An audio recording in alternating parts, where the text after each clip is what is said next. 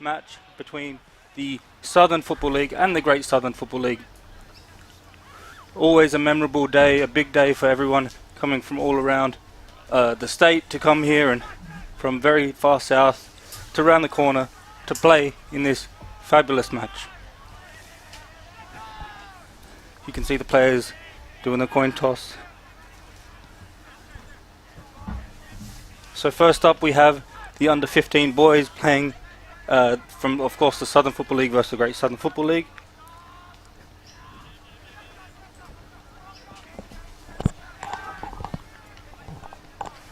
Of course, if you are new to these types of games, it's basically the best of the best. The best from the Southern versus the best from the Great Southern. The Southern Football League in your maroon there on screen, and on the other side is the Great Southern Football League in the red, white and blue. Thanks of course to all our main sponsors to make this stream, to make this whole day possible. Couldn't do without them. We'll be mentioning them a lot because they are key to an event like this and key to keep this event going in the future, and helping the Great Southern Football League and the Southern Football League grow and nurture the talent. As you see, we start with the under 15s, so a lot of these players are very, very talented from all over the different clubs in the association respectively. First off, major sponsor to Christie's Beach Hotel. Thanks to them for always providing live sport, great food, great atmosphere 7 days a week. For bookings there, christiesbeachhotel.com.au. Other sponsors, ProBuild Australia. At ProBuild Australia, we build and repair with care. Contact ProBuild Australia today for a free, no obligation quote. Dartfish, of course, the video analysis solution. Always can sign up to Dartfish, get your club signed up, get all the stats on all the players. Sportal, thanks to the scoreboard today, so hopefully we do get the scoreboard ticking over a lot. Usually they are great attacking games, these ones, so thank you to Sportal for the scoreboard. As well as filming footy stats. Over 1,500 events per match, so events count as handballs, kicks, marks, and you can see all that with maps and graphs of the respective team.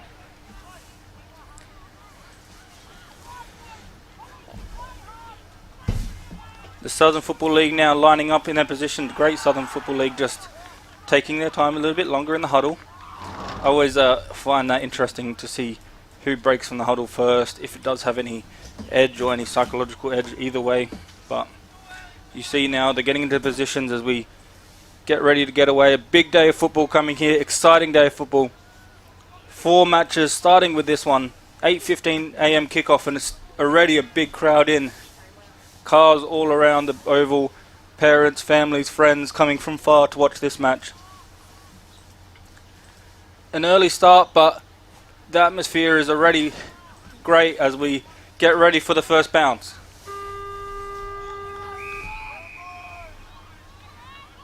The two rocks go at it, tap down, looking to get the quick clearance. Southern Football League go deep inside 50, the Maroons looking to get a little bit of a snap away, but well done there to get out of the defence by South.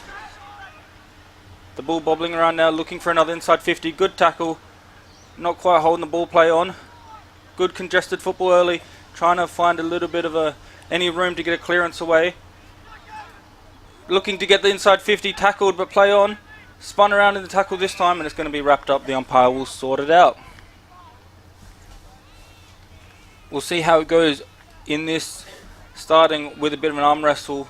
Usually when there's a big occasion, a big game like this, both teams not want to concede first. The quick kick forward, intercepted nicely by Phillips. Phillips now goes wide towards Hill. Oliver Hill now to Lehman. Lehman, run down tackle. Nicely tackled, fair tackle, gets the rewarded for it as they go forward in their own respect. Into the 50 now, looking for a mark. No mark taken. Just outside the 50 now, on the floor. Bit of a foot race to get to it first. Good pushing and shoving. Nice work there by Campbell Kearney. Just to find a little bit of room with the handball. Get out of a little bit of danger zone. It's going to be wrapped up now, but well done by him just to find a little bit of room, like I said, and move out of that danger zone with a handball. Even it was to no one in particular, just getting out to his near his teammates was enough to cause the stoppage.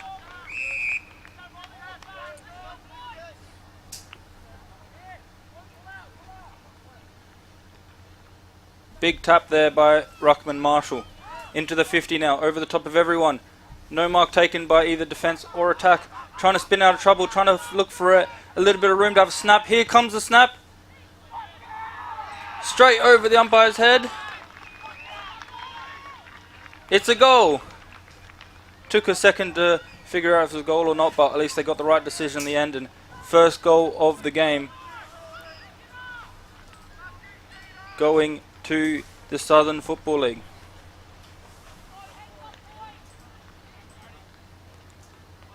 Have a look on the replay here. Just handballed it off to someone in a little bit more room. Got the snap away and straight through the middle for a very good start. Southern Football League with all the attacking so far, really getting forward and played the game in their own half until now. Straight from the middle into the 50. Looking for anyone down there, but no luck yet. But again, just trying to lock it inside the 50, have repeat inside 50s, and goals will eventually come. We just saw that from SFL. By this time, the clearing kick is marked. Nice uncontested mark just to relieve the pressure a little bit by Zito. Zito goes long. No mark taken on the wing.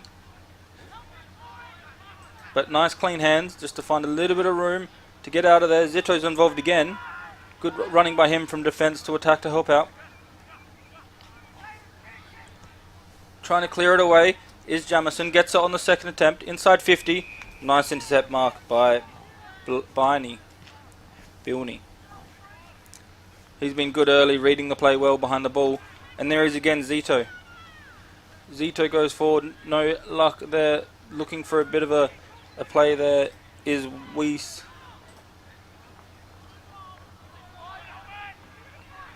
On the wing, right near the logos now. Finally gets the kick forward. 2v1 situation. They've got a player free up forward. They go that way. Finding Phillips. Or Campbell Kearney, sorry. Campbell Kearney has a shot from about 45. Just couldn't make the distance. And the last man on defence read it well.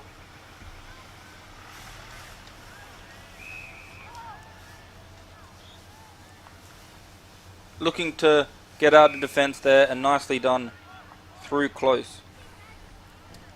Close over the top. Just couldn't find a mark, but done well to keep it in for a while, and then eventually does go out from Cody Burke.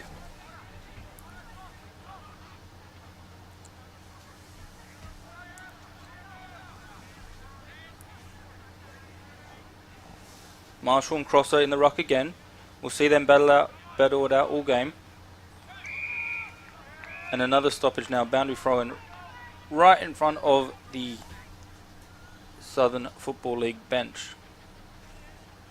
The coaches have a good view of this one. They'll be happy with what they've seen so far. Getting the first goal, defending well every time it's gone in there. Especially impressed with the finding a way out of defence. So when the GSFL have gone in, they've done well just to find a relieving mark, chip it around and get out of pressure with those kicks, finding targets, marking, which is very important in the back half of the field. Good tackle there, good pressure from Marshall. The ruckman goes back now with the free kick. Looking up the field, not too much movement for him, so just going to go long down the line. No mark, punched over the top of everyone. Looking in the forward 50 now, having a shot from about 50. Takes a bounce, and goes in.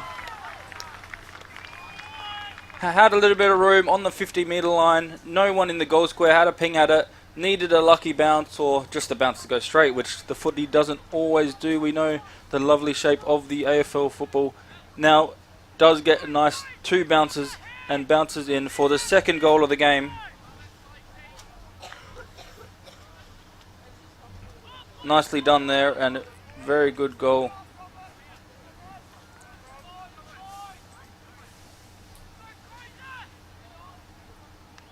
Didn't quite catch exactly who got the goal. You might have seen on the replay better than me, but it's a team game at the end of the day, and 2 nice goals going the way of the Southern Football League early.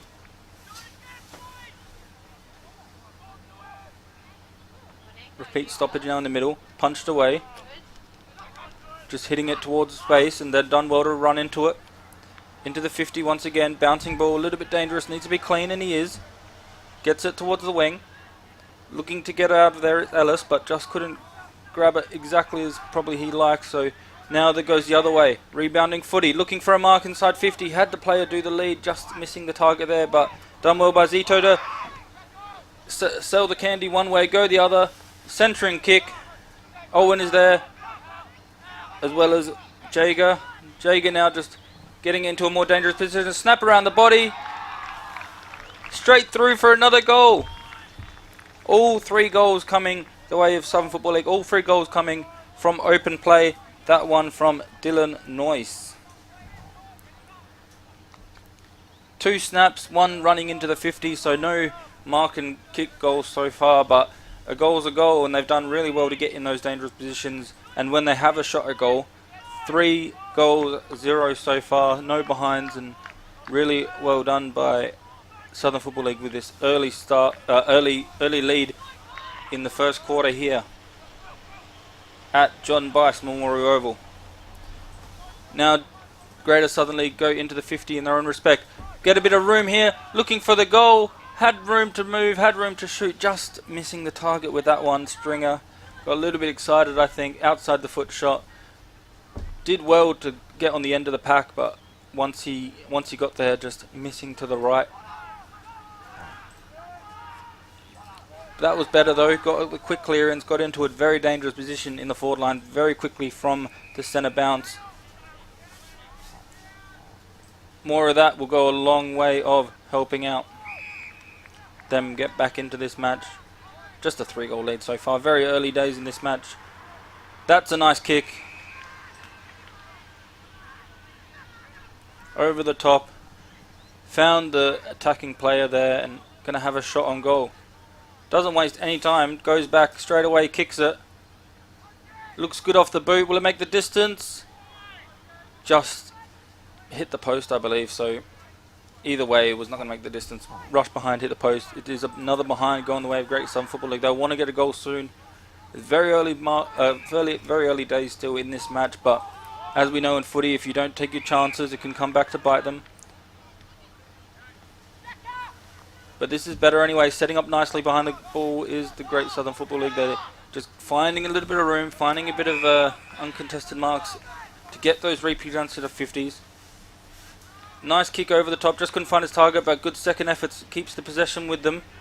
They spin out of trouble, trying to spin out of trouble, but in the end, nice tackle there. Free kick, going the way of the Maroons. Chips it forward. Goes through the middle, then the side, a bit too risky. Goes wide towards the wing. A big pack of players there, so no mark taken. Just trying to find the handball to find a little bit of room to get out of danger. Speed by Jamison, just finds a little bit of room, trying to handball it to space, trying to find any kick forward they can, but instead the kick is going to be smothered from Ellis's kick. So nice work there not to let the ball out of that situation. And the arm wrestle ends up in the umpire's hands. See all the crowd there. Family, friends, parents, some of them driven from far to be here this early for this very nice occasion here. Special day in the South Australian football calendar.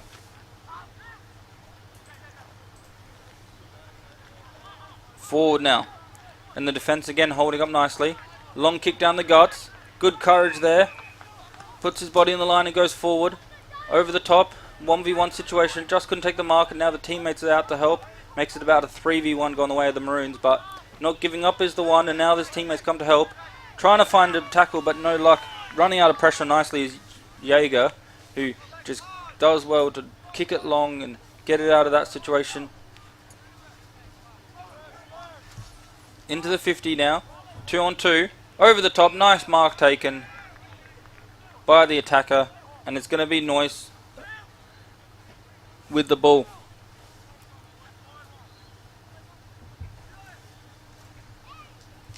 About 2v2 situation over the top of his defending counterpart there. Took a nice mark and going to have a shot at goal from about 50. Coming in now. Didn't make the distance, or maybe touched off the boot. I'm not too sure exactly, but Either way, intercept mark there by the defence. Goes wide. Looking for the mark was Jamison, Jaden Jamison.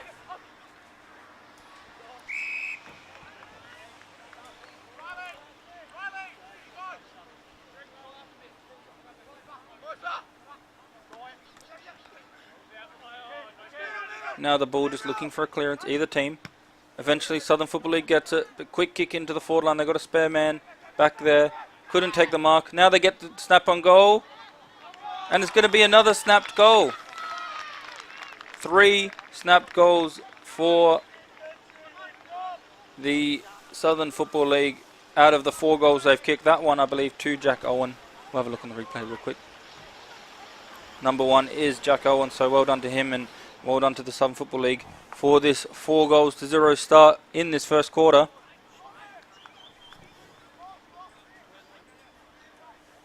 The snapping goals has become a bit of a trend in this first quarter, and they've got 3 of them. Very nice accuracy as well, as you can see. 4 goals, 0 plays, 0-2. First quarter here of action.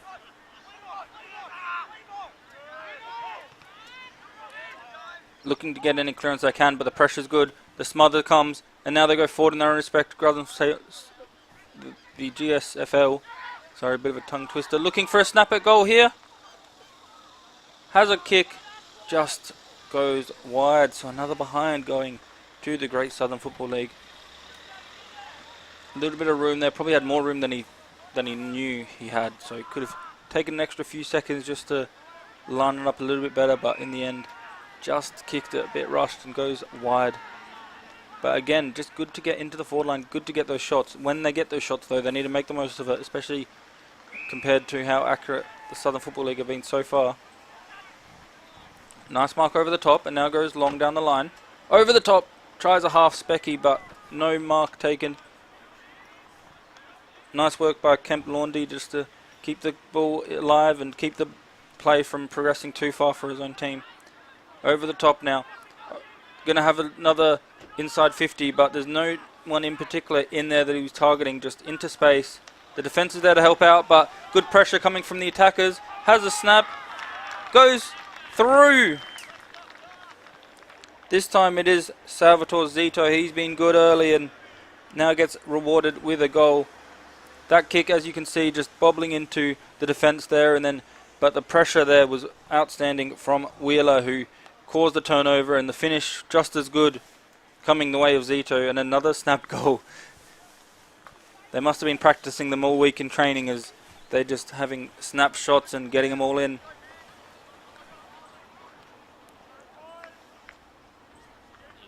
Five goals, plays 0-3. Great Southern Football League are going to want to get a goal soon just to keep the pressure off, keep the scoreboard pressure away. That kick inside 50, straight to the defender, but couldn't take a mark. They'll take a throw in from that situation. Probably could have marked it there. And there is the siren, of course. So first quarter finished here at John Bice Memorial Oval. Interesting start to the game. 5-0, but to the Great Southern Football League's credit, they did have 3 shots of goal, just couldn't convert any of them. So if they can get that conversion rate, get the goals, they can definitely go a long way of finding a way back into this match. Very much not over yet, but good start to the Southern Football League so far. We'll come back after these little breaks.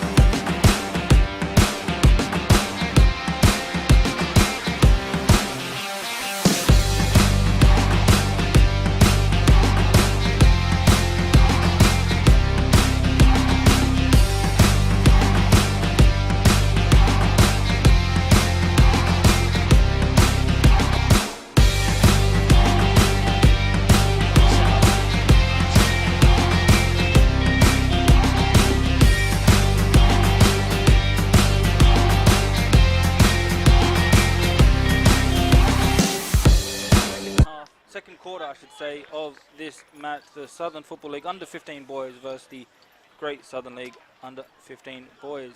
Interesting start to the match, 5 goals to nothing. But really, they had their chances, Great Southern Football League, and if they can just take a few of those chances, they'll be back into this one. Impressed with Southern Football League though. 4 goals coming from snaps. They've been good around the ground, all their kicks coming from open play, as well as in defence. When they have been under pressure, they've done well to just find those easy marks, find those chip marks, just to relieve the pressure a little bit. A few updated numbers I've just gotten, so apologies if I did say someone's name wrong in terms of the numbers, but should be all good from now moving forward. We're underway for the second quarter. Free kick going the way of the Maroons. They chip it wide, takes a mark and plays on immediately into the forward line. No mark taken. Looking to get that extra kick forward into the 50. The defence though holds up nicely, trying to get away, and does get a free kick for reward.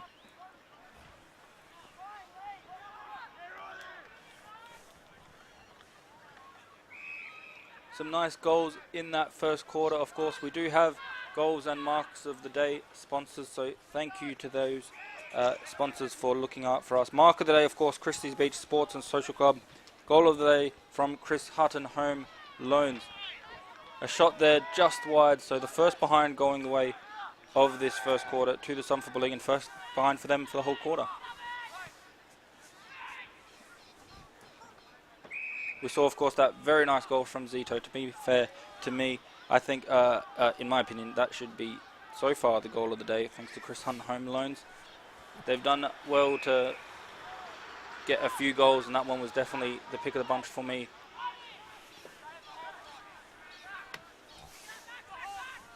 Getting out of the defence now, long down the line, big pack forms over the top, no mark taken.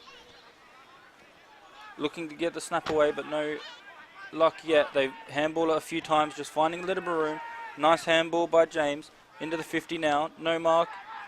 Just dropped, but plays on nicely, doesn't drop his head. They have the shot now by Williams. And a bit of near the pocket now, looking again for another kind of snap goal, any quick kick from this kind of situation. The kick comes wide again, so we saw them all go in the first quarter, this time just missing wide, but still the same idea and same style of play which worked in the first quarter.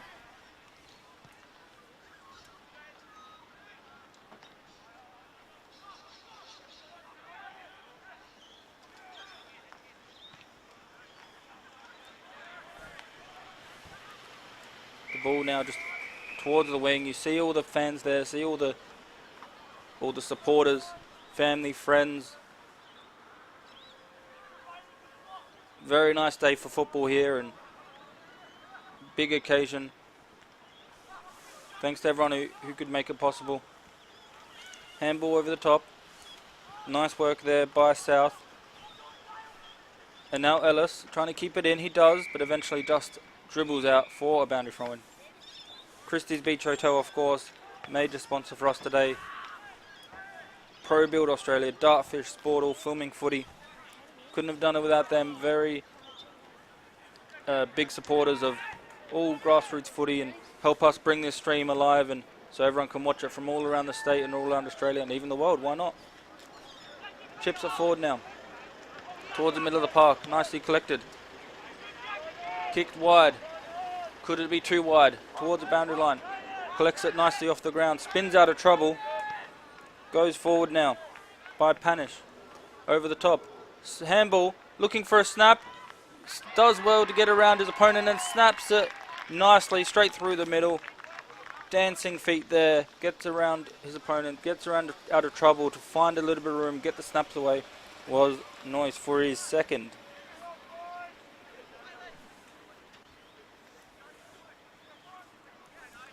Tall forward Noyce, but well on the ground. Used his footwork to get around the opponent and to kick another goal. 6-2.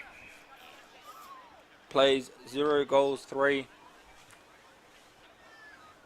The Great Southern Football League gonna they're going to want to score the next one. It's going to be very important for that to happen.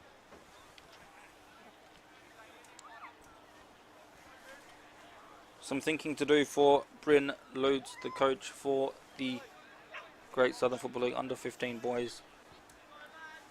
Is there any strings he can pull, any tactics he has up his sleeve which he can help to use to turn around this match? It's going to be interesting to see.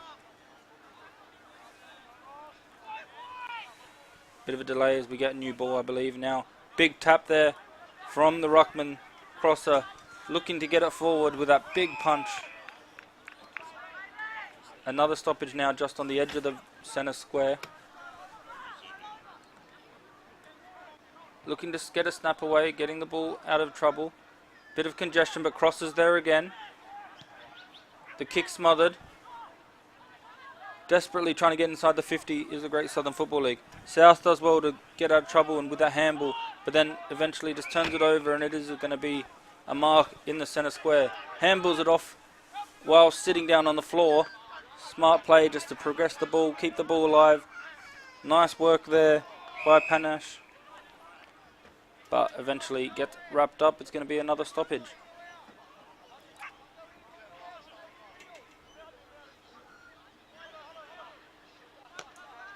Big fly now and clearance from Owen. Dribbles into the 50. Good composure there from the defence to get it out of there. They have been good in the defence despite conceding 6 goals. They have been very good, and just could have been a lot worse without them there, to be honest, because they have been a very strong defence despite not having the lead at the moment. Reading the play well, getting out of danger when needed in different ways. We might have the goal of the game, but we just need to find the mark, so hopefully someone can take a spectacular mark for Christie's Beach Sports and Social Club.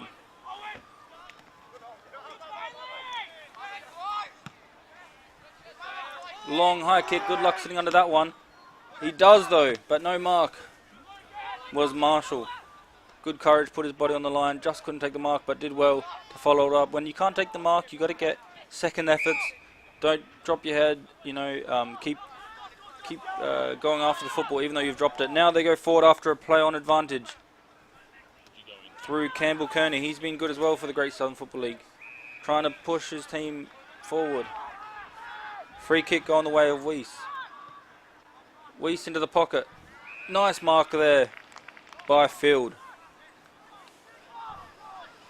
Marshall Field now plays on deeper into the pocket. Good catch. Oliver South had his number wrong in the first quarter, so apologies for that. But now we do know that Oliver South has the ball. Number 7 in the pocket, about 30 metres out, I'd say. Went back immediately, didn't look for a pass off. Looks confident. They really need this one. Coming in now. Going to make the distance.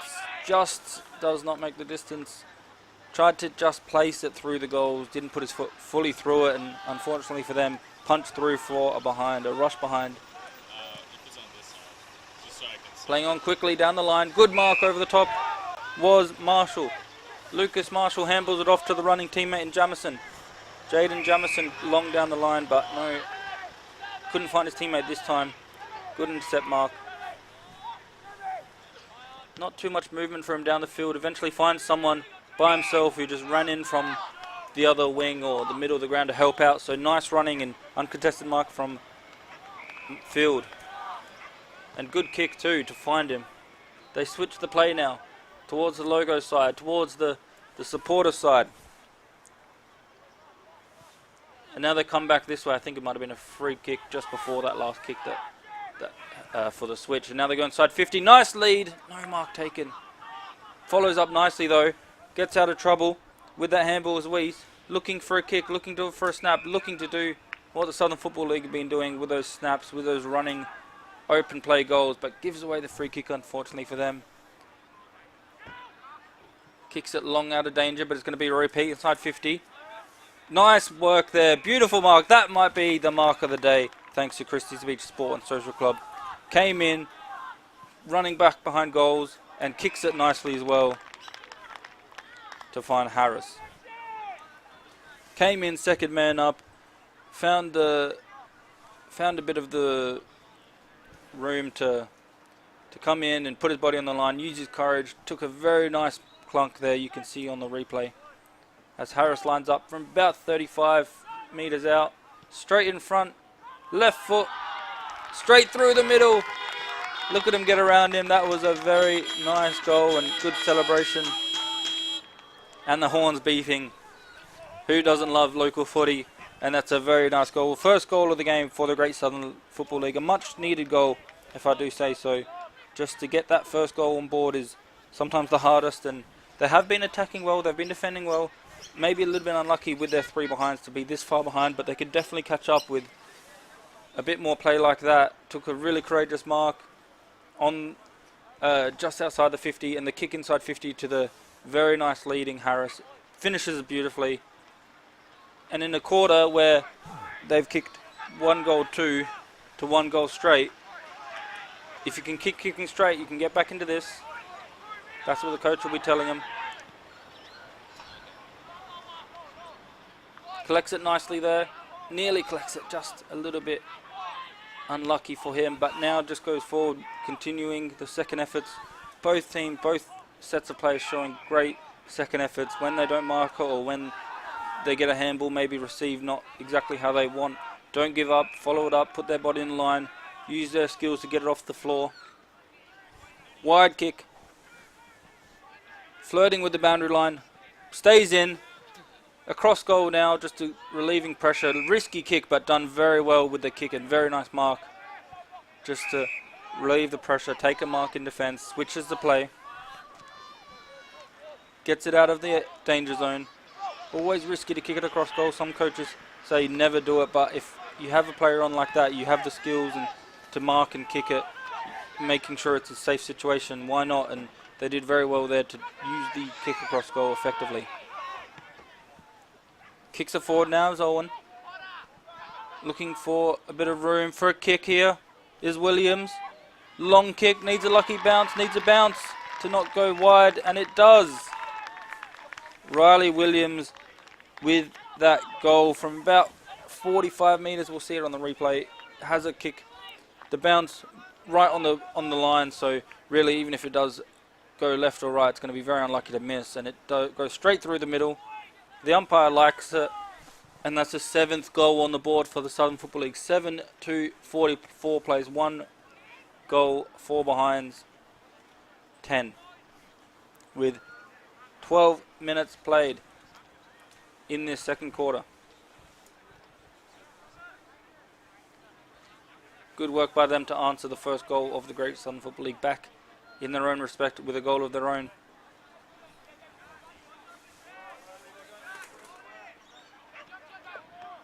Looking to get out of there, but nice tackle, holding the ball, beautiful tackle. If there was a tackle of the day, that might be it. Very nicely done.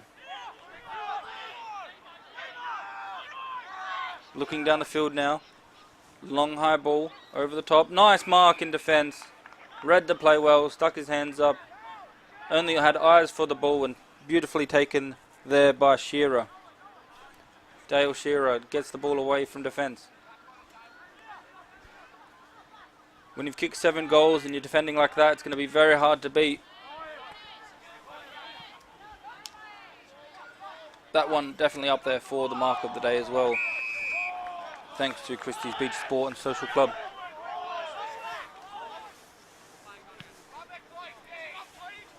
Onto the wing now. Big pack of players. A lot of congestion, no mark taken, but nice work to get the handball wide and into space. James finds Noyce, who uses a brilliant piece of pace. Just running too far though, got a little bit excited with his pace, very fast player. Took the ball and ran with it, no bounce according to the umpire. It's going to be brought back for running too far. The kick, however, intercepted by Jaden Jamison. Into the 50, Jamison. Over the top of everyone, the pack. Can the attackers find another kick?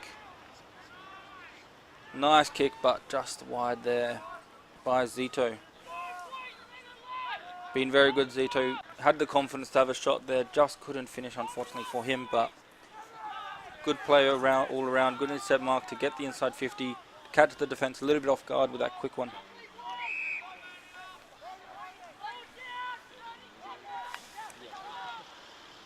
.14.5 minutes played. Not too much longer left in this quarter, but a good half of football all around. Southern Football League will be happy with this half. 7 goals, 3, 45 plays, 1, 4, 10. The handball just again intercepted. And there's the siren as we hit the 15-minute mark. Half time is upon us. Just to repeat the scores again. 7, 3, 45 plays, 1, 4, 10. 2 goals to Noyce, 1 to Zito, 1 to Williams, 1 to Owen, and a few others in the mix with 1. So very interesting half of football. Really well done by the Southern Football League to get that goals, get kicks accurately, to get ahead by that much. Great Southern Football League. Have not been as bad as the scoreline suggests, I'd say.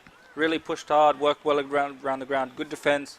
When they go forward, maybe not as accurate as I hope for when they're kicking for goal, but they do seem dangerous in their own respect in the forward line as well. So it's been an open and attacking game of football. If they can get a few on the board, it's not over yet. The 35 points margin at half-time is definitely a margin which we can come back from. We'll have a bit of a break now for half-time. We'll come back with the second half football. Thanks again to all our sponsors, Christie's Beach Hotel, Pro Build Australia, Dartfish, Sportal, Filming Footy, and of course the Mark of the Day, sponsored by Christie's Beach Sports and Social Club, and Goal of the Day by Chris Hutton Home Loans. We'll come back after these messages. Stick with us.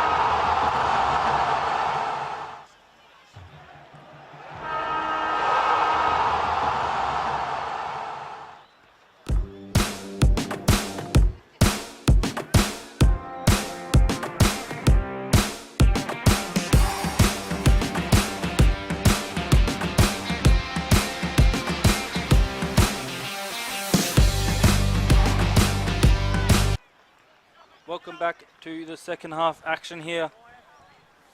Southern Football League under 15 boys versus Great Southern League under 15 boys. Players lined up for the second half. Umpire raises the ball. We're good to go for second half here at John Bice Memorial Oval in Christie's Beach. Straight away going forward, over the top. Just couldn't take the mark. Going to be a bit of arm wrestle here. Trying to get the ball out any way possible. They do now eventually get the clearance out of defence. Nice mark by Field, who spins around out of trouble. Goes wide. About 2v1, but now it's 2v2. Teammates coming to help. Nice composure there. Good tackle. Holding the ball. I like the composure there, though, by the player in, I believe it was Toby Phillips. Over the top and did well to pick it up off the ground. Just got caught on the ball, unfortunately for him, but well done there. Finds Highland, Vice Captain Highland. Into the 50, nice mark by Cody Burke.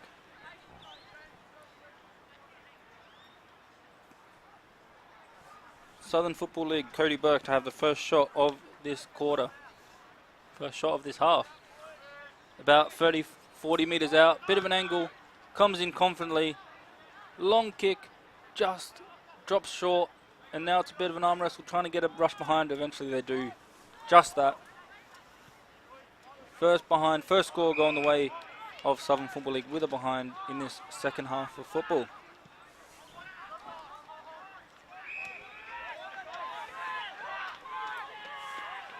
Finding Sparnan now, who chips it wide, chips it towards the middle, I should say, sorry, to Campbell Kearney. Kearney towards the wing. Good kick, just dropped the mark, but plays on nicely to get the ball forward, irrespective of the mark being dropped. Done well there. Spins out of trouble, gets the ball forward, into the 50 now, long kick, over the top, just couldn't take the mark. It's going to be looking for a bit of room. Handball backwards, go forward. Handball's out of trouble, spins around and snaps a very nice goal there. A good team goal. Sometimes it is the team goals that win the goal of the day, thanks to Chris Hutton Home Loans. Over the top. Teammates coming from everywhere to help out with handballs, with pressure, with tackles. Finds a player in a little bit of a better situation than he was Penner, and a nice finish there. Oh, nice handball by Field, sorry, and nice finish. I believe it might have been Levi Harris. I'm not 100% sure. I'll double check that, but well done either way, and a second goal on board for Great Southern Football League.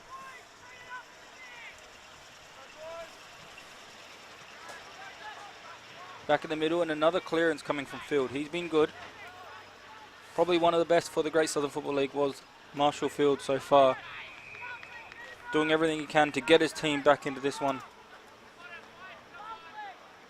Both Great Southern Football League, despite being behind, haven't dropped their head at all. Still looking to attack, still progressing the ball forward, not going into the show at all. Their tackles have been good this quarter. The pressure's been good, as we saw in the last goal. Now Southern Football League, the Maroons forward. Couldn't take the mark, just nearly grabbed it. Will be a stoppage now, maybe a free kick for a throw, I believe. Southern Football League now looking to get inside 50. Good lead there. Good fly. Takes the ball at the top of the curve. Highest point. Reach out your arms. Jump and mark it. Always going to be difficult for any defender to stop that one.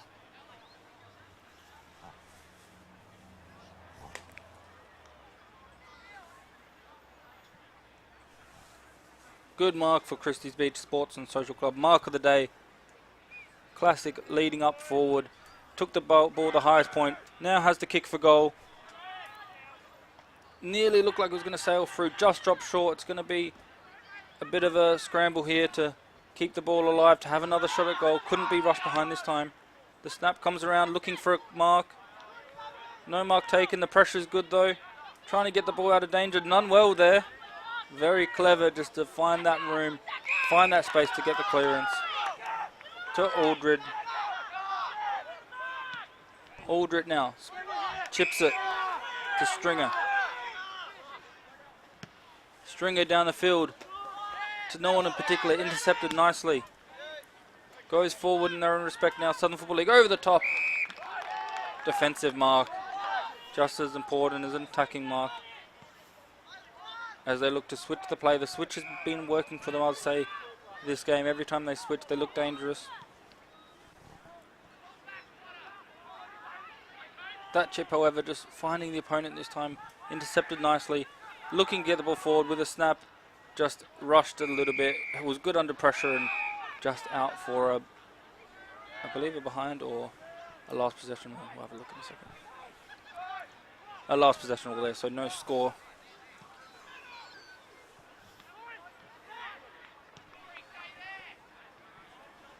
That kick down the line, intercepted once again. Into the forward line now. Just couldn't take the mark.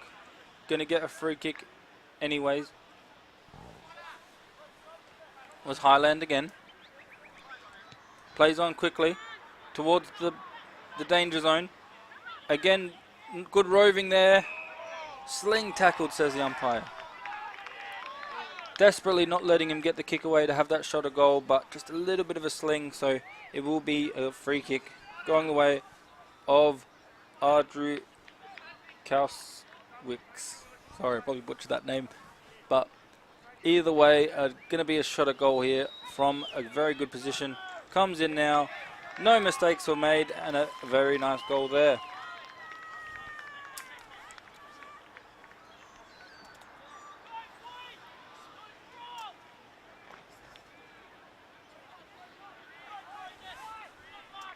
Thanks again to all the major sponsors. Christie's Beach Hotel. Live sport, great food, great atmosphere 7 days a week. Visit christiesbeachhotel.com.au to book now. Very nice location there. As well as all our other sponsors. Pro Build Australia. Build and repair with care.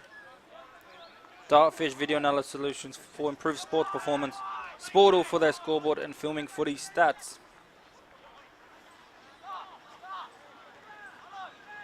Back underway here, still in the centre square. Now the clearance comes into the 50 once again. Over the top of everyone. Ball is going to bounce. Who's it going to favour? In the pocket with the clearance. Defensive clearance this time. Over the top, but nice mark. Just outside the 50. To get a repeat inside 50 now. Centres it. Good fly there from the defender. Does well with the second efforts to continue the ball forward, but it's going to be called a throw, I believe. Almost looked like a tap from here, but could have been a throw. The umpire was in a better position where we are here on the sideline commentating, so it's going to be a free kick. Now with a quick free kick. Doesn't waste time. The defence is there to clean up. Bobbling near the boundary line. This time they look for the switch again, just to go backwards to go forward. Chips it wide. Into the pocket. Trying to get out of the danger, but just a little bit too wide, and it's going to be a boundary throw in. Right in front of the cars on the boundary line.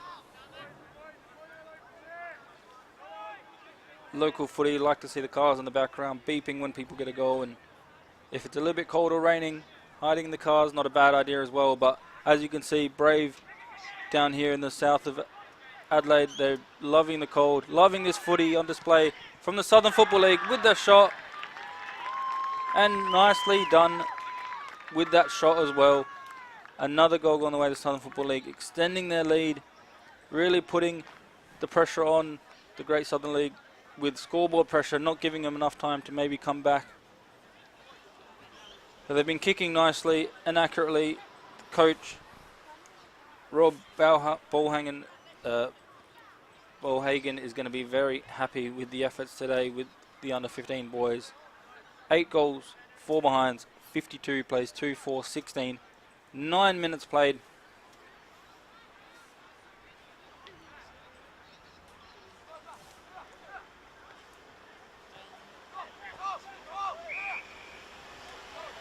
Play on advantage. goes wide. Nice mark taken there by Lehman. Lehman looking to go forward. Goes long and deep. Big kick. Just the last line of defence marked. I thought he was going to maybe dribble through for a goal, but just on the last line the defender read it well. Got in a good position to stop that goal happening.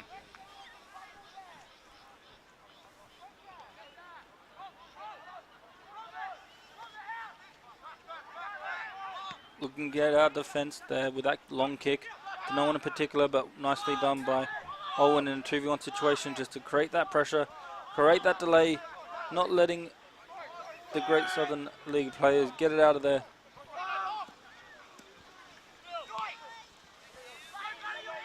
Of course, the teams here made up of all the different clubs from their respective leagues, so it's the best of the best.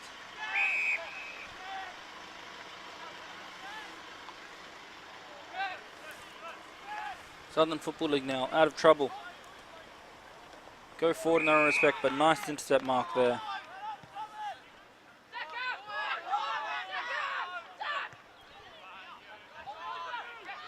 Now towards the wing with a nice handball there by Smith, South.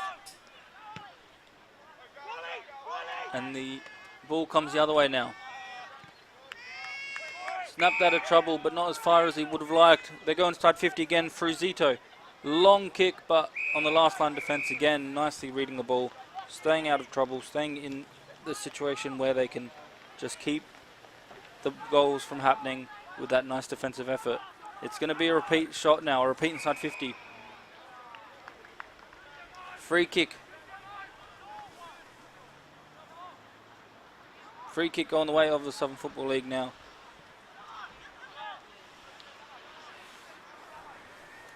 You can see the 50-metre line there, so it's going to be about a 50-metre kick.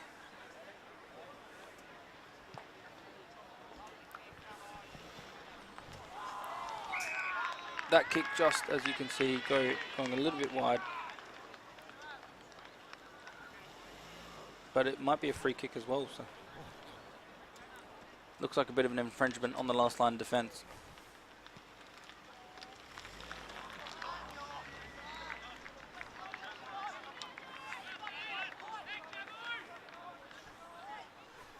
And it's a goal, so quick kick there, quick goal, and it's going to be just extending that lead a little bit further.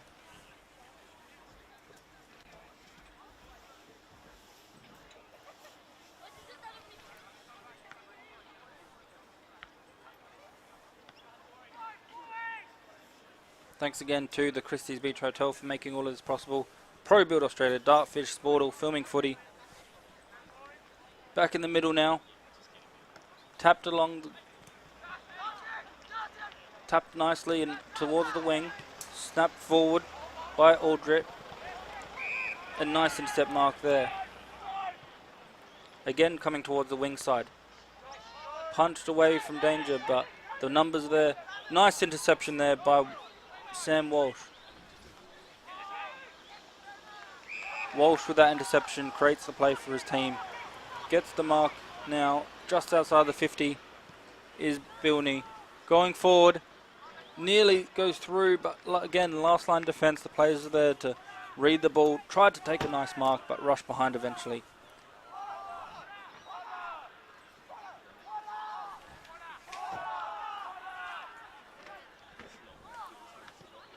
Coming out of defence now, with straight down the guts. Finds Tuckfield. Again, a nice kick there to Owen. Owen goes wide. Logo side. Grandstand side. Nicely tackled. Holding the ball. Cooper Moon with a very nice tackle there just to stop them progressing forward. A nice mark there to keep the ball moving. You can see the play here from Great Southern Football League. To Campbell Kearney, he's been good. Chips it forward into the 50. Looking for a bit of room for the snap. The ball bobbling around, just trying to find a handball backwards to go forward. Eventually they do. Campbell Kearney again is there. Maybe could have had a bit of a shot. Didn't have as much room as probably he hoped for a shot, so did the team thing, trying to find handballs. The quick kick comes from Southern Football League just to get it away from danger. But set up nicely behind the ball with Great Southern Football League. They get rewarded for effort. They set up nicely to stop the quick movement and get the repeat inside 50 through Fulton. Fulton finds Crosser. Hudson Crosser now into the forward line. Big kick. Just as the siren goes as the ball's in the air. It's going to count.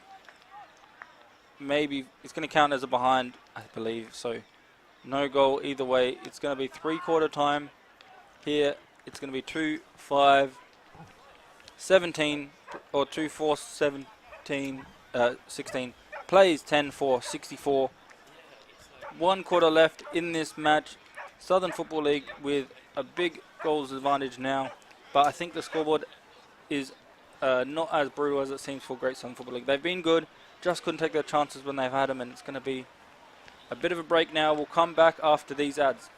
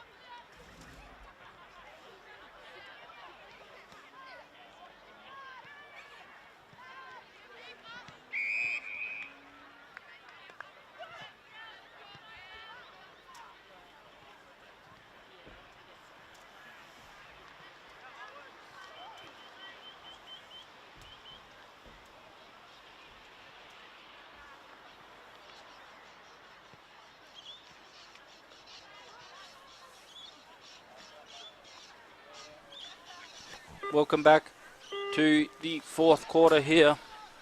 The Great Southern Football League just in their huddle still. You can see the Southern Football League lining up, ready to go. And why wouldn't they be? Good performance so far. 10-4-64 plays 2-5-17. Just looking at some of the places where the Great Southern League under 15 boys have come from. Some really Nice to see them all coming from all different clubs to join up for this game. Of course, the Southern Football League are the same, but just looking at the Great Southern League for now, you can see Campbell Kearney, one of the better players out there today, from Wollonga, so interesting to see that. Levi Stringer being good, he's from Victor Harbour, so come a long way for this event. It's good to see a lot of support from the parents, a lot of support from their family members, friends to come and watch, and as we're underway here for the fourth quarter. Also, Bailey DeLuca from Victor Harbour, a few from Yankalilla, Mount Compass, Maiponga, McLaren District.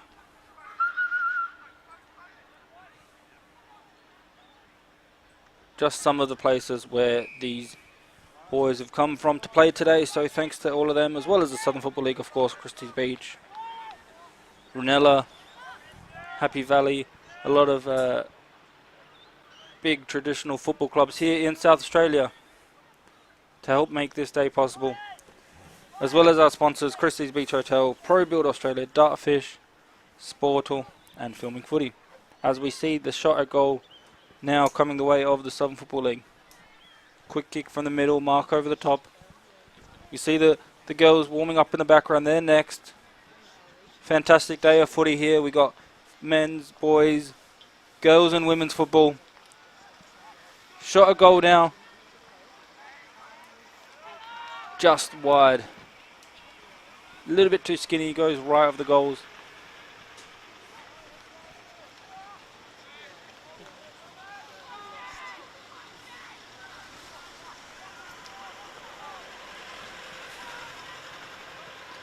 The kick now coming away from the defence. Big pack of players.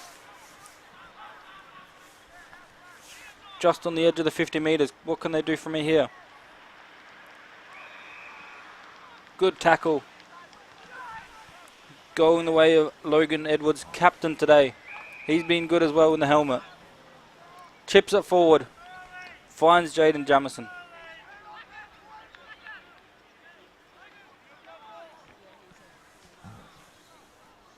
Jamison now from about 35, 40 metres, I'd say, maybe a little bit closer than that. Having the shot at goal. Good kick. Over the top of everyone, but just a little bit wide this time. Both shots going to the same behind area, both wide to the right. As we start off this quarter with all the attacking coming the way of South Football League and Southern Football League, but two behind so far only.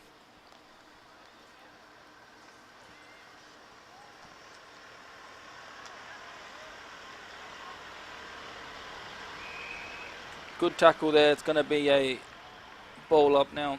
The umpire said he'll sort it out.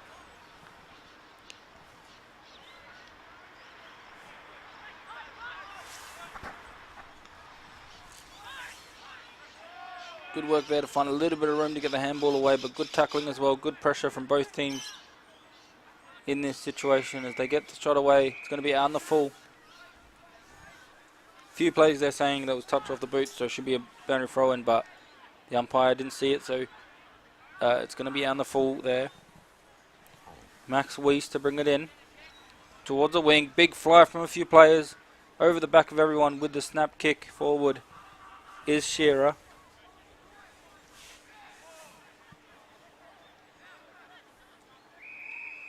Again, the umpire coming in to sort it out.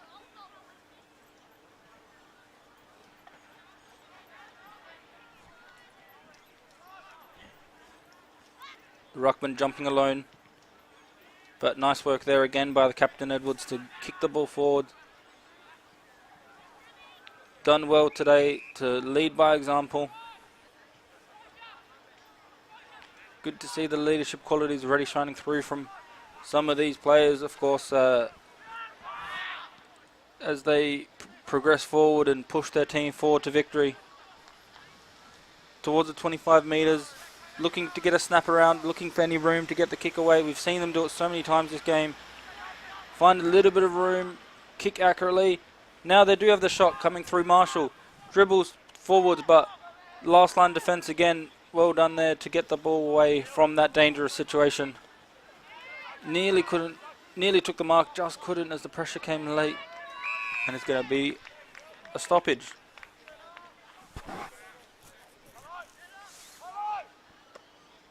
Both ruckmen go at it. Good even contest as they look to progress it. Handballing it wide. Through James. Now a boundary throw in.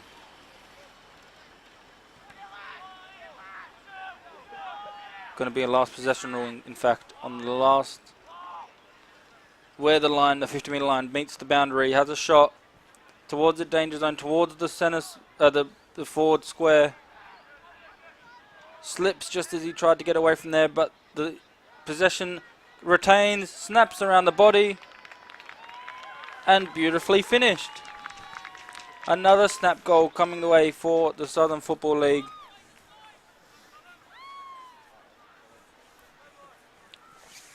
He slipped over, as you can see there, but he was in the right position. Was Noyce, sorry, number 20 for his third goal of the game, and really did well just to read the play. Not always going to be a pretty way to get a goal in terms of slipping over, but read the play well, noticed the situation quickly, was quick to pick it up and found that little bit of room to get the kick away. Kick his third. Very good effort from him and very good effort from the Southern Football League in general, extending their lead. 2 goals, 5 plays, 11, 6, 72. 6 minutes played in this final quarter. Thanks to Christie's Beach Hotel.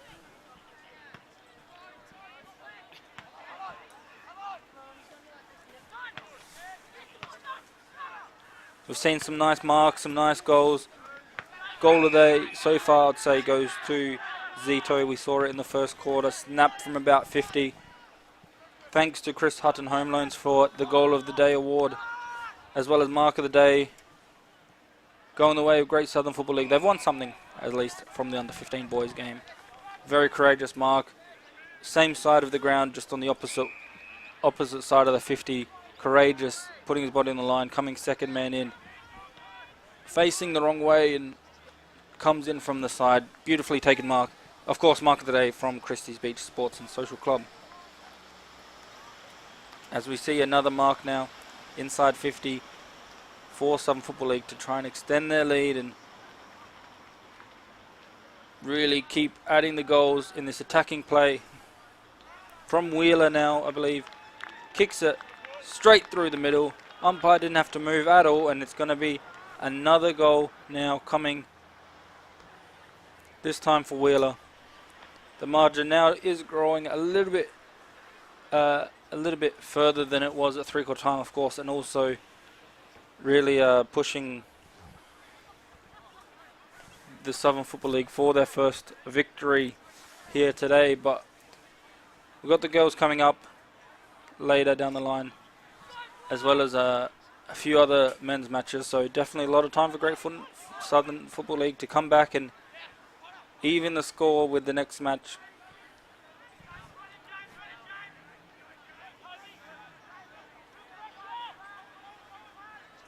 You'll have me commentating the next one as well. Jared Gusson here commentating the match as we see them progress forward.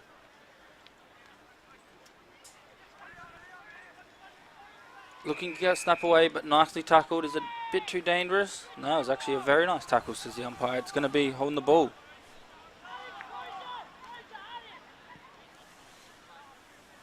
Long kick now over the top.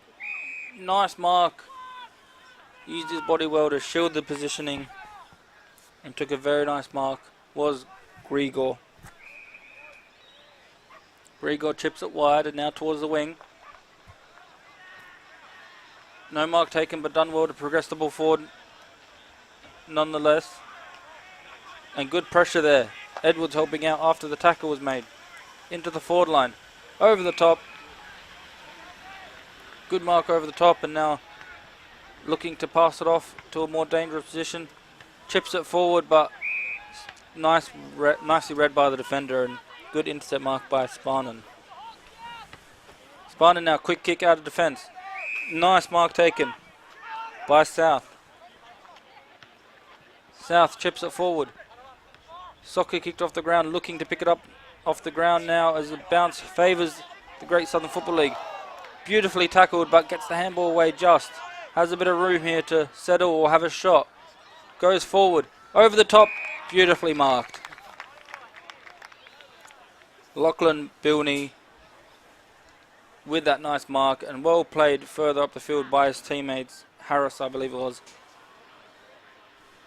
Big bounce went straight into their arms, found their teammates, and then got the ball into Bilney's hands nicely, but that shot unfortunately just hitting the post.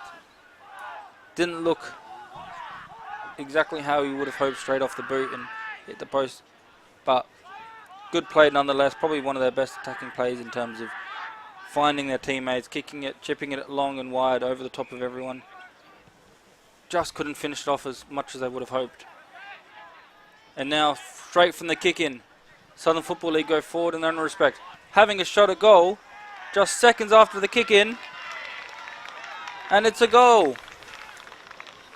Bailey James with that goal there, but it was very much a team goal. From one end to the other, was still describing the play and the shot that Great Southern Football League have. And next minute they're having a shot at goal.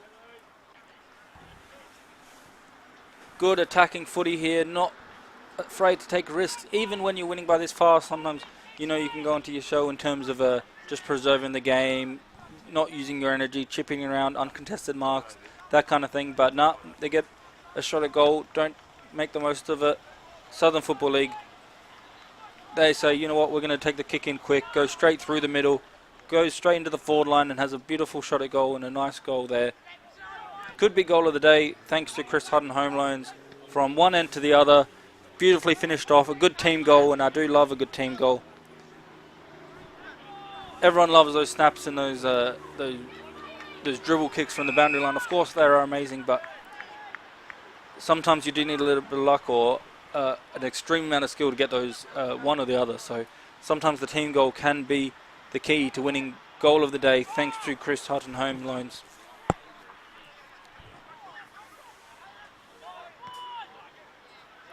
High ball here. Good luck sitting under that. Good courage from both to sit under it. Just couldn't take the mark as they both impeded each other. Trying to spin her out of trouble. Nicely done there by Stringer. Going forward in their own respect now. Trying to get the hold on the ball, but it's going to be it is going to be a hold on the ball now, going the way of the Southern Football League. Through Potter, another vice captain for theirs, but the kick just intercepted. Looking to go forward now, over the top. No mark taken. Southern Football League with his counter-attacking style. They just did it earlier. They like it. Nice mark over the top. Play on, just dropped it as it landed. Looked like he had the mark, but just as he kind of used the ball to prop himself up, so hit the floor before he took full control of it. Playing around with it now outside the 50-metre line, trying to get the ball forward. Now they do. Into the pocket, 2v1. Looked to try and get the ball mark, but played on and just behind. 2v1 situation deep inside the pocket. Right-hand side pocket. Almost a bit of a raffle who could mark that one. One took the defender, one took the ball. The snap around, just missing. And now Great Southern Football League goes straight through the guts, trying to play a brave, attacking, risky football, but they need to get some goals here. Doesn't work out this time as it's turned over. A free kick coming the way of the Southern Football League. No advantage, so going to come back just outside the 50 metres, looking to bring it in. They do now. Finding James, the goal kicker from previously, just the goal earlier. We saw him kick it from here on the run. So he's going to have probably no trouble with the distance as he lines up for a set shot. 14 minutes played, so not much time left, just under a minute. Could be the last goal of the game if he can get it. Long kick, going to make the distance, just falls short, and a nice mark on the last line defence from the Great Southern Football League player there in the red, white and blue.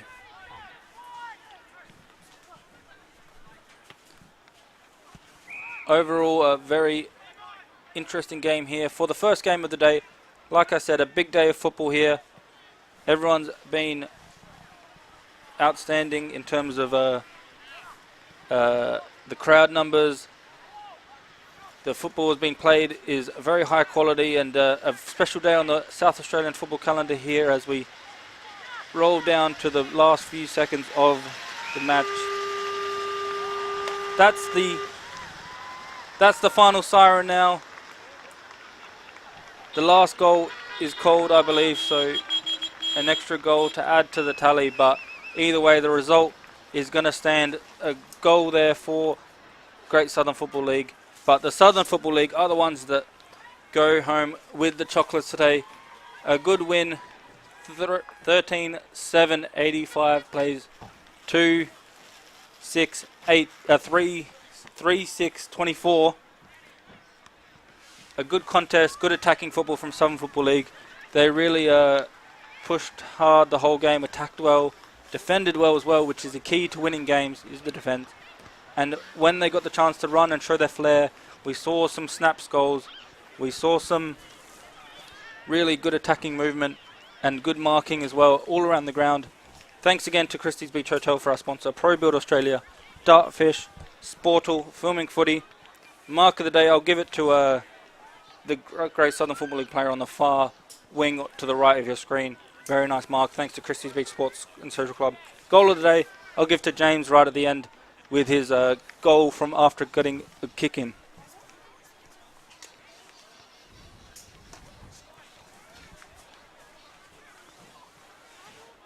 Have a look at the players there, shaking hands. Good sportsmanship all around.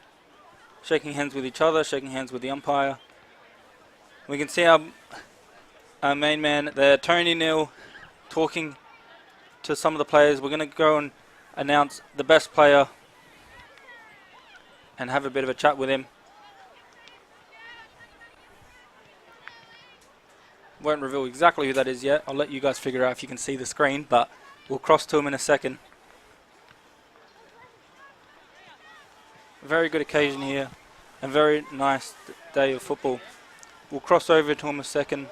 You might be able to see him talking to number 20. So that will be the player of the day, Dylan Noyce. 3 goals that I saw, maybe more, but he was a very good all-around. Took a few nice marks. You can see he's quite a tall player, but as well as being a tall forward, a few very nice snapped goals, few assists with picking the ball off the ground, handling at teammates in better positions, and all around giving him the most effective player. We'll get a bit of a chat with him now, get his thoughts on the game.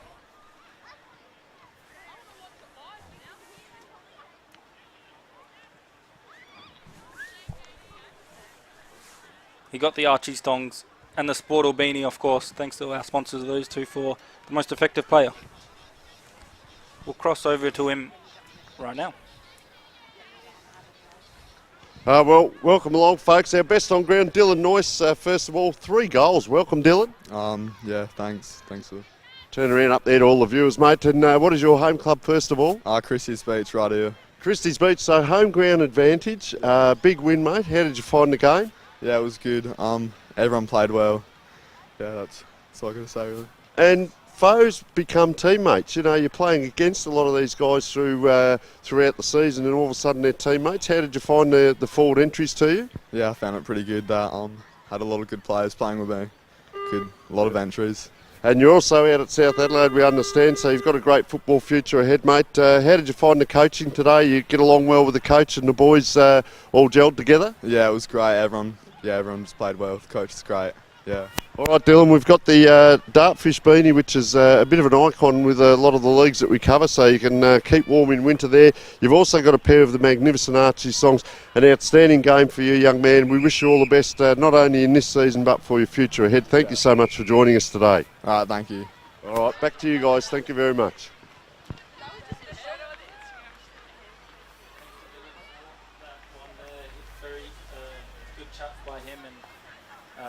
Very happy to win those Archie songs and the Dartfish beanie.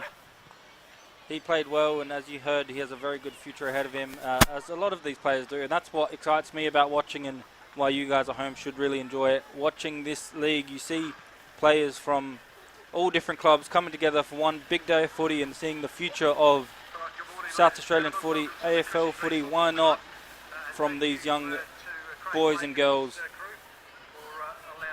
Another reason why this match is so important. The women's match coming up next. The under 17 girls coming up next with the match, and the AFLW, of course, being in the being a thing now really helps with these young women just keeping with the game, keeping playing footy. In the past, they would have switched over to different sports, switched over to different codes, but for now, we will see the women coming up soon, and there's definitely future ahead for a lot of these ones. We'll go for a bit of a break. We'll come back with the under 17 girls after these messages. Thanks again, and stick around for a lot more footy today. Thanks to all our sponsors. Thanks to the Christie's Beach Hotel. We'll be back very soon.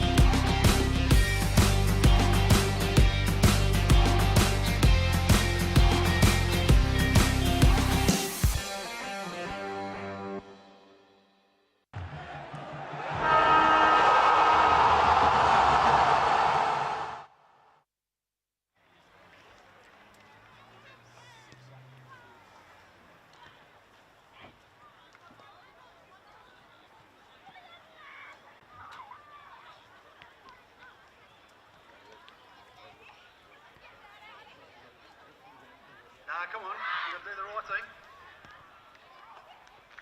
I think just this game is like a great thing to have, you know, the two sides play against each other, you know, best of the best, and, you know, never get to play with this team again probably, so thank you to all the boys, thanks to the GSFL, and let's go boys.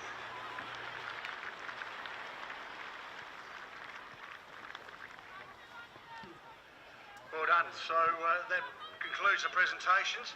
We better clear. Craig.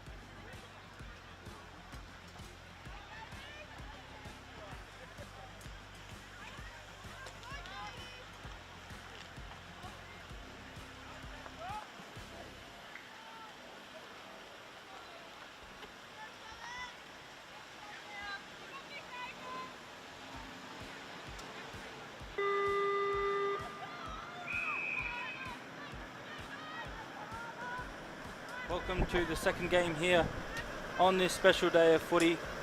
The girls are underway, the under 17 girls, of course Southern Football League versus the Great Southern.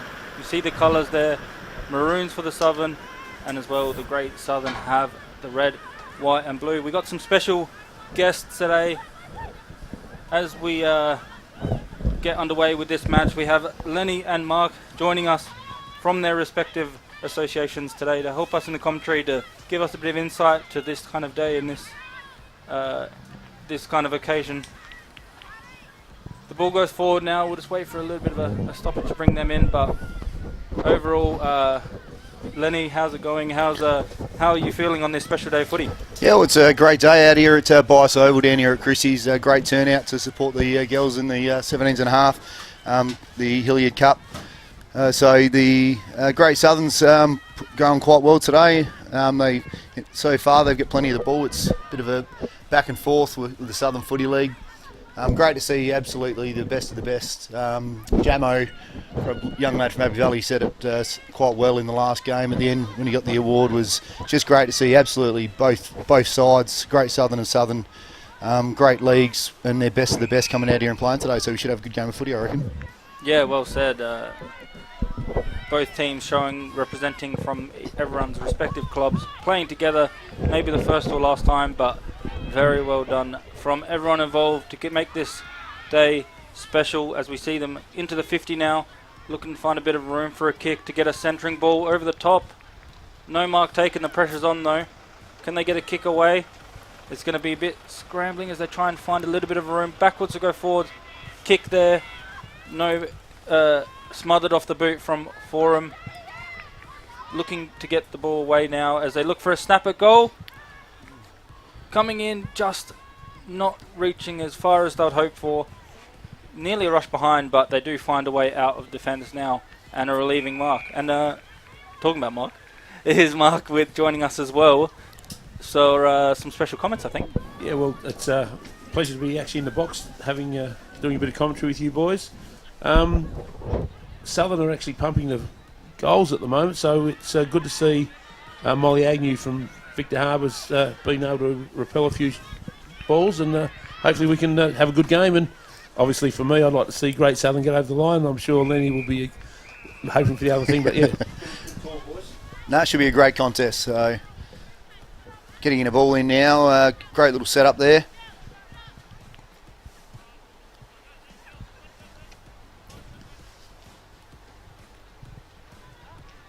All right, great tap forward there by Southern Footy League, pushing the Great Southern.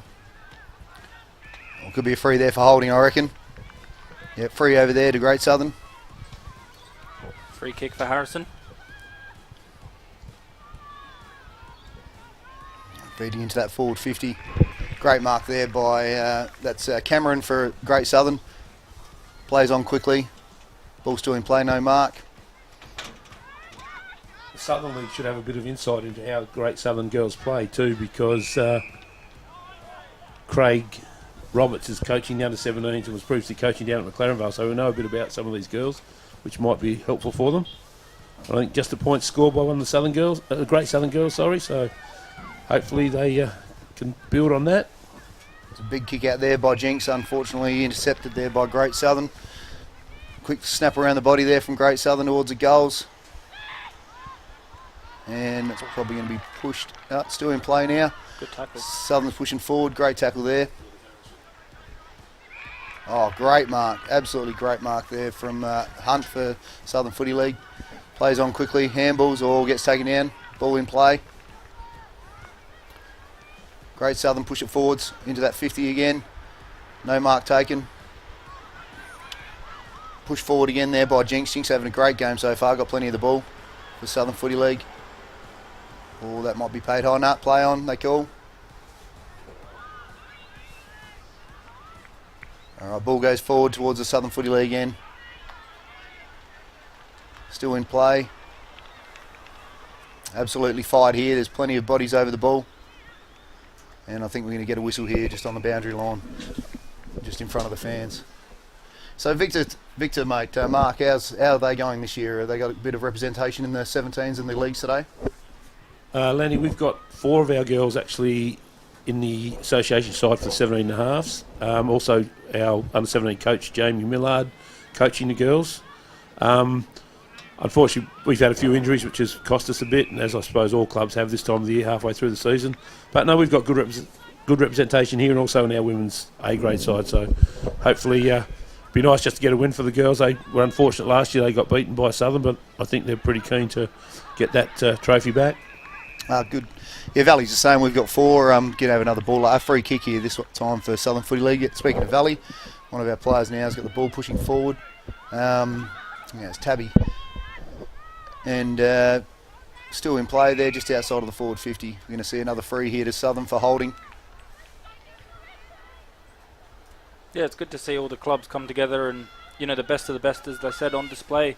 Everyone from the clubs joining up for this one day to put rivalries aside, just to have rivals with a neighbouring league. It's good to see. And just going to get a throw in there, just on the edge of the forward 50 for the Southern Footy League. Yeah, it is great to see the quality of these players, and it's just great in the women in particular, seeing the development of the players and the juniors coming through, and it's the great future of women's football in the south is amazing. We get absolutely feeder clubs down between the Great Southern and the Southern Footy League into the SANFL and also the AFL. So it's great to see moving forward that every year the footy's getting better and better, and the numbers are maintaining and even building. So. Yeah, exactly, and I was mentioning it earlier actually. It's so good having the AFLW now where there's actually a path for all the girls playing footy. Where in the past they'll get to like 16, 15, 16 and then switch to a code which actually has a professional future ahead of them. So now with the AFLW we can see these girls just play footy right from juniors to adult and continue through the pathway the whole way through. And there's some great players getting on now. They're going to have another free kick here, this time to Great Southern. Just inside the Southern Footy League's 50. Moving out now, probably going to see a kick in from the boundary for Southern Footy League, and that'll be Hope Taylor. It's also good though. Saw a few of the South coaches wandering around this morning, having a bit of look at what's going on with the girls. So that's been a great pathway for both Great Southern League and also Southern Football League. That South Adelaide have got their development squad who have always gone very well. Over the last couple of years, and also with their A-grade girls making a grand final last year in the same position this year. So it's a great opportunity for the girls to build on their careers. And there's just been a goal kick to Southern. I missed who actually kicked the goal. I reckon that was Shortridge. Shortridge from Cove. So great there, goal, quick snap there. Touch on the line, push back out, and then straight through the middle. So great to see. Yeah, very nicely done. Intercepted beautifully and wasn't afraid to go back and kick it for the first goal of the game. 8 minutes played in this first quarter. 1 goal to the Southern Football League. 0-0 so far to the Great Southern. It's and looking at the replay there, I reckon that was actually Hope Taylor from Happy Valley. So amazing. Great to see one of my own coming out there and kicking the first goal. So good to see. Scores 1 goal, Southern Footy League to no score, Great Southern. Yeah, it's been a good quality game so far. A lot of good movement. Back and forth from 150 to the metre with great fluid footy. We see now they work their way onto the wing. Trying to get on the end of it is Brown. The kick now just into the space on the wing. Bit of a foot race now. Can they keep it in? Picked up nicely. This time it is Shortridge. Chips it forward. Nice step mark there. Shortridge is another player who's absolutely on fire today. You know, she's had plenty of the ball in and under there, trying to place herself front and centre. Yeah, we'll look out for the most effective player. They do get a prize at the end. We'll have a chat with them as well. So keep your eyes on some players who you might think are best on ground. We'll get a chat with them later. Bit of body contact there. They're going hard at it today. Absolutely bodies crunching left, right and centre, which is good to see. Pushing back forward towards the Southern Footy League, interjected by Great Southern. It's just a bit of table tennis at the moment, going back and forth. On the wing now, looking to get the ball forward. Either team trying to look for a little bit of space. Handballs backwards to go forward. Smothered nicely there by Taylor, the goal kicker. Goal forward now, nice step mark as they progress it out of defence. Tracy gets the ball forward for Southern. Passes on to Nemeth from another Happy Valley player. Great effort there from Great Southern to interject the ball now, pushing forward. So Little from Great Southern, she's been in and under as well. A number of times putting their body on the line. Great to see. And just outside of the centre, just pushing forward into the Great Southern side. Well, that might be high tackle there, I reckon. High fend off. Thanks again to all our sponsors, Christie's Beach Hotel, Pro Build Australia, Dartfish Sport or Filming Footy, as well as look out for Mark and Goal of the Day. Mark of the Day sponsored by Christie's Beach Sport and Social Club. Goal of the Day, Chris Hutton Home Loan. So we'll look out for those ones. That could be the Mark of the Day there. Read the player well, used her pace just to get in front of the defence. Absolutely great mark there from Jenkins. Jenkins now lining up for goal. 19 or 9? The shot now just going a little bit wide. Takes a wild bounce. I think it's a goal. Yep, paid them up. Harrison, is it? There we go. We just got a bit of conjecture with our numbers here, so we do apologise if we're miscalling Harrison them. with an unbelievable goal. Maybe the mark of the week and mark of the day and goal of the day. Took a right angle bounce from the behind area to sneak through for a goal. Sometimes you need a bit of luck in footy, but that was a very nice kick. Made the distance easily, and then the bounce just on right angles gets the first goal going the way of the Great Southern Football League. 1 goal apiece. 11 and a half minutes played. 6 each.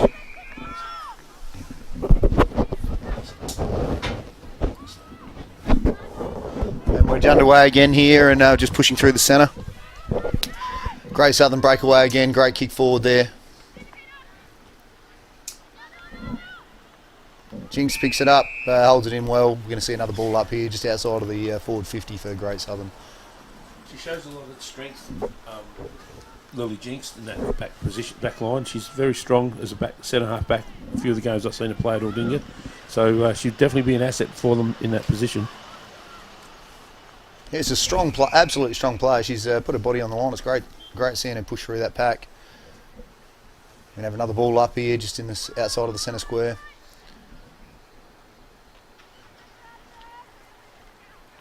Pushing forward, trying to get some boot to ball, moving forward now in the Great Southern area.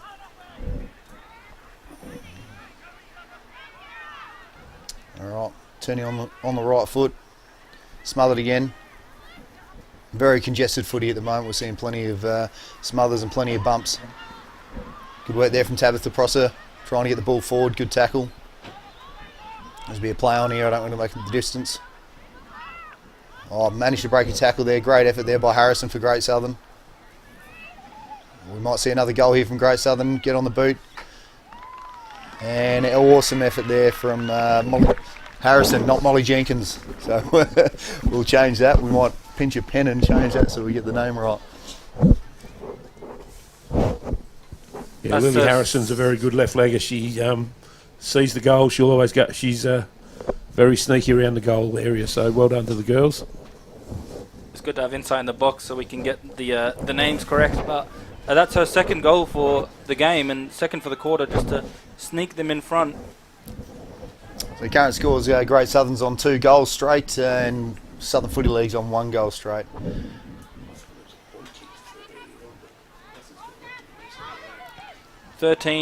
Nearly 14 minutes played here. Nearing the end of the first quarter. Good action all around. 2 goals, plays 1. Good accurate goal kicking from both teams. Harrison with 2, Hope Taylor with the other. As we have a stoppage inside the forward 50 for Great Southern's attack. It's good to see the girls aren't frightened to put their head over the ball though and keep the ball in. So as long as the umpires protect those players, it'll be make for a good game. Yeah, well said. It's been a physical first quarter, to be fair. Everyone putting their body on the line. Even for marking situations, some nice tackles as well. As we see a repeat stoppage now in the same spot. And Emily Steele's up again there in the ruck. Going really well for Great Southern. She's knocked down a couple of times, got back up and just keeps putting her body over the line. As we speak, she's playing on another tackle now to hold up the play, just in the forward 50 of Great Southern. She's had a great season with Wollonga this year too, Lenny, so it's credit to her to be representing the league again. Those ruckmen who do the second and third efforts put their body in the line in terms of tackles and marks her on the ground. Very valuable in modern footy, and you can tell that she's a player that does that with the way she's gone about it this first quarter. There's the siren for quarter time. Very interesting first quarter. Good attacking footy and back and forth action from both teams out there today. We'll come back after these short messages for the second quarter.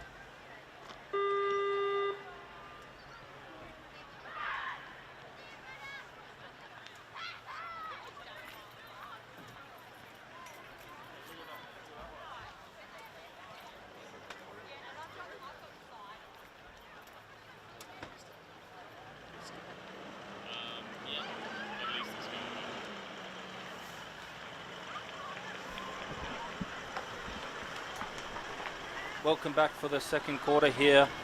Under 17 girls from the Southern Football League versus the Great Southern Football League. You can see the Southern League just in the huddle, a little bit longer than Great Southern Football League. I mentioned it earlier, but I do always like to notice who takes longer in the huddle, if it affects the quarter, just to get those final messages out before the teams run out to play on in the second quarter. Interesting game so far, Lenny and Mark. Yeah, absolutely great so far. It's sort of a tit for tat back and forth at the moment, so a close game here. There's only a goal in it. Be interested to see if that wind plays any play. It's just those flags just picking up slightly to the southern end, but as per the previous game, definitely the northern end tends to be the scoring end, so we'll soon find out as they almost get underway. Over to Mark. It's definitely the girls felt each other out in that first quarter. There was no giving anyone any leeway. It was in 100%. So hopefully this quarter the girls might be able to get a bit more free flowing and we end up with a great game of footy. In the back there for that one, and free kick going to one of the Southern girls. So that'll be Viva Hayes kicking forward now. Hopefully he can get a mark. Injected by Great Southern.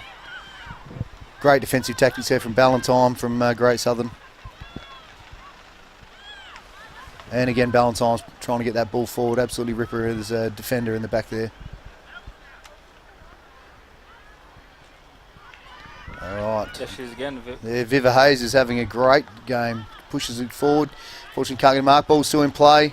Unable to get it to the boot there, Southern Footy League. Now we've got to chase down, trying to run down the ball. Picked up by Great Southern. Left footer. Pushing out. No one there, unfortunately. Let's Tabitha again. Prosser picks it up. Well, having trouble picking it up now. Emma Steele made some great ground then to close down that chance for the offence. Yeah, for a big girl, Emma, like, absolutely tanking her lot so far. She's not given up at all. Hopefully she can hold out the 4 quarters there for Great Southern, Emily Still. And great effort. All right, so we're just going to get ball out here for Southern Footy League. Pulled in there by Olivia Nobbs. We're going to see another ball up, about 15 out from Southern goal. All right, picks up by Great Southern. Taken to the ground there. We're going to see, no, whistle's blown. We'll see another ball up just on the boundary.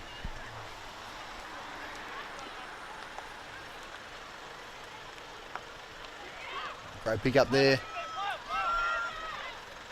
Great Southern managed to get the ball forward out now, pushing towards that centre line. Interjected mark, great mark there by Jinx again. Absolutely phenomenal game so far.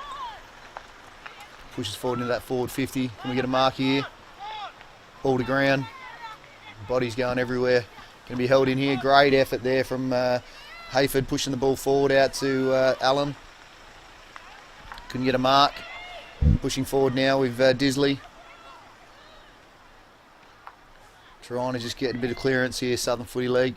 Managed to get boot to ball. Great smother there by Great Southern. Villiers again. Aviva Hayes pushing again. All right, great effort there from Petrucci pushing forward. Oh, interjected there by Craigsy, pushing forward to the goal. Well, unable to take the hold of the mark there, Viva Hayes.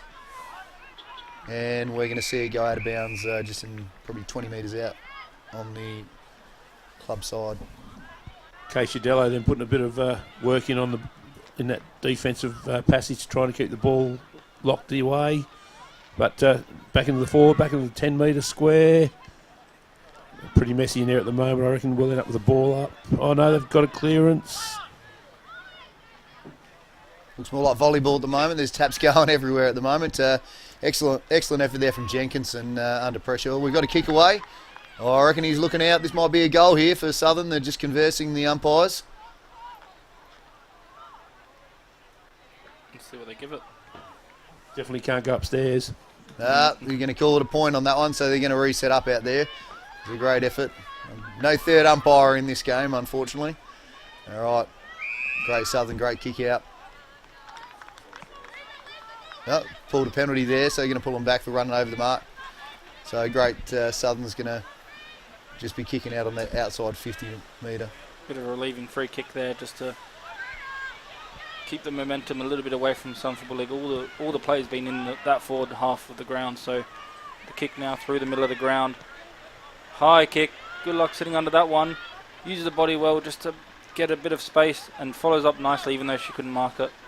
Towards the wing now. Beautiful pick up there by Grund. Great work. Takes a bounce as well, running through the middle of the ground, kicks it long. It's an excellent bit of vision there by Grund. Like, saw a player pushing forward, absolutely laces out right in front and give an opportunity to enter that forward 50. Pushing into our Whelan now. Oh, and a great mark again. Great with their hands there. Great Southern. So we'll see Harrison again. Now we've got our number right. Kick for goal. Already 2 goals this game, lining up for a third from about 35 metres out, I'd say. Looks confident with that kick. Not going to make the distance. Just can they find a mark? They do.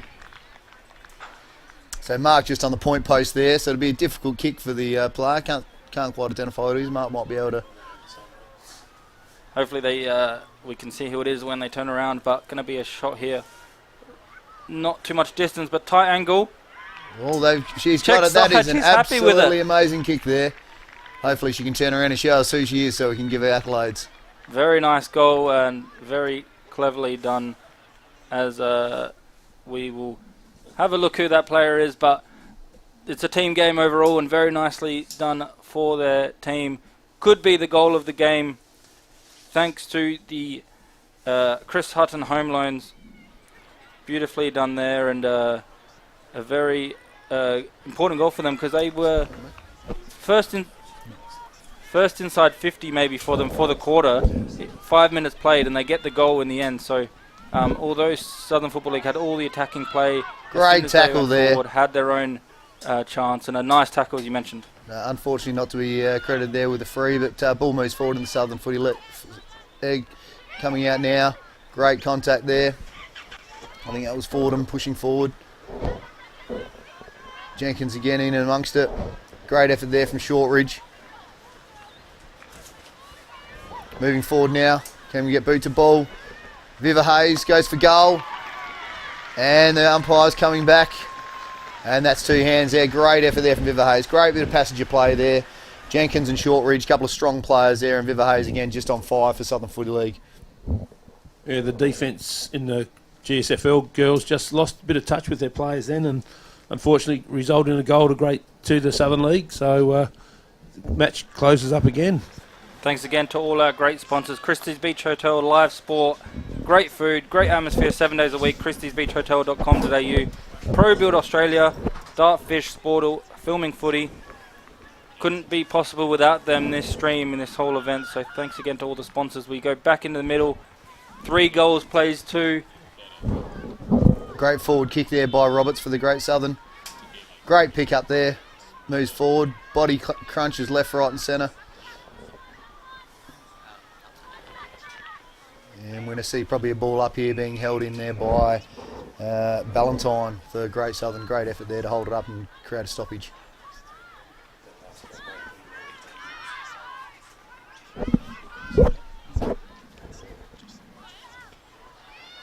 The ball in the middle now. Great effort there from Whelan. Going to see a free. Free kick. Play on those called. Advantage. Roberts pushing it into the forward 50. Yeah, it's just going to be a foot race now. Great effort there from Jenkins pushing forward. I believe Jenkins was the right foot snap 4 from the boundary. So looking at her now. It's a great little game she's playing as well. We'll give it the goal, why not? And for those that are monitoring, there's a bit of a change in Guernseys as well. So Jenkins is now wearing number 4, and Harrison is wearing number 9. Long kick forward there for Southern Footy League, unable to take a mark.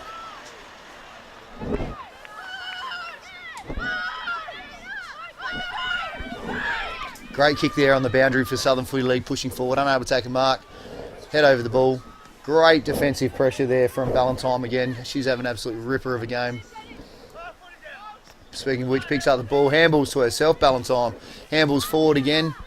A couple of disposals in a couple of seconds there. Great effort.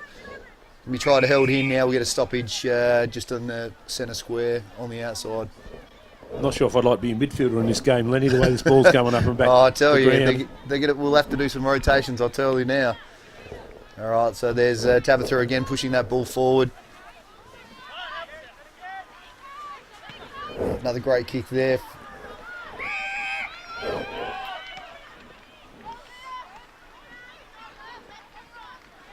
Just trying to pick up that ball in the centre. Right foot there, being held down. All right, and we've got ourselves a mark in that forward 50. It's good to see there from Southern Footy League. So we got that Viz Gordis, who's going to take the mark. We've got an upgraded team list here. So Viz Gordis is going to be lining up for goal just on the 25 metre mark. Beautiful contact. Hadn't made the distance though, so we're going to see a score behind there. So we're looking at 3 goals straight for Great Southern, 2 goals 2 for Southern Footy League. He's got ourselves a 4-point game. The ball from defence now, clearing the ball. Looking for a mark, just couldn't take it. It's going to be coming the other way now, having a shot. Can they find a mark now, deep inside the forward line? No mark taken. Good tackle, high. High fend off there. So free kick to Great Southern. So Molly Agnew. Agnew is a strong name in footy. Obviously got Jake Agnew in there at South Adelaide from Ranella. So not sure if there's any relation, but... I'm not 100% sure either, Lenny. Molly actually plays with us down in Victor Harbour. She's a Maiponga girl, but unfortunately don't have a side this year, so she's coming across and playing with the Victor. Been a great defender all year with us as well. And she's having a ripper of a game so far in that back line.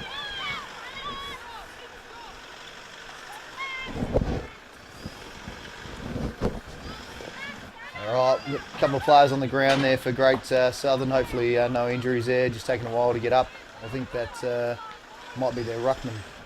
That's Steely down on the ground there, so hopefully nothing too untowards there. The trainers are just going to be running out to her shortly, so we'll give you an update when we know. All right, Southern Footy League's grabbing the ball, pushing forward there. Great right foot kick into the centre. Picked up again, moving forward. So David and Goliath fight there for Short Ridge. Players almost twice his size. Great effort to get it forward. Going again, Taylor. Back onto Short Ridge, pushing forward again. As Viva Hayes picks up the ball. Great little kick. Now it's just going to be down to the bounce. Still in play. Managed to stop us pointing there. Great Southern. Marking. Oh, great mark there. Absolutely phenomenal there by Disley, I believe. She's got a stylish hair tie, so we'll keep an eye on that hair tie today and see she ripping through the packs. Emily Steele's going straight to the bench, so looks like she's going straight down the rooms, to be quite honest, so hopefully she's okay. Yeah, she was holding her nose. I don't know if he got a bit of a bump or blood nose, but we'll keep an eye on her. As that kick just goes wide, so another point, but these points, although you'd prefer goals, they are racking up, so just closing their margin, so when they do score, it's going to be to take the lead. Great kick forward there by Great Southern. Good marking contest there. Grun managed to put some defensive pressure, picked up out there by Tate, pushing forward. Great passage of play there by Great Southern, and a great mark by Millard. Moving forward again. Oh, we've got a mark there from Southern Footy League, interjected there by Tracy. Great effort. Looking for a lead out on the wing. Pushing forward back into that centre. Valentine again with that defensive pressure. It's going to be held in here by Southern. And we'll see another ball up there. Great effort there from Disley again. Nearly 13 minutes played here in the second quarter. Half time approaching as we look to try and get a last minute goal if they can, just to take the lead or extend the lead. Great effort there again by Disley. Going forward now, Disley trying to find a little bit of a room to get the ball forward to get a snap away. Out. Great contact there by Jenkinson, tries to get the ball forward. So we've got plenty of time here for a goal. And taken to ground, double team by Great Southern. Awesome effort there from Roberts. Great Southern League's girls starting to find a bit of room now, and it's they've got plenty of attack had plenty of attack this quarter. So Great Southern, with a couple of minutes or minute and a half to go, need to just now close this down so that they can try and protect the lead they've got. Well, it's probably going to be a high tackle there. Not much in it, just over the ball, and good effort, so no malice. Kicking forward now, looking for an option. And once again, Tate pushing forward. Just some of their matchups are a bit of an issue, I think, for the moment for Great Southern and Southern. One-on-one in the forward line, just couldn't take the mark, but second efforts are good. Put the pressure on, there's going to be a holding, I reckon. Holding, just relieving the pressure in the defence. Pushing forward, bit of body-on-body contact there, great effort there. So Great Southern now have got the ball just outside the 50. Hopefully they get a lead, get a shot at goal just to finish this quarter off. Yeah, well done, well set up. All right, so we're just on that 50-metre mark. Is it Whelan going for goal, I believe? Big kick now, looking for a mark. Big tackle as well, nice tackle. Good tackle.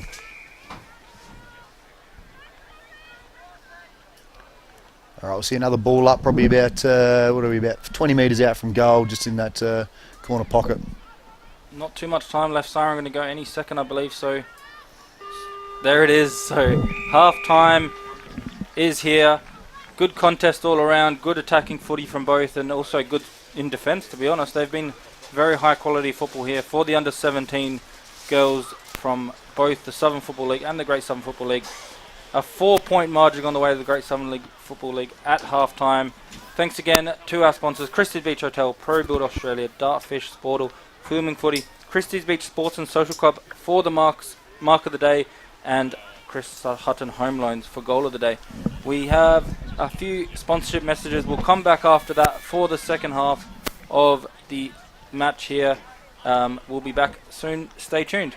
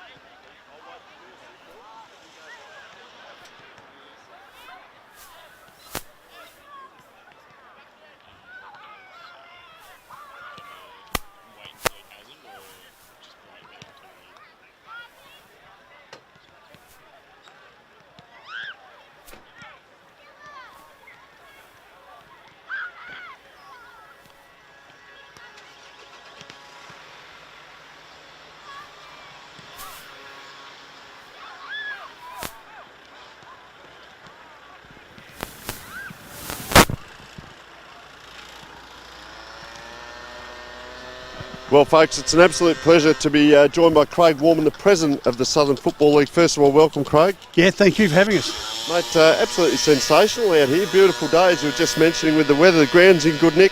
Tell us about association football and the long-term relationship amongst the leagues. Oh, look, association football is just a really good fit for both leagues. It gives us the ability to be able to showcase our young talent, both male and female, right up from the junior grades through to the seniors. And we also incorporate Kangaroo Island in that as well. But today is all about Great Southern and Southern Footy League. Years ago we had the Lovelock Shield that was played between us and the Hills and River Murray and Great Southern. But when that fell over, we didn't have this sort of football for a long, long time. Yep. But we were able to, with a lot of hard work, get this back on the table. And then 4 years ago, we introduced the girls and women's as well. Fantastic. So, with the growth of women's sport, as you know, has been really, really good. But the real crux of it is the ability of both leagues to sit down, talk through various issues, make sure that we give these kids that opportunity. In the senior game, the men and the women get a chance after this game to then go on to the Southern Districts, the State Country Championships. Oh, there's a chance, if they're selected out of that carnival, to play a state game against Western Australia. So there is pathways that we have to continue to create. And let's talk about your league itself. 10 teams with Ironbank coming in, of course. You have Saturday and Sunday football. Yep. The range, under 7 through to senior football. Yeah, it's fantastic. We're right. But yeah, look, we're really, really proud of the product we're able to present. I think all in all, I think something like in all of the grades, 168 teams run around every weekend. It takes a whole lot of work, and really good for our clubs to have great volunteers to continue. And we must be doing something right because we've been around since 1886. All right, Craig, they're about to break, mate. It is a fantastic concept as we walk off. The crowd here today is absolutely sensational. You get them from both leagues, of course, and to see such a huge crowd. Football is alive and kicking, isn't it? Oh, certainly down in the south it is, yeah, by all means. Yes. All right, Craig, thanks so much for joining us, mate. We know it's a very busy day for yourself with all the awards and everything, but sensational to join us for a chat. Thank you. Thank you. Thanks, Tony and Craig Warman, for that very good half-time analysis, just to get some more insight about the Southern Football League as well as the Great Southern Football League and what this game means to all the boys and girls and men and women playing out there today as we get ready for second half action here.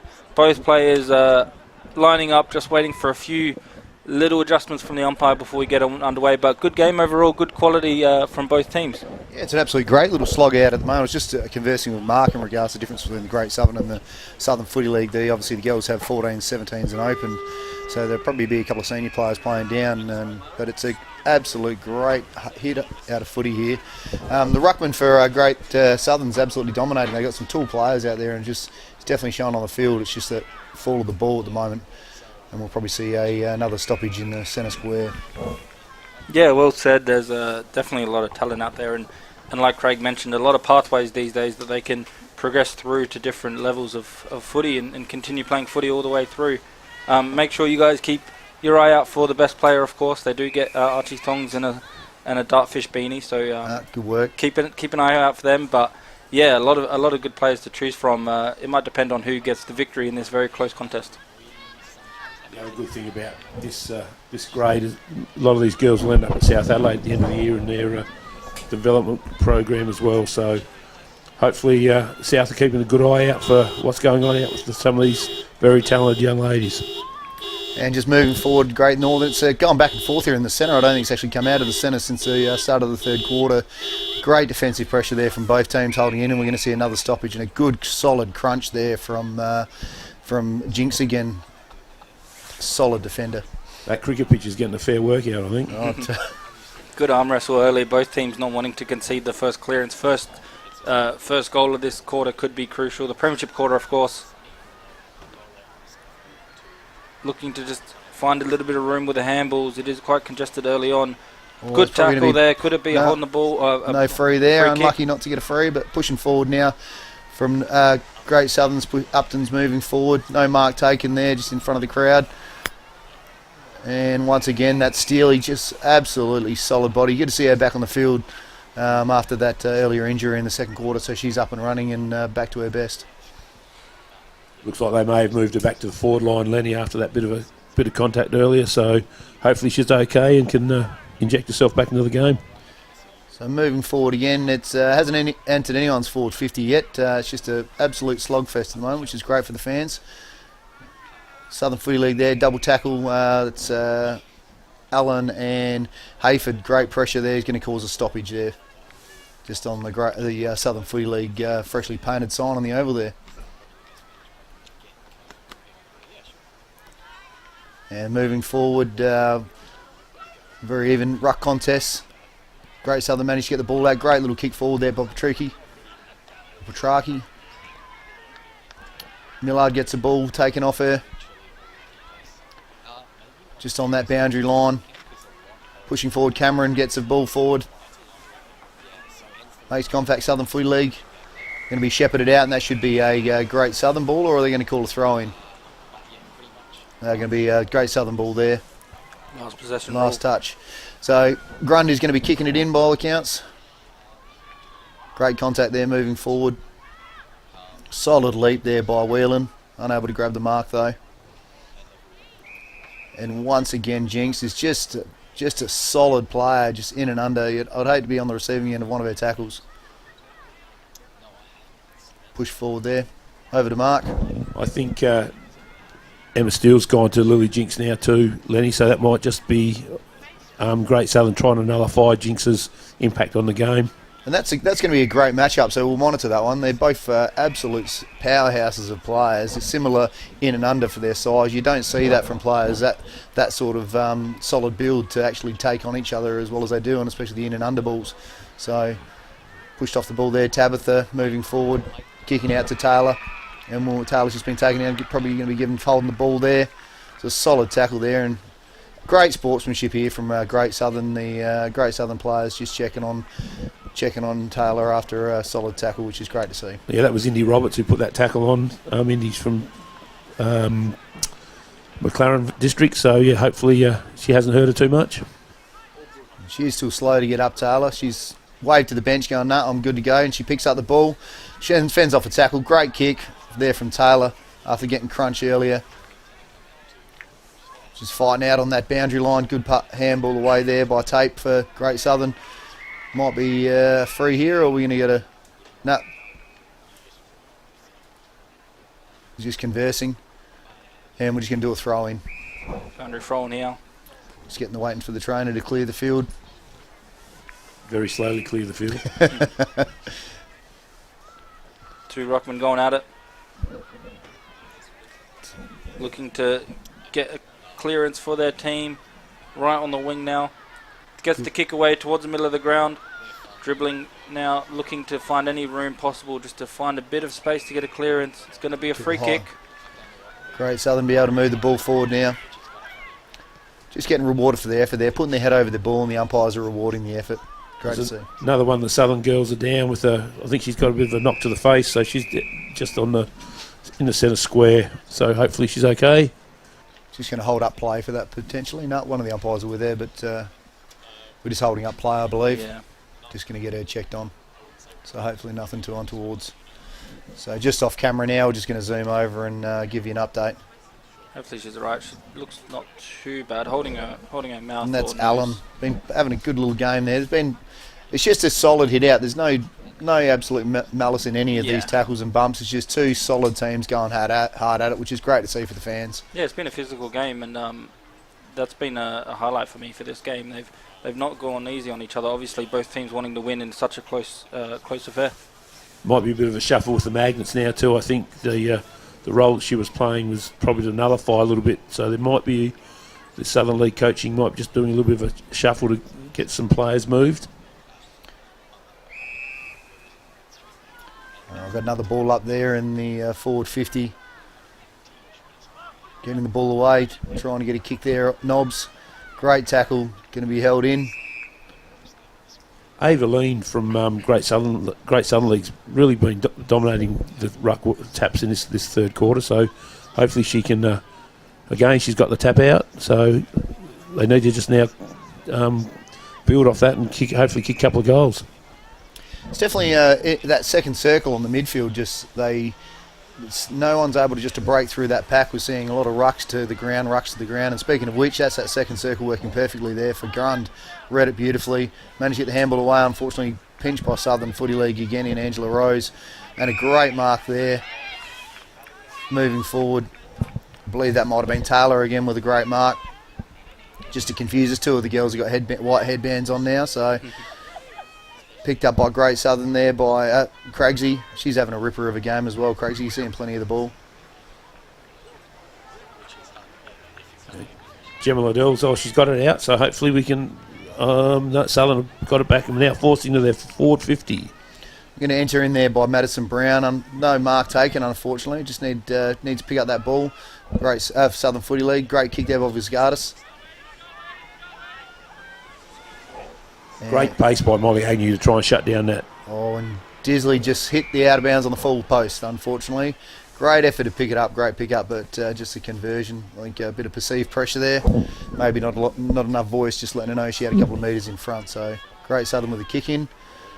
Bit sloppy off the boot there by Great Southern. We're going to see the players fight for it there. Stolen out of the hands, moving forward, and once again, Disley, great little mark there, plays on. Pushes forwards that square, and we're going to see out of bounds on the full, so that'll be a Great Southern kick in. Fair bit of panic happening in this quarter with the girls. Once they're getting into the forward line, not taking any time.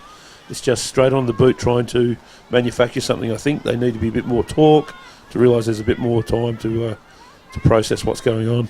There's definitely a lot of perceived pressure, Mark. Like having a look at it here, and even there's not a lot of voice that you can hear with passages of players where they're yelling out and giving clear direction. So I think the girls just need to settle a bit in this premiership quarter and from both sides and get a bit of passage of play going and some good clean disposals and possessions. So we're going to see another ball up just on that forward 50 mark in the Southern League side. First half was very attacking, open from both teams. This half just so far, a bit of an arm wrestle, both teams not wanting to concede with the score being so close. And yeah, like you said, once again inside the 50, a little bit of panic, a little bit of a kicking it, rush kick when they probably had a bit more time than they thought.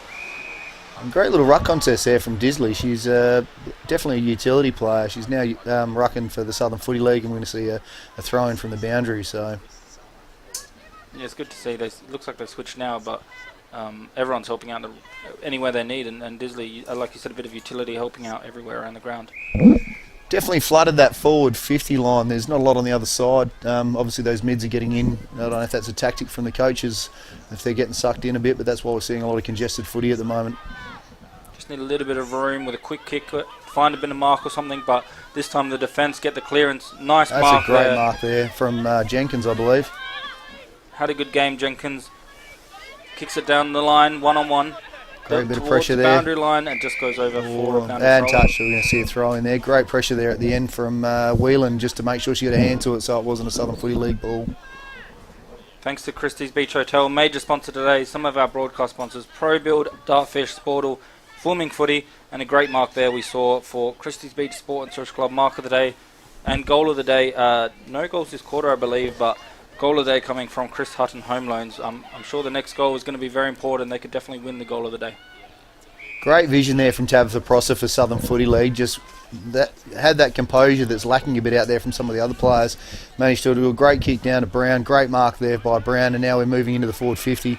Playing on there for Shortridge, going into the goal, open goal. Can she kick it? And absolutely phenomenal passage of play there from Southern Footy League, from Prosser to Shortridge into the goals there. Great. And Brown, obviously, that passageway there as well. So great effort there, guys. Yeah, you talked about the composure and just a few players there, a few moments in a row showing composure, and that was key to finding that goal. And yeah, a very important goal to hit the lead, I believe. So 11 minutes played in the third quarter. And that was Disley there for the goal, sorry. Oops. Some good vision from the girls from Southern. They saw the open side, took it, picked up. As soon as the ball entered the forward 50, they just attacked the goals. It was a great goal. So well done to the girls, and let's hopefully this game can start to open up a bit, because it has been very, very tight in this third quarter. And Prosser's just a bit slow to get up on her feet there after a good tackle there from Great Southern. crawling on the ground there, trying to pick up the ball. We're moving forward now. No mark taken. It's going to be a first one there. Great pick up there again by Steele. Gee, she's having a great game. And taken over from a mark there for Southern Footy League in Laredo. 2 points the margin here. 12 minutes played, 3 minutes left in this third quarter. Phenomenal mark there from Taylor, once again having a great game. So it must be something about the white ribbon, I reckon. Even Great Southern's got a couple of players with white ribbons wearing today, and they're all absolutely phenomenal. Pushing forward again from Disley. Can she get another goal here? Pushes forward, over the head. Will it bounce through? That's going to be... Oh, a cool touch there on that one. Great effort there just to get a hand to it. So we're going to be seeing a kick in there from Great There's Southern. some great pace being shown by some of the Southern girls in this forward line. They're as soon as they're getting over the back, they are using their pace to really make a difference. So good mark there to Gemma Liddell. So hopefully now Great Southern have got to start thinking about how they're going to recover. And Prosser hard at the ball, gets bumped out. Picked up by Great Southern there by Tape. Unable to take that mark there. Pushing forward there. Steele again, she's all over the field at the moment still. For someone that had to go down the dugout, she's doing great when she's come back on. Moving that ball forward now. Oh, unfortunately couldn't take the mark. Great Southern, ball to ground. Kicked out, picked up by Hunt, moving forward. And no one there, unfortunately, so we've got a Great Southern mark just on the edge of the square. Oh, it's a solid mark there by, who is number 8? I haven't even got on my list. Keisha Dello. Goes wide now with this kick, looking to get inside 50. Big pack of players over the back, just couldn't take the mark. Play on, looking for a bit of room now to find a bit of a space for a kick. Trying to get the kick away, but now trying to just get off the floor with a snap kick on the left towards the centre of the ground. Picks it up nicely, tries to get through the tackle, gets tackled, play on. Oh, no foot call there. Now they're going to clear it from the danger zone with that long kick. But the numbers are with Great Southern now as they look to try and progress and try and look for a goal. Late in this third quarter. About a minute left as they spin around and has a shot. Jenkins Just for goal, wide. just pushing out to the side for a point. Great bit of work there by Great Southern, like in and under, front and centre of the ball there, and managed to get a handball and make something out of nothing. So it's good to see they're starting to switch on a bit more now and use their players. They built a good ball though then, Lenny. They stopped the ball coming out, which was a great effort by all the forwards and the midfielders who just decided to close down the opportunity of the Southern League team bringing the ball out. 2 points the margin as the clock ticks down for three-quarter time as they look now to get the snap away, just looking for any room to try and have a late shot on goal.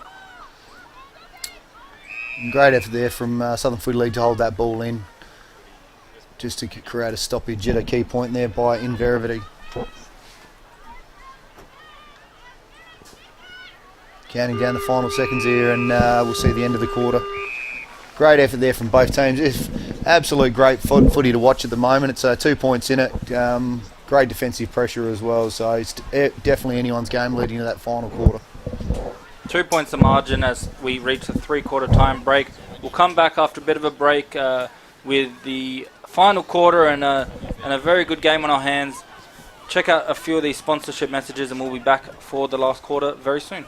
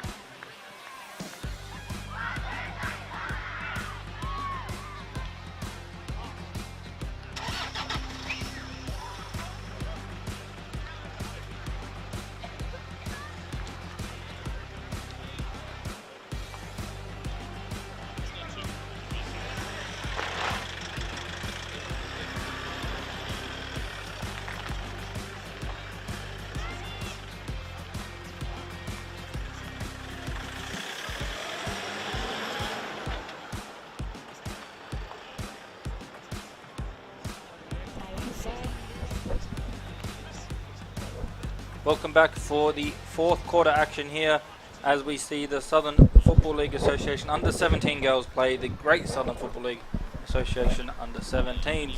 Very interesting third quarter as we have a 2-point lead going the way of the Southern, I believe. So we'll get the scoreboard back up on the screen for everyone in a second. But very good game of footy. That goals dried up a little bit in that third quarter as both teams didn't want to be the ones to concede the goals and to concede the lead in that premiership quarter. But we are underway now in the middle. A few of the players there looking for a quick clearance. Here comes from Smith into the forward line. Over the top looking for mark. No mark taken. It's going to be a stoppage inside the forward 50. Great little hold up there from Disley and passage of play through Prosser. We're going to see a ball up again. Disley going up in that ruck contest. Second efforts from Disley is amazing. She's pretty much stolen her own ball and caused another stoppage. So great little effort there. We're going to see another stoppage here. And Disley going up against is 28 Bello from Great Southern. Great handball there from Shortridge again, pushing through. Managed to snap. Bit of a hospital ball here. It's not going to be a mark. Won't travel the distance. Tackled off her there and going in again. Managed to hold it up and we'll see another stoppage. So good little effort there. We'll see rucks change again. So moving through is Smith went up for the ruck then. Managed to get it back out in the centre, moving towards that Great Southern. Unlucky not to get it probably in the back there. Pushing through. Steely taken to ground, ball comes free. Picking up there, absolutely tuffle back and forth there, and a great shot from Ballantyne to hold it in. Ballantyne's actually had a little bit of an impact in this first couple of minutes of this final quarter, so I wonder if they've changed her role a little bit and see if they can get some run out of her. And stoppage there from managed to get the ball forward from Jenkins again, who's having a ripper of a game. Picked up there by Whelan, pushing through. Great tackle. No reward there for the effort. Balls to the ground, just moving into that forward 50. Broken by Southern Footy League, pushing forward. Picked up again by Shortridge. Oh, sorry, that was Taylor actually. Moving forward into that forward 50 again. Can we get a mark there? No. Defensive pressure, no free called. Boot to ball there from Rose. It's been a bit quiet. Grun kicks forward. And just a sitter there from Southern Footy League. Going to move across and change sides. An injected mark here potentially. No mark taken. Good handball there from Grund. And we're going to see another potential stoppage there. Sorry, that was Little on the ground there. We'll see another stoppage on that forward 50 Great Southern's end. Push forward there. Great ruck contest. Great hands out. Unfortunate with the kick. Couldn't convert. Handball out. Great pick up there from Roberts. We're going to hear a whistle though. And it's going to be a free and an opportunity there for a goal. One of our Southern Footy League's players down. Or we called a penalty. An extra 25 metres actually. So we're moving forward there. So that's Southern Footy League players still down. Just getting on their feet now. So must have been a hard hit because Lily Jinks was down for quite a while. Paid a high tackle and have now also an extra 25 for playing on after with the whistle. So Southern have got a little bit of relief now. Moving forward in that centre, hopefully for a mark.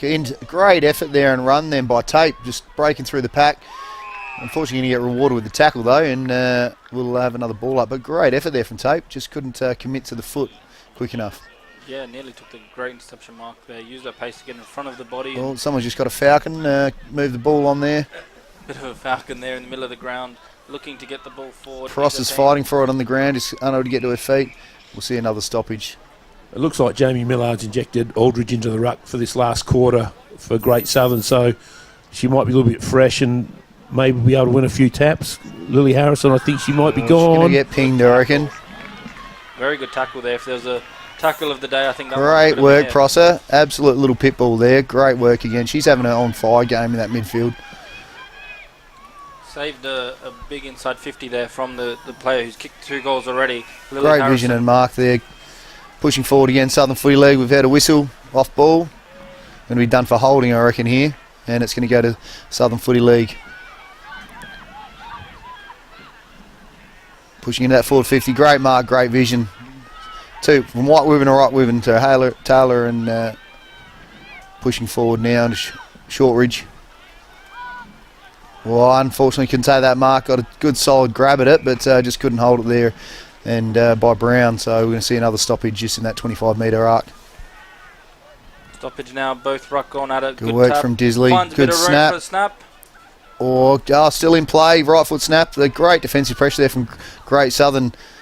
Nobbs just dives on the ball there. That could have been a certain goal, but absolutely great effort there from Nobbs, just diving on the ball, managed to create a stoppage.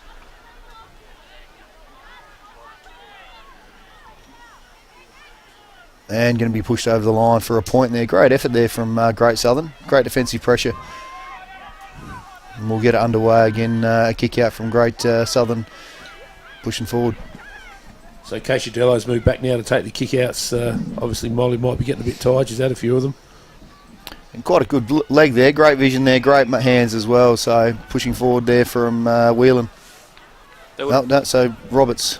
They would have preferred a goal, but a behind still could be a big point for this context of this match. 3 points to lead now, nearly 6 minutes played. Thanks to Christie's Beach Hotel for being our major sponsor of today's event. Feeding it in. No voice there, unfortunately. Two Southern Footy League players just took each other out. Taylor was in a position there for Mark, but just got to use those voice. Just fundamental footies there. Going to see another stoppage. Great effort there again, just breaking through that pack. I believe that was Tape again, just pushing through. Great hands there out to Nobbs. Great passage of play here from Great Southern. Good smother there from Southern Footy League. If we can pick it up, tapping it forward. Gemma Liddell's trying to pick it up. No, yes, she's on it again, out to it again. Just starting to get a little bit scrappy again this game. Just a little bit of pressure from both accounts and not taking that split second just to settle, look for options. See another stoppage here on the edge of the centre. Great Southern. No one wanted the ball then. Everyone just watched the player kick it through. Here's Viva Hayes again. She's having a great game. So picks it up again. Gets it away. Lucky not to get holding. Handball to the opposition, unfortunately, in Petrucci. And great vision there for Petrucci. Just kicked straight to Jenkins, who's on fire. Has a bounce, plays on, has another bounce. Going to go again, 3 bounces. Awesome effort into that forward 50. Can they convert? Oh, and unfortunate there, might have got her hands to it. Yeah, out of bounds, I think it's going to be a boundary throw in a very dangerous position here. Great passage of play there from Jenkins. 3 bounces and just unfortunately couldn't convert. For the Great Southern Football League now, looking for a little bit of room to find a snap or find a shot at goal to hit the lead with not too much time left. Here comes a left foot snap. Just couldn't find the goals with it being a little bit too low, being smothered in the process. Big tackle. It's going to be another stoppage, I believe, deep inside the forward line for the Great Southern Football League. Great effort again there by Steele. Just that defensive pressure and backing it up now with the ruck. Southern Footy League gets it forward. No one there. Now they're starting to play. Great shepherd there from Great Southern to create a space. Out to Aldridge. Jenkins Great again. kick there from Jenkins. Unfortunately missed everything, so the ball will be coming back in. Yeah, one of the Southern girls in that last ruck contest hasn't got up from the contest, so not sure who it is, but the runners and trainers are out there now. Few sore girls are going to be out there after today's game, but that shows just the nature. It's been a very physical game, but a fair game, and hopefully she's all right. Though she seems a bit sore on the field. It's going to be a bit of a stoppage as we wait for a bit of a break in play as we wait for them to sort everything out. Hopefully she's all right. And see a bit of leadership there. The packs are coming together now. They're having a quick chat moving forward. Critical time of the game here as well. So hopefully that doesn't affect the mindset of the Southern Footy League girls out there. Still can't see who it is that's coming off. I think it might be Viva Hayes actually coming off. Yeah, she's been very good for them. And she's been absolutely ripper of a game, Viva Hayes. So tough player running off now, so hopefully it's nothing too serious. So we're going to get underway again here. So hopefully that hasn't rattled them too much at this crucial point of the game. With just over 5 minutes left, it's still anybody's game, that's for sure. So now Great Southern need to really try and block this ball coming out and hopefully be able to turn defence into attack. Great pressure there. I'm going to see another stoppage and a throw in there from the boundary just outside of Great Southern's forward 50. Just outside the 50 will be, like you said, a boundary throw in. The two ruckmen going at it. They've switched ruckmen quite a bit in this game, or ruckwomen as you could say, as they look for a bit of room to just use the players who are effective, use the players best suited to that situation. Gets the kick away, long, high ball. That'll be called play on. Sat nicely Didn't under make the it. distance. Looking to get the kick away is Tape again. She's been good this quarter. To Jenkins, they've both been outstanding. Grun gets the inside 50, looking for a mark. No Great mark touch there. taken as they look for a bit of a snap. Steele again with the ball, and they want to get a hand to it. Yep, great work there from Whelan just to get a hand to it, so it's a throw-in.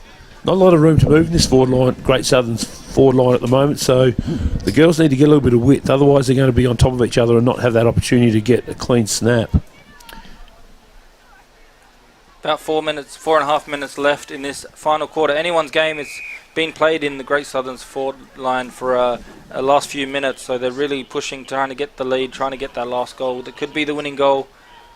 We've got for another stoppage now. As Mark said, it's congested footy in that forward line. It's going to be hard to try and get a snap. There's definitely need to maybe pulling some players back out just to try to create something in there, Great Southern, or at least an outer circle. So we'll wait and see. Going up again, Steely, for the ruck contest. Southern won't mind this though. The more bit of congestion and wasting the time, using up the seconds with all these stoppages. It isn't a very dangerous position though, so any small mistake could lead to the lead being changed. We'll see if they can find any room for a bit of a snap, or if they get a bit of luck with a free kick or an uncontested mark somewhere down the field. But it's really congested at the moment. A big arm wrestle, a few minutes left, maybe a bit of a throw there, but play on. It's going to be a very tight contest, the ball not moving very far. Comes a snap from Jenkins, looking for a mark in the pocket. Touched, play on. Looking to clear it, but just clear it. Great effort there from Prosser again. Great hands, having a ripper of a game, pushing that ball down the wing now. Oh, unlucky, Disley couldn't hold that mark. Prosser again, pushing forward, absolutely on fire this quarter when you need her. Great hands there from Hayford. And we got Smith on the ground again, just barreling in. And we've got a free there for Great Southern. Yeah, definitely that play from Southern League definitely relieved them from pressure from their forward line, from the Great Southern League forward line.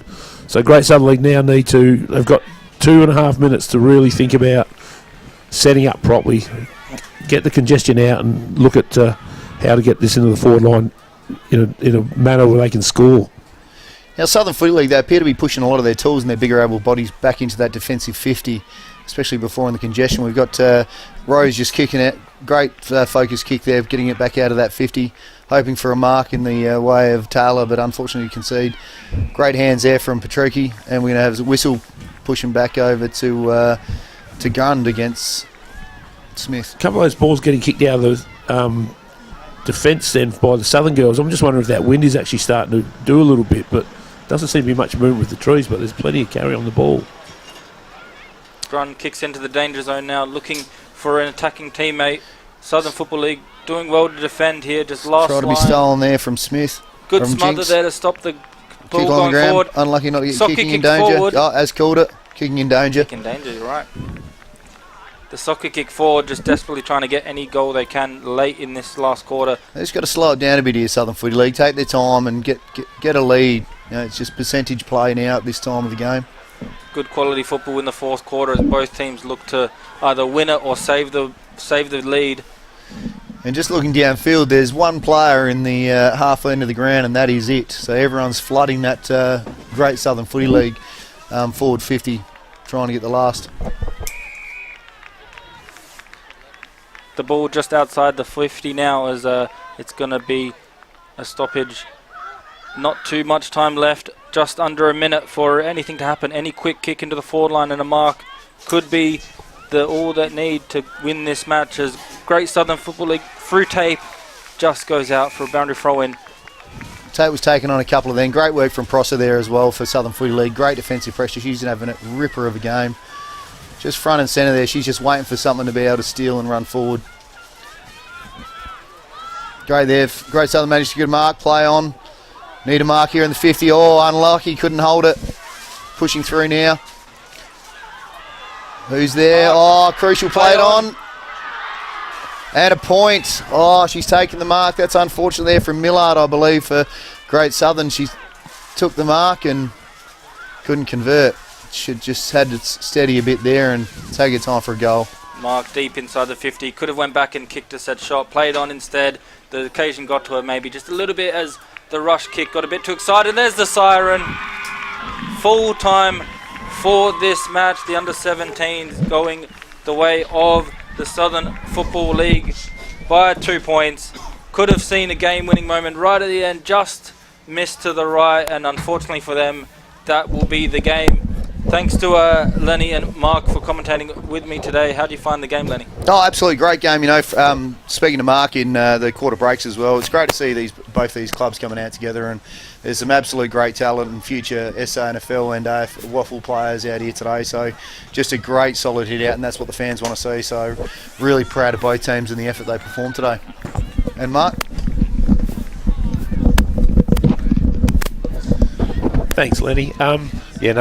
Thanks for the opportunity, boys. It was a good opportunity to watch the girls that play association football that only happens once a year, and well done to both teams, both sets of coaches, and also the associations for allowing it. And also thanks to all the sponsors today as well. Thanks, Lenny. Thanks for doing it, mate. Correct. Thanks to all the sponsors. Christie's Beach Hotel, Pro Build Australia, Dartfish Sportal, Filming Footy, Mark of the Day, Christie's Beach Sport and Social Club, and Goal of the Day, Chris Hutton Home Loans. We're just waiting for Tony. He's going to go and speak to the most effective player. Thanks to Dartfish, they get a Dartfish beanie and Archie's thongs. Thanks to Lenny and Mark for joining me today in the commentary. Very good to get their insights coming from the clubs which are involved in making these players and really from junior level and the best from the best come for today's match. Just gonna wait for Tony to get the interview with the player of the day, the most effective player. Interesting moment at the end. Hopefully that player right at the end is not too upset. She marked it right in the goal square with 20 seconds left. Could have went back and had a set shot, decided to play on, and unfortunately for her, missed. But in the end, it was a very good contest from both teams. As we see Tony get ready, give the best player the mark to the best player, the Archie's thongs and the Sportal beanie to Tabitha Prosser. We'll go down to them now. Here's Here Tony. we are, guys, with Tabitha Prosser from the Southern Football League. Tabitha, it's a long way over there to the commentary position, but the commentators have voted you most effective player, so congratulations first of all. Oh, thank you so much. Yeah. And close game. How was the heart rate in that last quarter? Oh, definitely. It was pretty crazy, to be honest, yeah. And Tabitha, tell us what your home club is, please. Oh, the Mighty Vikings at Happy Valley. Oh, the Mighty Vikings. And how'd you find it today, coming out and meeting all the girls from opposition teams and all of a sudden they're your teammates? Oh, it's honestly super awesome, like, just to get to know our opponents and see, like, be able to talk to them on and off the field, and yeah, it's pretty fun. Well, you remember these games for life and you make some lifelong friends out of opponents, but look, fantastic to watch you run around today, and a sensational game. You've got the Dartfish beanie, of course, to keep you warm, and you were saying about the thongs that you're looking forward to, the Archie song. So Tabitha, you're an absolute champion. Thank you so much for joining us. Congratulations. Thank you so much. Thank you very much. Righto, back to you guys in the commentary position. Thanks, Tony, and congrats to Tabitha Prosser there. Very good game in the midfield, ran around, made sure every possession she had was effective, helped out in defence when needed, gone forward and got a goal herself, or assisted a goal, a few goals there. So well done to her, and we'll go for a bit of a break after this match. We've got plenty of football still coming up. Thanks again to all our sponsors. You'll see all the messages in a second. Stick with us as we have plenty of football. The boys are warming up, and a presentation, and then the boys, and we'll be back soon with all the action thanks to Christie's Beach Hotel.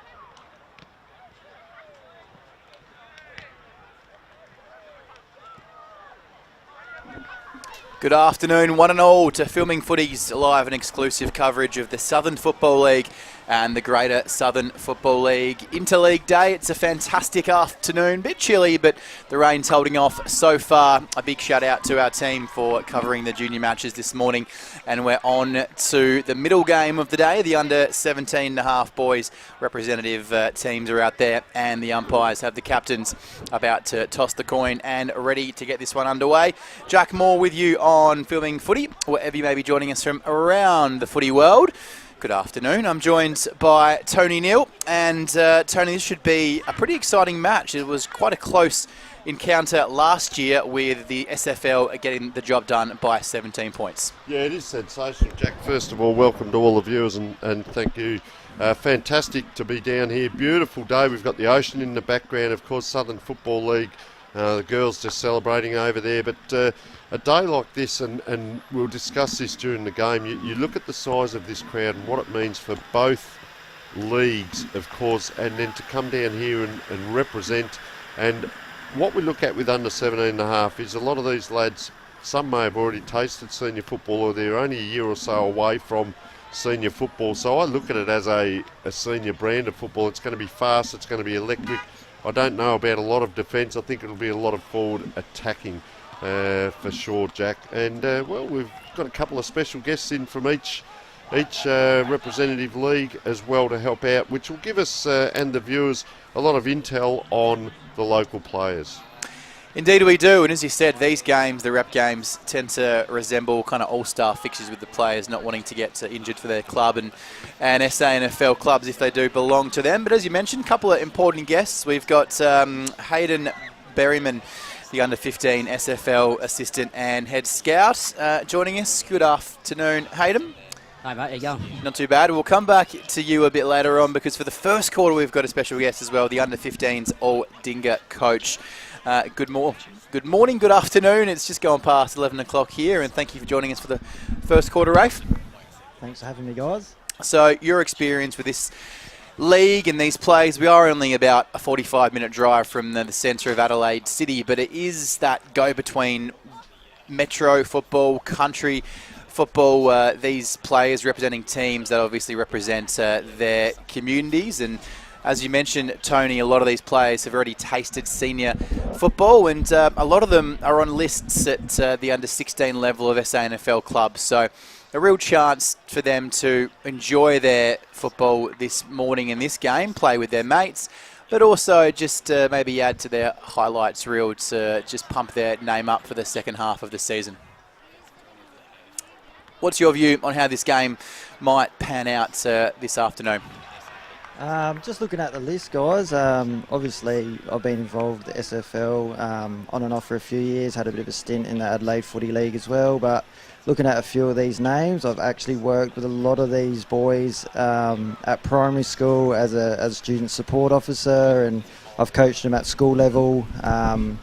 Obviously, being involved in All-Dinga, Sean Williams is the under 17.5 captain, so pretty familiar with him. There's a few boys that have crossed over from the looks of it from SFL to GSFL in the Angel brothers,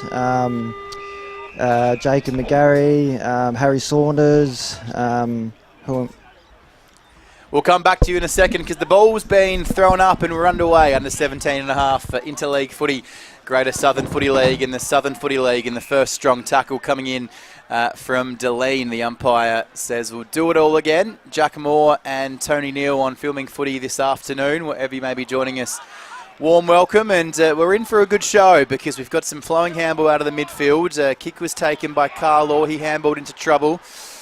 Wright comes in to lay a good, strong tackle, and we'll head back to Rafe with to continue his little preview of this match. Yeah, so it's good to see. Obviously, I haven't seen some of these boys for a long time. I think I coached them last in probably years 6, 7 footy, so they would have been like 10, 11, 12 years of age. Here's Carlaw with a kick going deep inside 50, and they're up there for the mark. Chef couldn't pull it down, but he pulls in the crumbs. And our first score on the board going the way of the SFL, one behind to no score. Yeah, so some really talented lads out here. Obviously at this age bracket, they're, trying to push to make potentially SANFL level, and good chance, good opportunity for them to be out here and have a crack and show what they're all about. So the kick coming in from full-back, it just goes over the head of the intended target and we'll throw it in on the outer side. We'll just thank all our sponsors, our major sponsor of all our streams this morning and this afternoon, the Christie's Beach Hotel. Get down and visit Megan and the team at the newly renovated live sport, great food and a great atmosphere. 7 days a week for bookings, christiesbeachhotel.com.au. The marks dropped. Excuse me. The marks dropped inside 50 at about 40 out now, and they're moving it through hands. Hibbert's chasing after it. Ball just wouldn't bounce for him, and the Greater Southern boys can run it out of trouble, and a mark taken by Miller. Yeah, you see Flynn Miller here just right in front of us on the half-back flank, and a lot of those players for the Great Southern Footy League were running down in they're the numbers I'm talking about. They go diagonally inside, which does give the opposition a go here, and they've turned it around or taken high, shrugged out of it there, Hudson Voigt. They're going backwards here, just that bobbling ball, 50-50, chasing it now, Will Zanker. Gee, I'll tell you what, he's run out a long way there. He's just about jumped in the back of that ute with the crowd. Have a look at that. Absolutely sensational, and the boundary umpire just adjudicating here. We will see a throw-in. So just on this, with the rules, is it do we have the stand? Do we have last touch out of bounds? Let's have a chat with Hayden, just to give us a bit of background for our viewers. Hayden? Okay, yes, the Southern Football League. I'm not sure what the Great Southern League is, because of course been involved with the Southern League. Yes, it is last touch, whether it's a handball or a kick, but there is no stand rule with our league, no. Okay, so interesting here is that ball just bobbling around. Gee, nice handball out this way, that way. Maxie Collins, the captain, puts in a high ball. Anyone's ball there. Look at him fighting on the ground. Oh, just picked up off the ground, if you don't mind, around the corner and just offline. And that was Ryan Corby. Just one quick one. Do they do the 666 as well? No 6-6 rule. All right, so Ryan Corby there with a quick kick out. And let's have a look at the kick-ins, Jack. Thanks to the Christie's Beach Hotel. It's GSFL and SFL Interleague Association footy on this Saturday afternoon on Filming Footy, as the ball's brought back in by SFL. As our major partner on the screen there, christiesbeachhotel.com.au. Strong tackle coming in from Sweet, and it will be rewarded. So a high contact free, just over the shoulder, as they just play a bit of fun and games on the outer side, and should be a game of pretty free-flowing footy this afternoon. And Rafe, you happen to know a couple of the Great Southern Football League lads as well. If, by all means, chip in as we see this kick coming into the forward line. Into the forward line it goes, and just over the heads, and boundary line might beat them all. The scoreline's there, running onto it nicely. Just pushed over the goal line fairly and squarely, and it'll take their tally up to 2 behinds. They take a slender lead. We've ticked over 4 minutes on our Dartfish broadcast, brought to you by Pro Build Australia, Sportal, and of course our major sponsor, the Christie's Beach Hotel. So that kick now goes a little bit shorter, and the fullback running by there. So be interesting to know what the coaches are setting up with set plays, but the wall set up and getting a few touches now. Will Zanker on that half forward line now. 50 around it goes, sells the candy. You're going to see the best of the best out here. Big pack forms right in front of the goals. Can they clear it? Oh, dragged down, gets a foot to the ball. The umpire's called holding the ball. And, so well, that's number 12 there. We've got Lincoln Angel. I've worked pretty closely with him and his brother. His brother's out there as well.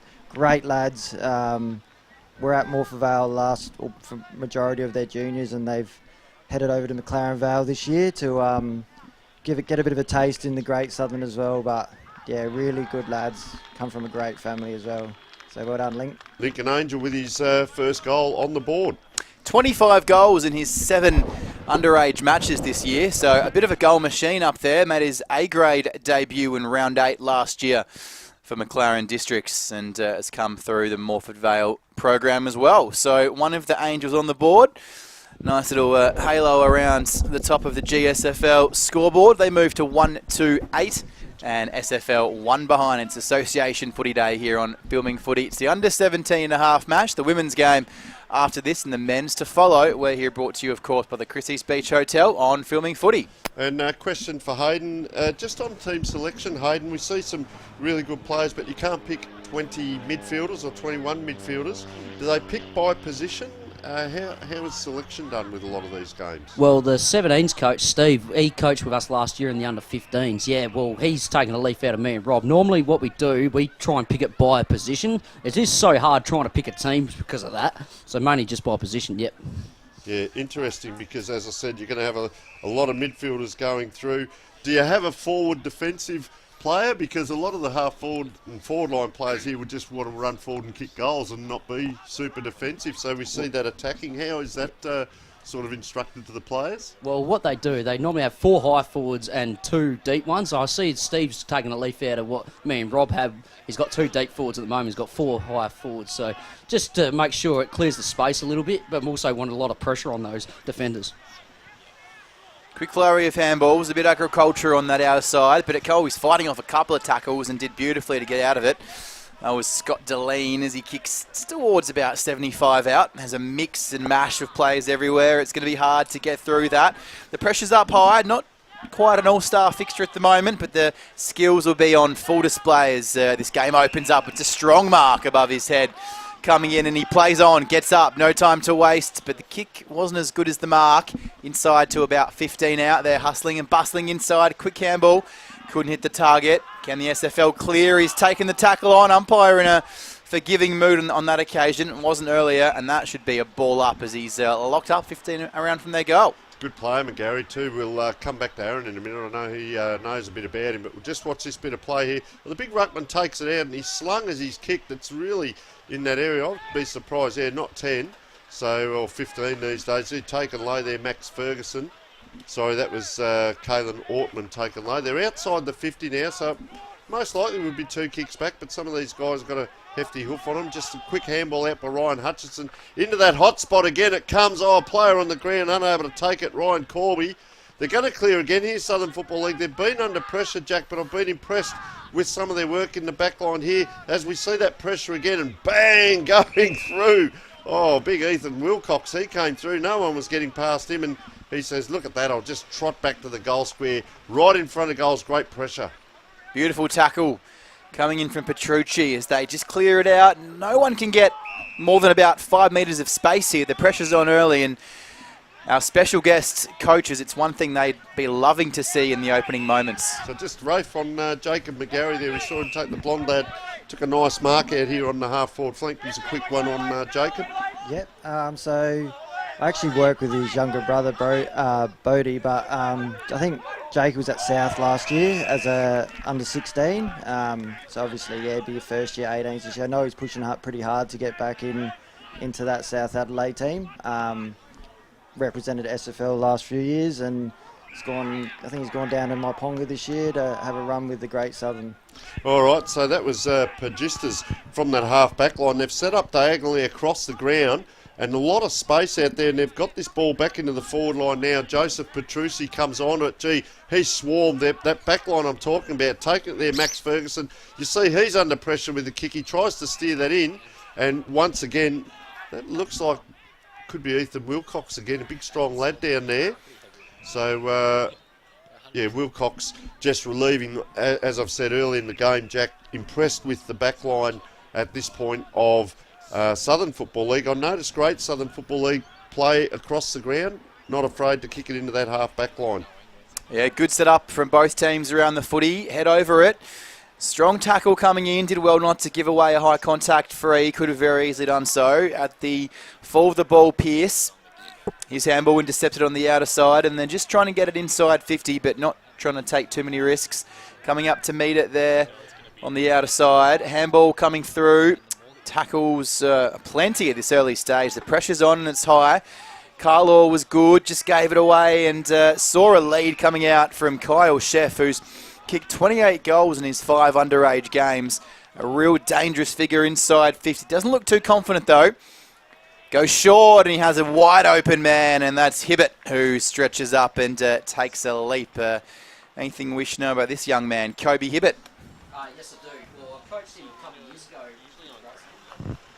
Yeah, coached him a couple of years ago with the Great Southern League, I mean.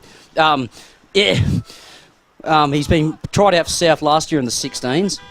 He's been in and out of that team, but very skillful wingman, very good ball user.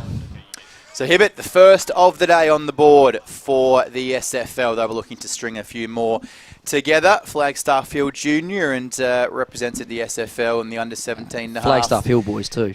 Indeed, sorry, there it is. And had a couple of games in the under 15 boys representation side in 2022 and played against the Kangaroo Island Footy League under 21 side. So one to watch. And I do like that far side play where they pick their way through the Southern Footy League, and you see 3 handballs on that far wing, then a nice kick in, and then the square and kick in, and allows them to goal. And they're just attacking. I can tell the viewers, you can see that cricket pitch area is quite firm out there as they come forward now. That was through Nicholas Pagistas, I reckon that was. Oh, taken high, is it? And that's Hunter Williams, who will receive this free kick. Probably 35 out, slight angle, fast movement in, Jack. Very quick clearance, and they get another line up now through Hunter Williams. That inside and outside handball, once it's in, once it's out, then the defenders tend to gravitate, and then you get it flicker back out, and the lead's often on inside 50. Righto, Williams. Gee, he runs around a little bit. The umpire's called play on from there. It's a helicopter spinning ball. It doesn't matter how it gets through, as long as it gets through. And Hunter Williams has his on the first on the board as well. We talk about representation football. I'll come back. I'll probably put the coaching hat on here with Hayden. Quick release of the ball and get it forward. Not a lot of defence you see in these games. It just goes up a step.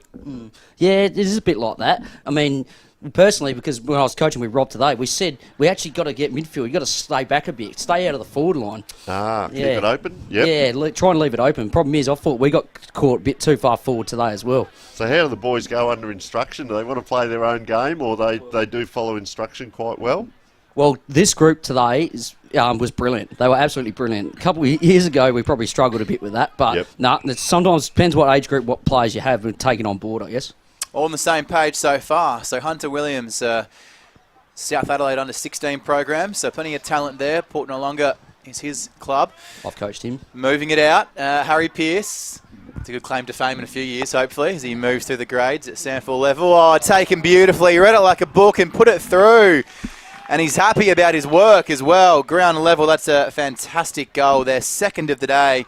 And that is the captain, Maxie Collins, Encounter Bay. Young man, beautiful part of the world down there, and played some footy in this game last year as well. I did notice, Tony, that GSFL have about 6 players, Collins, McAvaney, Stock, Miller, Ferguson, Saunders, who played this game last year as well, compared to SFL with just the one in Ortman. So, of course, plenty of experience. Yeah, sorry, our goal of the day is sponsored by Chris Hutton Home Loans, and, well, just over the back there is... was that player kicking that goal. Well read, didn't come in and swarm the area. Because our mark of the day, Christie's Beach Sports and Social Club, and already a contender with Jacob McGarry early in the game. As this ball on that half-forward line, gee, they're attacking well. I do like the defence running out well, and look at them swarm here.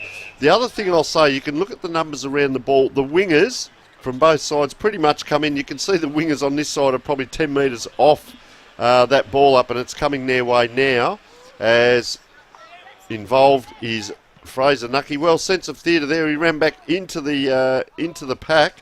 Ball on the ground, just a soccer off the ground. It's bouncing. It's bouncing very close. A little push, and just through for a point. I tell you what, they'll try it on, and 2 goals to apiece early in this game. 14 and a half, almost 15 minutes gone. Let's have a look at that kick in, and that's gone 60 metres. That's over the top. Run onto it. They try to. Player taken high, and it could be 3 kicks, Jack, and back to the other end. Coast to coast, looking to do that by the coast this afternoon. Christie's Beach Oval is our host venue. GSFL and SFL rep footy. There's the captain again, just working his way inside 50, doing some of his best stuff. Maxie Collins winning a free kick here. There's only been 2 kicks to get that ball that far. Who's got the stopwatch in this one? Going from one end of the ground to the other. Maxie Collins, 6 goals in his 8 under 17.5 games. Finds Petrucci about 30 out. Tough angle, but they've strung together some good footy. We're here, of course, thanks to Pro Build Australia. Another short kick. Getting the sponsors in, but he won't let me. Ryan Corby comes out. Now, Ryan Corby, 38 goals in his 9 games in the Colts for Encounter Bay, and he's kicked 146 goals in 61 games over the past 3 seasons. Not bad at all. Geez, I wouldn't have kicked that many in my whole career at training and games. You can kick a bag against some of the poorer sides, but to have those stats, you've got to be a pretty good goal kicker. So now I've said that, expect this one to go out of bounds on the full. Oh, Jack. I've tried to moz him both ways. See if he can put it through for the third of the day for GSFL. He made the goal umpire find a new chiropractor there, didn't he? He just put it straight over his hat, and you'd expect nothing less from the goal machine, Corby. So a great kick from Corby, the Encounter Bay Junior, on the Dartfish replay, as we thank our major sponsor, the Christie's Beach Hotel. So you can see him lining up, very deliberate. That's not an easy kick there. Good ball drop. And straight through the high diddle. So well done, young man. So entertaining game. 5 goals scored, 16 and a half minutes in. And, well, it's been a little bit of that up and back. Southern Footy League, as I said, I have liked the both back lines, but now Southern Footy League, will they attack and get an answer? Will we see 2 goals one way? As that ball goes up, both ruckmen land on the ground with the ball falling between them. Spun around there was Kalen Ortman. Going forward now, Will Zanker, been very productive. Gee, tapped to himself there, that player. Around it goes, playing in front. Tackle taken, and, well, Ethan Wilcox, very big, strong-bodied young man down there. Spoken about that ball up right in that forward line area. Running the wrong way now. Great Southern Football League, Max Ferguson. Industrious as well. And, boy, playing on very quickly now. Southern Football League, get it out. It's down towards that wing. 2-on-2. Player, they're letting that rule go a little bit now, and Matt Hudson-Voigt gets it out quickly. It's come back into that centre area right now. Quick handball out, player gliding by. Goes the check side around the corner to the half-forward flank, and it's good. Great spread on offer there. Petrucci goes all the way for home. He had a couple of options inside forward 50, but you can tell the unselfish nature of this particular match-up in rep footy in general at the underage level. They do recognise who the players are most likely to progress through the grades at sample level. And that shot for goal earlier from Corby, they just kept those short kicks until they found a target inside to make it the best shot on goal, but also a player who they know has some real potential. So the boys out there playing some real unselfish footy and just trying to get it through as many hands as possible.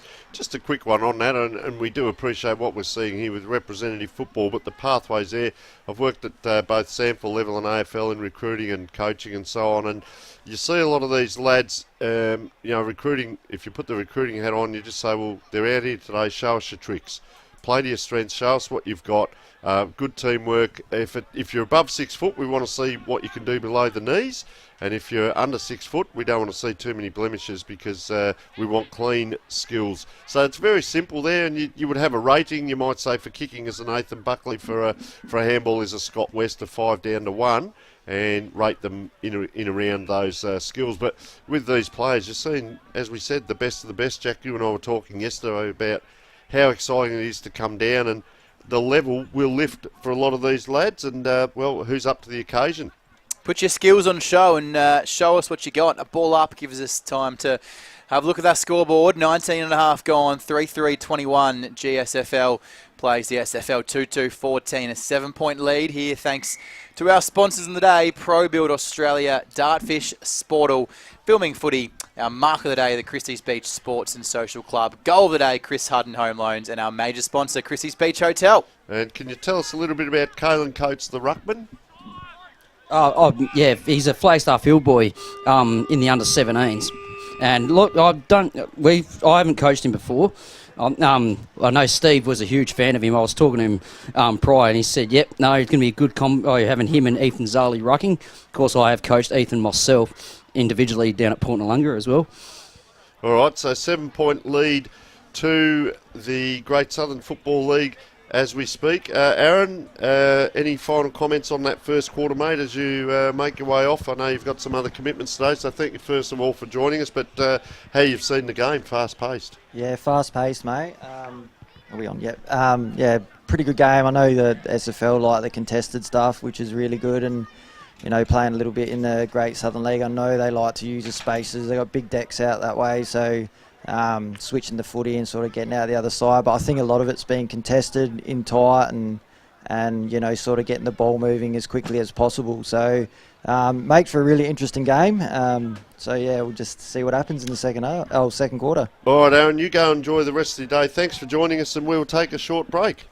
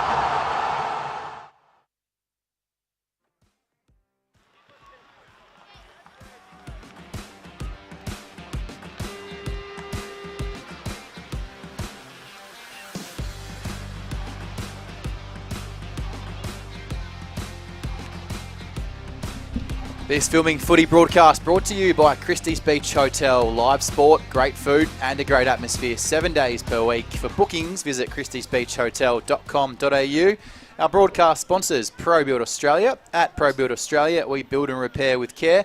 Contact Pro Build Australia today for a free, no obligation quote. Dartfish, video analysis solutions for improved sports performance.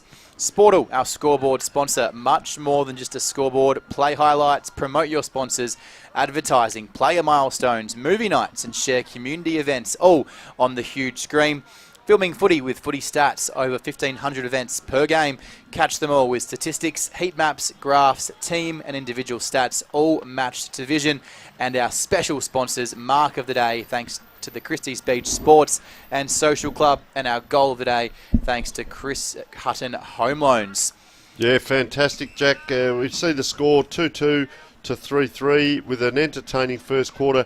The goal scorers, Southern Football League, Hunter Williams with 1 and Kobe Hibbert with 1.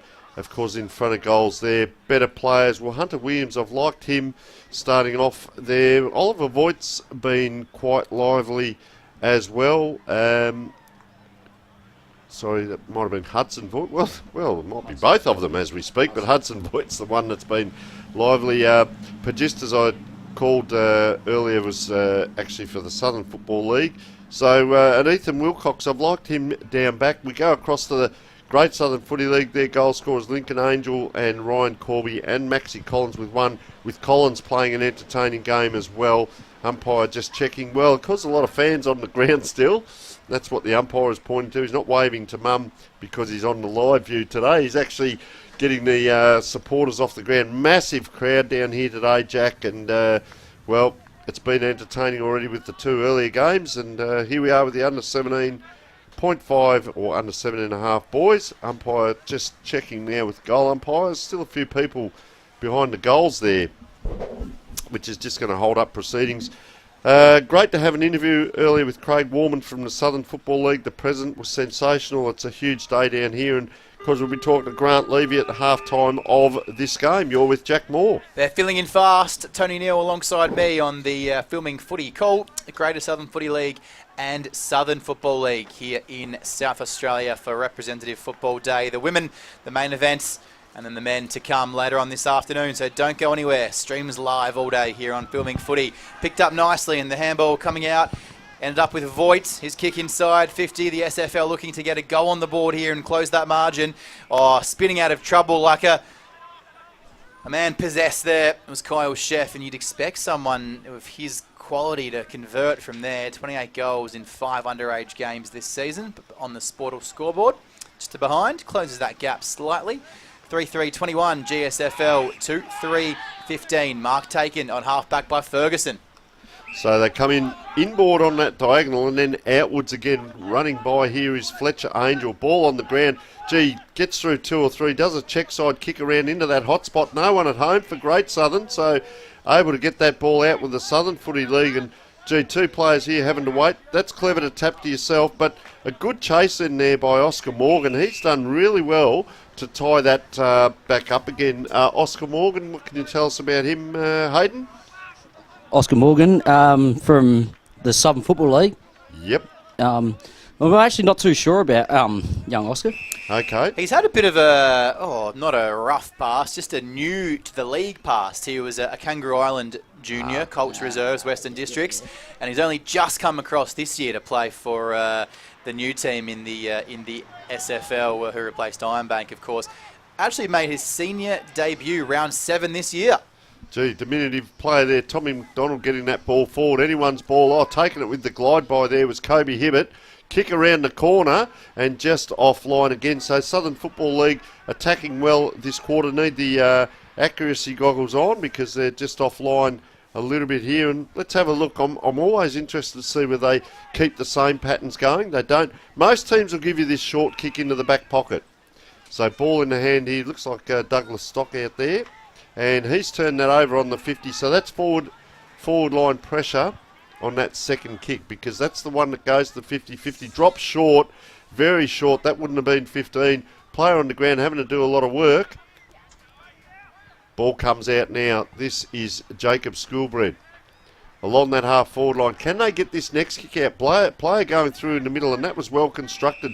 Fletcher Angel, he's stayed out wide and done that well. Quick handball on, forward line entry, bang! Goes the one hand. Can they clear it here? Player held on to. Gets a handball across. Southern Football League. Nice skills. Ball on the wing. Oh, the spread is great. Just like on your morning toast, going inside, 15-yard to lean. That's not bad, but it's not going to work. And it's an easy spoil across the back. But for SFL, plenty of juniors coming through with senior football under their belt already at their various clubs. So Hayden, that, just talking about that. Yes, like I look at someone like Ethan Wilcox, I know he's played a bit of A-grade down at Hallett Cove this year. Sean Williams, I know he's played a little bit of A-grade down at Aldinga. And hopefully we get a few more lads going through the A-grade. They've got plenty of experience at Sandford lists as well, under 16 footy, as it's on this near side wing, picked up and did a bit of a U-turn and put the pace on and just measured that kick beautifully with the measuring tape. Rutt found Fletcher Angel looking towards half forward. Strong contest in the air, but couldn't go in for it. Jackson Collins went back in, waited out. Handball now, and they're off. SFL off the half-back. Takes a bounce. Didn't indulge in a second. Look for a target. Oh, thought the ball was going to be turned over. The kick was from Wigzell. Hibbert couldn't take it, but at ground level, picking it up and just putting on the indicator, McDonald. Kick was smothered.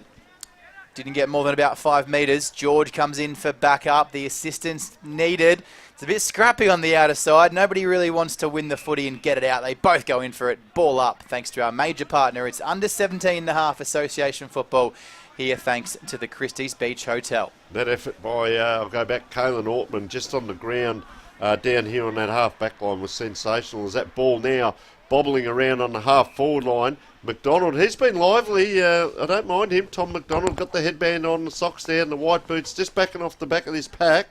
And, well, if they can get the ball to him, he's out the back here. There it is.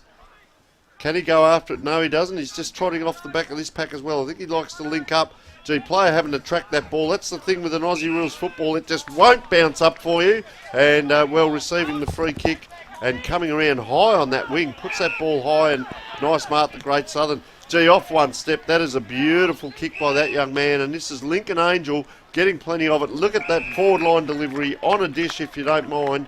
And, well, Jack, this is Ryan Corby again. Let's see commentators curse. He's a beautiful kick of the football. But that fast movement, fast transition, off one step, beautiful skills. As I said, a lot of these players, if they haven't already, they're not far off playing senior football. And you can see why, as Ryan Corby now gets a little bit of a hurry on. Very deliberate. Going to drop punt. Tell you what, very close there. Could have been a set play, Jack, we call that when you don't score. But, well, through for 1 point. And Great Southern Footy League now attacking their end.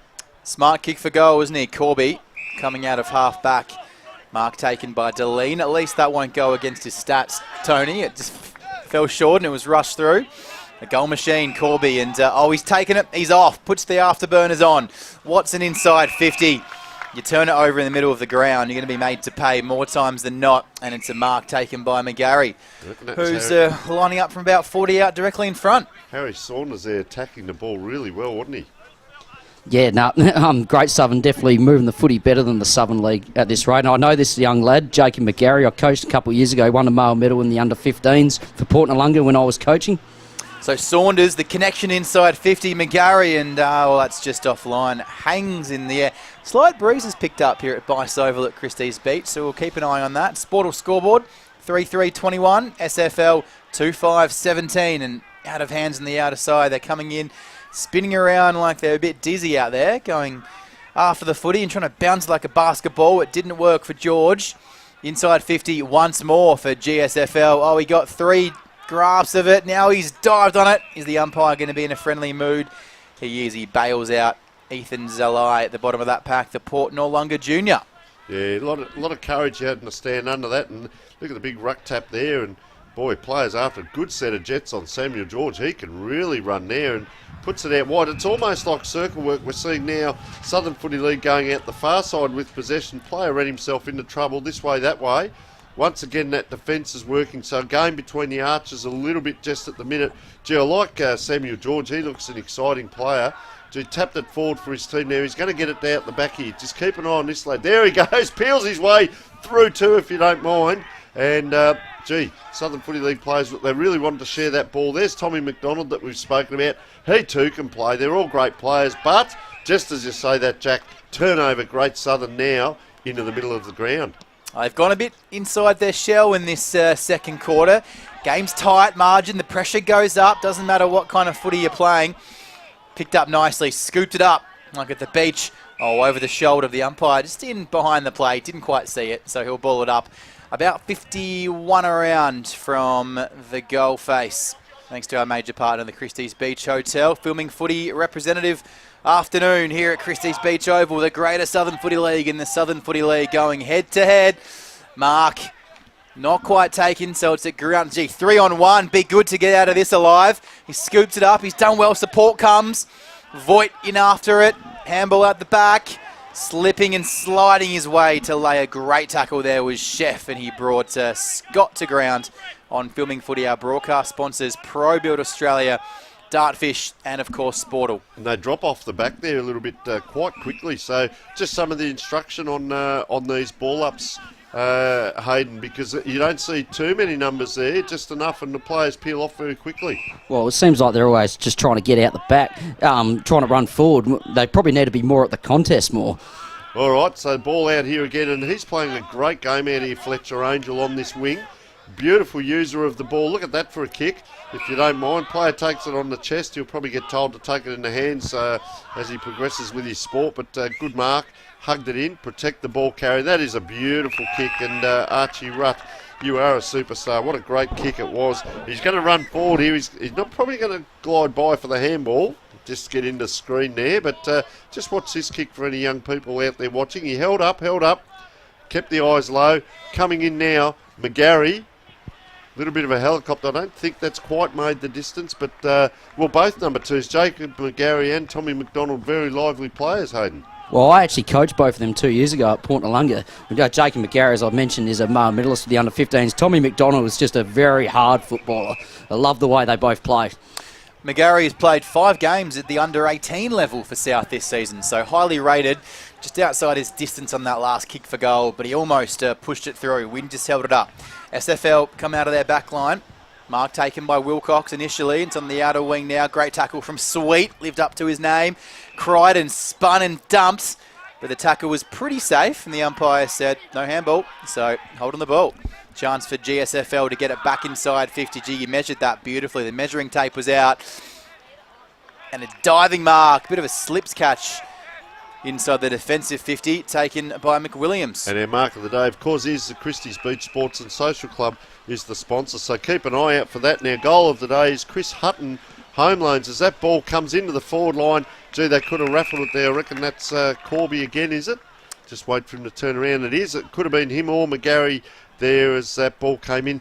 Good constructive use of the ball, Jack, coming in by Great Southern Football League. And you want to see a finish. You want to see someone have a shot, not get rebounded back out. And you like that when there's two players in the metre of each other, the voice to call one of them out. And McGarry called him out pretty well. So Corby comes in. Gee, doesn't get hold of it. Guess what? They're waxy. He's kicked it to McGarry. I wouldn't have said that was a set play. What are your thoughts there, Hayden? No, that definitely was no set play at all. But no, McGarry is a very, very smart footballer. He's actually South Adelaide's leading goal kicker last year in the under-16s too.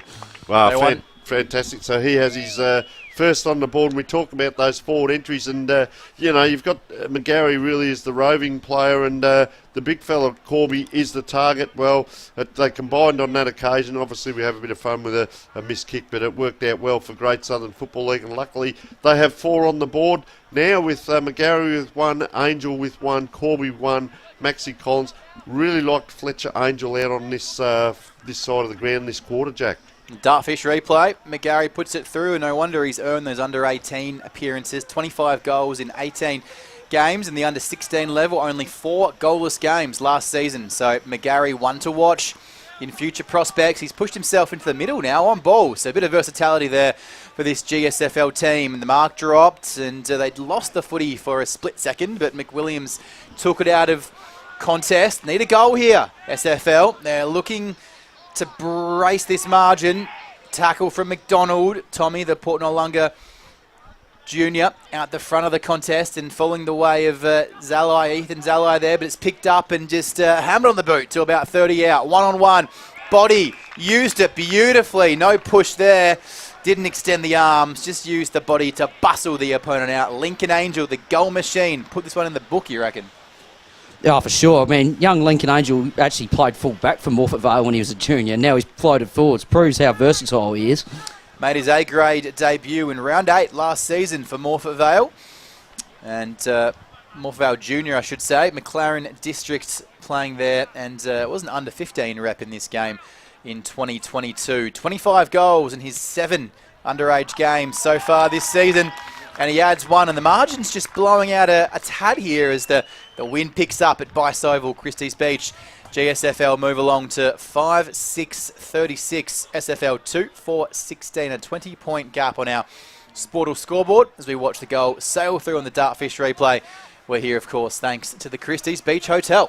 And, of course, if Corby doesn't get your Angel will, they're lining up together down. You see them down here in the forward line in front of us now. One's full forward, one's just next to him, about 10 metres off in the forward pocket. The rest of the players are 30-40 metres up the ground off those players. So interesting structure there. There's 2 deep, there's 3 in the mids, and then 1 more up a little bit further. So football has certainly changed to the positional game that we knew it years ago. Oh, flying high, but that is a great mark in front as well. Harry Saunders held his ground and did a great job of that diagonal kick that I spoke about into the wing. Out come the forwards. Oh, strong leading, big pack forms, but of course taken away. Ethan Wilcox on that far side. Can't get it out too far. Turning around quickly. Brock James pumps it in again. This time, lining up Petrucci, who's been lively. He's one of those lively half forwards. He's on the run a fair bit, and that was a interesting call for.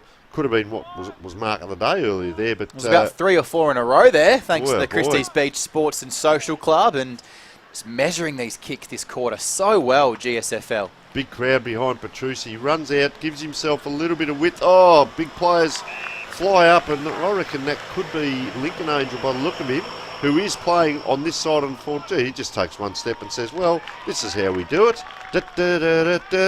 3 goals to Lincoln Angel and playing up forward. But as we say, Jack, we're seeing some fantastic skills, but you want to see that ball come in and finished off, not come in and get pushed out. Southern Footy League in that first quarter, very impressed with their back line, as you can see here. A nomination for goal of the day thanks to Chris Hudden Home Loans, but SFL for some reason had 4 on 9 on the goal line, and Lincoln Angel was just hanging at the front of that pack on the behind line with 3 on 1 numbers favouring GSFL. So a bit of talk needed at half-time in the Southern Football League. The margin's blowing out. We're under about 4.5 minutes left in this second term. Approaching half-time, and what would be the coaching message at half? We are joined, of course, by Hayden Berryman, under-15s SFL assistant and head scout. We'll get his view on what the message might be at half-time in just a sec, because GSFL are threatening to add to the damage on that scoreboard. Just turned over. SFL need a goal and need it pretty quickly, but they're not finding those targets like they were in the first quarter. Deep inside 50, you're probably lucky to get away with that as he leveraged himself up by using his hands on his neck. But the SFL halftime team talk, it's going to be something good, Hayden. Yeah, I know. Well, I'd almost just go backs to forwards, just change the lineup completely, and just got nothing to lose, really, especially in a representative game, especially down on the scoreboard like this. And all I would say is, guys, let's get a bit more vigorous. Crumming was great. Oh, he's taken out, looking to get his name on the scoreboard there was Carnivale. Only 4 senior games in the Colts for Wollonga this season. It's all GSFL. They're running onto it like they've had a few cans of Red Bull instead of the Gatorade or the water. And here's Brock James on the outer side, the McLaren Junior. It's all GSFL, taken without it. Umpire comes to the party. Oh, he's looking for the handball advantage. Bit cheeky there from the captain Collins. Did the right thing. It'll come back and they'll reload once again through Carnivale. Yeah, so Carnivale just puts that high kick in. Why wouldn't you? Plenty of players there, and just looked like it came off hands, but good grab there by Lincoln Angel. Well, he's kicked 3. He's lining up for his 4th in the first. Here we go. Just have a look at this replay in this first half. Might have bounced off a shoulder in the marking contest, but he did get first hands to it. Off his head. Off his own head. That's called a falcon, so very good. He's gone right back to the 50-metre line in the orange boots, and well, they don't pull the socks up anymore, but what they do is tuck the mouthguard in. So let's have a look at this young man in action. Best of the best out here today. Lincoln Angel, kick 3. Very deliberate. Look at the big crowd in the background enjoying the day. Wanders in. Nice drop of the ball. And that's over the umpire's head as well. And that is their 4th for the quarter. And Lincoln Angel's 4th. And just watching to see whether the teams are perhaps the Southern Football League were flooding, maybe bringing their forwards down into the back line, or whether the Great Southern Football League were pressing. Sometimes, Hayden, it's hard to tell which is which. But the ball only got back to the middle, and there was only 2 players for the Southern Footy League and Great Southern Footy League back on each other in that back half of the ground. Yeah, almost like Steve's trying to flood back or something. I don't know, but I don't think the midfield's pushing back hard enough at all. But Great Southern are all over him. And Great Southern are using the ball. Very impressed with how they're holding up, lifting the eyes, looking for the leads. They've got 2 good targets down forward. You've still got to play the game, and their running players have really come to the fore this quarter. The wings are out wide, and that ball swatted forward. Great Southern just taken out of his hands there, and free kick here to Harry Saunders, who's having a very good quarter as well. Just met high on that occasion. Chef pushed all the way up to the clearance after the ball up, because he's getting a bit thirsty down there in the forward 50. Not getting much of it at all. Can't remember the last time it's gone inside. That's a tough tackle. We'll give that a Jack Moore tackle of the day. And we'll attach a sponsor to it. Let's make it the Pro Build Australia tackle of the day, shall we? Just snuck up on him. Beautifully done, as Dennis Cometti would say, like a librarian. On this near side, and the mark taken by Coop. Angel was a very interesting customer. He switched leagues, of course. We'll get your view on that in a second, as the mark's taken there by Sweet.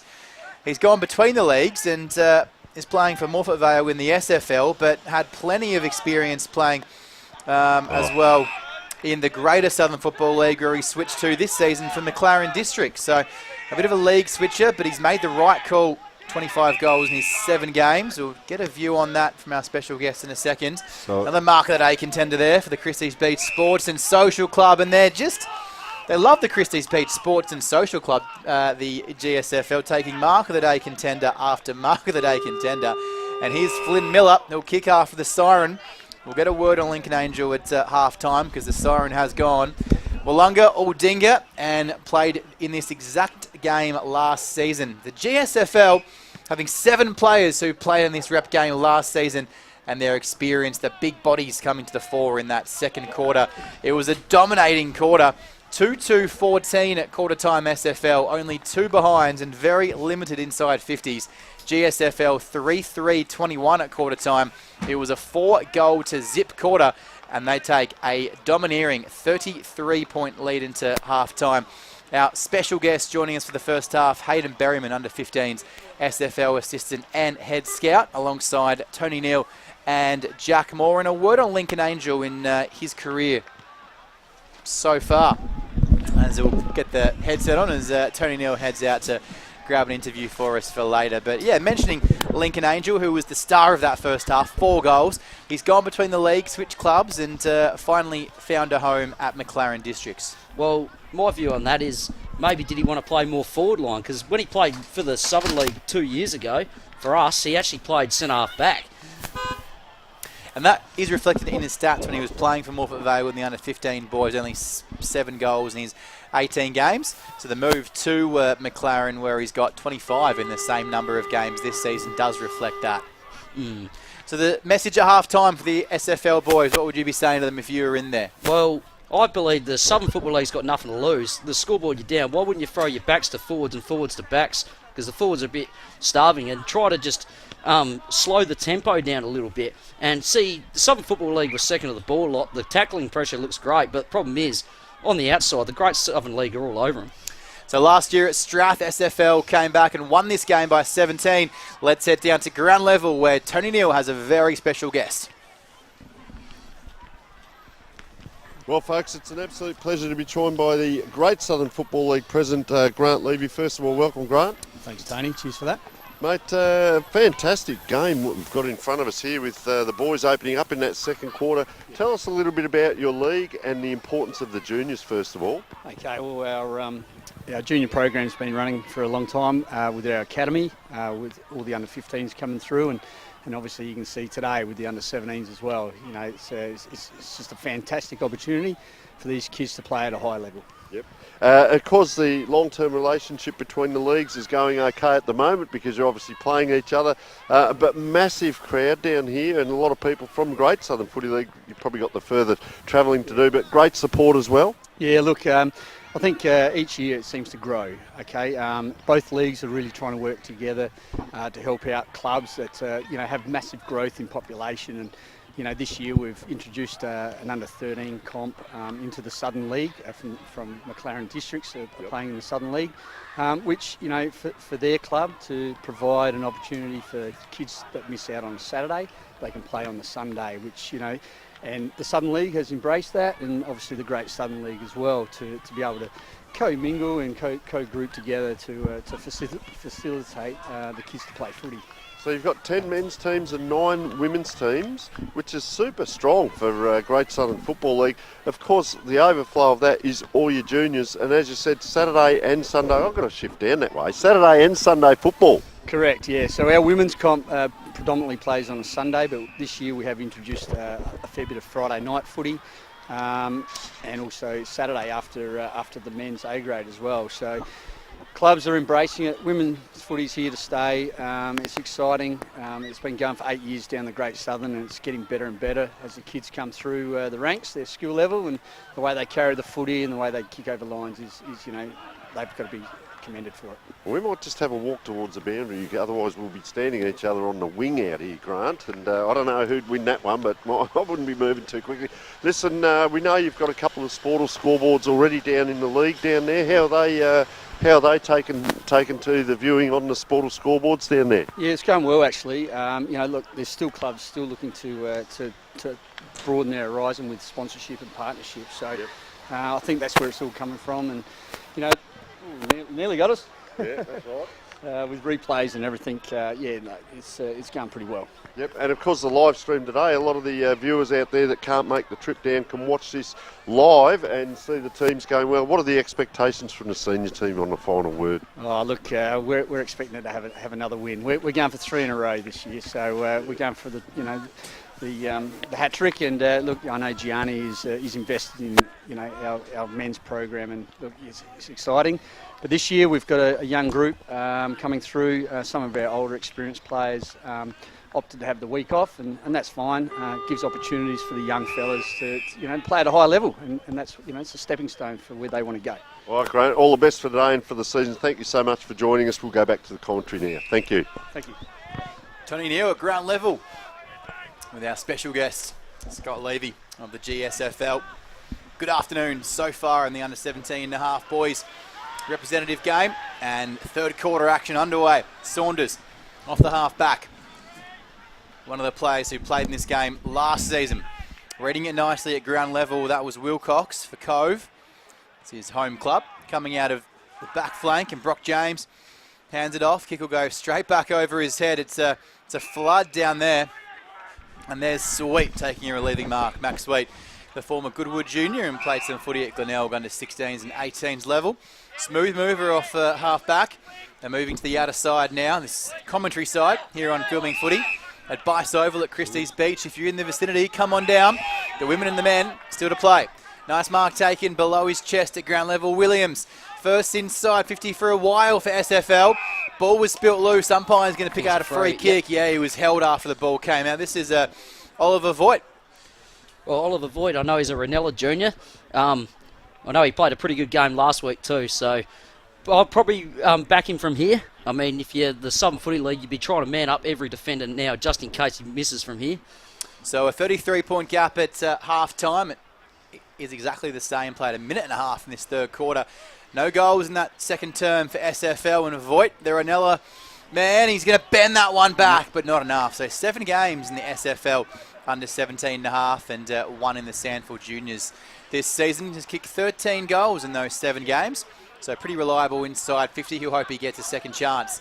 GSFL coming out. Oh, he rode it nicely. Sidestep. Oh, beautiful. Ferguson did that beautifully. The Dirty Dancing shoes on there, and just shifts his way to the left. Indicator on. No, Cleves Carlo played A-grade last week. That's going to come back over his head. Yeah, he played a couple of games, round 5 and round 8 for Cove in the seniors, and under 16 footy as well. Cleves Carlo. Hunter Williams. Williams has been fantastic so far today. He's on the under 16 list for South. Good pass again, Olivia Speaking Voigt. of fantastic, Voigt's going to get himself a second chance. Speak a bit about Hunter Williams. Oh, smooth mover, close to the ground, but really elite with his feet. Well, hopefully South are watching him today because they had a beautiful win last night in the under-16s because he has played a few games with him, but 2 years in a row he's won the best on grand medal in the under-15s grand final, and I have coached Hunter myself when I was coaching Port Lunga's under-15s. Fantastic kid, follows instructions beautifully. Really smart user as well. Finds a Voigt, this one a little bit further out, might just set it up. Does the smart thing, intelligent footy. Ortman. And that's a Mark of the Day contender, thanks to the Christie's Beach Sports and Social Club. It's Carlin Ortman, the only player to have played in this game last season for the SFL. The rotation of the youth coming through is great to see, but Ortman, one that can put his hand up here, lead them back in this game. Yeah, well, Ortman won the best on ground medal last week against Kangaroo Island. Also, another kid, a Port Lunga kid. He's played a little bit A-grade footy this year too, so I'm sure South have got their eye on him this year. Pumped him up and just put it away to the near Tom side. Commentator's curse. Indeed. Couple of behinds. We're joined. This is Jack Moore in commentary with Tony Neal. We'll come back into the booth shortly. With Hayden Berryman. We're joined by Hayden Berryman, the under-15 SFL assistant and head scout. And they're just messing around in the opening stages of this third quarter of the Greater Southern Footy League. Well, Southern League have lifted, haven't they? They really have. Oliver Voigt has really started this. He's leading beautifully. There's a ball magnet so far in this third term. He sets it up once again. Who does he see in front? First hands to it was Voigt, but waiting over the back was Elijah Coop, who takes a very relieving mark. Just need to compose themselves here. We were talking about a few players who played some rep footy last week against the under-21s in the Kangaroo Island side for SFL. Mark taken by McAvaney, and the umpire's just going to slow it up to make sure he's okay. But is that your man again, Lincoln Angel? Yes, gone to the back lines again from the looks. Right up, yeah. Got my 12 and my 21 mixed up there. Other way, so Lincoln Angel has come all the way up to half back. He wants a touch. 3-on-1. They all flew. The one that weighted down was McWilliams. Needed someone at ground level. He's bitten off a lot there, and he's got himself out of trouble with a free kick. Umpire says play on. 1-on-1 inside forward 50. Coming in with a strong bump was McGarry to win it back. 4-on-1. They've got 5 around the footy. Should be pretty academic to clear this one. If he just takes a breath and he finds Wigzell, who taps it on to his own advantage. He's a good player. Claims Carlaw's there. Yep. Whistle's gone. Free kick. He'll come back to SFL. We were mentioning about probably half this side should have that cohesion after playing in that rep game last week, shouldn't they? Yeah, for sure. I mean, especially playing against under-21s. Kangaroo Island got some massive boys. Surely the A-grade coaches have got their names penciled down. Who are we looking at? Especially the second-year players and third-year players. He's one of our favourites, Williams, South Adelaide. Oh, he just took a bit more recovered time, right, but he's recovered, picked it up, and he's absolutely sold himself into trouble. We looked ahead of the ball there. There was nobody really leading for him, so he felt he needed to do a bit more. Cut off. SFL have got a real boost at half-time. They've eaten all the oranges. And the runner just moving out the way because it's going to come straight back his way. Williams hunting again, like a mosquito, buzzing around the footy. He's done beautifully to Clems Carlaw. You called it beautifully there as well. 2-on-1 though. And it's a relieving mark by the captain, Maxie Collins, on the mark of the day contender, thanks to Christie's Beach Sports and Social Club. End-to-end opportunity here for the Greater Southern Footy League. Great ball movement. McGarry again, he's one of their best. And taking it, look at that, didn't take his eyes off the footy. That's Archie Rutt, the Relunga. All the way from the half back to the wing there to get that footy. Gut running. McLaren Jr. played some senior Colt footy. One chance, one opportunity, and GSFL might go from end to end and convert a goal. It's Max Ferguson. He's got 16 goals in 8 games. Made his A-grade debut last year for Strathalbyn, and best on ground in the 2023 version of this game. This time last year at his home ground in Strath.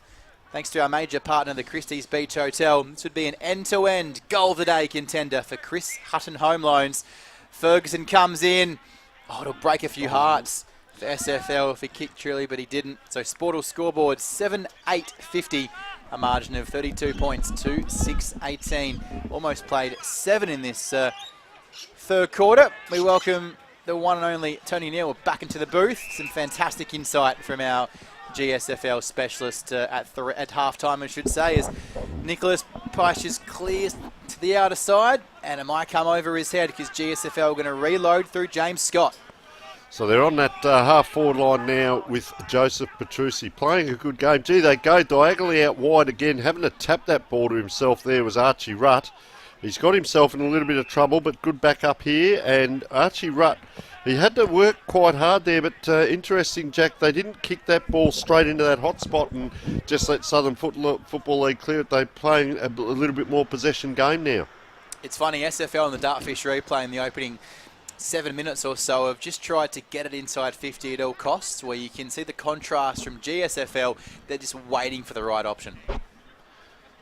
So, far side, wanders in.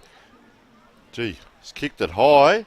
And just a little bit off there. And, well, Southern Footy League, we are 7 minutes in. They seem to have plugged up that hole a little bit because that second quarter, 4 goals for to 2 points, really opened up for Great Southern Football League today down here at a beautiful Bache Oval. Sponsored, of course, our major sponsor, Christie's Beach Hotel. Magnificent place for live sport, great food and a great atmosphere 7 days a week. Ball, gee, that one arm goes up, and that was a saving fly there. Tried to centre it there, didn't quite. The big fella put the shepherd on Zali, and ball just wobbling around outside 50. Player didn't really look there, Flynn Miller. He just put it into that dangerous position. Anyone's ball on the ground. Gee, trying to get through McGarry again. Player, did he drop it? No, he didn't. Southern Footy League, this is where they were good in the first quarter. This quarter, they're not so good, and he has been slung. So good call there, not only by the umpire, but our umpiring expert, ex-umpire, Jack Moore. And well called there, Jack, as Ortman, just that little clearing kick to Max Sweet. All thanks to the Dartfish replay. Saw that one, just a little bit extra in the tackle. Ortman takes it to Sweet, and he succinctly sums up the options, and 2 of the fast runners combining off half-back. Going one way, going the next, put the indicator on. So that across the ground play, Hayden, obviously trying to get a clearance into space doesn't work. Sorry, I'll just come back to that in a minute. James almost sent it back inside 50, but it's in contest again. You want us? Yep. No, Well, it's like they were trying to open it up by they get forward to centre to try to open up the corridor, which is what you do, but unfortunately, Great Southern picked it off. It's real experience in that midfield now. Plenty of players who have pushed themselves in there who have played a rep footy last week for SFL and a lot for GSFL who played this game last year. Was he taken down? Umpire said no. Chance coming up. Kick it towards the goal square. He does all the way. That's the one they deserve in this quarter. Umpire's going to come together. It was a close run affair. Hunter Williams is pretty confident he's nailed it, and the umpire's going to confirm those beliefs. He does. The goal that has made the pressure pay. Lots of possession, lots of inside 50s, and the margin closes. An SFL in the Dartfish replay. Margin closes back to 27 points. It's a beautiful goal from Williams. So he started that in the centre square. Tell us a little bit about him, Hayden. Himself and Samuel George seem to be really good with their pace. Well, Sammy George, because Noarlunga don't have a 17s, he's actually come across from Noarlunga. They both of them played in the under-15s last year, so they're both actually first-year players. Well, I'm sure South got an eye on both of them today because they're both playing really good footy. He's played 4 games under-16 this season for South Adelaide, so we know with South they're taking a youth approach. He's one to watch. Gee, I'll tell you what, McGarry's good too as he gets it across now. Harry Pearce, high, and that's down the ground by the sounds of things. It is, and well, free kick in front of goal. Was that down ground, Jack? Did you see anything in back play, or it might have been a holding up the ground here, which they need to get hold of? Because if Angel doesn't, Corby will, and this is Ryan Corby now, and this is the answer. So one team gets a goal, and can you answer quickly? And well, very deliberate young man, Brian Corby. You can see the big crowd in the background there enjoying themselves. The goal machine. So wanders in, just does that two-handed drop. Doesn't matter how you do it because that's straight over the top of the umpire's head. And Ryan Corby has his second, and 6 goals between 2 players with Lincoln Angel and Ryan Corby kicking 6. McGarry with 1 and Maxie Collins is the other one. So 8 goals scored for Great Southern Footy League.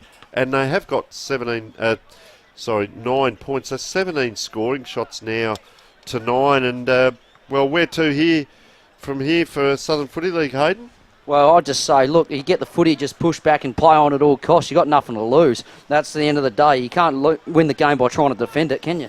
No, exactly right. Got to attack the footy as well. Special guest in the commentary box with us here on Filming Footy, the SFL assistant under-15 level head scout, Hayden Berryman, looking to move out of clearance. And just a word on Ryan Corby, counter-bait goal machine, 38 goals in 8 games, including bags of 5, 9, 5, 7 and 7 this season. So he's one to watch moving forward if he gets a look in on an SANFL junior list. Not to be just yet for Ryan Corby, but plenty of time for the young man. Just seeing a lot of players around this pack, Jack, but not much here in that space, and that's the space they've exactly run to there, Southern Footy League. So whether they drag their players up the ground, which you alluded to earlier, Hayden, do they come in around that ball, but left them space back here, and that's where that ball has ended up.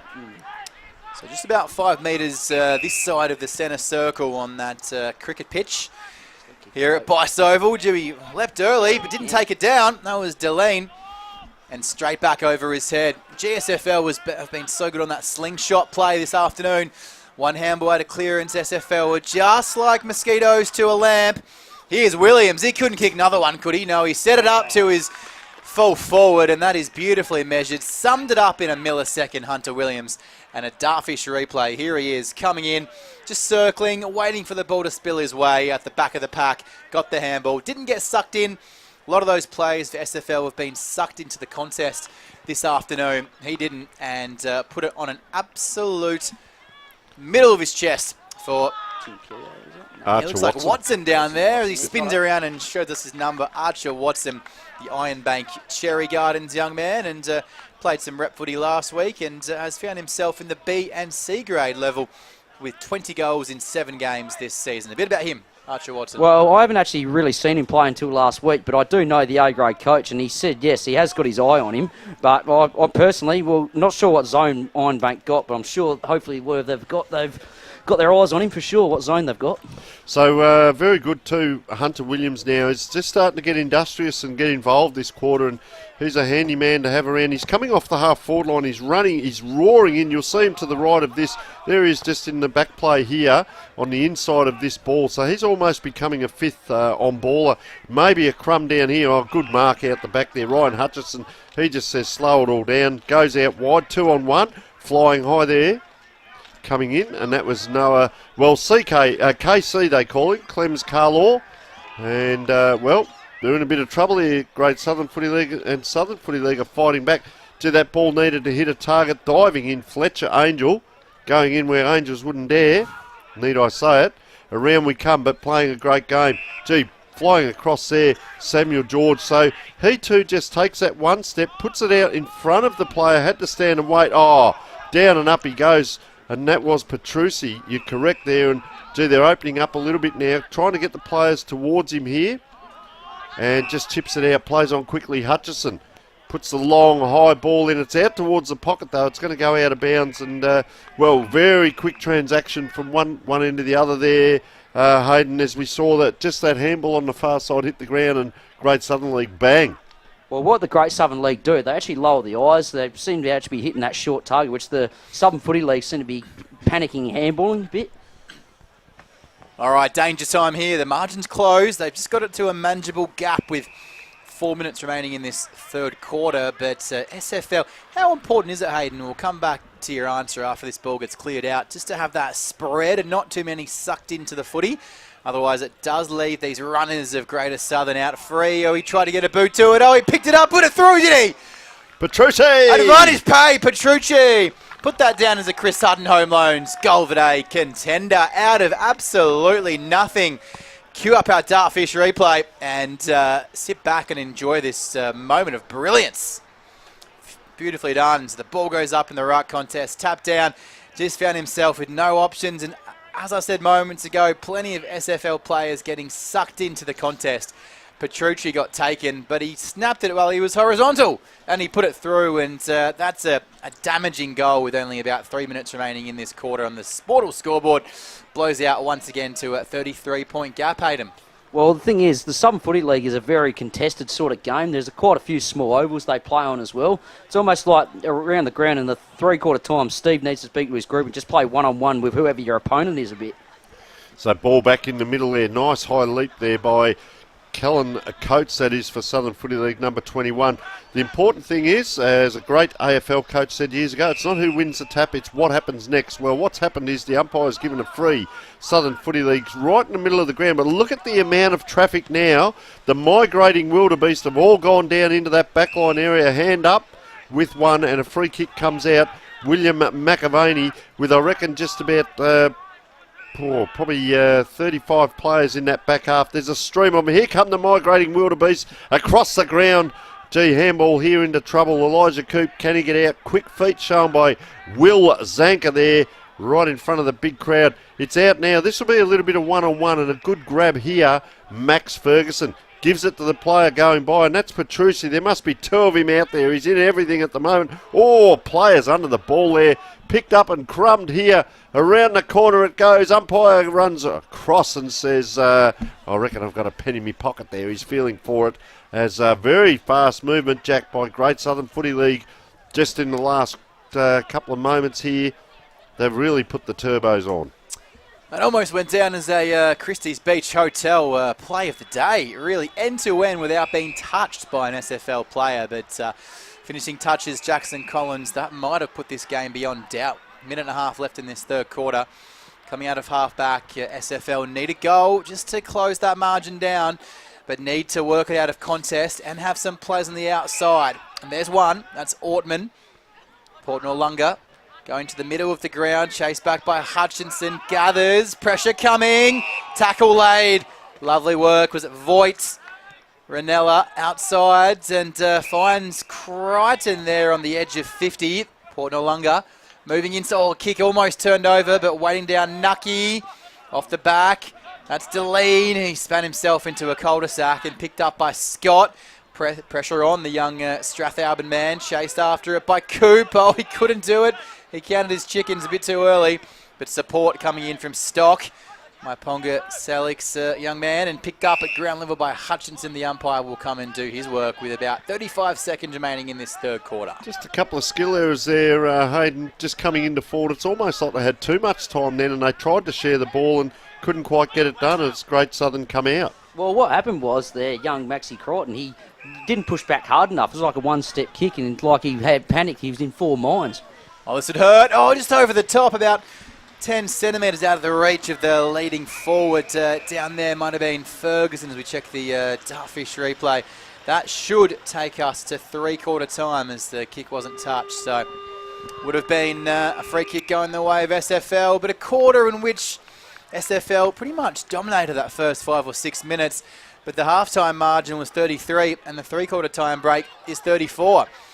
So at three-quarter time, the Great Southern Football League in the under 17.5 boys rep game for 2024, 9-10-64, and the Southern Footy League under 17.5 boys 4-6-30, a margin of 34 points. We're brought to you by our major sponsor, Christie's Beach Hotel. Live sport, great food, and a great atmosphere 7 days a week. For bookings, visit christiesbeachhotel.com.au. Our broadcast sponsors, Pro Build Australia. At Pro Build Australia, we build and repair with care. Contact Pro Build Australia today for a free, no obligation quote. Dartfish Video Analysis Solutions for improved sports performance. Sporto, our scoreboard sponsor, much more than just a scoreboard. Play highlights, promote your sponsors, advertising, player milestones, movie nights and share community events all on the huge screen. And Filming Footy, our footy stats sponsor, with over 1,500 events per game. Catch them all thanks to Filming Footy. Back with the fourth quarter after this.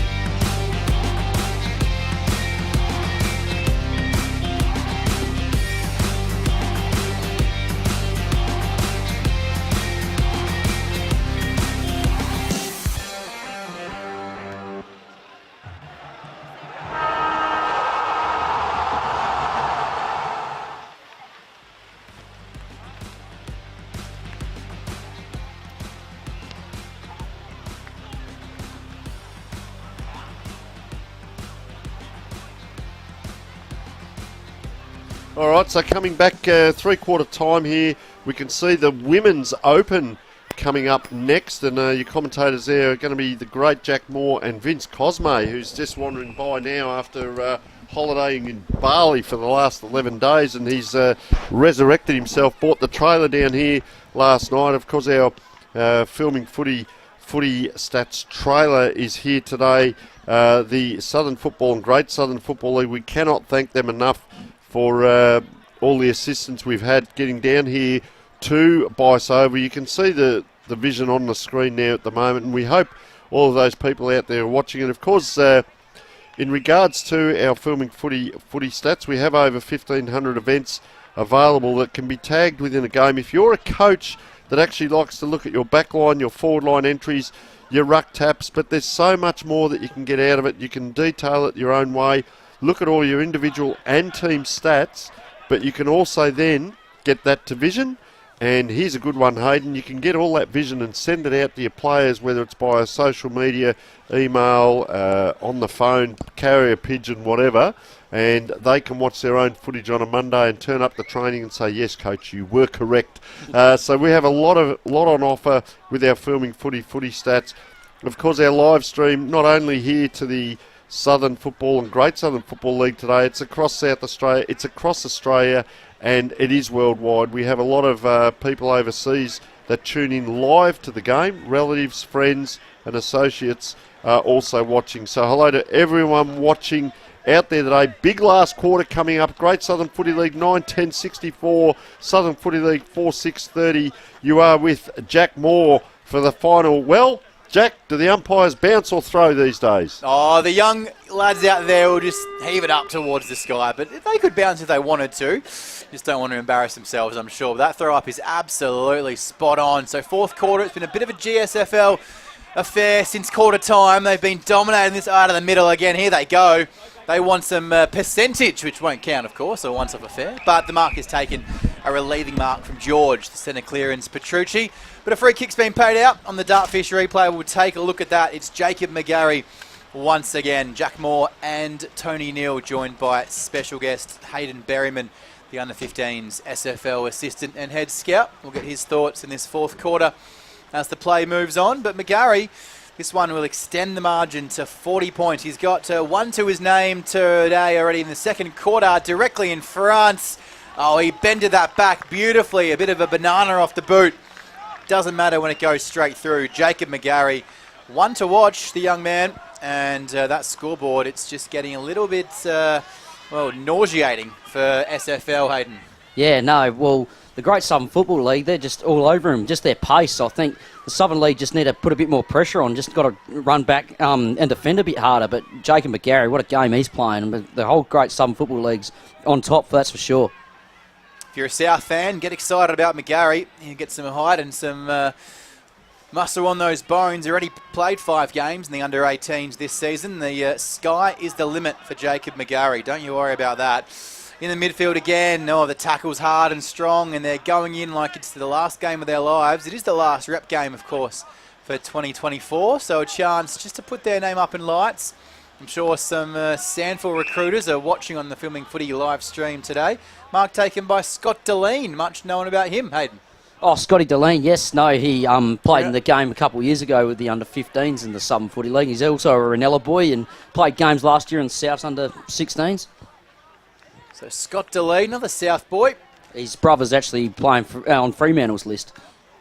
Great insight from our special guests this afternoon. Hayden Berryman knows the SFL inside out, and that kick's going all the way down to the line. That's a goal. I think he's got it. Deline all the way to the line, 40 out, loves his work as well. If you wear those pink boots, you got your confidence levels at the right amount, don't you? So Scotty Deline, you mentioned another South product. There's probably about 20 or 30 boys out there who have had experience with South's under-16 program. South this season, and well known for re-establishing themselves as a bit of a youth factory in the past few seasons. And give it 4 or 5 years, and you see a lot of these boys out there at senior level, perhaps. Oh, yeah, for sure. Well, it'd be nice to get a little bit more meat on them, but that happens over time as you grow up, I guess. That raw skill on display this afternoon. So goal for goal as we throw it up once again in this fourth quarter. And like a hammering ram coming through, taking down Max Ferguson, Strathalbyn player, and played an A-grade game for Strath. Made his debut last season on ball, just leading his troops around the contest. Good little hit out coming down. It was the Ruckman Coates on the way, and there's our most recent goal scorer, Deline, just hustling and bustling. Oh, it played to his favour because Stock lost his footing. That's unfortunate for Douglas. Fist up. Can he go back in for seconds? No, but McDonald's there, roving it, got it down. That's an inspiring kick, and the crowd go nuts. They packed in Bache Oval, and that's an autograph play. One to take home with your Dartfish replay. Load it up, son, because that is the Chris Hutton Home Loans goal of the day. And the minute it left the boot, here's the replay. Stop, start, pause, play. First fist came over the back from Watson and taken to ground level. That was an inspiring effort and a definite goal of the day contender as SFL pushed their lead out more. Hayden, your view and take on that one. What a goal. Well, that just come from Scott Deline's pressure. I mean, he's had a good start to the quarter. I mean, Tommy McDonald was known for a bit of that when I coached him in the under-15s. Just his pressure as well, and just good kick that. Port Noarlunga, stand up and celebrate your young man there, Tommy McDonald.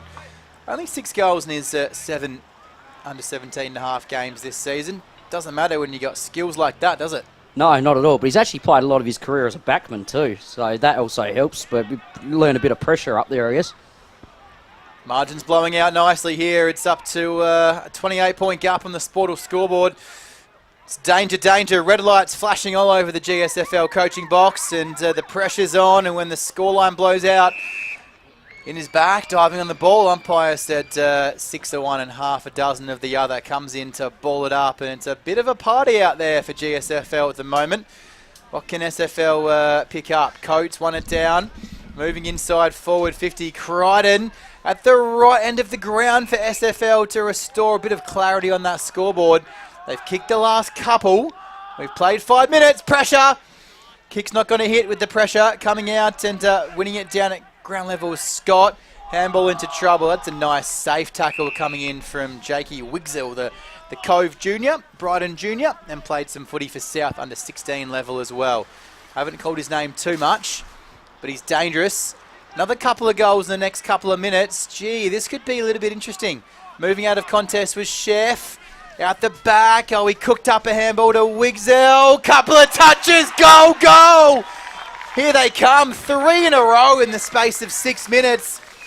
I can tell you about young Jakey Wigzell. GSFL have put the cue in the rack, and tell us more about the goal scorer, Jake Wigzell. Well, he's actually played a couple of A-grade games for Cowlett Cove this year, and I know he's on South's list actually as well. I'm sure they've got their eyes on him. He's a very good halfback flanker, very good runner. And gee, the Southern Football League have lifted, haven't they? They've just gone all out, just attack. We've got nothing to lose, haven't they? Haven't they just? He's played a few games in the under 17.5 for Cove. Had a C-grade game and played a couple of games in the Cove Stanford Juniors program as well. As you mentioned, the rep game last season, and he's so far found himself in South's under 16 team 14 times and named best on 4 occasions. And quiet first 3 quarters, but if you play a blinding fourth, it might be just enough. Umpire had the whistle to the mouth to pay hold on the ball, but it popped out at the last second. Another inside 50. GSFL have gone home at 3/4 time. Did the tackle go high? Oh, umpire said no, you ducked. And that's your Pryor holding the ball. Ferguson relieving kick, but it's not that much relief. It's a short acting kick. Outside of, he shook him off there. He said, you're too small and too strong. Inside 50, Archie Rutt. All of a sudden, GSFL need a bit of a soothing goal. It's gone from end to end. SFL have upped the pressure. As you said throughout our call, Hayden, nothing to really write home about, but just go out there and play some footy, and they're doing just that. Have they left it too late? We'll soon find out. Here's Chef. He's pushed all the way up to half back. Strong tackle, shrugged it like a pro, Callan Coates, and they're off again. The goal scorer, Wigzell. That's going to be a mark. And 25 metres too, he was taken out after the contest. Hasn't he had a good start to the quarter? Scott Deline, he's really lifted. On fire, looking for another 25 it might be. Is the umpire blowing? He has, I think. Yes, it is. So 2 25-metre penalties. Gee, ill-disciplined at the wrong time for the GSFL. This will bring the margin back to 16 points. Well, that's right. Well, like I said to you, at 3/4 time, the Southern Football League just got to take the game on. They've got nothing to lose. And if he kicks this, it'll be 16 points. But I reckon it's all started with this man, Scotty Deline. He's had a brilliant start to this quarter. Yeah, the coach has gone up to his players at 3/4 time and just shook them about and said, boys, this is your last quarter perhaps playing with each other at this level for the year, for your career before you get up into the higher grades. Scotty Deline's come out with 2 of the best in this 4th quarter. Delicious from Deline. And the margin as Tony Neal wanders back in the box. Tony, 16-point ball game, and we've still got about 12 minutes to play. SFL are coming from the clouds on the Dartfish replay. Well, they've kicked the 3 to 1 now, or 4 actually. 4 goals to none in this 4 quarter. 4 goals, and how exciting. And you called it, Deline there. He's come alight, and there's belief. There is belief, and have a look at Hudson Voigt there in the middle. They're all setting up, so player behind the ball. So now they're matched up, so I'm very interested now. We put the coaching hat on. Do they go man for man? There's been a couple of goals scored. Flynn Miller putting a bit of attention in there to Kyle Sheff in the background. Sheff runs forward. There he is as we speak. He wasn't getting enough attention. He's put that just outside the 50. Look at Jacob McGarry there, just cruising out. He's caught on this side, so he's out of this space. 2 on 1. The one is Maxi Collins, the captain, leading the way. There he is, gets that kick in, a sling. The umpire within us, which is Jack Moore, has called it. Jack, you've picked that up a couple of times today. We're calling the game and you've seen what's happened. Some and fantastic umpiring from our junior umpires. Telepathy. Out there. Always taught just to watch the last act of play. They've picked up 2 beautiful free kicks. So Max Sweet, that is a massive kick in. A good set of jukes. It's a mark. Oh, I'll tell you what. Who have we got there, Hayden? That's Hudson Voigt. I can tell you a fair bit about this lad if you want. Yeah, fire away, mate. Yeah. Well, Hudson Voigt is a very strong lad. He played under 16s last year for South Adelaide, and the year before he played games as a first-year player, and he's a very strong unit. He's a very strong midfielder. All right, so Voigt it is. You see the 50-metre line. He steps across it now. He's holding that ball very flat, just points it a little bit. Gets hold of it. It's a cross. Is there a grab there to McDonald? It's not. He grabs the post instead. And, 4 goals, 1. 5 scoring shots for the quarter, Jack. They've doubled their goal scores from three-quarter time, 4-6. They've kicked 4 in this quarter, and they are coming home strongly. 15 points in it and plenty of time. We love the exciting games like this. Who will be the best on ground or our most influential player? Who will get the Dartfish beanie and thongs? They stream forward again. That is a goal, and that's Chef. We caught him in the middle there. He just hung out, and that's good play where they don't come all the way in, Hayden. He just hung outside the 50. Let's have a look. Dartfish replay coming up. Got an injured player, so umpires will hold the play, and the timer will hopefully stop. But Dartfish replay, kick in. Hayden, what did you see off this one? What a brilliant read of the play by Chef. Well, I put it down to, I don't know who that was backing in, and then Chef just ran forward 100 miles an hour, bullet at gate, just wanted that footy, didn't he? That's how he got that goal, and he's a fantastic player, and hopefully this lad's all right. So there were 2 players going back with the flight of the footy, one coming towards it, one going back into it, eyes locked on the ball, and the Dartfish replay we saw, not sure if we can roll it again, but a collision in the marking contest. No real malice from either player. Unfortunately, though, it looks like an SFL player has caught the brunt of it. We take a look at our replay, thanks to Dartfish, and yeah, just going back, knee right in the middle of the back. It looked like it might have been, Hibbett in the 13, or perhaps Sweets are in the 13, or perhaps Hibbett in the 12, and the stretcher is out. So let's have a look while this is happening. We'll pause. Lad, all the best. Let's have a look at the goal scorers, Jack. First of all, for the Southern Football League, who have you got?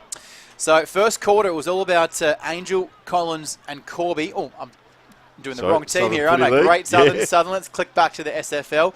Hibbett's got 1 in the first quarter alongside Williams. He added a second to his tally in the third quarter, so 2 for Williams, 1 for Hibbett, 1 for Watson. And in this quarter, Scotty Delina's kicked 2, McDonald with 1, Wigzel with 1, and Chef with that last one for the SFL. And on the GSFL side of things, Lockie Angel has 4 of the best, 1 in the first, 3 in the second quarter. Collins with 1, Corby with 2, 1 in the first, 1 in the third, and Petrucci with 1 in the third quarter. Our goal of the day, of course, brought to you by Chris Hutton Home Loans. As the players just head off into their huddles, we do hope the actual clock itself has stopped. Our tick-up clock is still running as it's instructed to do, but as far as I know, when a stretcher is called, the clock should pause. Not sure your view on that, Tony. Yeah, we'll just wait and see. See the Southern Footy League have gone right over to the coach's box. Let's talk about this. We will let the trainers do their work over there. Pardon me. Talk about our Southern Footy League better players. So we've got Hunter Williams. Just excuse us for a moment. We'll get off that picture there. So we've got Hunter Williams, of course, playing good game. Tommy McDonald. Hayden, how have you seen Tommy McDonald? He's a lively player, isn't he, up there with the headband on? Well, yeah, he's been brilliant, but I reckon Scott Deline this quarter's been fantastic, and yeah, probably Hunter Williams for me, and Tommy McDonald and Chef's had a pretty good game as well. Yeah, we go through Crichton. We saw just come on and take that good grab in the forward line here, so they're all playing their roles. Chef, of course, playing a very good game in that midfield as the players just heading back out there. We had Scott Deline, as just said. Ortman's not too bad as well. Yes, we come down. Ethan Wilcox, I liked him early in the game in the back line. Unfortunately, the ball was coming down so often there, the Great Southern Footy League in that second quarter, but he looked like he started well, Ethan Wilcox. Pardon me. We come across to the Great Southern Football League, and Joseph Petrucci. Yeah, no, I know. I remember being involved with Joseph when I was helping out the under-13s down at South. He was a very good player then, but I like Fletcher Angel. He's also the brother of Lincoln Angel. He's been really good too. Both Morpeth Vale lads to begin with, now gone over McLaren Vale. So Jacob McGarry is another one, so the blonde-haired lad, number 2. So the two number 2s we mentioned earlier in the day playing a very good game. Jack? And you've got players on that Greater Southern team as well who have been identified by Sandford youth programs, the likes of Liam McCurrick in the number 3, and also, as I scroll down, Brock James in the 15, Scott in the 16, and also a few others, including one of the emergencies who didn't play today was Sean Handbark. So these kids, the scouting is real at Sandford level. South have a pretty wide area down here by the coast, the Panthers do. So there's no doubt that a lot of these kids will be scouted hard. You've got that scouted knowledge, of course. Hayden, exactly what do they look for? Is it just the speed, just the agility? Is it more the ability to take instructions from the coach, play to structure? Well, to me, I think a lot of them, they take about fitness into play a fair bit too, because some guys have got natural football talents, but if you haven't got the fitness, it's like, how far are you going to go with it? Yeah, very good point. When we mentioned some of the other players, are about to restart in a moment, but Saunders, Ferguson, we'll come back to the game here. We've got a couple more players to go with. As that ball goes up, a player taking the ground, and I hope he gets up all right, because it's going to be all one way. Caelan Coates, the question now, they've had the break, will they pick up from where they left off? It's a mindset at the moment. Gliding forward here, had to run in and be courageous, was the Great Southern Footy League player, but it's anyone's ball here on the ground. They don't come out very far, but they've got a player running, and that is Flynn Miller, who's also trying to do a stopping job on Chef. They come inside the 50. Nice kick, McGarry, that was playing outside. Look at that. The courage to go for a mark rather than punch. Will it cost them? Well, it's a 50-50. Look at the maroon jumpers that have come in. They're working harder as we speak. Well, what I saw there when the Southern Football League had the ball, but they couldn't get control of the ball. They were just trying to handball it, which the Great Southern got that quick kick out helped, didn't it? Yeah, exactly right. And, player over the ball. He's had a really good game. Fletcher Angel, one of the players we mentioned. Look at the players off the ball. The interesting one, McGarry set up on his own back here, and Archie Rutt, who we'll speak about in a moment. But the Southern Footy League now trying to get it out. The big fella there, that was Ethan Wilcox, gets it across this way, that way. Nice handball over. Player in trouble. Does get it out to that player who floated out here, Caelan Coates, for a long time.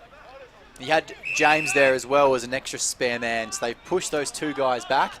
The clock still is showing that we've got 2.5, so it does appear they didn't stop it for that injury, but we will know when that siren is due to go on the 20-minute mark if they did or not. But the scoreboard here on Filming Footy and the at-ground scoreboard is showing just over 2 minutes of game time yet to play. Need a goal in the next minute. They're down by 9. Chance here, Mark. He'll play on Willie. He'll go back, surely, to run in and put that through. Hard in the mouth stuff for the supporters. Archer Watson, here we go. Put it through. Grandstand finish coming at Bache Oval.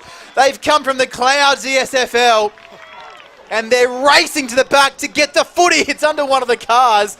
They know they've got about 1.5 minutes. Dartfish replay. 2 spare men. Didn't matter over the back. Can they steal this? Well, I said I put my coach's hat on at three-quarter time when you're having a chat to me. I said, all the Southern Football League can do is just go long and direct and take the game on. And look, now we're within 3 points. How exciting. Minute and a half to go. Archer Watson. 6 goals for the quarter against 1. They've stopped the Great Southern Footy League. 3 points in it. Sam Sheriff will be pulling his hair out over there. Steve Hibbert, what a coaching performance last quarter. But the players, bang, they've got it in a good set of hands. Hunter Williams, he can't. It's a rolling maul. That's what it's become. Look at the numbers around the ball there.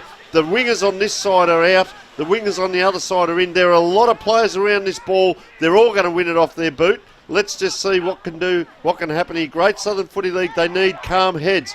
Player just barges through. It's a scrambled ball. McGurry, I tell you what, he's handy to have around it because he gets hold of it.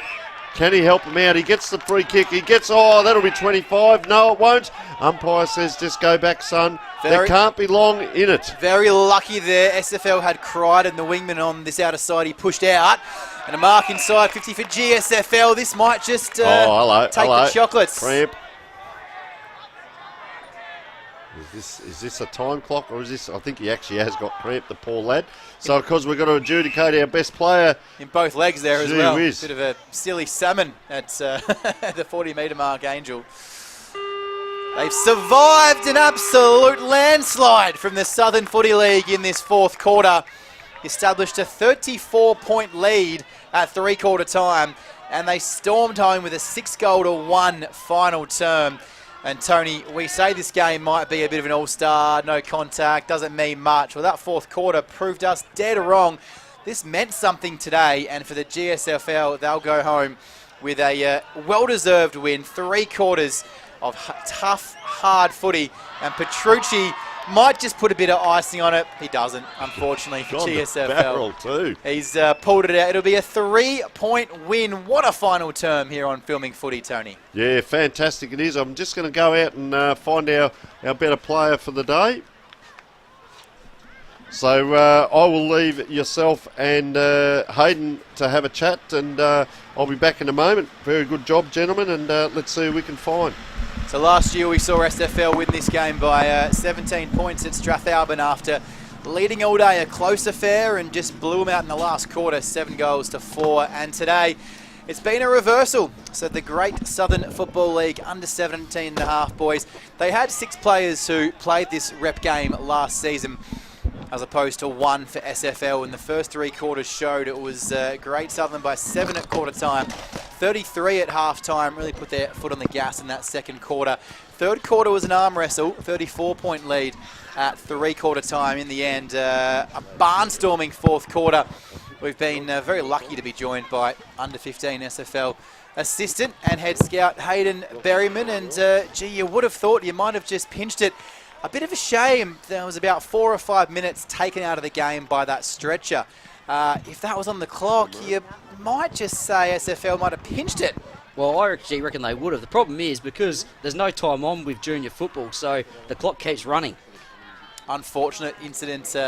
We do hope that that player is okay. It did look like they were responsive and arms up on that stretcher as it left. So if you're watching and you are a teammate or a relative of, I believe it was it Hibbert or Sweet on the stretcher there? No, it was one of those two. One of those two, the 12 or the 13. We do believe that he was quite responsive as he left the ground, and a bit of a marking incident. Didn't look to be any head contact. It was more around the midriff and the ribs. But just pay homage to a few of these boys. It'll be the last time they get to play with each other at rep level, and there's lots of real stars to look out for in the future. We went through a few in that injury break, but the likes of Voigt, Chef, Archer Watson, we saw who had a fantastic last quarter, Scott Deline as well, McWilliams.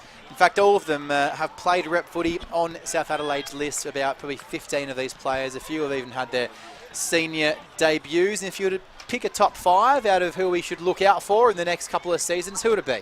Well, if I was picking a side, I'd probably go both the Angel boys and probably McGarry and even Maxie Collins. I like the look of him, and Archer Rutt for the Great Southern. But if I'm looking at the Southern League, probably Tommy McDonald, Hunter Williams, Callan Ortman, Scotty Deline, and probably I like Jakey Wiskell's last quarter as well. Lots of talent to watch out for if you're a Sandful fan, then stay tuned, because a lot of these guys will be up there in no time. A lot, as I mentioned already playing some senior footy for their sides, and a handful with under 18s games under their belt, and about 20 or so with under 16s contracts at South and other clubs as well. Well, final chance before we break to send it down to ground level as Tony hunts down our player of the day in that under 17.5 competition. And I see him, he's jogging across the field there to catch up with somebody. Big shout out to our major sponsor for the day, the Christie's Beach Hotel. A great atmosphere 7 days a week. For bookings, visit christiesbeachhotel.com.au. And our broadcast sponsors, Pro Build Australia, contact them today for a free no obligation quote. Dartfish, video analysis solutions for improved sports performance. Sporto, our scoreboard sponsor, much more than just a scoreboard. And Filming Footy for our footy stats, filmingfooty.com.au to 1,500 events per game. Catch them all, educate your players, your coaching staff. It's an invaluable resource. And a few Mark of the Day contenders thanks to Christie's Beach Sports and Social Club.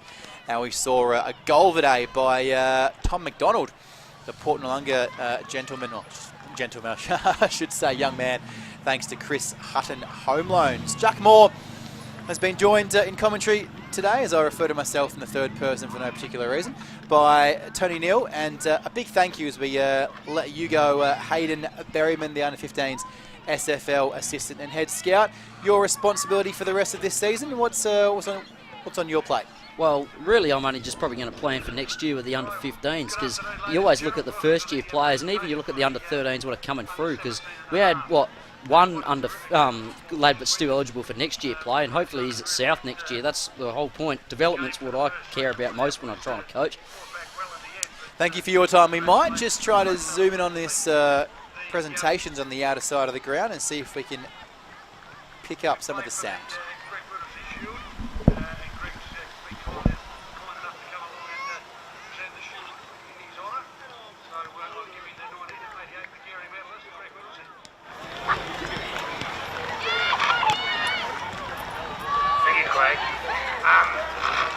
Well done to Steve and Sam and the coaching staff.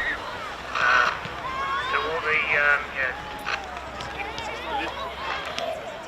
everyone supporting with it. Then I'll throw back, and then the best player's coming over. So I'll interview him after. He's coming over. Come together and play the association game away from their club footy. It's the next pathway to a lot of the players playing today going forward. So well done to the Southern boys. You showed great character, and I think with everyone, the last quarter, you showed what you can do. So hold your heads up. The first 3 quarters were probably, you had your time again. If you played like that in the first quarter, it's a different result. But just go back in clubs and keep playing. It's of the leagues and footy going further. So all the best in your endeavours going forward. And to the Grey Southern boys, speak about since 2018, since we've actually won this age group. So I was just talking to the guys. A lot of the kids that played down the 17s also played down the 15s and all the way through the past. So it is a great building step with the academies and all that. So just keep striving. Games at the moment, and we're with Megan Hunt, first of all, who's the venue manager from the Christie's Beach Hotel, a major sponsor for the whole day. First of all, thank you, Megan. Thank you for having me. Well, it was great having a little bit of a chat with you and getting some background. So the Christie's Beach Hotel, we've been pumping it up all day. Now we're going to find out a little bit more about it. First of all, the renovations. Tell us what's been happening. So obviously we renovated the bistro last year and obviously updated the bistro, moved the kitchen, put in bench seats and obviously made the larger area. And now we've just opened up the front bar on the 23rd of December with a big deck and the fireplace and everything. So open to see the ocean. Let's talk about that. So there is the big deck out the front. We see it's a magnificent hotel. I often come down and stay in this area. It's magnificent. I've eaten there and socialised, let's say. I'm not one of the ones you've kicked out late at night, but the deck and the playground. There's a special playground in there as well. Yeah, so we have the front deck obviously, which is more for the front bar areas with the live music, and we obviously have on the weekend and the sports. And then we have the other deck, which is the bistro deck, which has got the kids' playground, where parents can sit there and have a wine and watch their kids. And then also we have a cinnamon room and an ice cream machine. So I think that's a 3-win kids' playground. Is it only kids? I tell you, selling it very well there to myself. We call it kids' heaven, but is it also parents' heaven when the kids go in there? I think so. The specials. Tell us about the food specials. We obviously have specials every day on our menu, but we do have a schnitzel night on Wednesday nights. That's probably our biggest night that we have for our schnitzels. But on that, we have specials every day. All right, so we find out a little bit about the hotel, which is fantastic, but also importantly, let's talk about yourself, the Christie's Beach Hotel, in regards to the involvement. We see this magnificent sports day, which you've put a lot of time and energy and effort into this. We know you've had to come away from work to spend the time down here and socialise and be with us as well. Let's talk about your other involvement with sports in the area. Yeah, so obviously we are the major sponsor here for the Christie's Beach Football Club. We've also got the Panthers, a soccer club as well. We sponsor them as well. Have other bits of, and I'm also a part of the Christie's Beach Tourism and Association, a committee member. So obviously supporting the locals and bringing things into the area. All right, and let's talk about that. As you say, community involvement is so important and it's not just people in the local area. It's, as I said, we come from the other side of Adelaide. Sometimes the people down in the Great Southern, they come down into the Christie's Beach Hotel. Function area, which is a fire playground, so we obviously use those for like kids parties or any sort of celebrations that you have with family or friends. We can do that for you. We also hold other events in the room as well. We've got a wine dinner coming up in July. We do paint and sip events in there, and we also do mess pay for the kids as well. So many events happen throughout the room, but obviously you can hire the room individually if you have a private event. Can people stay at the hotel? So we have 12 rooms at the hotel and different rates and different room types. So yeah, there's availability to stay as well. And tell us also about the all-day dining. So it's not just coming at mealtime, you can have it all day long? Yeah, so Friday, Saturday, Sunday we do all-day dining. So we open at 11 and we close at 9. But obviously that's available in the front bar in the bistro. And then other than that, we obviously just have our normal dining, which is 11:30 to 9. And you've spoken about the events, but also a function room. So if I'm a sports club, I can come in and hold a committee meeting or conduct interviews. But also if I'm a corporate, we can come down and you've got facilities available for corporate sports and the general public community events. Yeah, we do a lot here with the boys. The presidents come down, they have some meals and stuff in the room as well. But we also do have TV screens and we have all the kicking the boodles to go. So if you want a corporate package, we have that available as well. It's all in our function package on our website. And Megan, also if I want to come down tonight, obviously I can get a meal. But what happens on Sunday, Monday? It's a public long weekend. What are you doing? You're closing up the doors and having a bit of time off, or we're remaining open? We're open. We open at 9 and shut at 3 a.m. every day, 365 days a year. So we're open for the long weekend. Come down and have a meal, or just come and have a beer on the deck. Well, Megan, I'm sure we will be catching up a lot in the future as your association here has been sensational. We can't thank you enough for the day, but also for the Christie's Beach Hotel, for what they are doing for the community, for the sports, for, as we said, the workplaces, the businesses and the whole area in this region. So thank you so much for joining us and opening our eyes up. We have all the contact details in there. We will be mentioning it more throughout the day. Sensational. Thank you so much for joining us. Thank you for our support. Thank you. And by the way, we would like to present you with the Archie's thongs as well. They're our special guest. We'll get a pair of them, and for yourself, you're on your feet a lot, so enjoy them. Thank you so much. Thank you very much. All right, back to the central commentary position.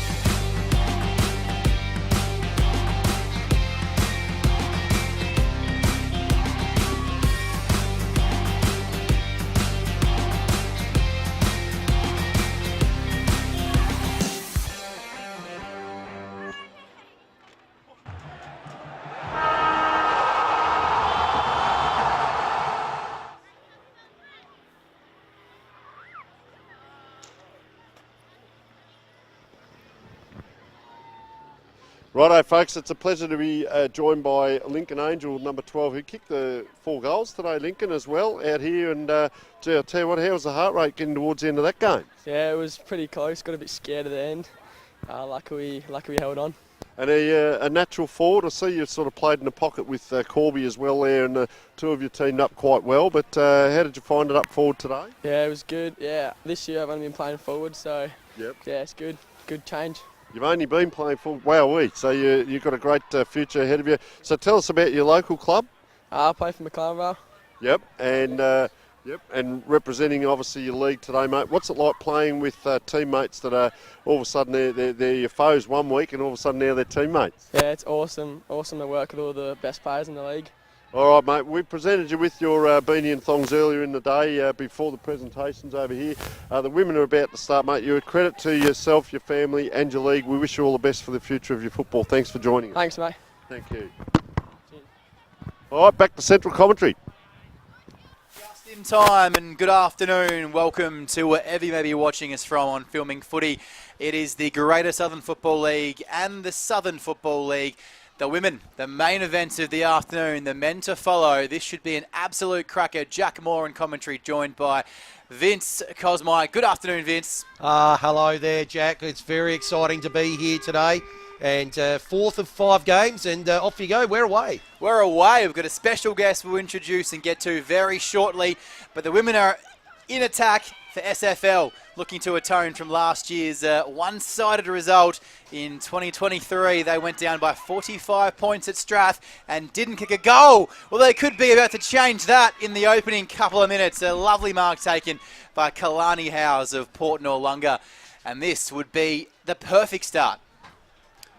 Yeah, good grab by Kalani. We'll see how she goes from about 40 out. So 90 games in her footy career and just leaves it a bit short, but used the breeze to perfection. Kicked 3 behinds in last year's rep game, and they're already on the board with 1 this afternoon, thanks to Filming Footy and Sportal, our scoreboard sponsor. This is the association rep game of 2024 between the GSFL and the SFL, as the mark is taken on halfback by Kalani Bates. And time to introduce our special guest, under 17 assistant coach for the SFL, Dana O'Brien, also plays for Cove in the SFL women's competition, and 3 association games, plus the country champs representative. Dana, thank you for your time. Looking forward to having you alongside us today. Thanks for having me, guys. It's great to be in here with you all.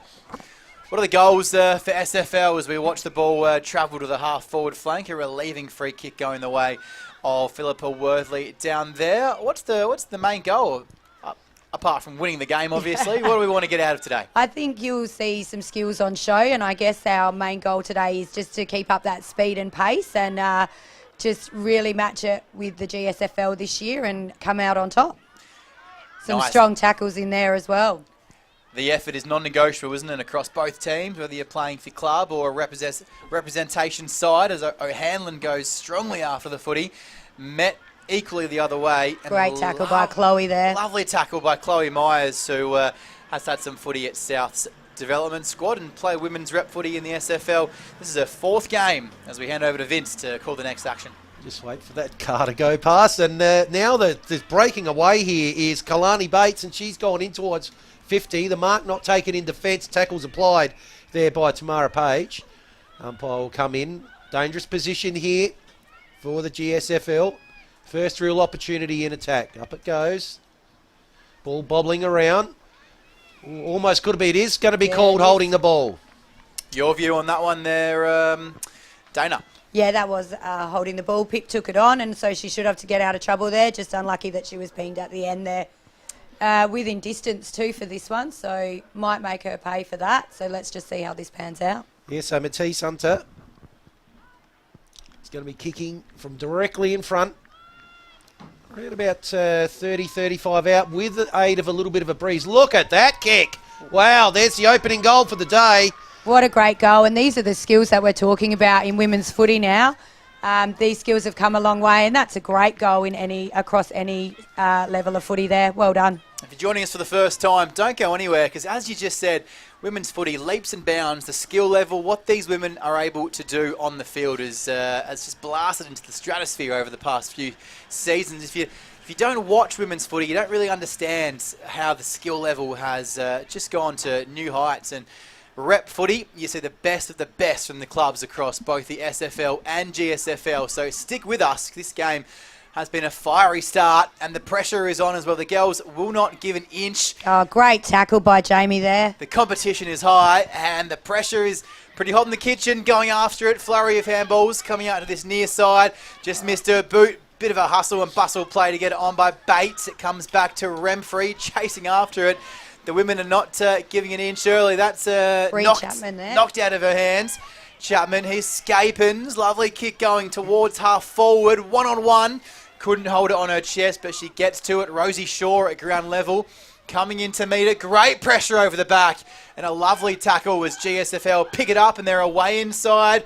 Bates, it's going to be cut off with a strong mark. She was pushed afterwards, maybe 25. Cheeky Umpire little push there. Worthley looking to perhaps draw a 25, but she'll clear out a half back. So it comes out towards the commentary side here on the eastern side of the ground. Bit of a scrap just inside the boundary line. Good tackle applied there by Scapins. Umpire's going to come in and ball it up. Scapins with experience with Glenelg, Sample W and development program. So up they go. Tapped down there by Jamie Norah, the captain. Numbers there favouring Great Southern. They able to dribble a kick towards the 50-metre line, maybe in the back there to Rosie Shaw, the opposing captain. Kick comes through there from Bella Rigby and has not troubled the scorer, just off to the right. Rigby good for about 1.5 goals a game for Wollonga, and played some footy in the South Development level, which is equivalent to the men's reserves competition, if you didn't know already, and has repped GSFL in the past as well. Vince. So, bit of pressure here. Repeat inside 50s. High kick comes in from Shaw. Ball comes off hands. Now the opportunity there for Layla Rogers. And Marks, dropped right there in the goal square. That should be ushered over the line. It is. I think we'll see a lot of Layla Rogers today, so just keep your eye on her for GSFL. Plenty of footy in the South program in Sample W and McLaren districts, and also played in this game in 2019 alongside a few other occasions over the past 5 years. So in from fullback, looked like it was Worthley coming out of the goal square, but kick just wasn't measured to perfection in the Dartfish replay. The ball just trickles over the boundary line, and it will be a free kick for last possession. 51 out, might be a tad outside the range. So sets it up to about 30 out from goal and had both hands to it. Well, she paid the mark. That's going to be bad news for SFL. She's got good intentions, but it just wasn't the right time to take on the tackle. Probably on the replay. needed some talk from her teammates then to let her know that she was hot there, and maybe that one wouldn't have happened. So just couldn't control the mark. It did look like she had 9/10 of it. Wasn't paid. And Morse for the first goal of her day. I'm not sure if she meant that. She sets it up and she'll take it. She tried to play on through a brick wall. Can you believe it? Oh, no. She wanted the SFL players to vanish into thin air. It's not going to happen. GSFL, they reboot. And Ruby. Oh, that's a Ruby-started effort. Boots made of gold from Lucy. She would have been Ruby. kicking herself after that one. It all comes to nothing in the end because the goal goes through, but I'm not sure on the Dartfish replay what she was thinking. Here she is. She had about, that's afterwards, had about 3 SFL girls within a metre of her in the line, but great effort there from Tamara Page. She was hassled. The finish from Ruby, that's what we were talking about earlier. Dana, the skill under pressure, skill. That's how far women's footy is coming. I couldn't agree more. And just coming from the under-17s game, some of the skill in there as well. Just phenomenal talent that these ladies have. Goal of the day for Chris Hutton, home loans there to Ruby. And they're looking to forge the ball forward here again. Victor Harbour, young woman, Lucy Free Ruby. kick to Bella Walden. Decides to come out to the broadcast side.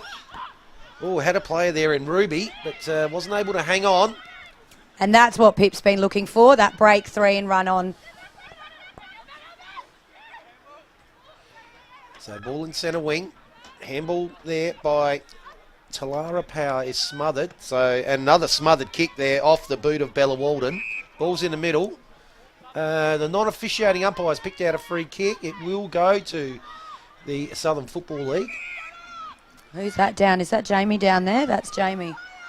So getting to her feet. Oops, she's good up to now. See. Good to Just see her up there. held and pushed as she was on the ground and not allowed to get to her feet. So umpire on the mark. Early. Bit of a shake of her head and she's ready to go. Lots of experience for Jamie. Nora up. Nora goes up. Great good kick, leg. good mark. Brilliant good leg, lead. brilliant mark. So the kick now is going to go inside 50 there from Carly Morton, co-captain. A lot of players around the ball. Umpire's going to come in.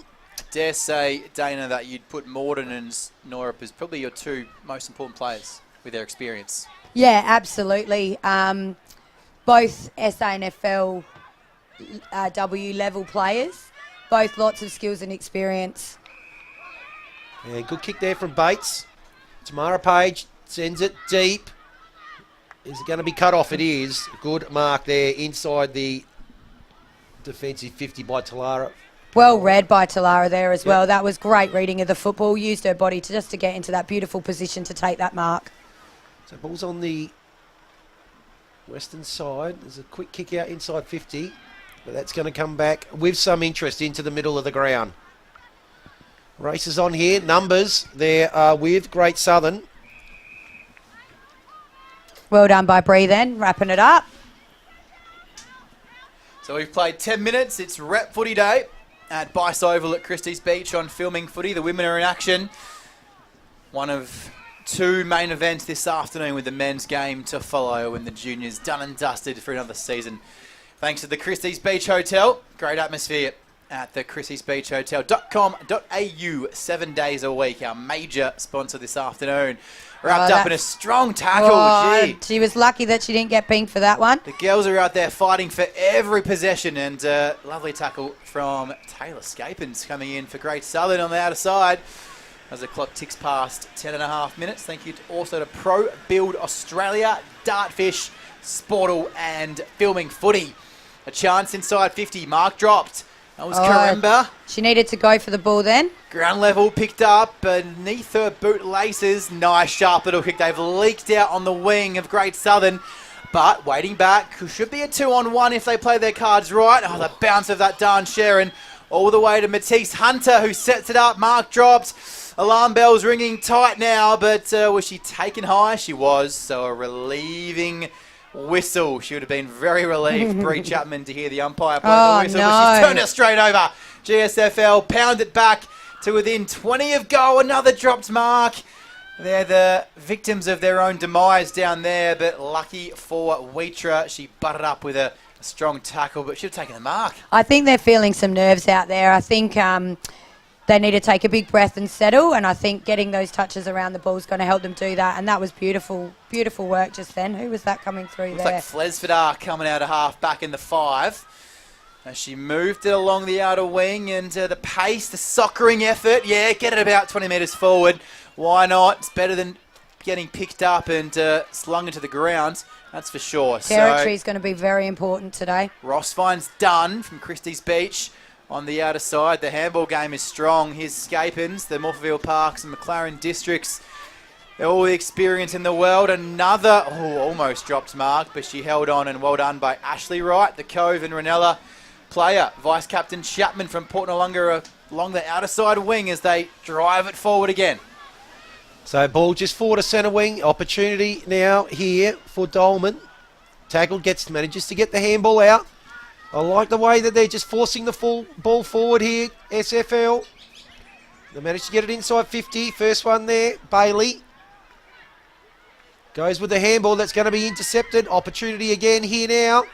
Oh, no, not able to get her kick away. There was Morton. Umpire's going to come in. And we'll have a ball up round about 45 out. Not a lot of angle to speak of. Opportunity here for SFL. Once again, Nora with the tap down. Goals are going to be a premium here today. Good kick out. And they're now off to the races. And now the kick's going to come up and go over towards half forward. And this is what GSFL do well, really well. Use that pace, use that open space and kick to grass and then just chase it down. They're so good at doing that. Handball there from Shaw. He's going to get it back in the 1-2. Tackled immediately. Good tackle there by Flesfadar. And that's tackle. holding the ball. And she'll be able to relieve. Showing why she's on a Sample W list for South Adelaide as well. Really impressive. Just that composure there as well. Oh, no. Commentator's curse early, Vince. Yeah. Indeed. So ball in the middle in the cricket pitch area. It's just forced forward. First one to pick it up there is Ella Gill. Ella Gill's doing some development with Glenelg at the moment as well. A great up-and-coming young player. A little bit of a turnover game. Once again, there it's Shaw. But Wheatra there read the ball again. Gets it back in the 1-2. Now the kick comes towards centre wing. 2-on-1 possibly here. Good effort there from Walker Obshak against the 2, but eventually numbers win out. Kick into the middle. Good kick. Good spot by Jessica Bailey. Hands it off. In towards forward 50, Bella Walden. And now the shot's going to come from Tamara Page. It's bouncing. Deep in the goal square. Handball's given off. Surely this is a goal. It is a goal. Clever footy and great vision there. So that is the third goal there for GSFL. Darfish replay coming up on that one. Just extended it all the way inside 50. A lovely kick to a good area. I thought initially Power had done a really good job just to nudge the opponent under the flight of the ball. Unlucky for her, the ball bounced at right angles. Otherwise, it would have been her free kick out of bounds off the kick. And that goal just on the cusp of quarter time. SFL have done some really good stuff. It's just been more patient, more composed with the footy. A lot of turnovers, and probably all 3 goals have come from turnover. Yeah, it's a lot of effort for not many rewards for Southern at the moment. So those girls just need to keep chipping away. And GSFL have just got lucky with some turnovers right at the scoring distance, and they've made the most of those and they've converted. And that's why they have 3 on the scoreboard. On Filming Footy this afternoon, it's Jack Moore alongside Vince Cosmo and our special guest Dana O'Brien, SFL player for the Cove women's side and under-17s, assistant coach for the SFL representative team.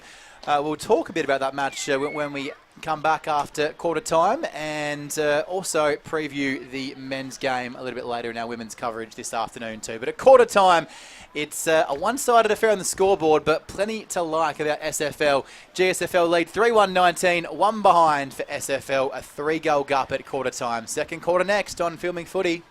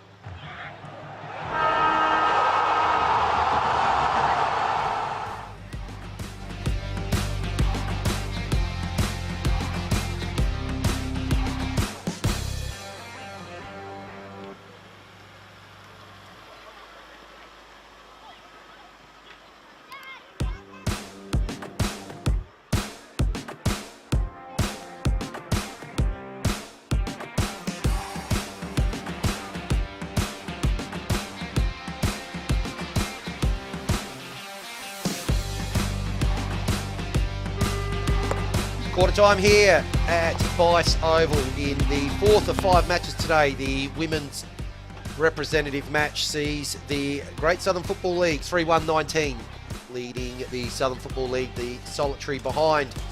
So far, 3 goal scorers, Matisse Hunter, Lucy Ruby and Tamara Page right at the death to be able to have them with a 3-goal even lead. So interesting quarter there. I thought SFL, they held up, really liked the game of Megan Weecher down back. Actually was able to thwart a number of attacks. Jamie Norrup dominating in the centre square for the Great Southern Football League. A couple of players there. Bates was really good, and their captain Rosie Shaw was in everything in the first quarter. Jack? Yeah, indeed. We talked pre-game about how there's plenty of exciting talent out there, and just going through both lists for SFL, the likes of Chapman and Worthley in the 1 and the 3. They have experience at West Adelaide in the Sanford Development League and Sanford W. Shanique West in the 8 at Sturt. Gill in the number 6 at Glenelg, and a whole host. We've got a whole host of others who have experience in Sanford footy as well. Flesford for South and the Development League there in the Sanford W. Walker Obishak, the vice captain in the 12, playing some footy for Glenelg.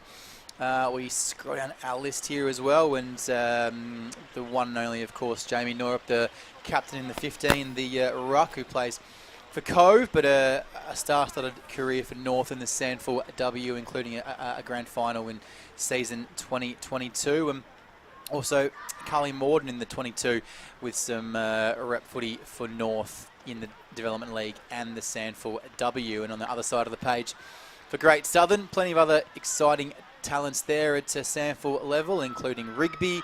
You've got Rogers there as well, Howlett, Ross in the 16, 17 Mayer overall, Page in the 18. Few players who have NTFL experience up in Darwin. Remfrey played for Darwin, and Rovers in the Central Australian Football League, and also Guilfoyle 21 for South. And we tick down Karamba in the 25 also for South, Hunt for South as well, and lots of other players. Goodschmidt for North as well. So a real star-studded affair. And as we welcome back our guest, Dana O'Brien, under-17 assistant coach for SFL. Give us a quick wrap on how your game went earlier, if you don't mind. Oh, our game was the heart stopper. 2 points in it in the end. Low scoring affair, but just absolute contest after contest. The girls kept fighting right until the end, and we were able to take that win out today, so it was good. This game looks like it might go the same way. SFL, a bit more composure. Who knows? Here's Vince Cosmire for the second quarter.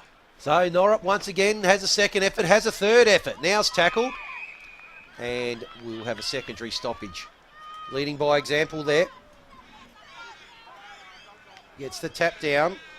Looking there for Myers. Worthley.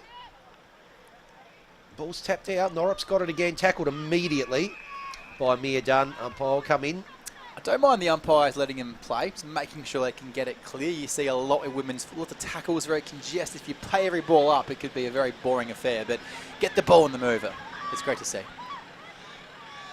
So the ball's moved about 10 metres here. Well, that's almost high there to Bella Walden, but umpire will come on. Jack, try and get us out of this mess. We've had 4 stoppages. Out of this rut. See what I can do. Usually, sometimes as an umpire, There they we might, go. Ella Gill will do it for you. Ping a free kick out of that, but Gill made the umpire's mind up for him and got it clear. Sometimes it's all it takes. A quick clearance, gain 30 metres. Handball came from Lush. He found Worthley. He's been one of their best. Coming out to meet at the steam train in Walker Obishak. Back inside for Weir, but that's going to go through for their second score of the day on the Sportal scoreboard. 3-1-19, 2 behinds SFL. A spirited start by the SFL girls. Yeah, similar start to the last quarter where we see it go down. Now the girls just need to focus on locking it in there and converting through the big sticks. Broadcast sponsors ProBuild, Dartfish, Sportal. And our main sponsor for SFL and GSFL Rep Day is the Christie's Beach Hotel. Get down there for a feed. I'll be heading in there after this, after the men's game. Website is, of course, at christiesbeachhotel.com.au. We thank them for their partnership. It's a fantastic day. Bice Oval here at Christie's Beach on the Filming Footy stream. Giacomo alongside Vince Cosmo. The men's game coming up after this. Floating off half back and put the Rockets in the back of the boots. Handball for GSFL, outer side, Hunter. Yankalila woman out there, and here's Remfrey going after it, beaten to it by the vice-captain Chapman, who goes back in and lays a lovely tackle to lock it up on the outer side. Chapman leading by example. Our goal of the day, of course, brought to you by Chris Hutton Home Loans and Mark of the Day contenders for the Christie's Beach Sports and Social Club. And if we see some of those, we will go a little bit crazy. Oh, lovely tackle coming in, a little bit dangerous towards the end, but didn't put the head in the turf. It looked awkward more than dangerous, if I'm honest. And Carly Morton doing the right thing, taking the game on, but just taking a little bit too much time. Yeah, they're not going to give them anything. You've got to be quicker than that because these girls will be all over you. We've talked about their pace, and they're showing us what's good about it now. Hutton with the tackle, with the kick towards the outer side, and a lovely mark as GSFL look to transition from half back to half forward. So ball inside the centre square, and now the opportunity to go inside 50. The kick's high. It's going to fall just short. 2 hands at it there. Guilfoyle couldn't quite take the mark. Spills. First one in there again. Rosie Shaw, she's been everywhere. Overruns it though. Handball comes out. It's tapped forward. That's really, really smart play. Indiana Quaremba goes up towards the forward pocket. That's bouncing. Not touched, I don't believe so. So another relieving kick to come out towards the members' side here. Change rooms, club rooms, lovely crowd watching this game here early in the second quarter. And the ball's going to come straight back in again. Good punch from behind there by Power, but it's butted up. There's got plenty of numbers. Shot comes in towards the GSFL goal. Just a minor score, so 1 point each, and we've played 4 minutes in the second quarter. Karemba going after that. Indiana picked it up nicely and got it on the boot. The Gore and Port Elliott's player. So coming out of fullback, Shanique West, Ranella, and some Sturt development footy under her belt so far in her career. Chasing after it, ground level was Rogers. Comes with a strong tackle, and tackles have been very strong, but also very responsible as well. We see a lot. Early days women's football was very aggressive, but the skill of these players to tackle the kicks has just come so far in the past 4 to 5 years as they just raffle it on the outer wing. Escapins hands it back.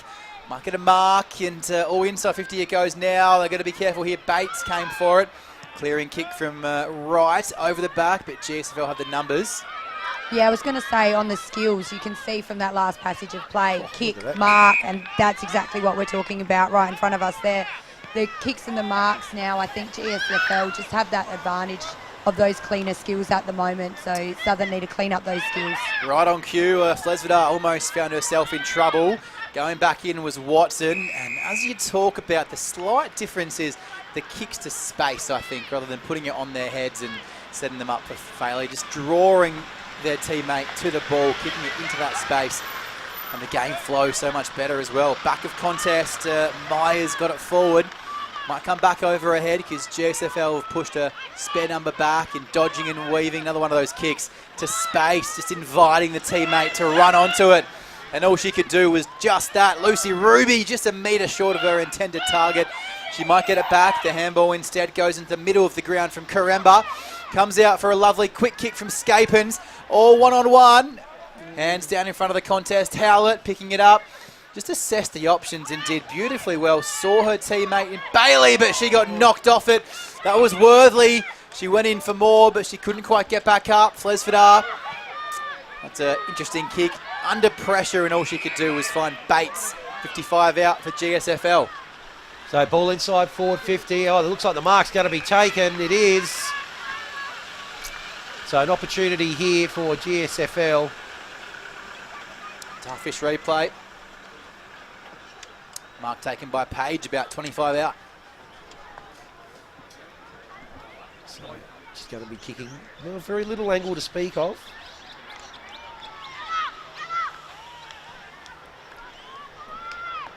Kick comes in high. And I think that is a goal. It is, yes. What a great kick. What a fantastic kick. So Tamara Page becomes our first multiple goal scorer of the day. And that is the first major in the second quarter. And that margin now out to 24 points. I'm doing some research on these players as well, looking through their their stats and their number of games played, a whole heap of them are coming up to that 100-game mark. And we know through men's footy in the history that when you get to the 80 to 100-game mark, that's when your ability and it just becomes more muscle memory. And we see with a lot of these girls now getting up to those 100 games across their career, and it's just going to new heights. And that last goal kicker there, Paige, playing her 98th career game today. Christie's Beach, Glenelg, South, Sanford W, Marion and Wollonga, and South Region as well in the country championships. Can GSFL get it out of half-back? They'll look to bring it to this near side. Yeah, so on the 100 games, SFL started in 2018. So a lot of us that have been around since then now, just coming close to those 100 games and some phenomenal milestones. And you'll see some of the younger girls that were playing 17s and senior women's getting up even higher. So it's just incredible to see these achievements happening. It's that repetitive training and the repetitive efforts playing together as a group for 3 or 4 seasons in a row. It's paying the dividends now in the next few years. Keep your eyes locked on women's footy. It's only going to grow from here. And that tackle over the top, Amber O'Hanlon getting in. Of course, she might win a free kick there because the effort was really well done in the long sleeves. Bit of a chilly afternoon by the Bayside here at Christie's Beach. Handball into space, smart tactics, running onto it. Worthley deserves the goal for her efforts. SFL are on the board. Goalless in this game last year. That's their first. They've deserved that. They've been pretty good around the contest, skillful with their tackles, and they're on the board, and that, just a confidence booster they needed on the Dartfish replay. Coming up for you shortly. 9 gone in this second term. 4-2-26 GSFL, SFL 1-2-8 margin. 18 points, handball to space. Quick kick out of the pack from Ross. Worthley, right place, right time. Yeah, that'll build their heads up now, the girls as well. So they'll be confident. That first goal is always the one that you want on the board, and now let's get some more. So we're back where we were at quarter time. Up they go. Norup again, not able to be taken there by Walden. Ball heading out, paddling along towards the commentary side. Handball there from Fles Fadago. Butters up again with a kick forward. Excellent pick up there at full pace there by Scapers, which can't get the kick away. Now she does. It's a little bit of a scrubber kick into the middle. And it's going to be picked up here by Chapman. Oh, sorry, that was Dolman. Dolman gets a kick inside, forward 50. Another opportunity here. Can they get a couple in a minute? That might have just been a little bit of holding, just a little bit too anxious there. That was Olivia Walker-Obishak. She's given away the free kick. They might turn the ball over here. Kicked inside by Kate Galley. It's found Kalani Howes, and the kick is there. Oh, wow. I think we've got a new contender for the Chris Hutton Home Loans goal of the day. What a kick there from Kalani Howes. And she's an under-17s as well, so you'll see the girls wearing the yellow armband. That symbolises that they're actually under-17s.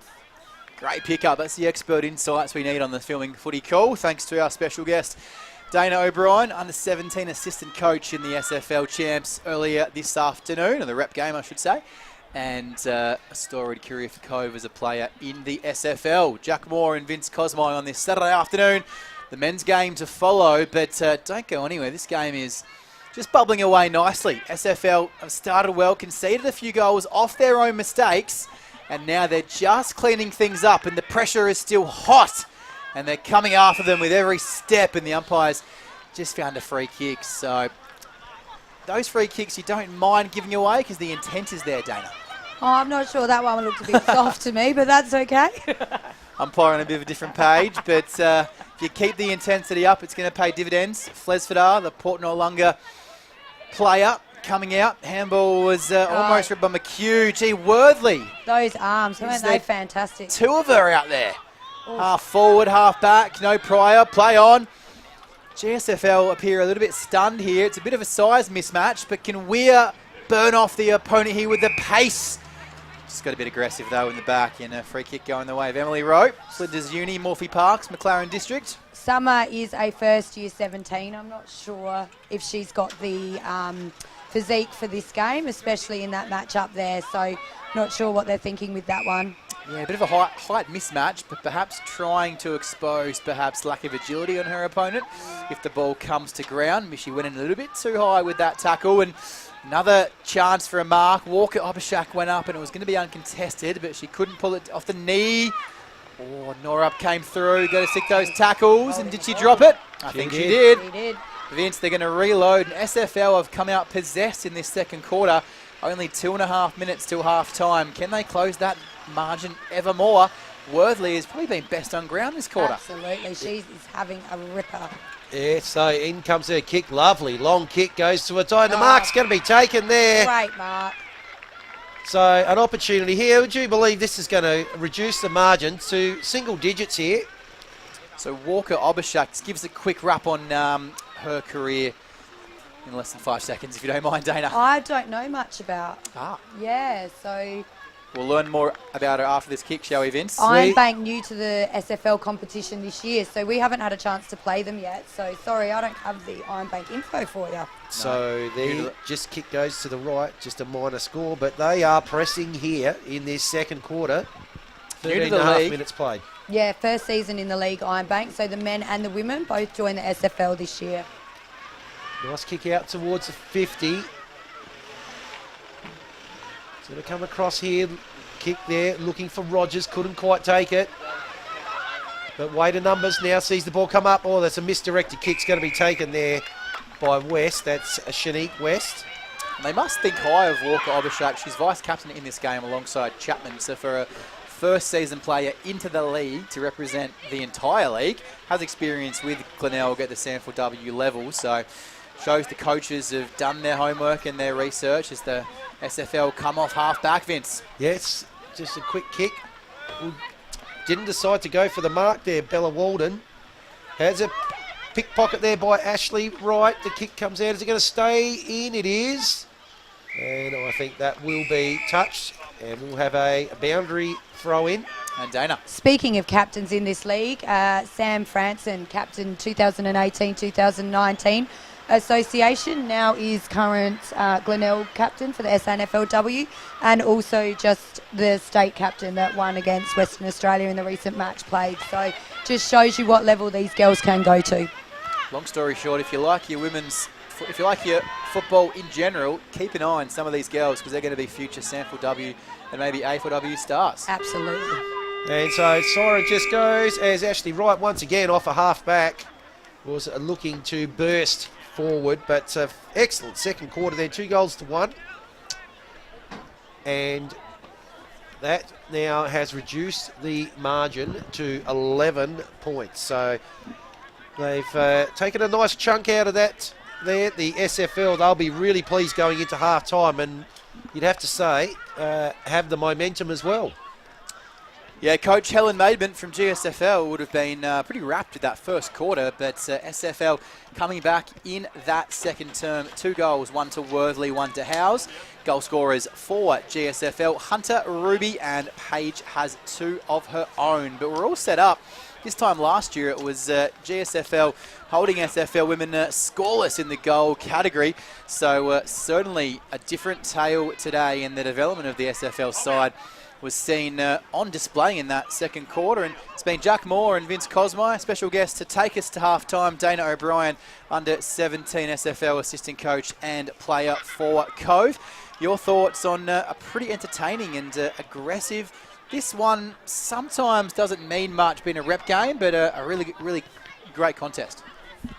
The mic has gone. We do apologise, but we'll get Dana's thoughts after we come back from half-time, because we're going to throw it down to Tony, our fearless leader, Tony Neal. He's got a special guest for a half-time interview. Well, folks, it's an absolute pleasure to be joined by Gianni Petrucci, the coach of the Great Southern Footy League. 3rd year now, Gianni? Yeah, 3rd year doing the Great Southern, yeah. Ah, fantastic. Let's have a chat about the team. Do you select by position? Because there'd be a lot of midfielders that want to say, I play midfield and forward, or do you actually select them by position? No, we select by position. So, balance, big oval, need wingmen that can play wing and hold their width, and Yeah, so yeah, there's only a certain amount of spots for midfielders. Yeah. Preparation, how often do you get the teams together? I know you see them each week when you're coaching normally, but get them together as a squad? Only Tuesday, Thursday this week. So in the past we've done a couple of extra sessions, but this year it was just the Tuesday, Thursday. I mean, there's enough demands on them. In the Great Southern, they don't really have any buys, so I don't want to put anything else on them. So yeah. All right, Gianni, the strengths of the team as you've seen them? Quick, yeah, we're going to be quick today. Great skills, and plenty of enthusiasm. It'll probably be our three, yeah. When we talk about these games, they're magnificent games because do you put much emphasis on maybe a defensive forward, or is it all out attack, just all get forward?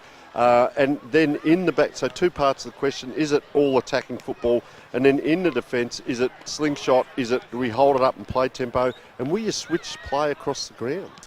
Yeah, no, I don't think it's all out attack. I think, to win games of footy, you got to have a defensive aspect. And those that know me as a coach, know that I build my things on the back of defence. But switching the football 100%, and look at the space out here. There's plenty of it, so why not use it? So yeah. All right, we know you're close to game time. Let's talk about the final question. Where will the game be won? In the midfield. I think most big games or high-level games are won in the midfield. I think both sides have got really good midfield. So if whatever midfield comes out on top and can give their forwards good enough look, then I think that's where it's going to be won. All right, Gianni, it builds for a sensational game, mate. I love watching these interleague games. Sensational. We wish you all the best in your endeavours today. Thanks for joining us. No worries. Thanks for having me. Thank you. Cheers. We'll go back to the central commentary position.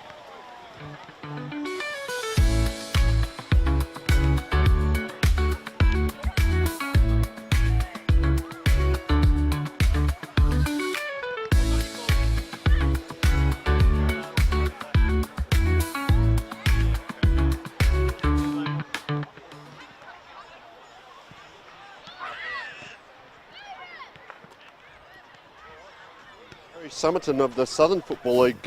You are the chairman of selectors and also assisting today. Gary, first of all, welcome. Thank you very much. Let's talk about selection. How often do you get out to look at the games, and do you select by position? Because there's going to be a lot of midfielders putting their hand up.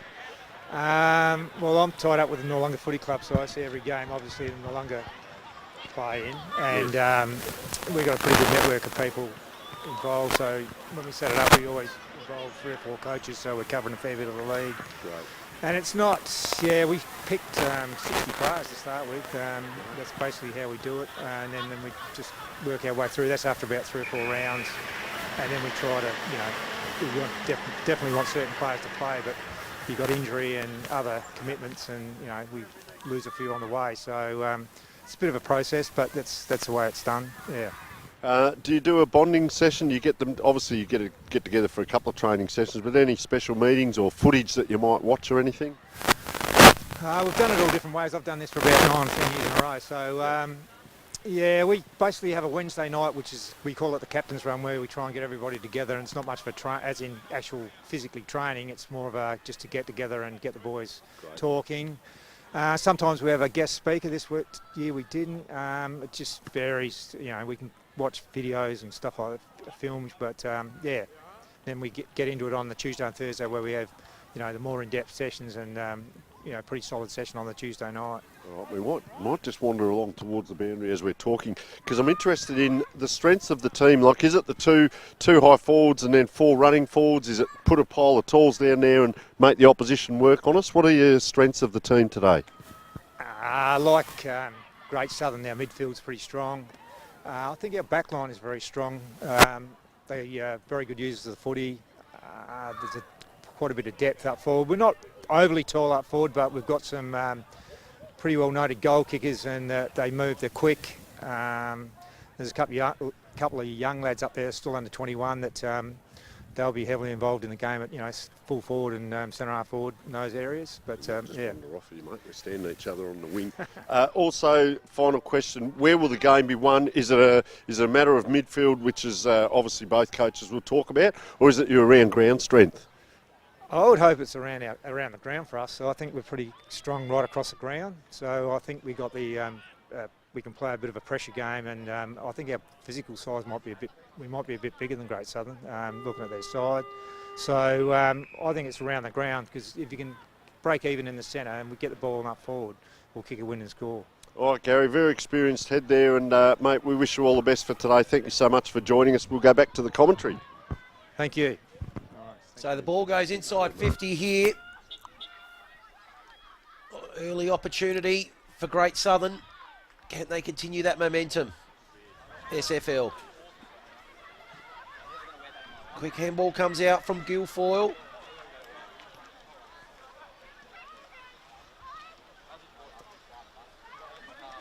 Just a little bit scrappy. Oars come out here to Guilfoyle again.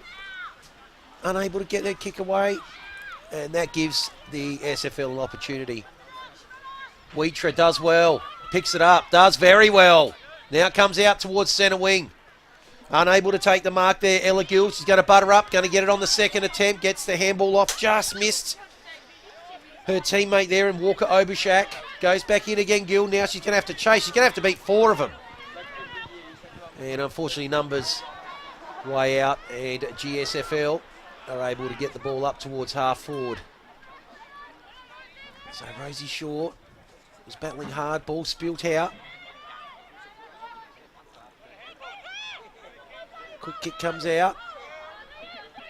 So Nia Dunn sends it back with a little bit of interest. It's a floater kick, but ends up with Scapins.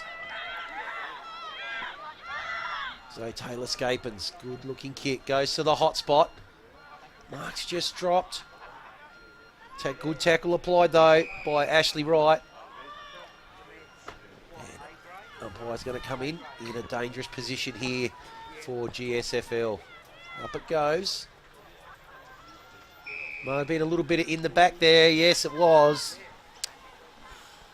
So set shot coming up. We might take this opportunity just to thank our guests who will leave us after this set shot for goal. Dana O'Brien, the under-17 assistant coach, SFL and player for Cove. Dana, it's been fantastic having your insights in the first half. Thanks for joining us. Yeah, thanks so much for having me, guys. And I just wanted to touch on the transition from player to coach as well, which we've been talking about, which is important. But we'll come back to that as Hunter comes in.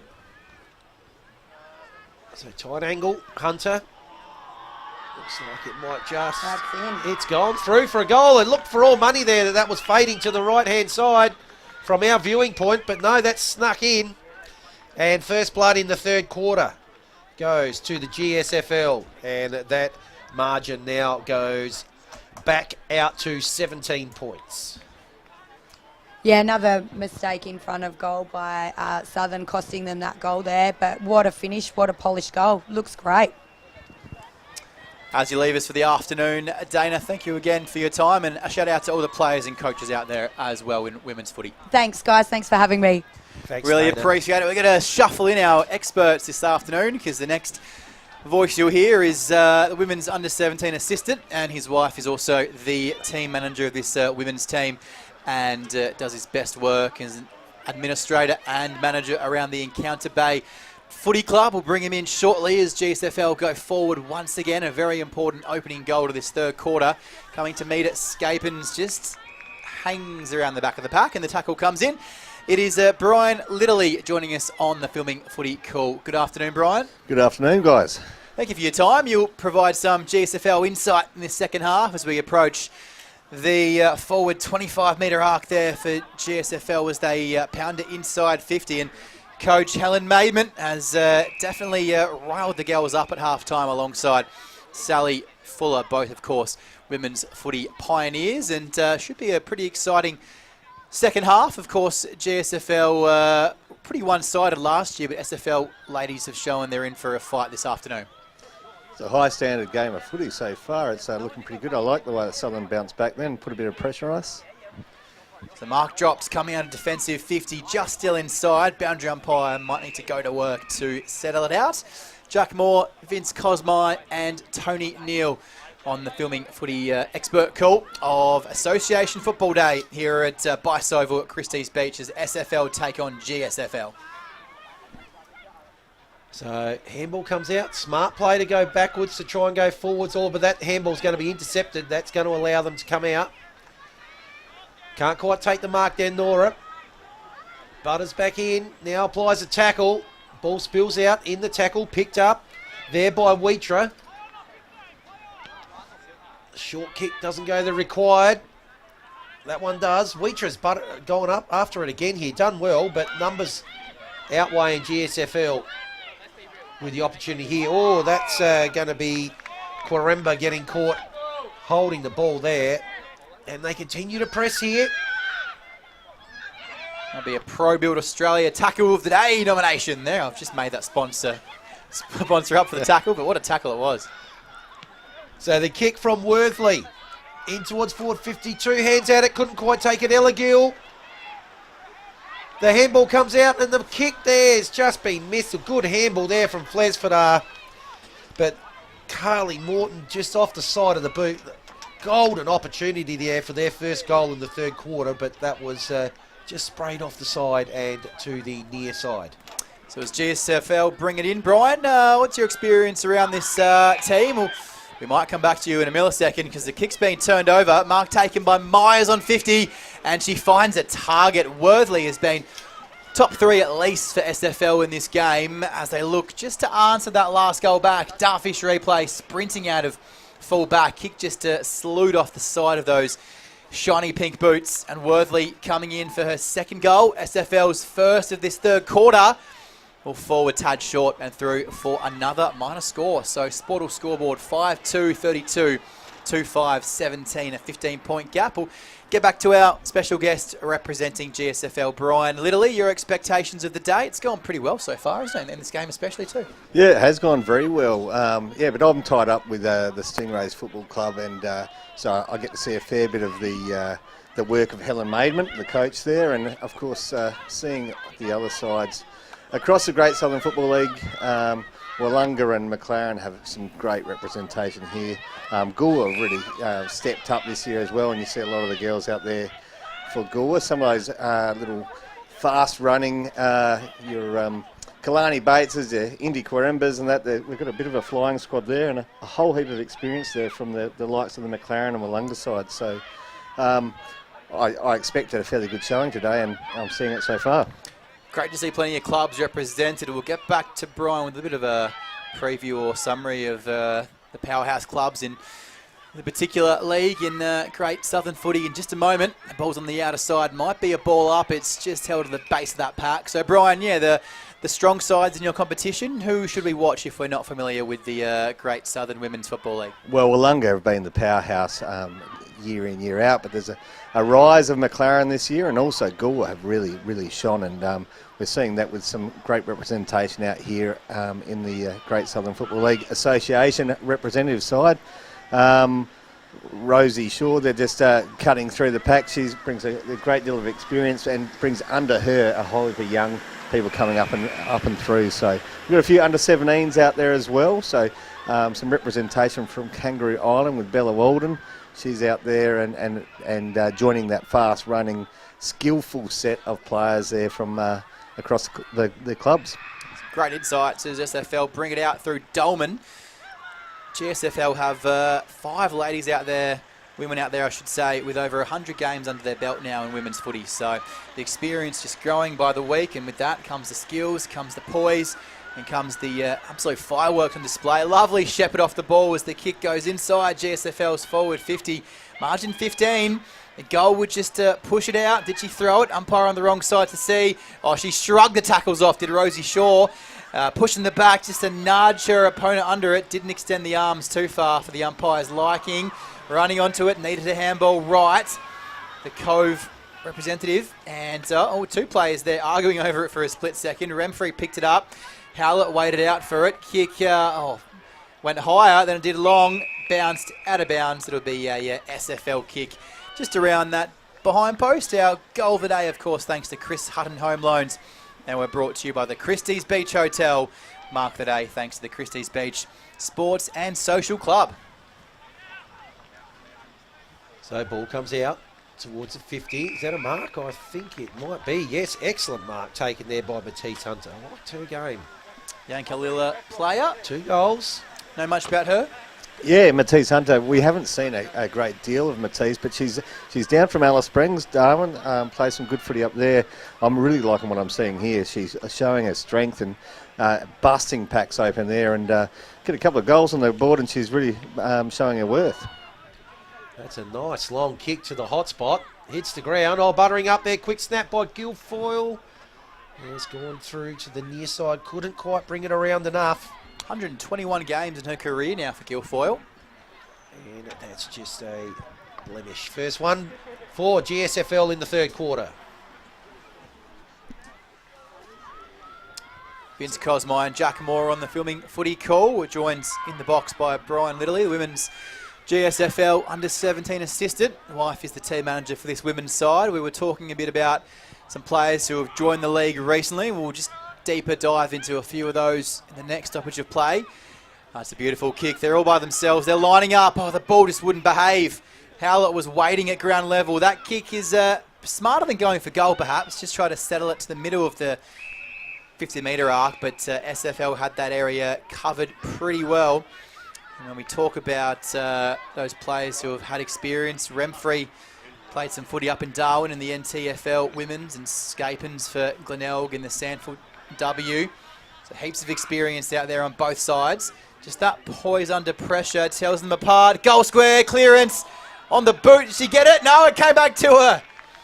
Not sure she planned that exactly the way it unfolded, but well, she'll take it. Indiana Karemba, we were talking about her earlier, coming up to her 100th game of footy, and do see those skills get better and better. She played some footy for Goolwa and Port Elliot and the South Development squad at the Panthers.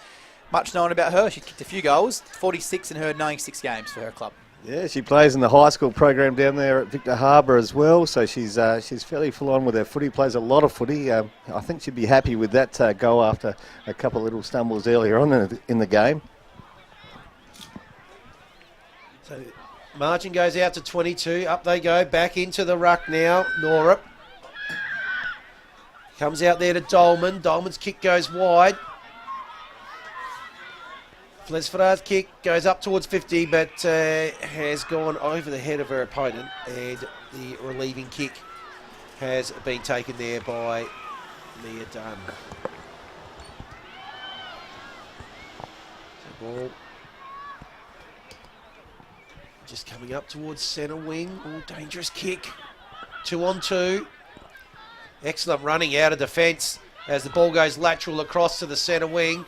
Good pick up there by Bailey, tackled immediately, and umpire just as How's with the tackle there? Yeah, just as they were about to run away with that. It's a good kick. Just weighted perfectly. Tiana Lush puts the ball out in front. How's that going to bounce? Not good for Ella Gill. And spills over the boundary line. In attack. It's off the handball there, the umpire said. We thank our major partner, of course, Christie's Beach Hotel. Very happy to have them on board for our coverage of Greater Southern Football League and the Southern Football League representation afternoon. So Hunt's kick over the back of the pack. Handball comes out to Bates. String of handballs. Ends up now with Scapins. Been in everything. That's a good kick too. Weighted it perfectly. Off straight away. Tamara Page gets the ball in towards an attacking 50. Excellent tackle applied there by, I think it's Ashley Wright. No, it was Tegan Yeomans at the back there. Comes out. Handball. Kick partly smothered. Lovely pick up by Nora. Comes in towards the middle. 2 on 2 again. Who's it going to end up with? That person will be Bella Rigby. Rigby's kick running onto it. First one there could be Rogers. Rogers picks the ball up, snaps around, and the goalkeeper. Mark on the last line of defence for SFL. We're joined in the box this half with Brian Littley, the women's under-17 assistant for GSFL. And just talk about how these ladies or these women get picked and selected in this team and what the process is, if you don't mind. Yeah, they've had about a month of trials and trying out, nominated by their own club coaches. Most of that's been done out at Mount Compassess, so some pretty cold training sessions out there, and then put people through the the paces there. We've had, I think we had a final squad to pick from of 23 on Thursday night, and all 23 out here at the Oval on the day. Our emergency assisting over there on the bench as well. So yeah, we're looking pretty good there.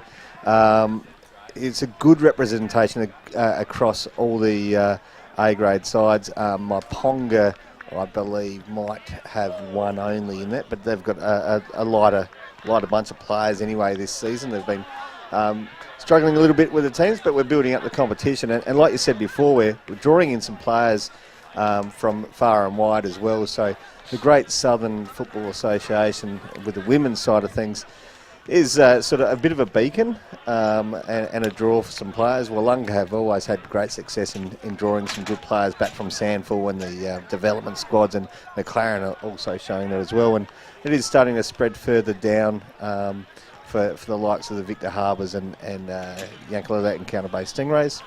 And we've got a bit of an input there also from Kangaroo Island, so we've got some girls coming the other way over. Really good in the junior side of things, in the under-17s and that, to be able to give those young girls, because they don't have that competition over in the island, so we can, or any women's football over there, so we're getting some young players up and coming through. It's games like this that stand out as the advertising for the league as well, to be competitive in it and attracts future players. 3/4 time, we'll come back with the final quarter of the Jan Bache Cup for the senior women. It's association round between the Southern Football League and the Great Southern Football League here on Filming Footy. At 3/4 time, it's Great Southern by 22 points.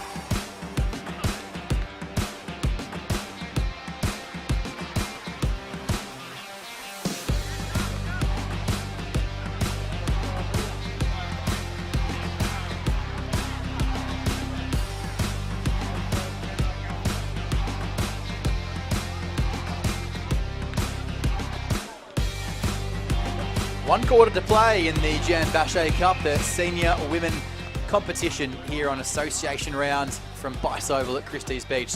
The Southern Football League taking on the Great Southern Football League.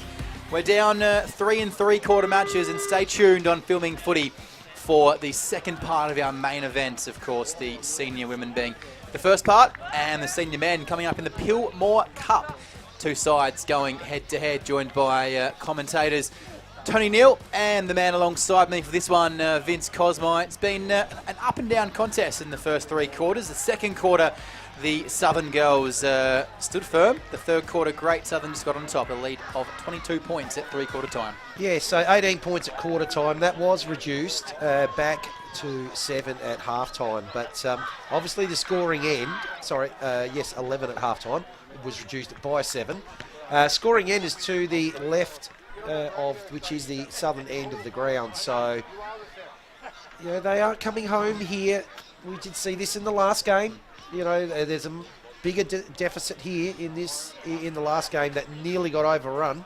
Yeah, you mentioned that game. I wasn't there for that one, and last quarter was a big effort, and I think they kicked about 6 or 7 goals in that final quarter to come from a 34-point deficit at three-quarter time. The Southern Football League under 17.5 boys to lose only by 3 points, and there was about 5 minutes taken off the clock for a stretcher. So it is definitely possible in the scoring end, Vince. You've seen it beautifully all day and called it lovely there.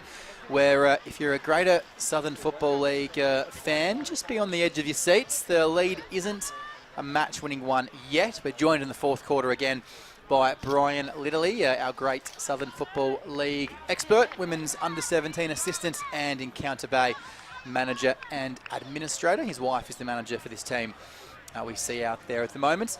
And the coaches, of course, Helen Maidman and Sally Fuller have gotten their girls up and about. They lead by 22 points. Vince Cosmeyer for the beginning of this fourth quarter. Well, let's see what they're made of, the SFL. Up it goes. Good tap down by Howlett. Straight down there to Scapin. Scapin's loved her game. Gets the ball inside forward 50.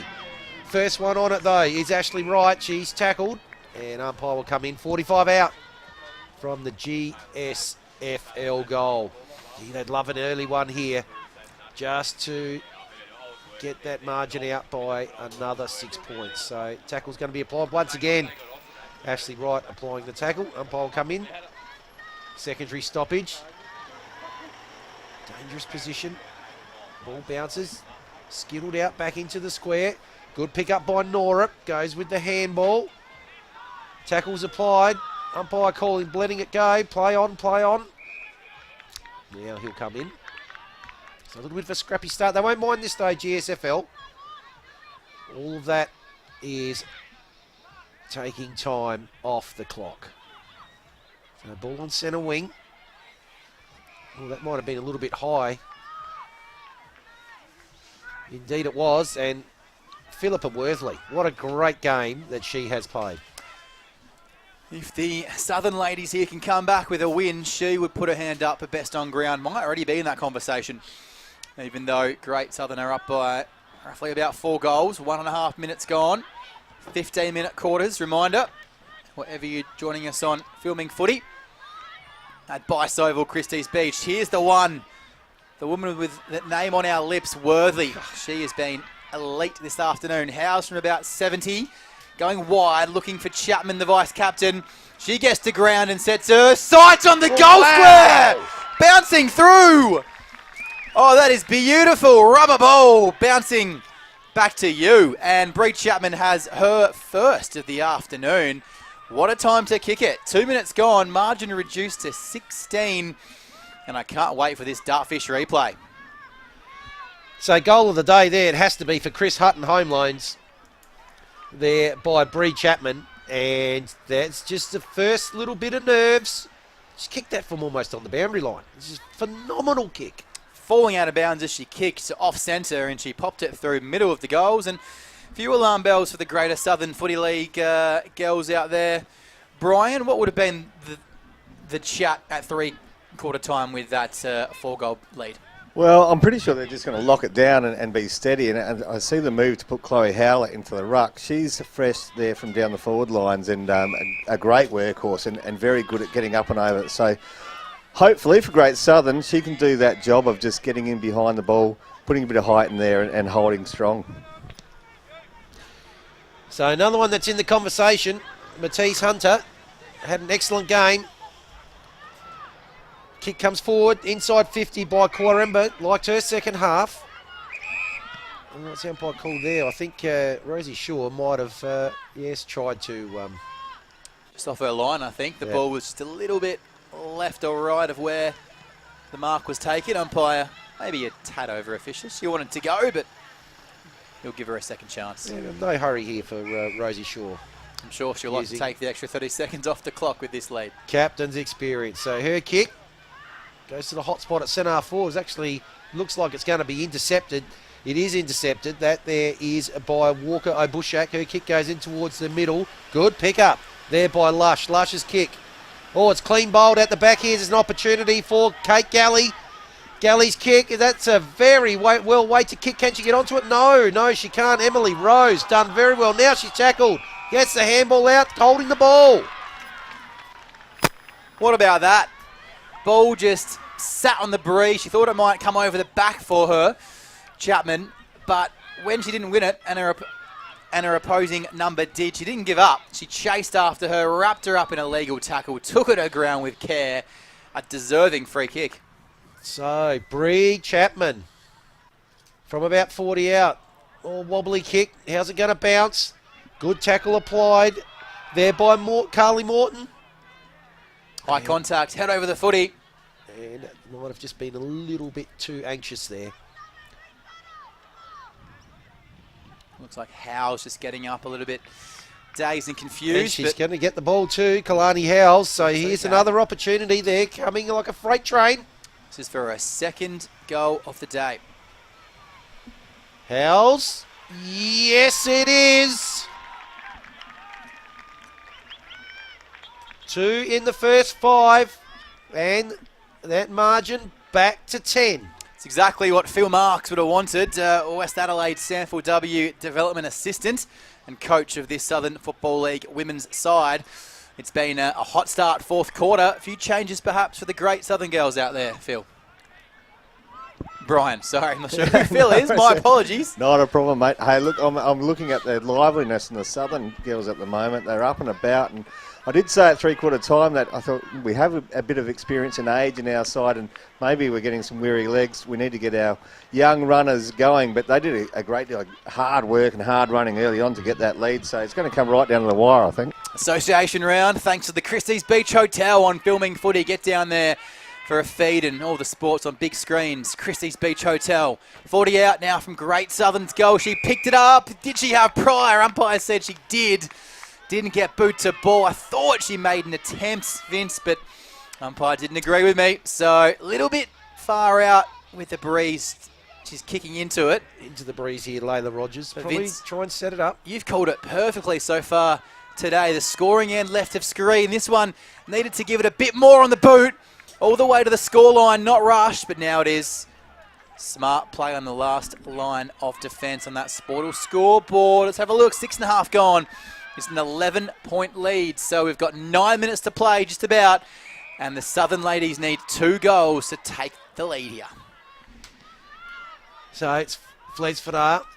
Gets the ball outside forward 50. Tackle applied by Chapman. Well, she's just been dynamite in this last quarter, but she's just a little bit over anxious there. Gives it away. Scapins.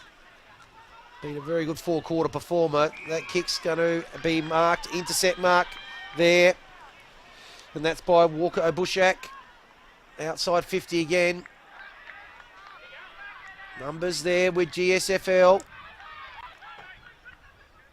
The ball's just bouncing around outside 50. Comes again to Flesfadar. She's got the ball now out towards the wing. Good attempt from behind by Morton. Now has to chase. Kick comes in towards the middle. This might work out well. It's a 2-on-1 here.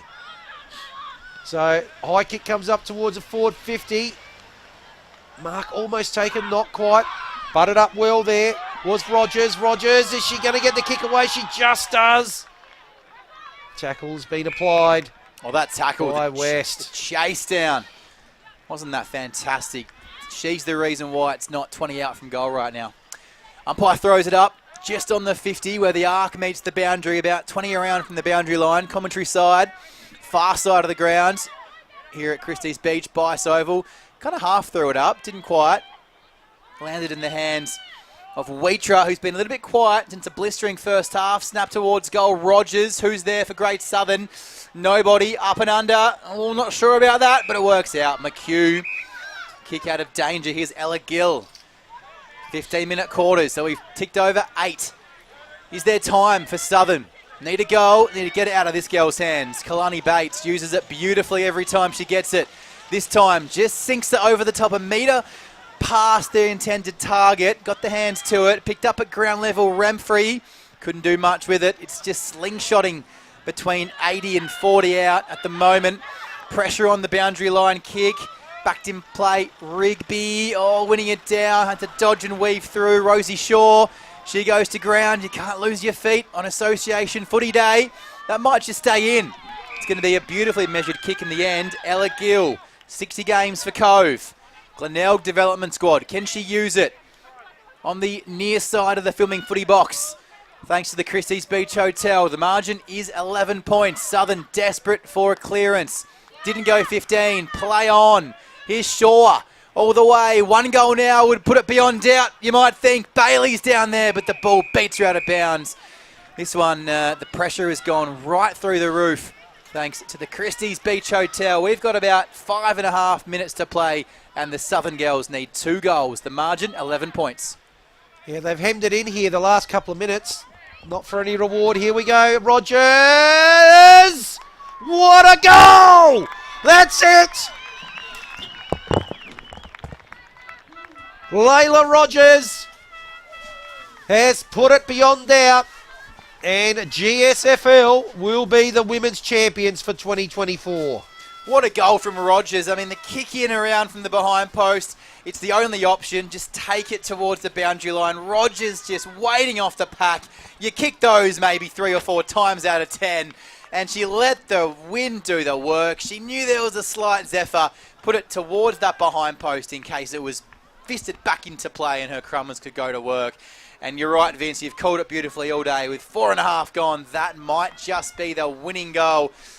And our GSFL special guest, Brian Littley here. You were pumping your fist with that one, Brian. I've got a smile on my face, yeah. I was just looking out there to see Micah James, a runner who is actually Helen Maidman's husband, running the messages out there. I was trying to keep an eye on him to see what message he was going to give before that goal was kicked. And he hasn't gone out and done any messages. He's just taken Layla off, I think, actually, for a change or a spell. No, she is still out there. So she is still there looking for another couple in this game. There's still time, 4 minutes to play.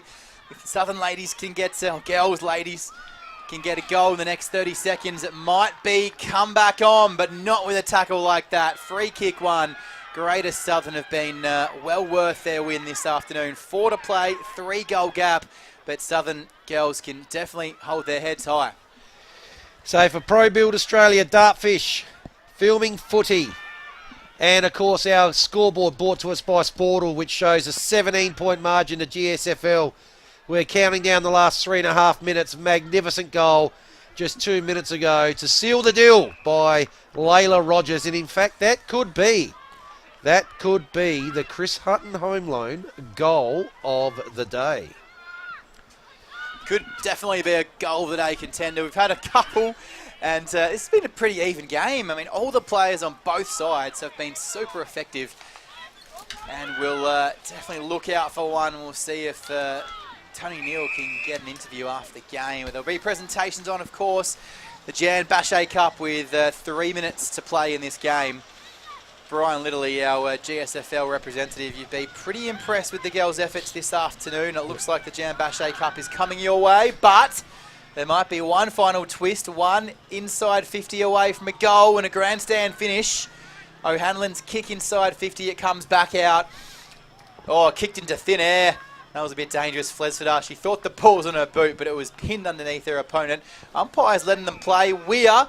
This game not done with yet. Free kick, 20 out from goal, and just moving a bit awkwardly in your seat there, Brian. No, I'm feeling quite good. I know that my wife will be happy tonight anyway. She's been the team manager for the under-17s and this game, and yeah, when we've got a happy coach in Helen Maidman, because that's our home club, she coaches our home club, it should be a good week of footy this week for us as well at the Stingrays. So what you're saying is get back to Encounter Bay this evening? We'll get back down south somewhere, no doubt. Down south, and Helen will perhaps put a tab on for the fans. Should be in a good mood, but there's still 2 minutes to go. If this sails through, that was last chance saloon for the Southern Footy League girls. But what a representation of women's footy in this game. This time last year, it was the GSFL women 7-6-48. And the SFL women 0 goals, 3 behinds. So the gap is closing, and women's footy is ever improving in the south. Yeah, it's fantastic. It's great to see what the Southern Footy League have brought out today as well. So there's some real talent here right across the board, and I just like the way that you're seeing that experience mixed with the young up-and-comers, because that is the future of footy for women's footy in the South, both Southern and Great Southern, and there's a great display out there today. So Brian Littley has joined us here in the second half, thanks to our broadcast sponsor, Dartfish and ProBuild. Brian, thank you so much for your time, and good luck for the rest of your season. Of course, the Encounter Bay manager and administrator, thanks again for your efforts and your time this afternoon. Yeah, two good guys and great coverage as well. Keep it up for the next big one. Vince to take us through our final minute on the women's Bache Cup, which looks like it might be heading the way of the Great Southern Football League women. That indeed it will. Ball on centre wing. Ella Gill, another one. Jeez, I've been impressed with so many players on both sides here today. Goes up between wing and half forward, but it's going to come back the other way. Pat goes up. Well done there by Quaremba. Had an excellent second half, Quaremba. They're still pressing here. Talia McHugh. Ball in the middle. Taken off hands there by the captain Norip. Gets it wide to Bree Chapman. Started on fire in the last quarter. Can they salvage one last shot on goal? Comes back. Couldn't quite take it there. Howes. Norip goes with the handball, but that will be it. And the Great Southern Football League are the women's champions for 2024. Fantastic, entertaining game that we have seen here today. 7-4-46 to 4-6-30.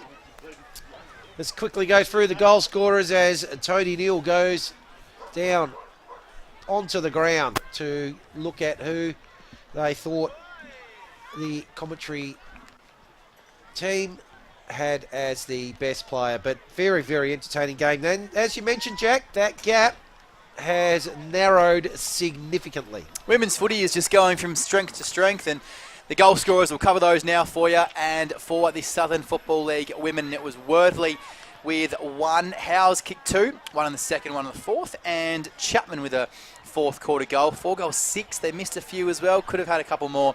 And for Great Southern Football League women, Hunter with 2, 1 in the first, 1 in the third. Ruby with 1, Page with a couple, 1 in the first and 1 in the second. Karemba with 1, and let's just call it the sealer, the goal of the day. Thanks to our goal of the day sponsor, Chris Hutton Home Loans, going the way. And, well, couldn't have called it better myself, Vince, from the one and only Layla Rogers, that goal scorer. The final goal, the clincher for Great Southern. Yes, no, well done to Layla Rogers. Both, the Southern Football League men's team out on the ground. And the girls, some good camaraderie there too. And women's football is only going to go from strength to strength. You've got to consider, like you mentioned many times during the call, you know, a lot of these players now have played 80, 100 games. And so, yeah, they feel like they belong. And at this representative level, there's just some highly, highly skilled players. A lot of them, you know, SANFL development players. Might even see a couple of the younger girls maybe even go a little bit further. But well done, as the Great Southern men's team just come out on the ground. Score is correct, and that score on the Sportal scoreboard is Great Southern Football League 7-4-46 to Southern Football League 4-6-30. Let's go to Tony Neal. Well, folks, fantastic game by Taylor. Well, we found out we've been calling you Taylor Scapins for the whole game. You're now married, Taylor Whiteley. So first of all, welcome, Taylor. Thank you. Yeah. Fantastic game by yourself. A bit of a fight back there in the last quarter. Lucky to hang on. And how are the nerves? Oh yeah, nerves were real before the game, but no, I think we did well as a team and worked really well together. It's always nerve-wracking coming together once we don't play together usually, but no, the Southern League did really well, so they just bring really good pressure today, so no, lucky to get away with the win in the end, but yeah. Well, we're talking about friends versus foes, you know, your players that play against every week, all of a sudden are your teammates, and you obviously gelled well. What is your home club, please? McLaren district, yeah. McLaren. So you travel a lot of areas through the Great Southern Footy League. Women's football is very strong in the area now. Yeah, love it. No, really good competition. So. All right, we'll let you get back over. You did an outstanding job today. Thank you so much for joining us. Be proud of yourself, your family, and the club you're representing. Fantastic effort. You've got the Dartfish beanie and the pair of thongs to enjoy. Thank you so much for joining us. No, thank you very much. Thanks. All right, take care. Thank you. All right, back to you guys.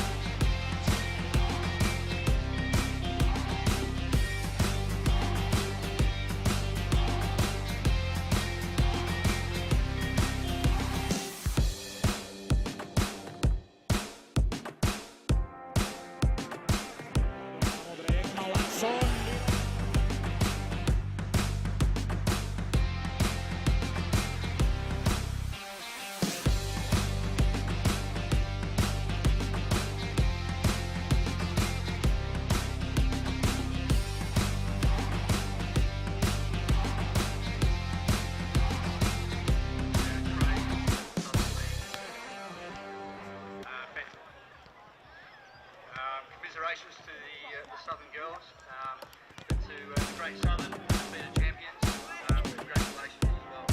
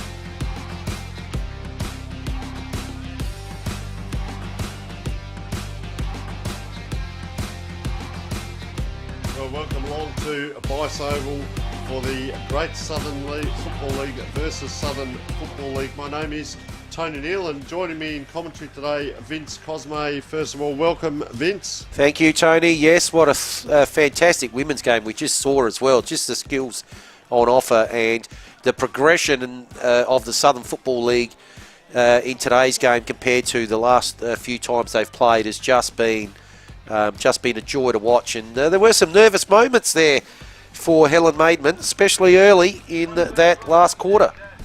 Yes, and well, we've seen the boys go around today, the girls going around, and the under-17 boys that steps up, and then the women just in that game. And well, the big one now, of course, the men's. We've spoken with both the coach and also the chairman of selectors from Southern Footy League was the chairman of selectors. And interesting on selection, do you pick your better players or do you pick them by position, and how does that all work? So we're going to see football played in a different way today. Battle of the midfields, especially that first exit out, and then what happens from there, Vince. Yeah, indeed, and again, looking really forward to how this game. We saw some really good skill in the last game, and expecting that will obviously continue for the senior men as well. And I reckon the ball's going to ping around here really, really quickly. It's just going to move with some really good precision up and down the field, and I think it's going to be the kick that probably goes inside 50 that may decide the game. And also the finish, Vince, that's important, isn't it? If that kick comes inside 50, we hear a lot of coaches bang on about, we want to play it in our forward half, and I've heard this a lot, and it goes in 14 times but comes out 12, doesn't help anyone. You've got to get it in and then finish off the big target behind the goal umpire's head, if you like, and finish off, because the players down the ground then appreciate the work that they've done to get that ball forward. Of course, umpires just heading over now, we can see as the teams are warming up. There are some presentations going on throughout the day. It is a massive day, a massive crowd. We can see Southern Footy League are already huddled up down the left of screen, and to the right, the Great Southern Footy League still doing their warm-up and choreography. A couple of nerves in there. Big Bradley McDonald gives the bump, and see Brock Keating there, number 7. Number 3, of course, Jackson Daniel, pardon me, coming through as the players now will go over. So this will be interesting whether we have a national anthem. I didn't know they might have needed a sing events. We might have been able to wander over and have a bit of a tickle of the singing if you didn't mind. But let's see, with all due respect, what's going to happen here first before the big game. Our major sponsor today, Christie's Beach Hotel. Live sport, great food and a great atmosphere 7 days a week. Megan joined us. They are open over the long weekend. Meals from 7 till 11, so fantastic. For bookings, visit christiesbeachhotel.com.au, a place you and I, Vince, maybe frequently, quite often during the winter and summer months. I would suspect so. And our broadcast sponsors, Pro Build Australia. Dartfish, our scoreboard sponsor, brought to us by Sportal. And Filming Footy Stats, our mark of the day, will be brought to us by the Christie's Beach Sports and Social Club. The goal of the day will be for Chris Hutton Home Loans. And I'll tell you, the goal of the day in the last match was the last goal of the game. And that was kicked by Layla Rogers. That was the sealer. So we'll now just take in the ceremony and the national anthem. To both sides, all the best, and if you could, and you're able to, please be upstanding for the national anthem.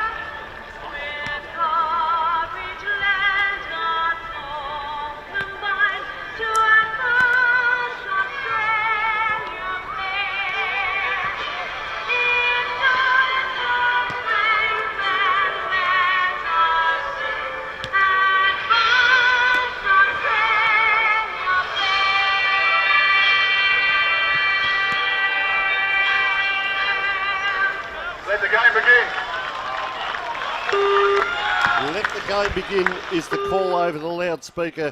A fantastic rendition of our national anthem there. A tear in the eye for both of us as we stood and waited in anticipation of this magnificent game. Southern Footy League, great Southern Footy League. Players are all out there just going through their last minute warm-ups. I'm always interested as to what's said in the huddle. We talk about the excitement of interleague games. It does go up a level. The style of play, fast and attacking. Interesting, Gianni Petrucci spoke about being a defensive first coach. I'm not sure in these games how that's going to work because it'll be going that quickly. Although I will say in some of the earlier games, especially Southern Football League, in one of the games were very good early in their defence. But then, Vince, is it tempo? Is it switch of play, which Gianni alluded to, or is it down the line? Yeah, no, I think the ball's going to really move really quickly from end to end, and I wouldn't be surprised if a lot of this game is played between the arcs. And again, it's just going to be whether the ball that goes inside 50 is to the advantage of the forward, and that will create the scoring opportunities. Of course, player prestige, we talk about this, the opportunity to represent your league. A huge crowd. For a lot of these players, this will be the biggest crowd they've played in front of, no doubt. Umpire just getting ready in the middle there, but the prestige of representing your club, your family, your league, all of this sort of stuff. Interleague games, Vince, they bring that next level of excitement and enthusiasm. Yeah, they do, absolutely, and it's always a privilege to be selected,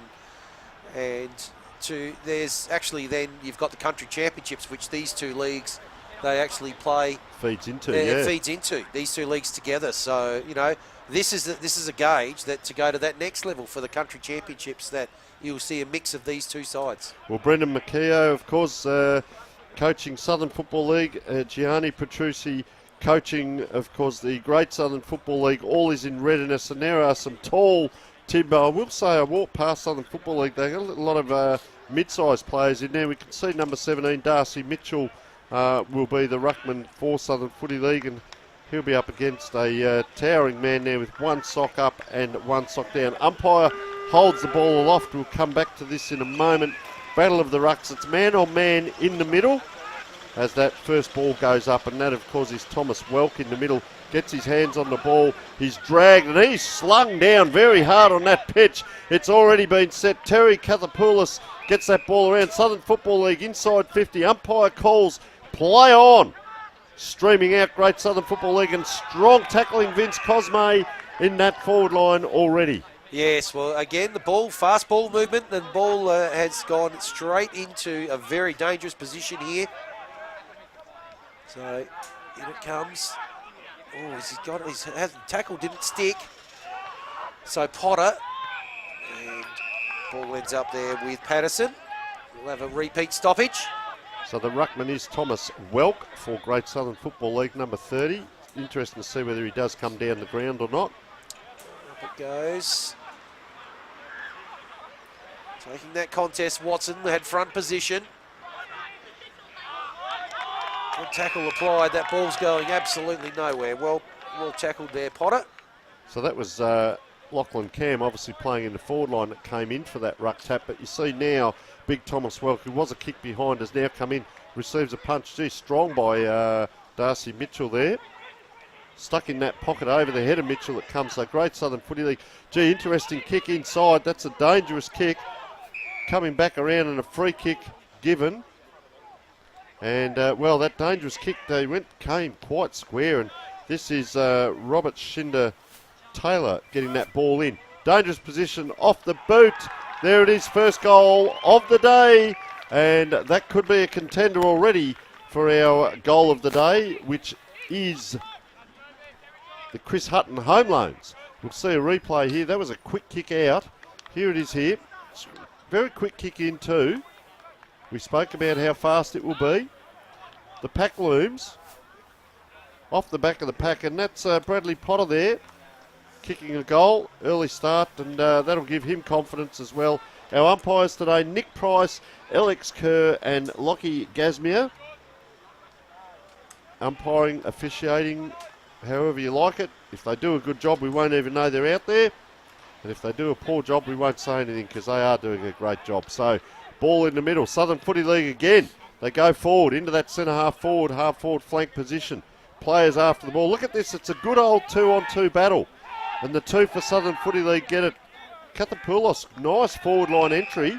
And I'll tell you what, he's started well. He's had a couple of good telling possessions and a beautiful ball into Ryan Need. Just have a look at this. It went out 45. You can see that it was 2-on-2 here. Over the back it went. He ran off then. He didn't get sucked towards the ball. He just ran away. Nice delivery in. And, well, Southern Footy League are going to start this game with a second shot on goal. Across the face. Anyone's ball. Mad ball, they call it. Up and down. And umpire says, I'll have a ball up here early in the first quarter. So good tackle applied there by Nick Steele. Up it goes. Quick kick's going to come out, nearly intercepted. All the play. Left of screen in the SFL forward 50. Handball missed the mark there from Patterson. A lot of players around this ball. Pressure applied by Luke Mitten. You're right, Vince. Look at all the numbers there. Like the Seagulls to a chip, as we say. And, well, umpire's going to ball up. We've got Jack Moore assisting us in commentary as our boundary rider today. So we'll be hearing from Jack throughout the game as that ball, once again, in that forward line area, just a scrambly ball. And it's a little bit of rugby there. Just move that ball 1 metre at a time. So a free kick has been given. We apologise for the sound there. Just replacing some batteries in one of the mics, I think. So Luke Watson, gee, I tell you what a spot to get this free kick right in front of goal. You can see the massive crowd in the background, and he's just going to wander in. And that line you can see is the 50-metre line. He takes off now, kicks from about 30, gets hold of it. I tell you what, he likes it off the boot. A little bit of a celebration. I don't know that they're going to give a full celebration today that they do in their home club colours, or whether they'll be a little bit reserved because they're with, if you like, teammates that are of equal, if not as good as, I was going to say better, but I won't say that, as good as calibre there. So Luke Watson with one, Bradley Potter with one, and a good start here by Southern Footy League. 5 minutes into first quarter, and it's pretty much been all one way so far, Vince. Yeah, it has. The ball has been camped in that half of the ground. And some good one-on-one battles too, out as we set out on this half-forward flank, and smart play. So watch out for Kathapoulos on this wing. So first one there this time, though, will be Bruce. Again, a little bit of like a rugby maul with players there, just trying to push it forward. So Michael Thompson in there.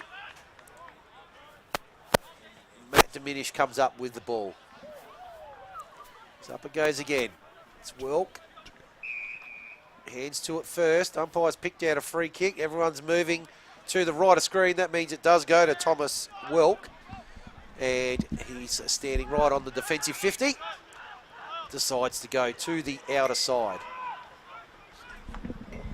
Excellent spoil from behind. Pack forming here. What's the umpire going to do? He's going to call holding the ball.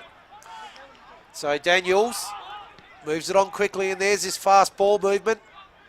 Just a hack kick though, Vince, it was. So ball on the half-forward line there, trying to get the big fella there. He's tapping. Boy, oh boy, what a big, strong tackle it was. Look at all the numbers. There's twice as many feet as there are bodies in there. But gee, a lot of players there pushed out of the way there. Southern Footy League player over the back now. The ruckman is Darcy Mitchell. You have to do it all in one of these games. A quick interchange going on right as that play went past as well.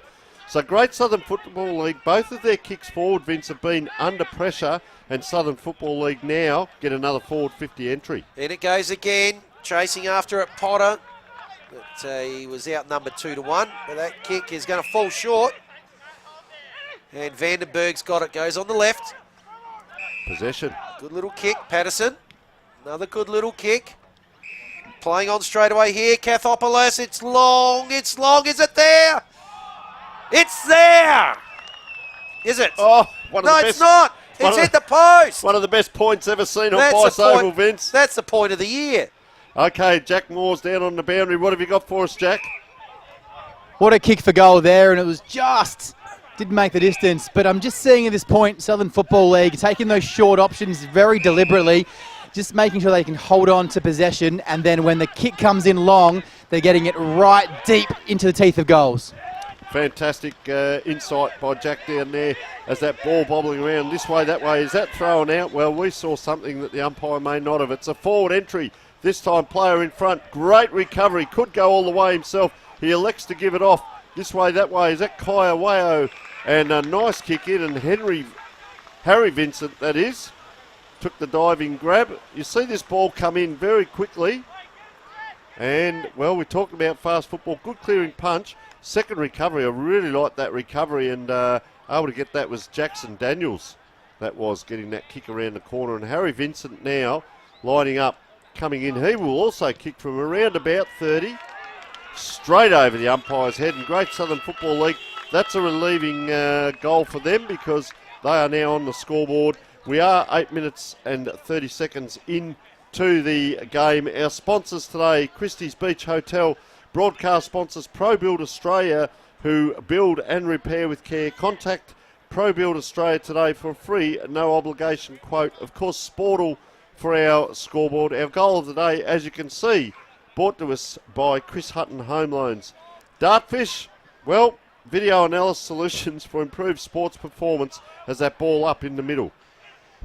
So into the ruck. Now looks like it's Laurie. Thompson would have been held without it, but again, straight into the 50. Oh, I reckon that's definitely bounced. It has. Play on. Great Southern. There's a snap on goal. It's going high and wide, and that is out on the full. So about 10 metres around from the point post.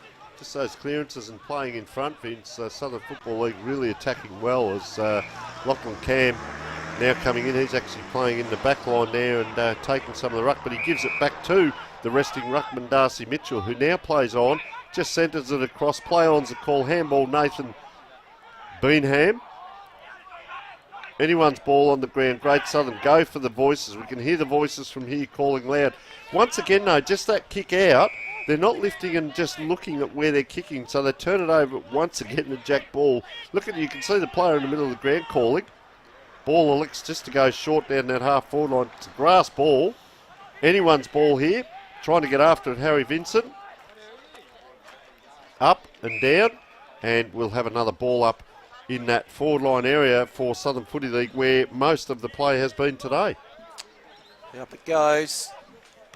Darcy Mitchell thumps it towards the middle of the ground. Just now able to pick it up there is Hogg. He's tackled. Gaskin's not allowing him to go anywhere. Umpire will come in. Stoppage here just on the point of the centre square. Good handball on the up. There goes to Hogg. Hogg's kick to a pack.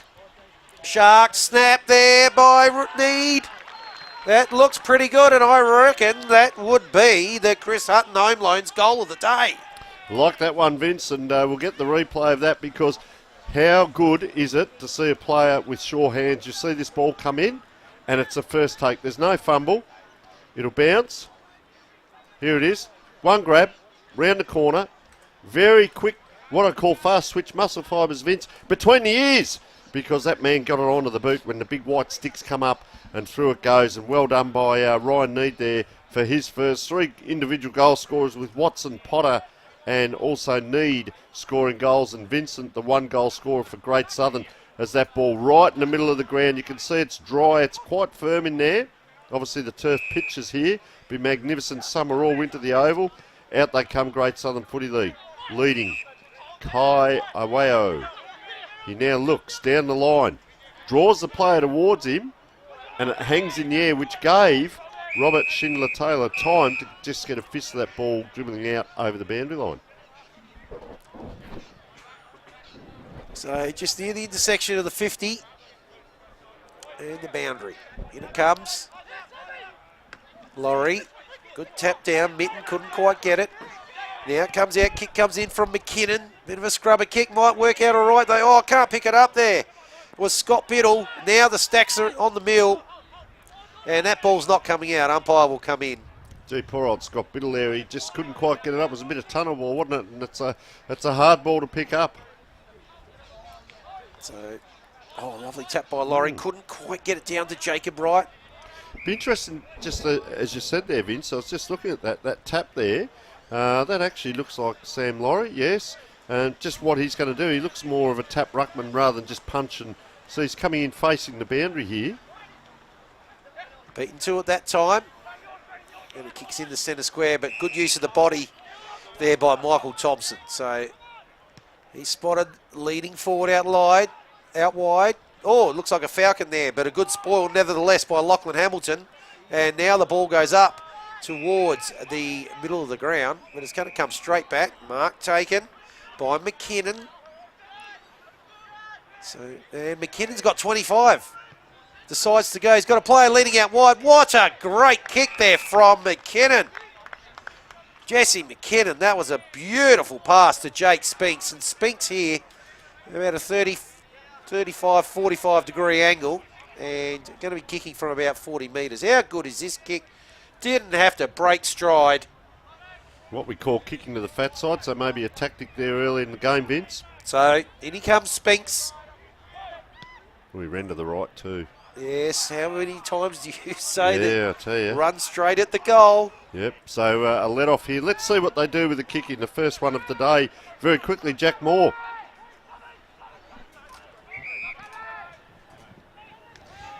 Thanks, guys. The sharpshooters are over the field this afternoon. The last one there to have a shot on goal was Jake Spinks, fresh off 10 goals last week against Port Elliot for his club side, Maiponga Select. So, sharp watch. Fantastic. Thanks, Jack. And, just pushing off there. Interesting by Samuel Bentley.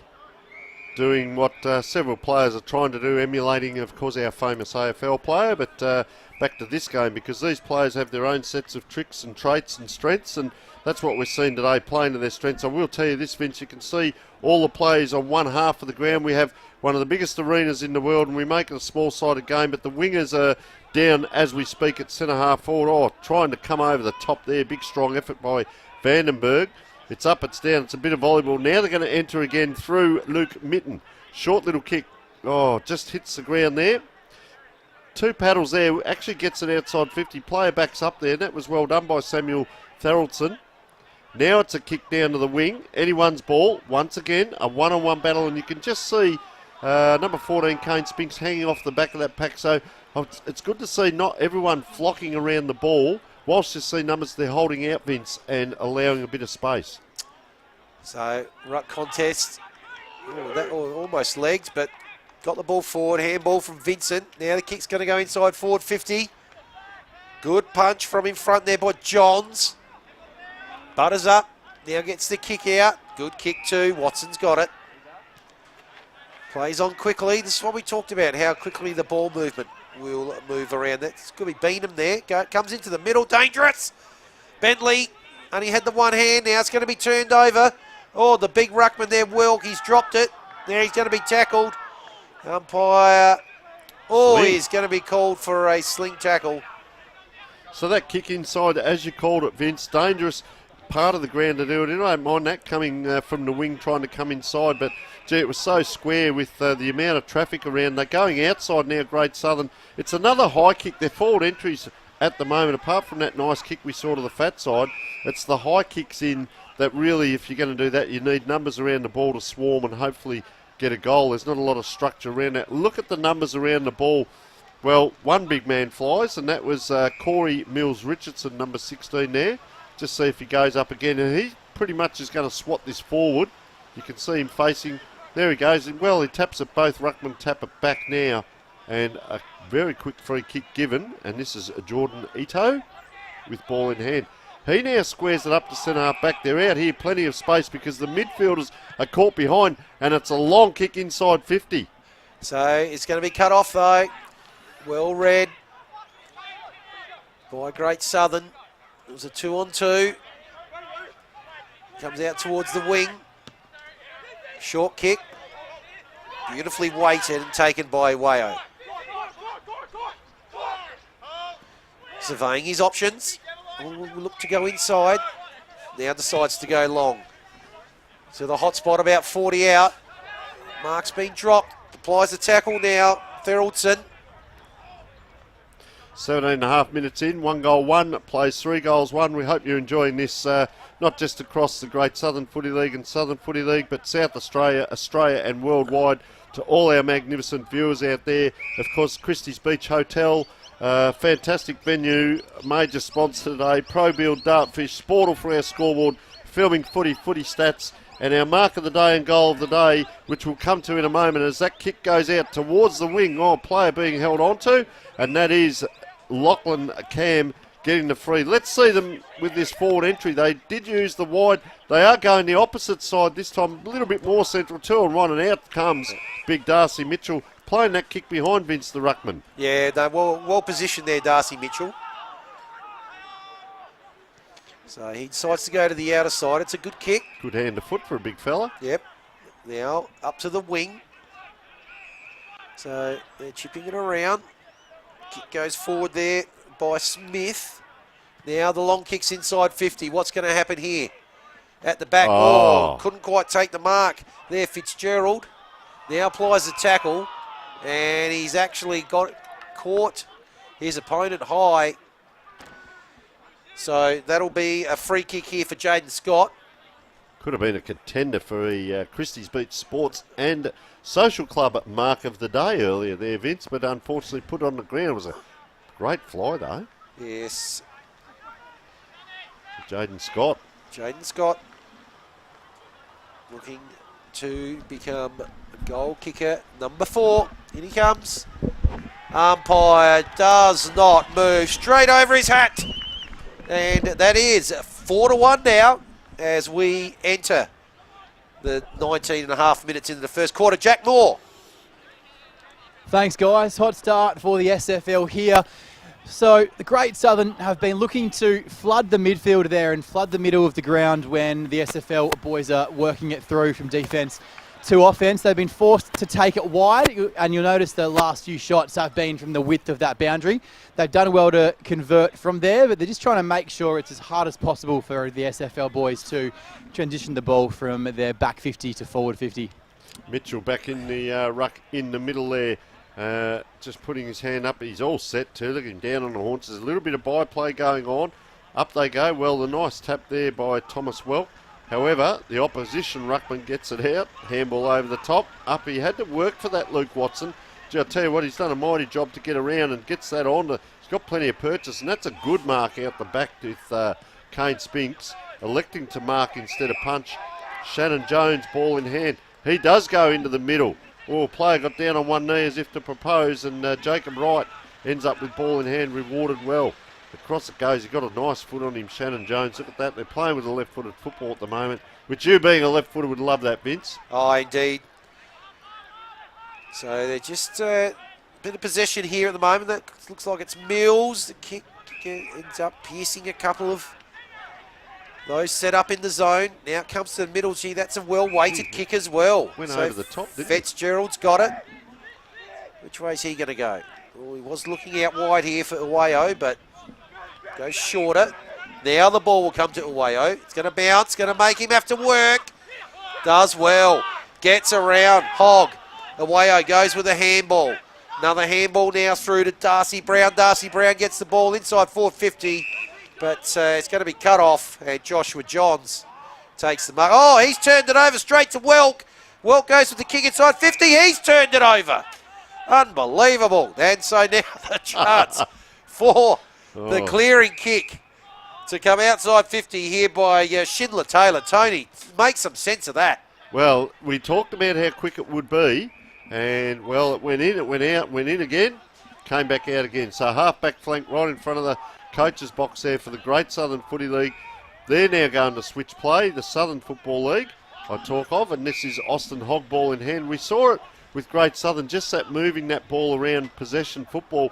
If they can force Southern Football League to put the ball up in the air here, well, they play possession football. Now they have to play on. There's the high kick. It gets across, doesn't go to a 50-50. So this is good possession. Bradley Patterson at centre half back. Another possession. Just off the back of the square. They go diagonally forward. Boy, how are they getting this space? Gee, turned around then. No one near him was Jordan Ito, and he's put that in. We could see a coast-to-coast here. Sam Bentley, he's going to be outside 50. And boy, oh boy, no possession to Great Southern Football League from one end to the other. I'm sure the coach will work on that at quarter time. Gianni Petrucci with Sam Bentley now coming in for this shot on goal. The horns will fly. Geez, outside 50 there. And he's given it everything. Players go up and it's hit the out of bounds on the full. Hit the post there. And, well, Vince, a lot of possession football through there with Great Southern touching it. They've tried to do it the other way back, but you have to execute correctly, don't you, with the skill. Here they go again. So it's out here to Darcy Brown in the pocket. But they're set up well with their zone behind the ball here. He's forced to go long. Looking there, 2 bites at it there. Couldn't quite take it, McKinnon. Oh, wiggle. So good work here by Schindler Taylor. The kick into the forward 50. Pack flies off hands. Going to end up over the boundary line. No, still in play.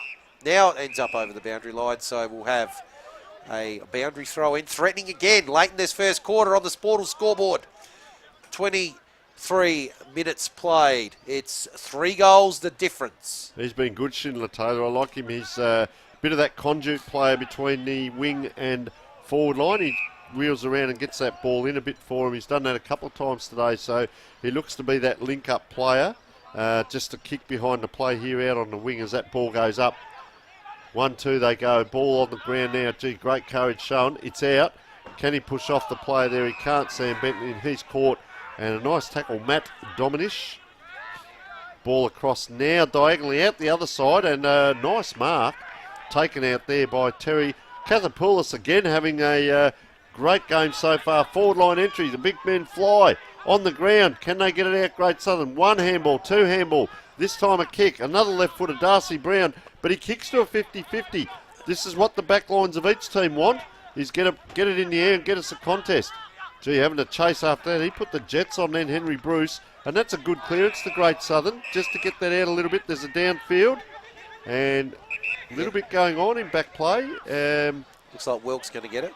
Player down in back play, and good sportsmanship by the opposition there just to try and help him up. That's sensational to see, Vince, that the opposition player went and helped out. Take my hat off to Jordan Ito there, assisting the player while this game is still going on, and Thomas Welk couldn't quite. So ball in the middle. Handball comes out. Patterson goes long. That's going to be swallowed up, though, by the defence. The defence is holding up well. They have conceded 4. Big Cam again. Goes to the outer side. Short kick. Dominish. They don't mind getting that ball inside in that corridor there, Vince. Dangerous kick again. Might not come off here for Kenning. He's going to come back the other way. Very short kick. Good take there by Ito. He's been impressive, been lively in that forward line. Decides to go wide. Oh, there's a player out here all by himself. Here's the man of steel. What's he going to do? No score. I'll tell you what he did do then was a diagonal lead, which we haven't seen much today, but he started on the other half forward flank and came across the ground. We've got Jack Moore down on the boundary. As the quarter time siren goes here, guys, and it's very evident that whenever Great Southern look to move the ball, they're wanting to get it into the corridor every single time, and if that kick just misses by an inch or a metre or so, Southern are very crisp and clean on the counter-attack, and it gets right back over their head within a few seconds. So perhaps a part of the game plan to work on at quarter time, because for every time it works, there's about 3 or 4 times where it's not, and they're getting scored against very easily. All right, thank you. Thanks so much for that, Jack, and we will take a short break from Bache Oval.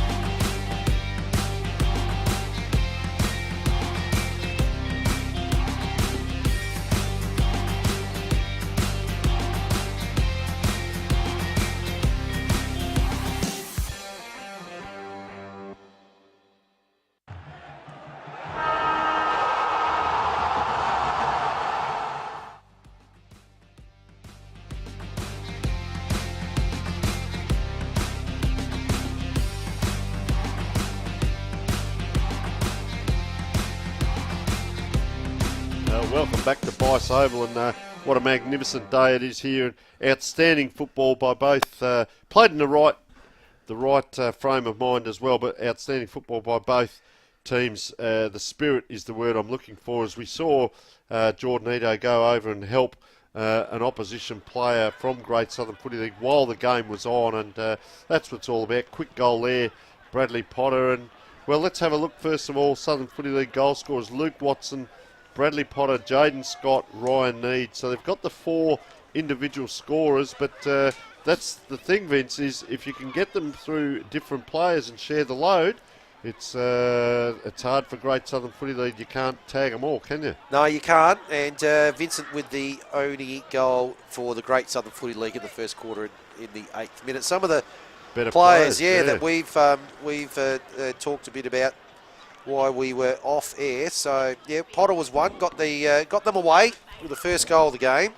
Cathopoulos has been number 6. Yeah, he's been a real link-up player, delivering the ball inside 50. And Darcy Mitchell's done well, given the fact that I think Welk and Laurie are a big combination to go up against, and he's held his own. I think what you get with Mitchell is he'll also give you around the ground value, so he can take a mark and he can actually kick the ball well. I say that respectfully, because sometimes, all players, but the big fellas, it's a long way between hand and foot, but his foot skills are very good. So you might not be winning the tap, but you might be that extra player, like Big Cox was for West Coast. You know, he was that extra player around the ground, so an extra on-baller.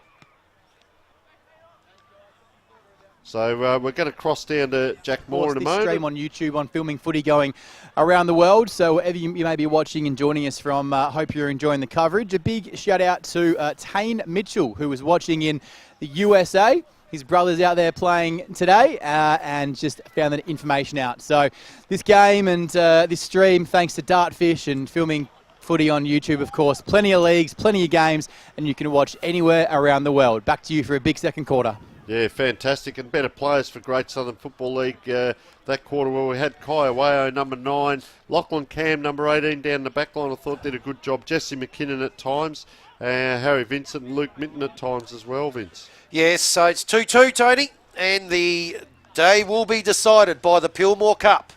So the ruck is Sam Laurie this time for the Great Southern Footy League, so working in tandem with Big Thomas Welk. So we'll see whether Welk's actually wandered into the forward line or whether they're changing the rucks on the bench, which I suspect they are.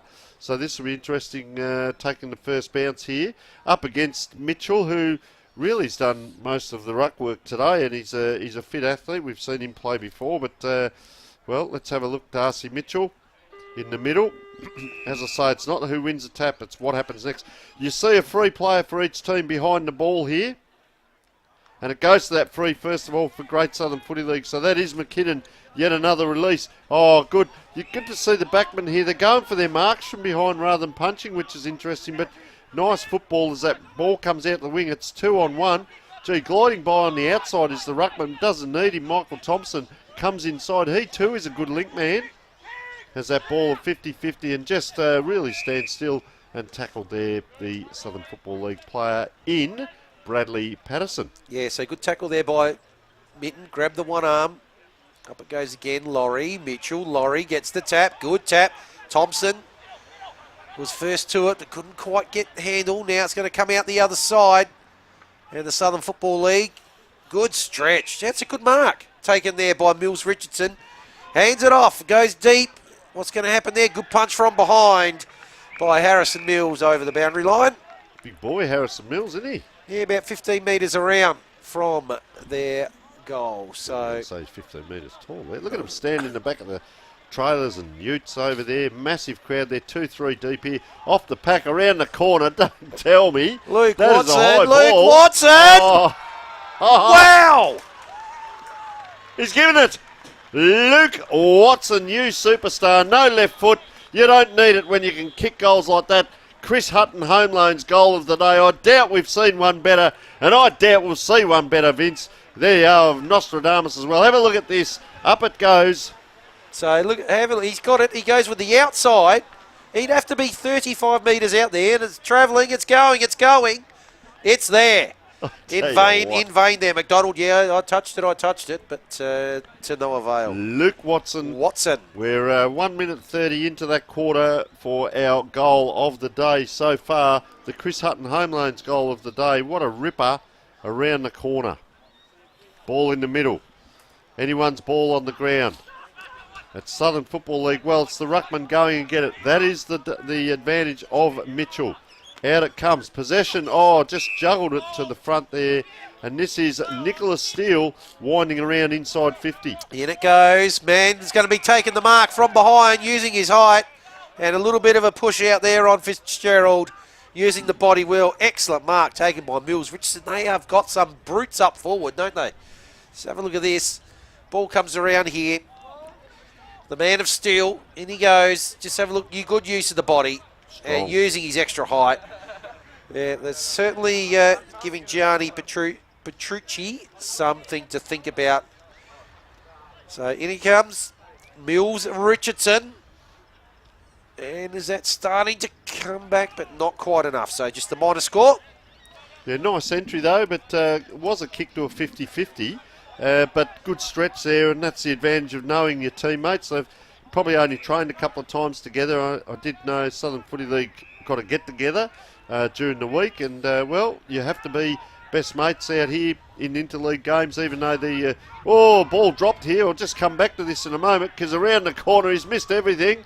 Lucky let off there, and it's going to be out of bounds here. You're playing against these players every week, and all of a sudden they're your teammates, and you do make lifelong friends in these interleague games, and players get to know each other and respect for their traits and strengths as players along with their skill set, Vince. So in it comes, and we've seen some skills on offer here.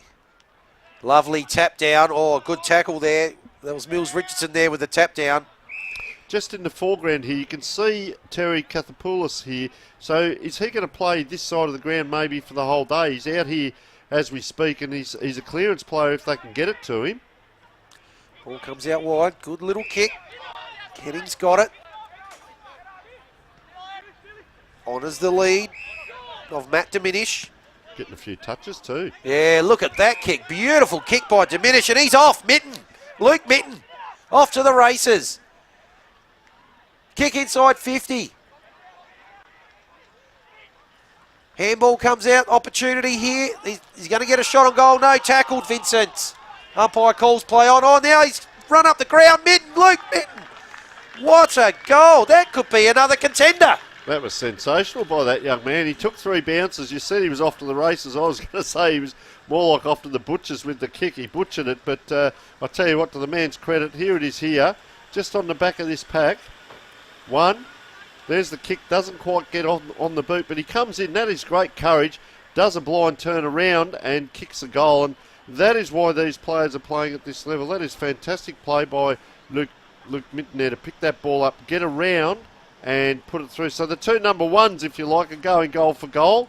Luke Watson and Luke Mitten, and both are kicking spectacular goals. So the 2 number 1s may share the goal of the day, Chris Hutton Home Loans goal of the day, as that ball up in the middle again. Can they get another clearance as we quickly go to Jack Moore?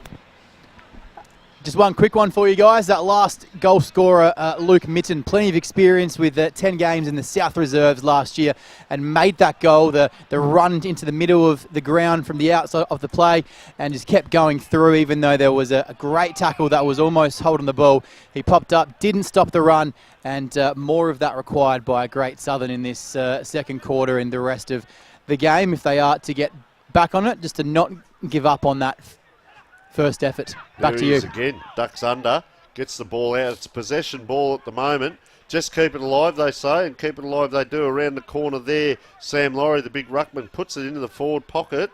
Is it out? No, it's not. I'll tell you what, they've played on there. Don't tell me. Up it goes, down it comes, and a free kick given. And it's going the way of Great Southern Footy League, so just fighting back a bit here. So this is interesting. Cam, I called in the back line. He's now playing in the forward line. He runs around and just offline there, 1 point. But he started in the back line, we noticed, and now he's up forward.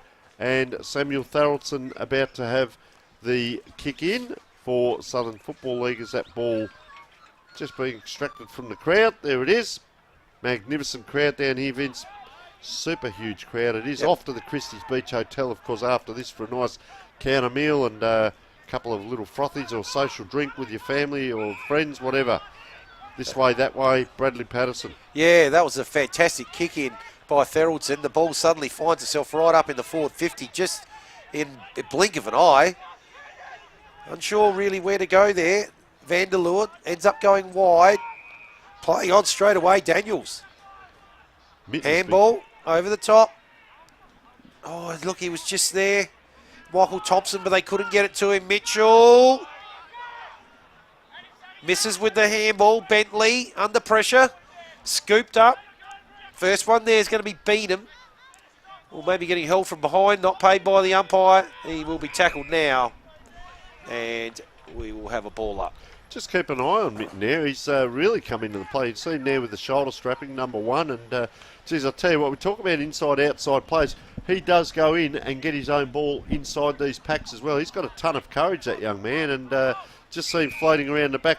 I'm interested, Vince, in around these ball-ups and throw-ups.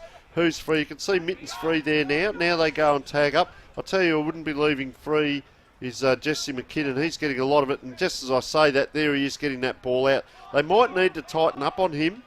Southern Footy League get on to him, but look at this ball out in front now. Will they get a bounce? One bounce. Around it comes Kyan Smith. Long kick in. High, playing in front, Great Southern. Now the Cavalry come. Anyone's ball. Oh, they crash in over the top. Boy, oh boy, he's Kane Spinks doing a lot of work in there. Look at him, just gets a hand on that ball. Oh, and he's couldn't quite get it out. And a free kick here to Southern Football League. Might have to go to our boundary rider, former umpire, to find out what that one was for. But, well, getting the free kick here, Jaden Scott already has one on the board. It was that scrambled kick in. They were fighting for a lot of the time with that ball on the ground. As Scott comes in, he kicks it, and he has his second on the board. We may get a look at this. I think it may have been just too much time in there, but it looked like Spinks tried to get that ball out. Unfortunately couldn't. Yeah, well, this is the kick, but 5-2-32 plays 2-2-14, so 18 points the difference. Yeah, nice goal there. So it's back in the middle. Just managing to eke out a little bit more of a lead here. It's out to 4 goals. Mitchell goes at the second attempt. Can't quite get it there, Bentley. That allows it to come inside forward 50 here. Excellent pickup on the second attempt there. That was by Great Southern. The tackle applied. Good tackle by Spinks. It's like McKinnon's gone up forward. I spoke about this, Vince. A lot of these players are on-ballers, but they'll say to the coach, I'm an on-baller and a forward line, and why not play them in 2 positions? So Mitchell with the tap down. There's going to be a quick shot on goal. And that won't trouble the scorers on the Sportal scoreboard. We're 10.5 minutes in the second quarter. It is 4 goals even the difference. Jack Ball with ball in hand. Elects to go out wide, down that far side. Up they go, big pack forms. It's anyone's ball, having to go, and well, he had to wait for that, Sam Bentley, and well, forward they come to the wing. Trying this time, Kane Spinks. Very athletic looking young man. He's got hold of the player too, slung him around. They're out here through Blake Aldridge. Inside 50, anyone's ball. Oh, the body work was good. Player sprinting towards the ball. Anyone's ball. 1-2. Can't get a foot to it. There's a lot of boots in there. There were 6 legs involved in that bit of play. Oh, he backs up fantastically there, the Southern Footy League player. That's Bradley Potter putting in a mountain of work around the corner. Oh, I'll tell you what, high, wide and handsome. And that was Braden Hooper. They're making hard work of it in the forward line, Vince, the Southern Footy League, and they just can't get that score on the board. No, not at this stage. So the ball quickly goes out to the outer side.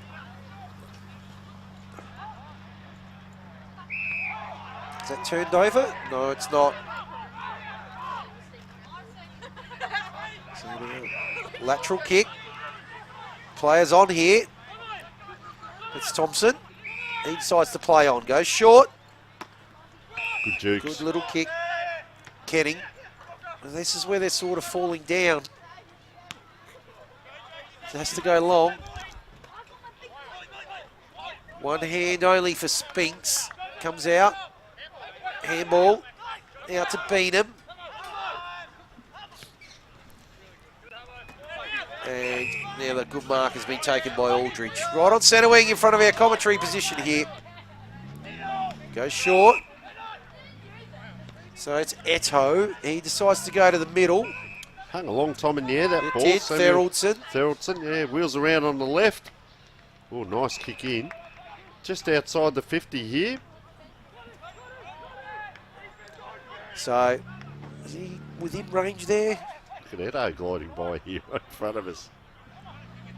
Fair distance there, Vince. Yeah, he's probably going to kick from 55. And probably a little bit into the breeze. Ball seems to be travelling a little bit further to the left of screen. He's given that a good roost. He's going to go all the way. No, it's going to stop. Doesn't quite make the distance. Does get paddled through for a rush behind.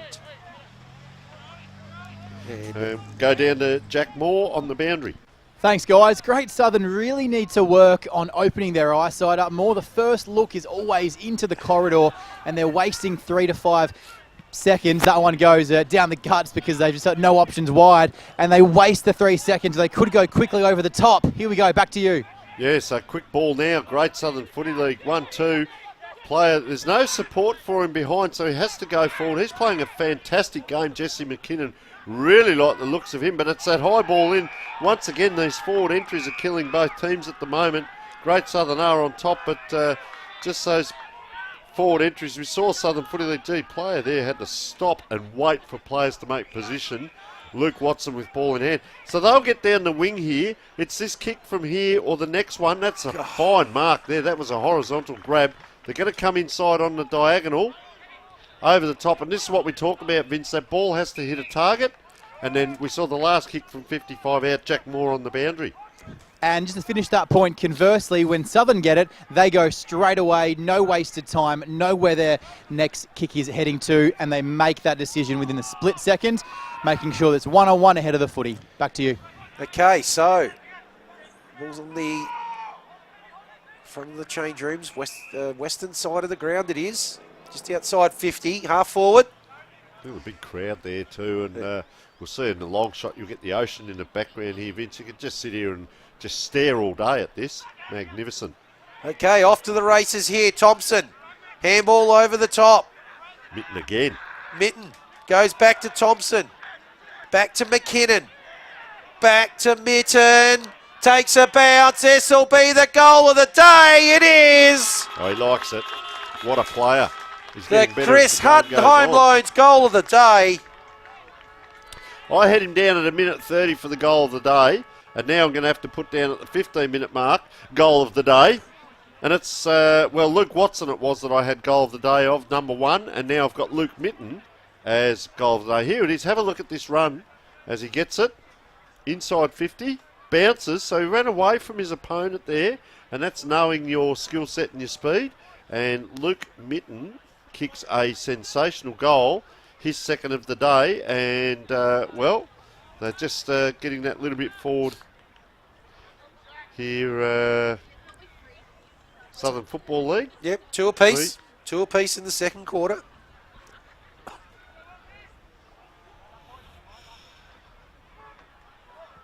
Good tap down by Mills Richardson. And the free kick's been given away. So Wright goes with a handball.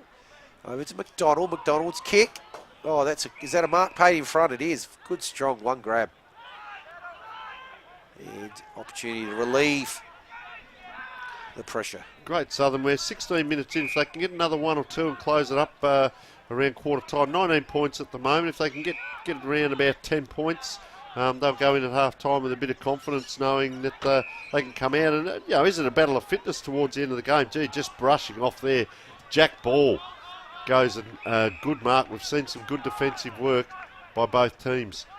That's the dangerous kick inside to the centre half back position. Now out the other side here, Plenty of time is there. Closing speed is fantastic by the Southern Footy League player.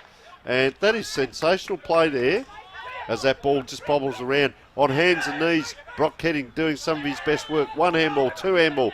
Out the back it comes. Places it on the left boot to the 50-50. Player tracking that across the boundary and out it goes. Jake Spinks. But good play down back. And now I reckon it was Joel Vanderleer coming out. And a lot of talking here, Vince, right here in front of us. Shannon Jones doing a lot of setting up as well.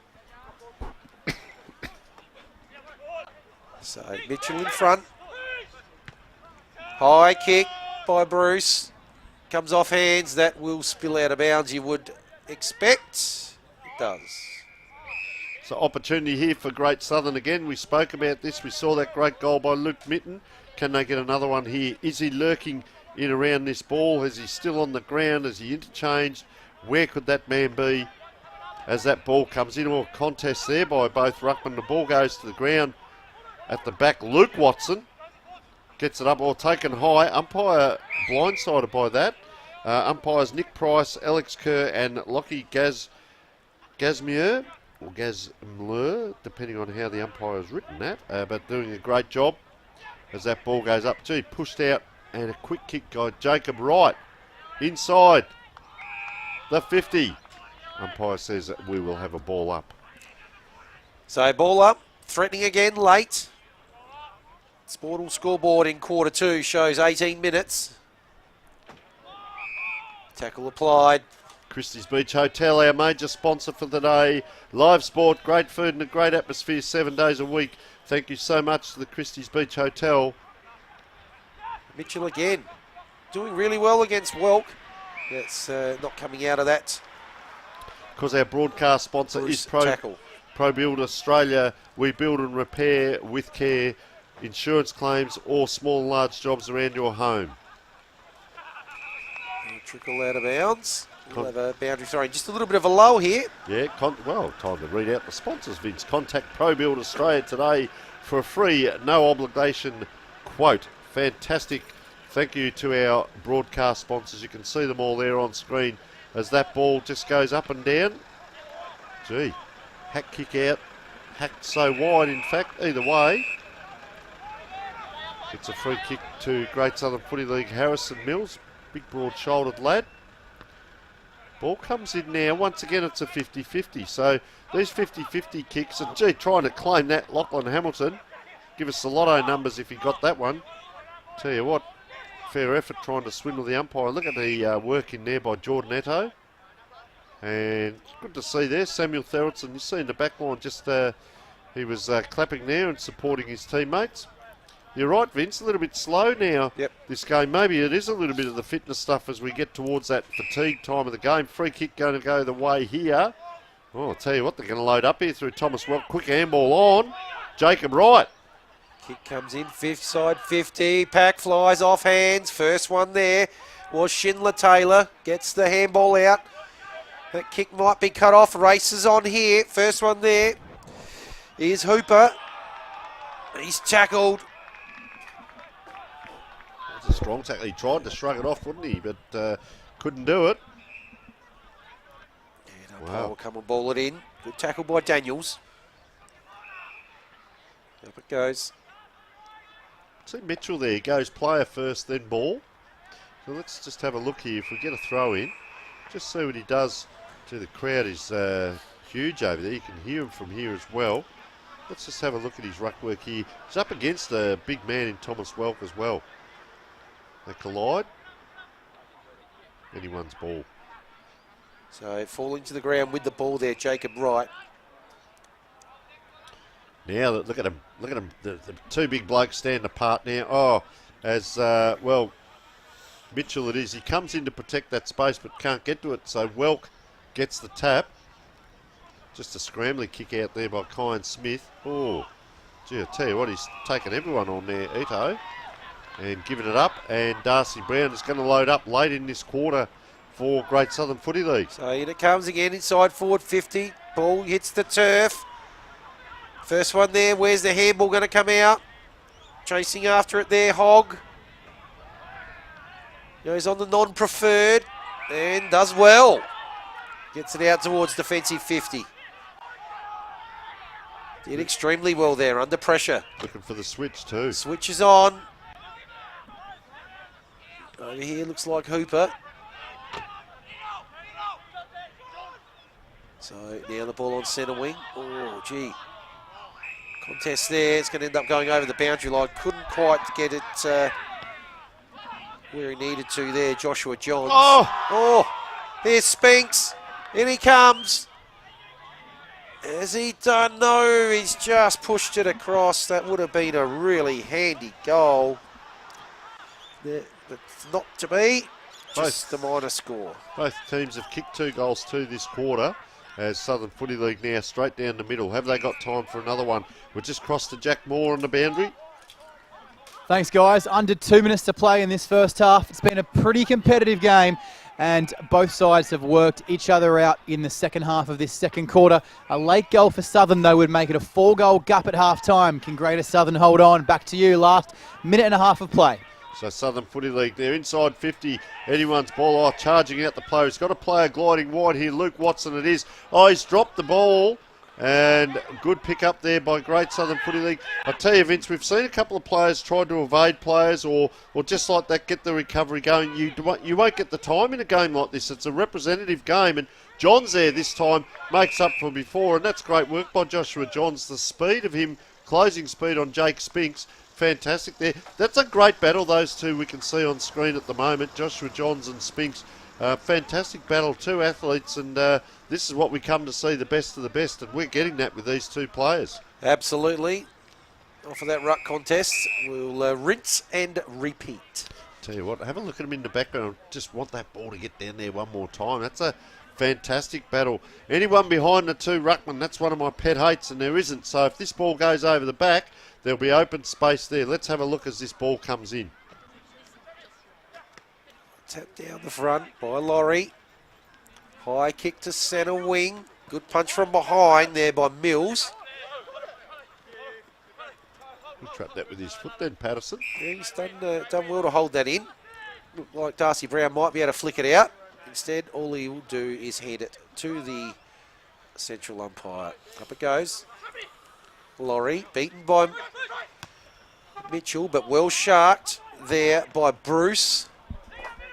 Now the handball's going to come out here to Wayo. Oh, he's just fumbled. Now he's got a second chance, and it goes across the ground. It's a lovely kick. Kick goes inside forward 50. Good take. What a good take by Harry Vincent.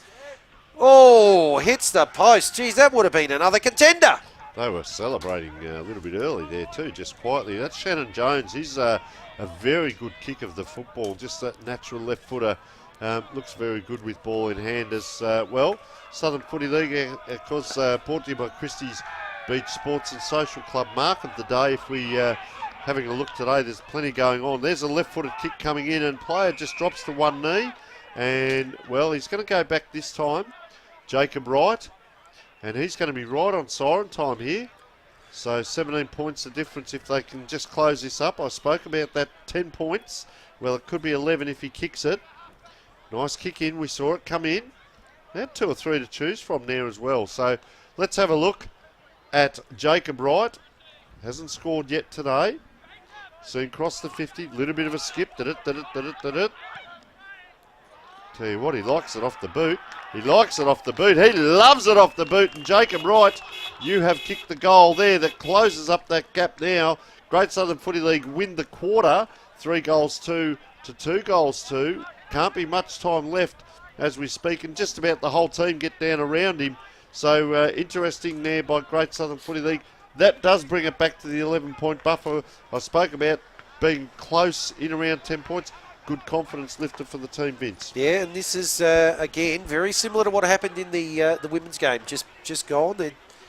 The team that went out to the left of screen got out to a 3-goal lead, and that was dragged back. So up they go. Mitchell is going to be taken. Might have got held there. Biddle. I'd see Mitchell too running forward here. Well, down back it is. He's doing a mountain of work up against Sam Laurie there. So Biddle. Decides to go short. We need to get it in. Oh, there's the siren. And that would have been a very, very another handy inside 50 if they had been able to grab one more, but indeed they haven't. So, for the Christie's Beach Hotel, for bookings, visit christiesbeachhotel.com.au. On the Sportal scoreboard, it is Great Southern Football League 4-4-28. The Southern Football League 6-3-39. 11 points of margin. We have 2 quarters to go. And let's just see how the Pilmore Cup will finish out.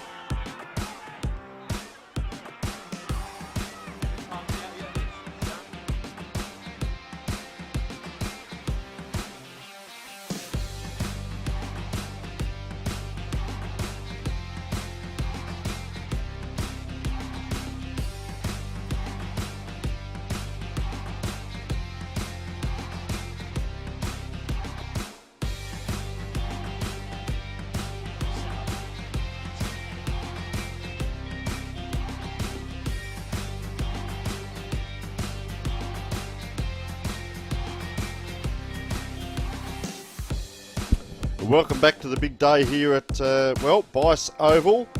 The Southern Football League versus the Great Southern Football League. It's been absolutely sensational. The hospitality down here is second to none. There's a huge crowd here. Both leagues have looked after us. We've had access to presidents, coaches, supporters, playing staff members as well. Just sensational for the league. And at the moment, the Southern Football League are leading by the 11 points, 4 goals, 4-28. Great Southern Footy League to 6 goals, 3-39 for the Southern Footy League. It has got a bit chilly down here. My name is Tony Neal and joining me today is Vince Cosmo. We are dropping down in temperature. We're looking currently at 16 degrees, the overnight minimum of 10. And, well, it's actually 14, feels like 12.1, but no rain and partly cloudy. We are in a winter's game. We've been lucky. The field is just looking sensational. As let's go through some of the players for both teams. So, of course, goal scorers, first of all, for Southern Football League, Luke Watson with 2, Bradley Potter with 1, Jaden Scott with 2, Ryan Need with 1, and our better players, Luke Watson, both number ones actually, but Luke Watson playing a great game. You'll see him pop up on the screen from time to time. Bradley Potter, of course, we've lost Cathapoulos, not as industrious that last quarter. Of course, Darcy Mitchell, who our band riders found out his brother is watching from America, so fantastic with filming footy and Dartfish that we can bring you this telecast not only to South Australia, Australia-wide and also around the world. And, we have our viewers watching in the US of A, and Darcy Mitchell is playing a great game as we speak. And Robert Schindler-Taylor, pardon me, is also playing a great game. Just going to hear from Jack Moore on the boundary as we speak. Thanks, guys. Second half of our main feature about to get underway with Southern Footy League holding an 11-point lead. That late goal so crucial to a competitive second half. And what a day it's been down here at Bache Oval in Christie's Beach. Just recapping those results. In the under-15 boys, the Southern Football League got a comprehensive victory. And in the under 17 and a half boys, it was the Great Southern Football League hanging on by 3 points. In the under 17 girls game, it was the Southern Football League by 2 points. And in the women's feature, which we just saw prior to this game, it was a cracker of a fourth quarter with Great Southern winning by 16 points. So it's 2 apiece between the two leagues, and it's an 11-point ball game at half time. Vince and Tony, we're in for a sensational finish to what's been a brilliant day. Very astute once again down there, Jack, and our viewers appreciate all of those scores, mate. That is sensational.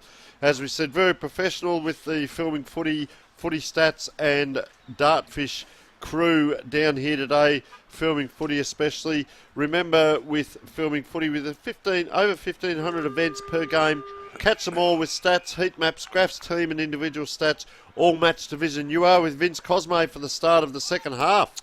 So the two number ones go at it on the ground, and it's the number one for the Southern Football League, Luke Watson, once again, who gets the clearance. His kick goes inside forward 50. And opportunity here for Corey Mills-Richardson. Had a good second quarter, Mills-Richardson. I was pretty impressed with his competitive nature in the forward line. Probably a fair way out here, Vince. Yeah, he's probably going to kick from right on 50, maybe just inside. Kicks from the 50. Oh, that's gone high, wide, and not very handsome, but he'll claim that as a pass. Set play. And Bradley Potter has it. So wow. He decides to go short. It's got someone.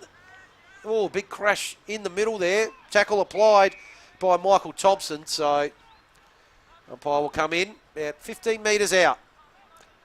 So we've mark of the day today is brought to you by the Christie's Beach Sports and Social Club. So it hasn't been, there's been a few good grabs, but nothing really stood out so far. Just that forward entry there, it wasn't great. We've seen a couple of goal of the day contenders, but the mark of the day, there's there's been some great marks. He's an interesting player, isn't he, Mills Richardson? As that ball just pops up and he's chicken-winged almost there, Luke Watson. Yeah, he's a really good size, really good athletic-looking lad, Mills Richardson, and he can put it there. He is there. Look at that tap down, straight into the hands of Bradley Potter, who couldn't quite, and he's going to get a free kick.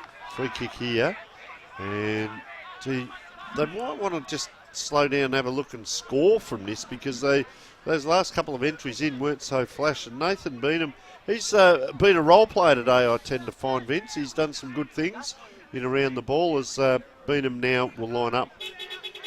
So snaps around.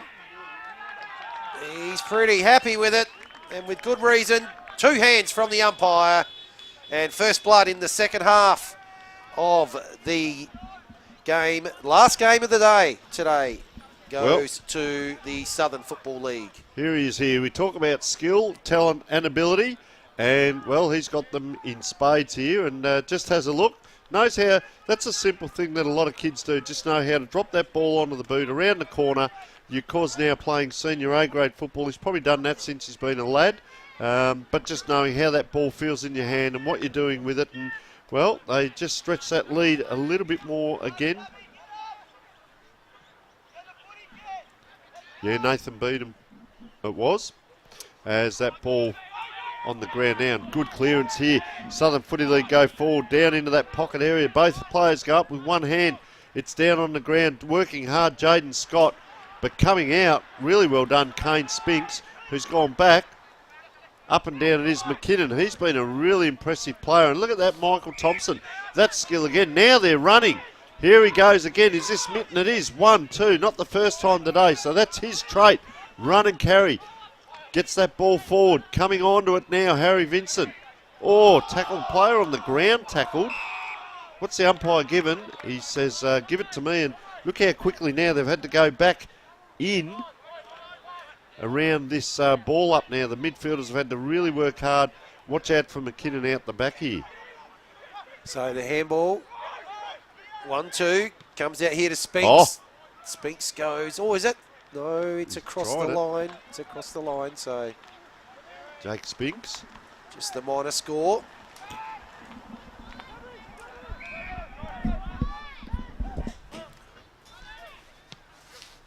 Long kick comes to the point of the square. Up they go. 2 hands on it. Fitzgerald couldn't quite take it. Sharked well there by Mills Richardson. He's got a high kick right into the centre of the ground, into the cricket pitch area.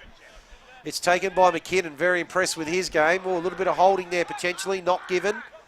Numbers favour here. Favour Southern League. Maybe tackled without it there. Jack Ball. Umpire says play on. That ball's going to come back, and no, he's going to give it to Daniels, actually. So I think he did call that for, it was a late call, but well adjudicated for holding. So look at the congestion now in the forward line. So Daniels. Feigned to go to the boundary line, now goes to the hot spot. Pack's going to fly, comes off hands. First one there's Brown. Brown tackled immediately. Ball does spill out, and he's been caught holding the ball. So just you're going to see Mitchell there with his head down, wandering through. He copped one in the back of the head in that contest. He's just trying to push himself forward now, and just keep an eye on him, as a lot of the players are going past him. He's a bit sore in the back of the head. He's done a mountain of work, but they're going forward now. Southern Footy League out onto that flank. Nice set of dukes. Around, wheels around too, the player. It's quick movement. We've spoken about this all day. 2-on-1. Over the top, can they do it? Oh, player is taking the ground right near that goal square. The big fella's got to get down. I spoke about being below the knees when you're over 6 foot, and he's done it. And he will receive a free kick, will he? No, it's going to be a boundary, a ball up, right in front of goal. The 2 ruckman. Nice tap again by the Southern Footy League, Corey Mills Richardson, but they're able to clear here. Great Southern. Wow, he's turned a circle there, Michael Thompson, and hasn't dodged anything except fresh air, but it looked spectacular on our screens. Now it comes inside. Nice kick too on the diagonal, and Bailey Gaskin wheels around. Look at the players running free. Oh, geez, I'll tell you what, he had to have a quick look. Jackson Daniels runs in, and he's just shanked that a little bit. That was great courage, Vince, as he ran forward. Had to have which I respect that. Had to have a quick look. We'll go to Jack Moore on the boundary. Thanks, guys. 2 forward forays there from Great Southern, and Jackson Daniels, great attack, but he's also burnt a teammate on both occasions. Had Iwao in the pocket the first time and went to a 3-on-3 contest. It rebounded. They were lucky not to concede a goal down the other end. And there, you'd probably back him in to score on the run, but again, had a handball and a short target. Got to lift those eyes. So the left foot of Tharaldson now comes down to the wing, and that was Beanham. Play on. Yeah, so that's moved very quickly here. Patterson streams inside to forward 50 out the back. There's going to be a handball here to Scott, and umpire says no, nothing there. Oh, he's pleading his case. He's pleading his case there, Jaden Scott, but umpire says give it to me. Up they go. Big punch out of the pack, takes it over towards the boundary line. Good defensive punch. Handballs now come out with Great Southern, so they're looking to move the ball. Been impressed with their ball movement. Welks goes up with the one juke, front and centre. Now they're running again. Vincent. Here's Vincent again. This time the ball's going to go over the back. It's missed the target. It's going to be mopped up by Bentley. Goes with a handball over to Hamilton. Hamilton's short kick is good. And there's a good left foot there, out wide by Kyan Smith. So far side, big crowd. You can see him in the background. Round it comes, another cut-off here. So Michael Thompson playing a very good game, very skilled player, and he did go the barrel earlier in the day and got a long distance in that kick as well. So this time it's in front of the change rooms over there here at Bisoble. 2-on-1. Mitten's one of them there. You can see Luke Mitten. Free kick given. They're off quickly here, Great Southern. They're inside the 50. Guess what? They've kicked it in. They've got a possession here with Bailey Gaskin, who's in that forward pocket with the headband on. He's going to go... No, I thought he might have been going to go square up there, but he's going to go as we roll away in the trailer here, but he's going to have a shot. You can see the 50-metre line there. You can see the coaches in the background. Petrucci talking there. Good connection. Waving. Not flustered. As Bailey Gaskin wanders in over the 50. Puts it up. He's not going to make the distance, is he? Oh, they all fly and just touch through. And a couple of times today we've seen that with Southern Footy League where they've had a shot from in around that 50-metre. A different kick in today. Yeah, just so noticing there's now. 3 behinds. The last 3 scoring shots. Schindler Taylor. They need to make some inroads. It's Patterson with the ball there. Schindler Taylor, interesting, Vince, quite deep. We talked about him being that link-up man. The Southern Footy League there, a couple of times today they've come into the centre of the ground. Well, the eyes went in that time, but they're staying out wide.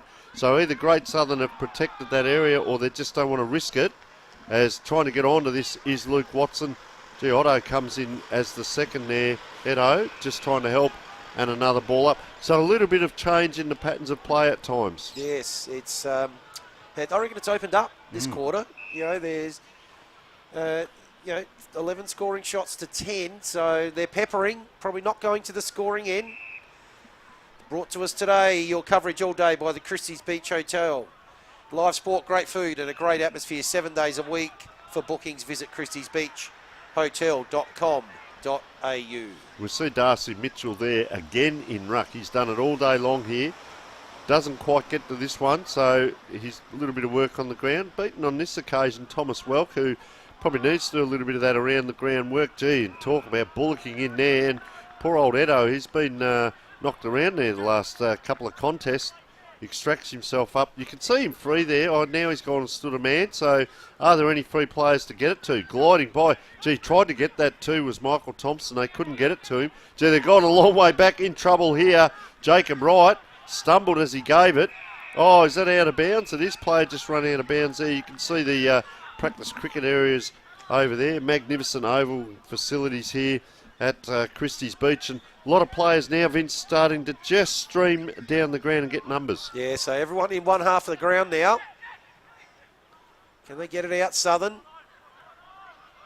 This might be heading over towards the boundary line. Tackles applied there on Watson. Done a bit of work this quarter, hasn't he, Luke Watson? By Van der Leeuwen. Joel Van der Leeuwen. Good tackle. Umpire will ball it up. There's Mitchell. See, he puts the body on body first and protects the ball drop. Peter Hudson back in the 70s would protect the ball, drop to take a mark. So just watch here. They're both facing each other, the ruckers. Mitchell run in quicker and try and get body. There he goes. Well, gets it down this time. On the ground. He's not going anywhere there. Probably a like for like on body, aren't they? Look, here they go. So Welk comes in this time. Doesn't mind physical either. Up again. Ooh, Mitchell. See? And he gets the free kick. It's almost like a set of on balls. The first of the ball gets the reward. Sorry, Vince. Yeah, you go. That's inside 50. One-on-one. Spinks can't quite take it. The umpire says that's off hands over the boundary line. Not sure that was the right kick there, going out wide. So let's have a look now once again at the ruck work here. You might find it's different players though, whether those players have stayed a kick down the ground. They have. Both ruckmen are a kick behind the play, so different forward line structure here. A lot of players around the ball. Quick kick comes out. That is a super kick. Look at the celebration too. I tell you what, that's the furthest he's run in the day. Huge celebration. I can see the player. We might get that on replay here. Socks down. He's a very happy man. Might be Luke Watson, is it? Let's just see the glide by here. It happened so quickly. Let's have a look. Up.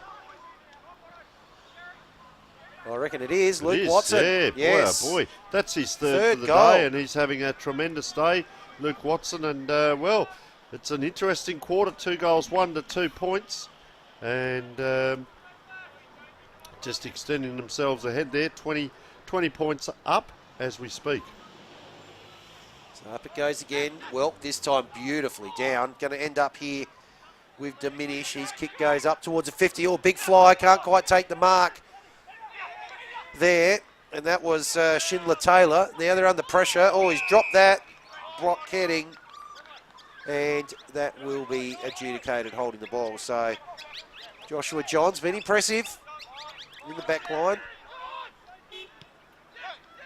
Or is he bitten off more than he could chew? Just the one hand up there from Patterson. Welks gets the handball. This man's been impressive too, McKinnon. And that's a Luxor fortune with that kick's going to end up with Jake Spinks. The kick in there from Diminish. Fell short. Good forward, plays in front. Here it is here. I reckon he meant this kick, Vince. He just lowered the eyes a touch here. McKinnon's been fantastic. There's the handball. So he did have a very quick look and just put it out that side and almost let that player run onto it. Yep, so in he comes now. Very important shot for goal here. And that has...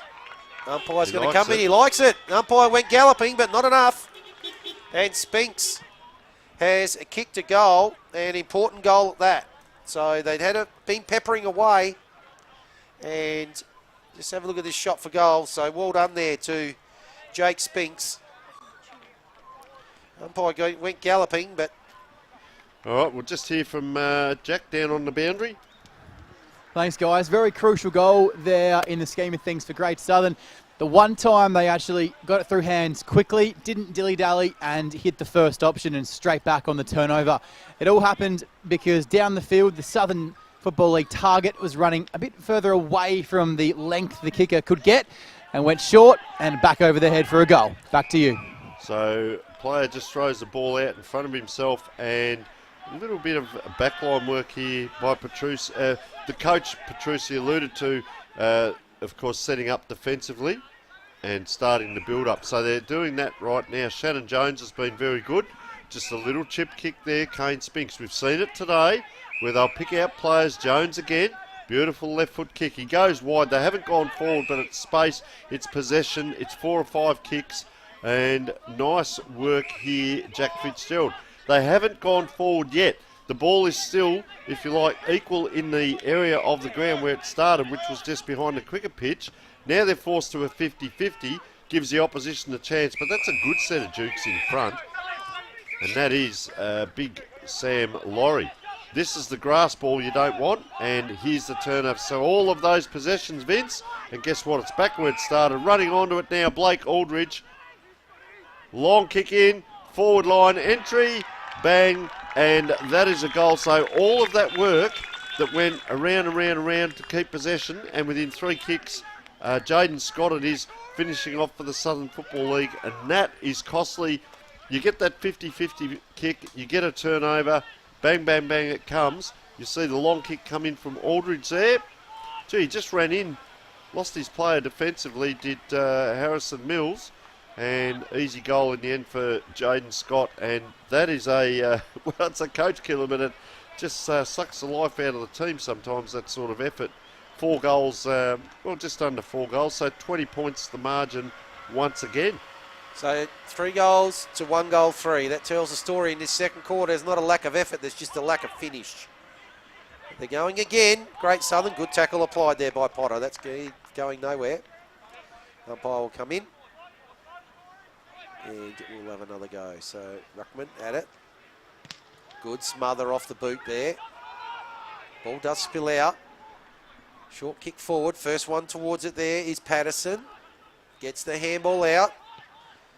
Smith goes towards the pocket. Front and centre. Oh, that could be almost holding the ball. Umpire says it is.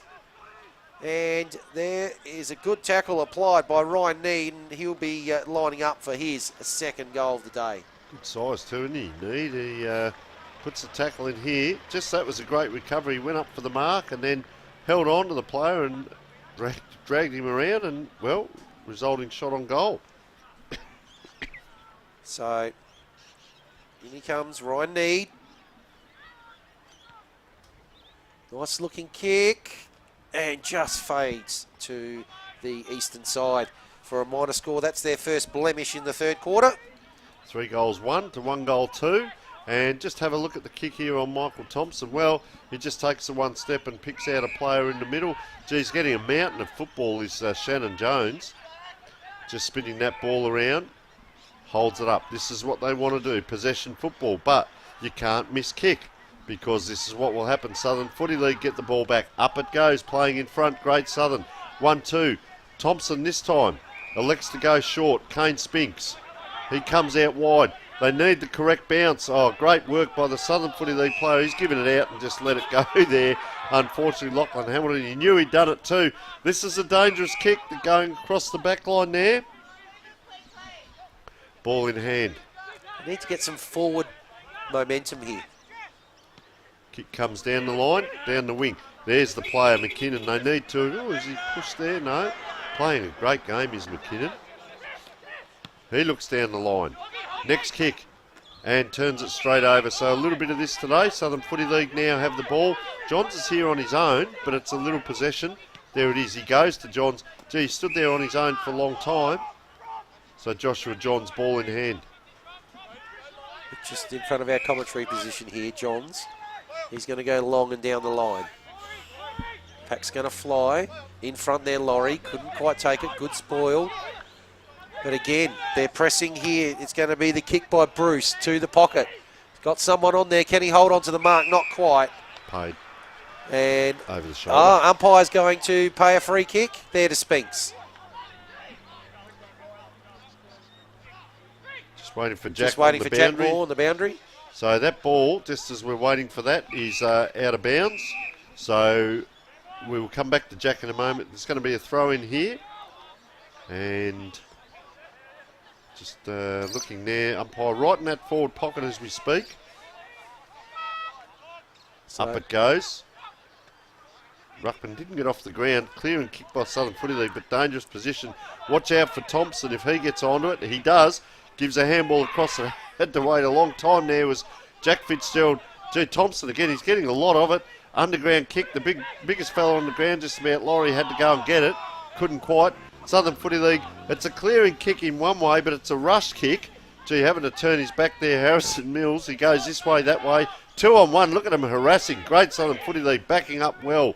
Bradley McDonald, this time McKinnon couldn't get it out. Mills it was. So, Southern Footy League, what can you see, Vince? Yeah, well, there's handballs. They're out the back here. Handball there from Aldridge. Another handball comes back out to Potter. Potter on the snap. Umpire doesn't look to be moving. And Potter has his second. 4 for the quarter. So they've punished those mistakes by GSFL.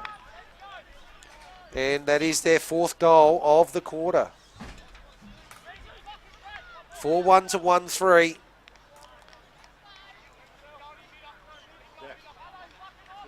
And that margin of 27 now is the biggest lead of the game. 27 points.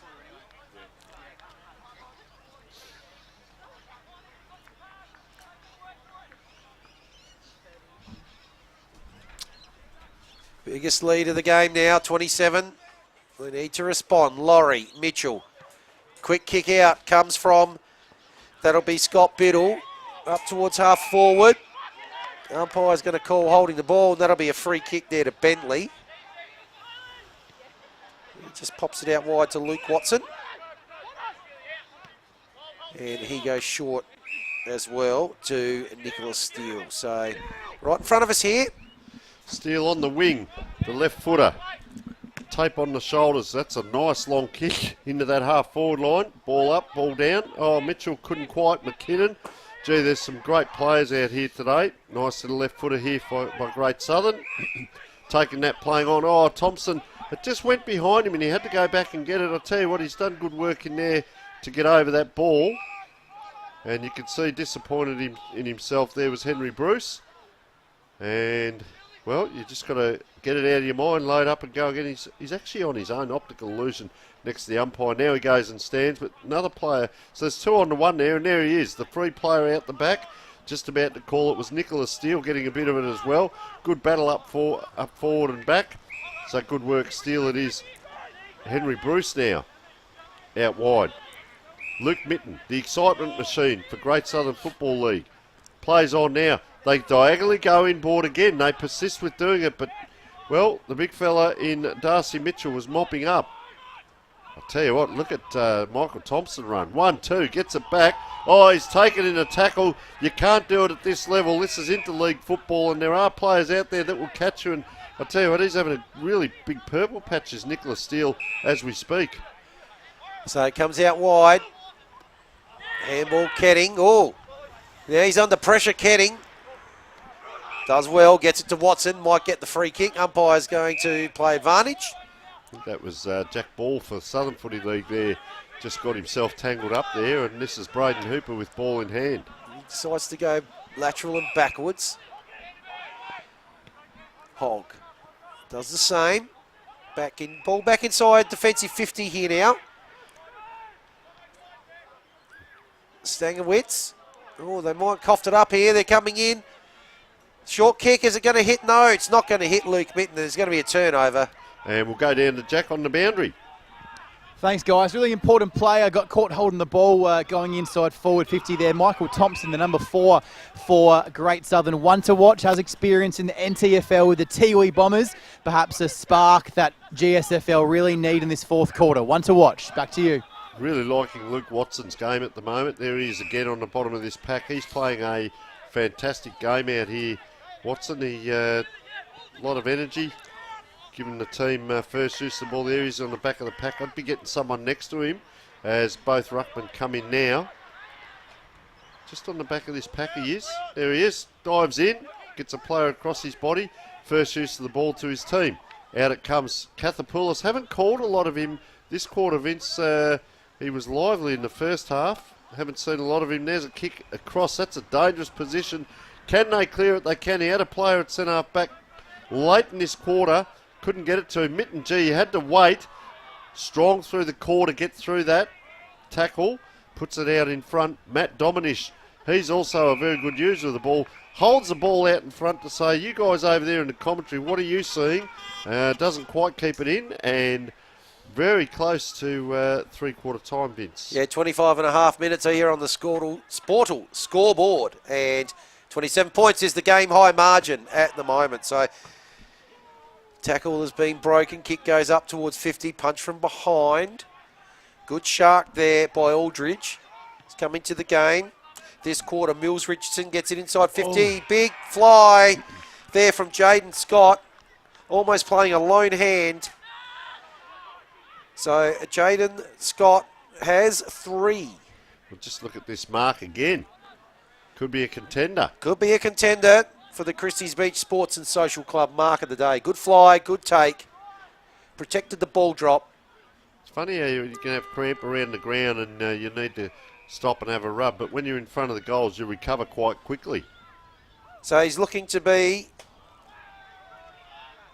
the leading kicker, goal kicker on the ground. It's just to his near side. So another blemish there, but that is now game high margin of 28 points. And we'll be back shortly after some messages from our valued partners.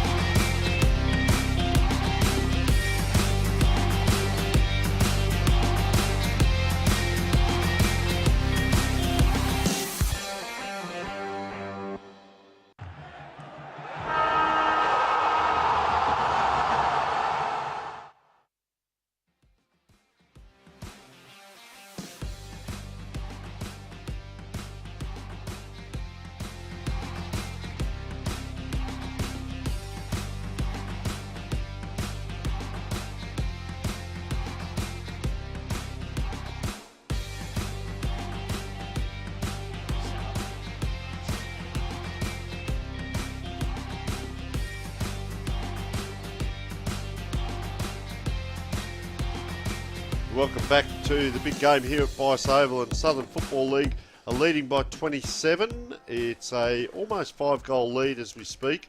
They've had 2 quarters where they've kicked 4 goals, 1 in the first and the third, because they kicked 2 goals, 2 in the second, and Great Southern Footy League have kicked 1 goal, 1 and 1 goal, 2 in the first and third, and they kicked 3-3 in the second. Let's have a look at our goal scorers first of all. Some great highlights there, but Vince Cosme, let's have a look at some of the goals as we speak. Okay, so goal scorers we've got for the Southern Football League, Potter with 2, Watson with 3, probably leading all comers in terms of the best player on the ground, yeah. I think, for performance. We've got Need with 1, Jaden Scott with 3, and Beenham with 1 for the Great Southern Football League. Vincent with their only goal in the first quarter. Mitten kicked 2 in the second quarter, Wright kicked 1, and Spinks with their only goal of the third quarter. And that sees on the Sportal scoreboard 27 points, game high margin.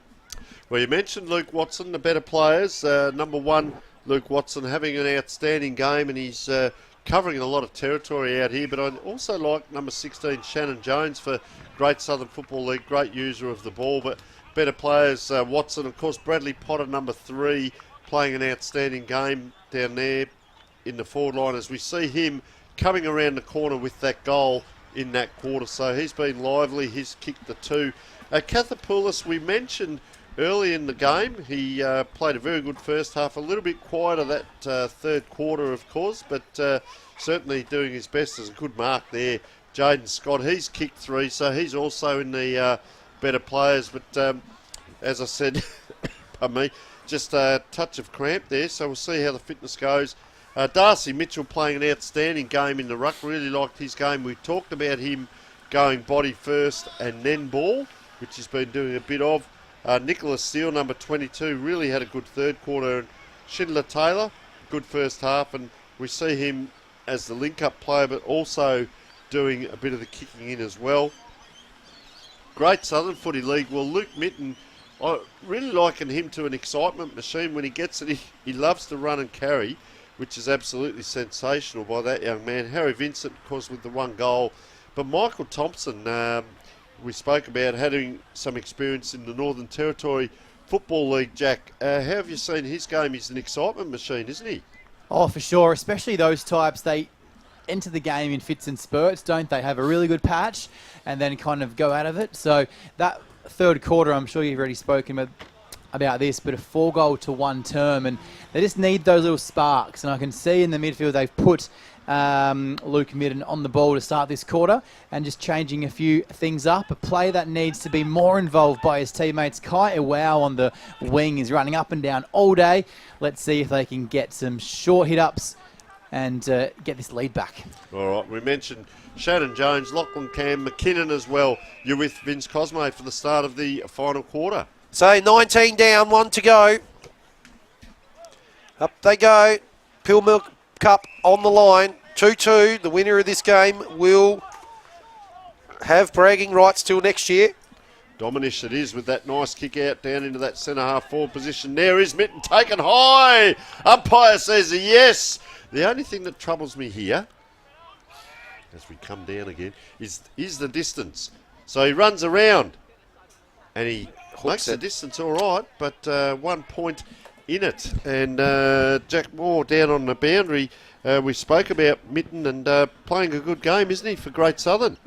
Yeah, one of those players you can throw anywhere, really. And he's got that experience. 2 goals on the day this afternoon and has 47 games at South across their 18s and reserve program. Fantastic, and hopefully he gets a bit more of a go with South Adelaide as well. Young emerging player, and he's certainly exciting. And, well, just tried to kick that ball from a fair way out. This is the player I've really loved as well as McKinnon. Yeah, so kicks inside forward 50, but it's going to come straight back out. That kick's gone a little bit wayward, might be a bit too wide, is it? No. Bounces just inside, but it will be last touch.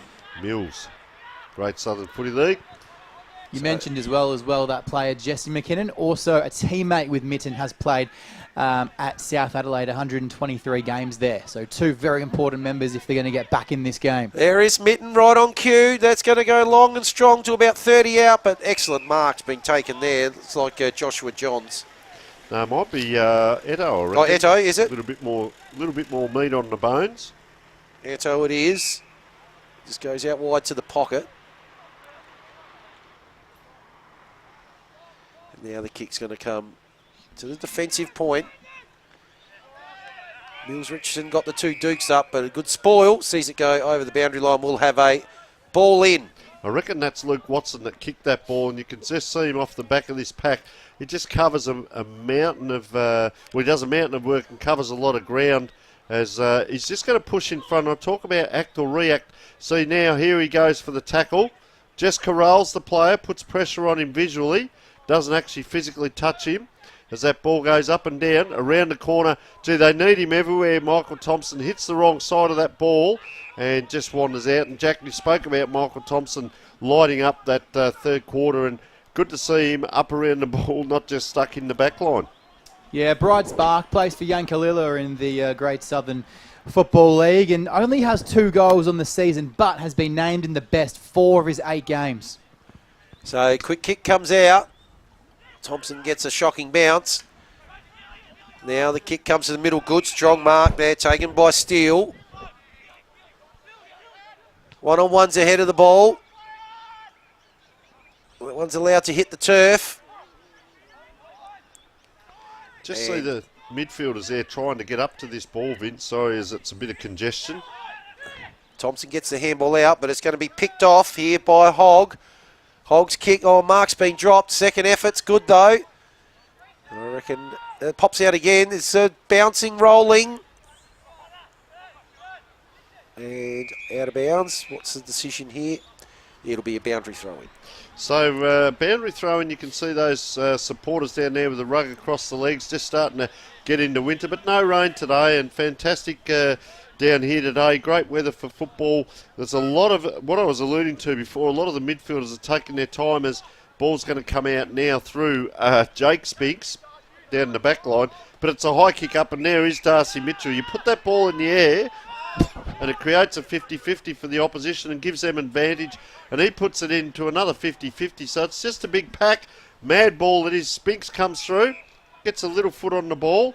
And that's Kane Spinks this time, so the 2 brothers playing next to each other. I assume they're brothers. They might be cousins or some kind of relative, but we say that respectively. But yes, good play. Look at all the players now. Look at lurking there, Luke Watson. Look at him. He's on the run. There he goes. They get it into his chest. It bounces off him, so they're going to come out here, Great Southern. Gee, tucks the ball under the arm and runs a long way. It's a 50-50, but McKinnon. Wow. He is quality. Puts that ball into the middle. Look who's gliding by there. Mitten doesn't get it. Doesn't need to because it's Matt Dominish playing a great game. Look at the numbers down here for Southern Footy League, though. There's 2 or 3. Great job there by Joshua Johns to get it to the ball ground and now kicks down to that half back line. It's not a clearing kick, though. Great Southern. 1 ball, 2 ball. Couple of handballs now. Players there. Around he comes again, McKinnon. He's got to do it all. Puts it to the space. I'll tell you what, that is well read by Jordan Ito, though. Yep. Fantastic. Yeah, so he's doing the bird there too. Look at that. Oh, well, Max, potentially it's a good intercept mark. And, of course, our mark of the day today is brought to you by the Christie's Beach Sports and Social Club. So it's going to come out wide. Stangerwitz. Oh, he might have left that hanging. He has. Vanderlua. Going to get it back. Oh, and the handball's missed the mark. Got a bit of space to work in there, the Great Southern Footy League. And, well, there's only been the 1 point scored for the quarter, and that is by Great Southern Footy League in almost 6 minutes of football. We'll have a quick chat from Jack. Jordan Eto, that last line of defence, so solid. He's a New South Welshman by origin, has played a lot of footy in the New South Wales leagues and across the east of Sydney. So if you're watching and you're a relative or a friend, good afternoon to you. He's been very solid down back for the Southern Footy League this afternoon. Very well put, Jack, because he reads the play so well down there, doesn't he? And there's a Southern Footy League ball just bundling out in front of Michael Thompson. He's wanting to get the free for the last touch, but gives it back to the umpire. You don't get a stat for that, but I did chat with an AFL player years ago who said I used to give the ball back to the umpire or boundary from the boundary or the centre just to feel that I've had a touch. Gee, Thompson is on the run there. Look at him glide by here. 1-2. He's not going to get this one, no. This is Matt Dominish again playing a great game. Here he is here, though, Thompson. He's worked a long way down the ground there. Unselfishly elected to go to the pocket. He probably could have had a shot with that one, Vince. And excellent. Maybe could have made the distance. Teamwork. Elected to try and hit up the target, but a fantastic spoil there by Joshua Johns. So every player again in half the ground, 7 minutes, and they'll be quite chuffed that they've only conceded 1 behind so far in the first 7 minutes. A lot of players did push down the ground there, Vince. So in it comes Laurie. Opportunity here, handball comes out wide. Ketting. Is that going to be a mark? Yeah, I think it is. So might be Harrison Mills there. Well, he's played backline most of the day. Oh, you can see why. That's, oh, look, it's going to claim that one. He'll claim that as a pass. Ball ends up with Spinks. And first goal, first blood in the last quarter, goes to the GSFL. And margin back to 20 on the Sportal scoreboard. Well, we spoke earlier about players being able to play both ends of the ground, and this is what you get down there. But Harrison Mills, well, that's his only blemish was the kick. But I'll tell you what, he's going to be handy and he's going to be dangerous down there because structurally, Jack, what are you seeing from the boundary? They're setting up a little bit taller and he's going to be a hard matchup down there. He's playing at full forward now. A lot of numbers getting sucked into where the ball does fall, but if you're lucky and you just get a snap across your body or a handball out 3 or 4 metres, there are about 3 or 4 spare players for Great Southern on the outer edge of contest. Just a word on Jake Spinks and Kane Spinks. They've played 229 and 231 games, respectively, for Maiponga Selix in their league. So, closely related, I dare say. Plenty of experience. I'll tell you what I'm liking from the Great Southern Footy League if they can get hold of it. Come back to that in a minute as, well, Darcy Mitchell. That's a great set of dukes there. That could be a Christie's Beach Sports and Social Club sticky fingers mark of the day. And that was Ryan Need. Just going back here, that was a great mark, and they've done this a few times today, Southern Footy League, where they've just moved the ball quickly, bang, bang, bang, and they've got it into the forward line. So Need will line up. We'll come back to this in a moment as Need lines up. Bit of an angle here. It's going to go a little bit right to left. There's no breeze to really speak of, and it does go just out to that left. Oh, player flying high. Can't quite get it. Great Southern Footy League trying to get hold of it. Well, player dives in this way, that way, around the corner. Around the corner is Steele. Look at the goal umpire. He likes it. He's saying, come and talk to me. I'll tell you what happened. We'll get it on the Dartfish replay. That's what he's saying. What do you reckon? We've got to get this right. I'm going to give it a goal. And he says, no, it's a point. What a build-up. One of the best points seen on Bache Oval today. So just the minor score. And that's their first foray on the scoreboard in the last quarter. It's taken 10 minutes, but they've only conceded one. That's the important part of the equation. So here we go again. Vandenberg decides to take the kick out wide, looking for Spinks. He gets it on the bounce. Spins one way, the other way. Now he's going to snap it around. It's not quite going to make the distance. And is it over? Yes, it eventually is over. So Jaden Scott out there, number 12. He's kicked the 3 goals and just couldn't quite get the distance on that one. What I was alluding to before, but they've come up the ground now. The lead's going to come this side is McKinnon. So you'll see him fly for this ball. Doesn't quite get it to the ground. Oh, clever play. I've loved his play. Schindler Taylor at times. And there we see yet another turnover. Great Southern Footy League. So what they had Big Harrison Mills at full forward, but they also had Jesse McKinnon structurally set up around centre half forward. And if they'd have got a clearance out, they would have been able to get it down into a couple of handy players. So McKinnon now has to work back. He's in the middle of the ground now as this ball, we've seen it several times today where they do the possession play. Henry Bruce puts another player under pressure there. 1, 2, 3. Down the line it goes. No one gets it, so it goes over the top. Sam Bentley, ball in hand. Oh, he doesn't quite make the distance either. It's okay, though. Quick feet by Vandenberg. Big high kick in, and yet another turnover. Kane Spinks playing a great game down back, but guess what? He's grasped it as well. Fatigue is your friend in games like this. Running through the middle. That's a shot on goal. It's so good. It is a goal, and that is Terry Kathapoulis, who very good first half. Saw him a couple of times in that third quarter and then in the last quarter kicking that goal, but we can see what he does. Here's our replay here. Just that grass ball.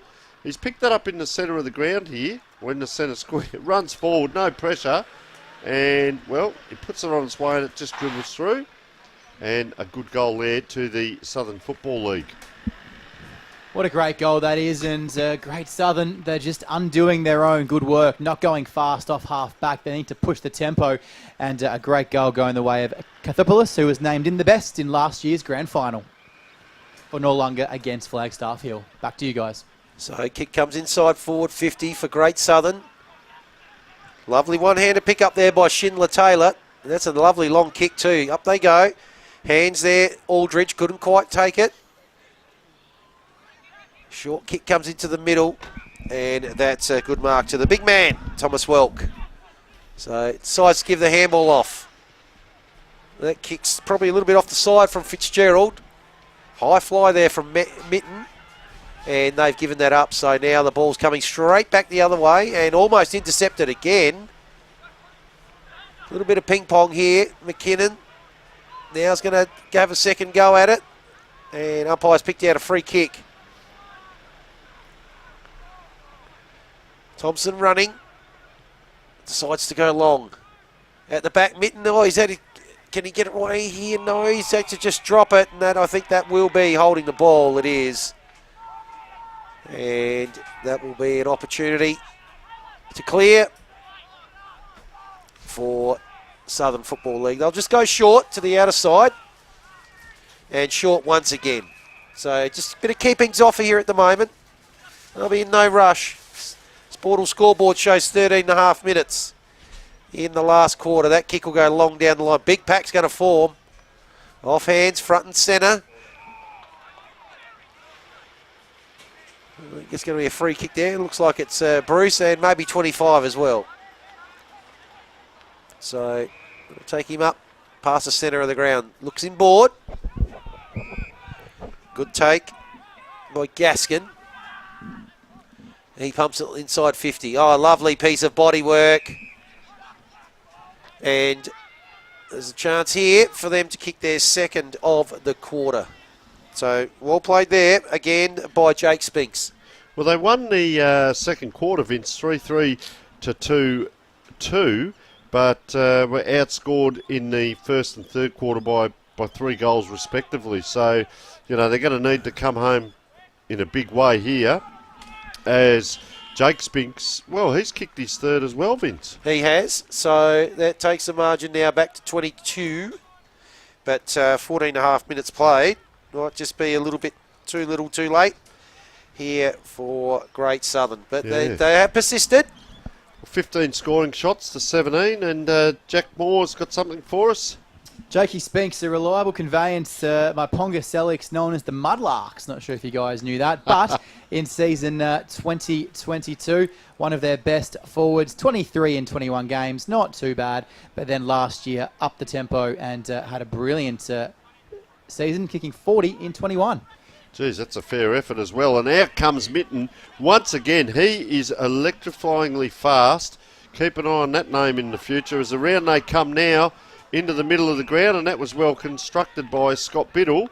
And I'll tell you what, they're going to come home. This is number 2, Harry Vincent, who has kicked the 1 goal for the day. Have a look at, he just exploded away. That's what you want from a midfielder. Run your 10 metres, get that kick in. Forward entry. Nice vision. He was going to swing right around. That was fantastic vision, actually, as he comes in now. Nice kick. They like it off the boot. Harry Vincent just brings that margin a little bit closer. We've had a couple of very close games today. They've kicked 3 goals, 1 to 1 goal, 2 for the quarter. We're 15 minutes in. We've got about 8.5 to 9 minutes to go. Is there time? Will we see another nail biter? Well, they're going to the scoring end. 16 points. It's only 3 kicks. And dominating out of centre clearance. Maybe Darcy Mitchell just starting to get a bit tired, being worn down. That's a great note, Vince. The scoring in the under 17.5 boys SFL kicked 6 goals to 1 in the fourth quarter to fall short by 3 points to left of screen. So excellent pick-up from you, Vince. Welk. Mitchell. Welk gets hands on it. Here he goes again. Luke Mitten goes with the pass. Look at that.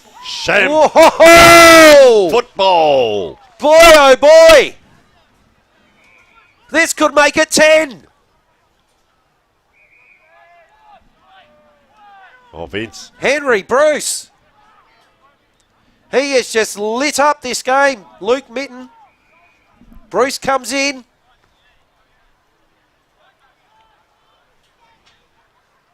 Crosses over the 50.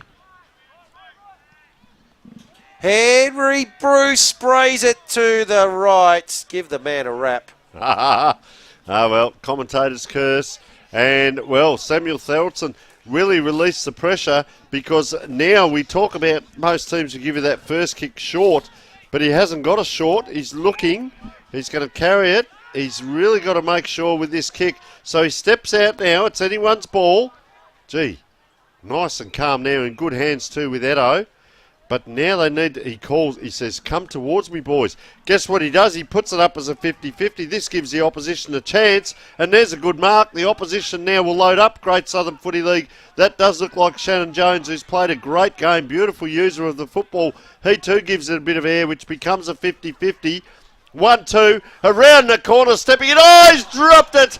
He has dropped the ball there, that player, and that was Matt Dominish, who has played a great game and be disappointed with himself. They do want to share the ball around. I'll tell you what, lift your head up, son, because the ball's right there. Tap over the back. They're onto it, and onto that is Joshua Johns. Forward line right now for Great Southern Footy League. A lot of players around the ball. Don't need anyone free running by here. Oh, nice work by Darcy Mitchell there. Just heads towards the boundary. Gee, Edo keeps it in. Take it high. Play-on's a call. It's just a hack kick forward. Anyone's ball. Mitten's lurking. Can't quite get onto it. So it's down towards that wing area. 1-2. Look out for Johns. Gets over it. Keeps his feet. That is so important. That was Thompson that time, sorry. Kept his feet. Mitten comes in to assist. They're all coming to the top of the, the top of the milk bottle. The cream rises. And that is Michael Thompson, Luke Mitten, Shannon Jones as well. And watch out for McKinnon. There's Mitten going by. He's held on to. Taps it out himself. He's after it. Look at the feet go. 1-2. Quick handball. Oh, player is taken down in the back play there, Mitten. It's play on. It's into the forward line. There's a mark. Brock Ketting has an opportunity. Slow to get up in back play. Mitten, but he is up. 2 players there. Ketting. Can he do it? This is building, Vince, into a game and a half. Wanders in. Oh, he's on the 50. I'll tell you what, he's given it a fair ride. He has given it more than a fair ride. He has scored a magnificent sausage roll there. Brock Ketting. They've scored 4 for the quarter. 4 goals 2 to 1 goal 2. And Jack Moore, get excited. It's all happening. The fever down here on the boundary line, guys. The cars are all around the oval. We're packed in on this opposite side of the ground. It's a bit cold, but this game is red hot. Brock Ketting, big shout out to his relatives and friends watching down in Mount Gambier. He's a Mount Gambier kid, and he's come up to play his football with Glenelg under 18s and Strathalbyn, a Strath favourite. And according to the Play HQ website, boys, we still have about 6 minutes of game time to go. So anyone's game, this one's up for grabs. 18 scoring shots, plays 17. Single digit margin. We didn't see that coming. Not at 3/4 time. But we love it. This time, SFL. There's going to be an opportunity here. Bit of a breakdown in communication there. And the kick from Vandeleur has found... Sorry, the kick from Ryan Need, I should say, has found Nicholas Steele. And chance for a quick reply just to steady the ship. Had a good game today, hasn't he? We talk about him. Good size, Nicholas Steele, and he just hung out there, the left footer. And, well, he's going to line up from that slight angle, Vince. This will break a run of 3 goals to Great Southern if he can put it through the big sticks. So he's coming off an 8-goal haul last week, boys, and 4 and 4 from the 2 weeks before that. The man of steel. In he comes. On the trusty left. Give a man a rap. I'll tell you what, that's happened to you twice this quarter. 1 goal 3 they've scored. So I'll tell you what, does that give Great Southern a chance here as they go out wide? Oh, player closing in very quickly on them. 3-1 by the Southern Footy League. Player went to ground. You can see them all in the background saying holding on. But he's extracted the free kick, the Southern Footy League player, and he's just going to suck up some time. Why not? Heading up towards 22 minutes on the Sportal scoreboard. And, well, I'd say he might be a bit too far out. You can see the flags in the distance just blowing a little bit into his face, but he's still going to put it up to the top of the square. It's not a bad effort. Yeah, but was that a grab? It is. It is. Yeah. So excitement builds again. Lockley Cam. What can he do? Goes short. Ooh. Fitzgerald gives it back. Oh, now the quick kick. It might work out here, but it's spoiled from behind. Brown couldn't take it. Oh, might have caught one high there, surely. Umpire. And he will come in now and ball it up. Certainly looked like Darcy Brown might have caught one a little bit high there. Nick Price, Alex Kerr, Lockie Gasmier. Our umpires today. There it is, Vince. Spills over the boundary line. Luke Watson. Well played by Luke Watson, showing some experience there. Jack on the boundary.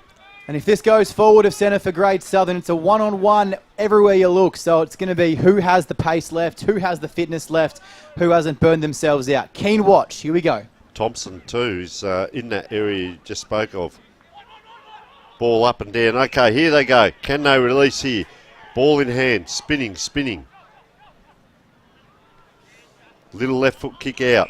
In good hands, Shannon Jones. They've done this a couple of times today. Pops it up in the air. It's on the ground. Anyone's ball. Big tackle comes in. That'll do. McKinnon says it's now or never. Get it to McKinnon. He's got it in good hands. Can he get it down to Thompson? They spread wide. We don't want wide possession football now. We need it down the ground. And gee, I'll tell you what, he floated that one right down the ground too. And it's on the wing. And this is Jacob Wright, ball in hand. Yeah, so good kick, well weighted. Jacob Wright, get it moving. And look to spot up a target, but it's been intercepted.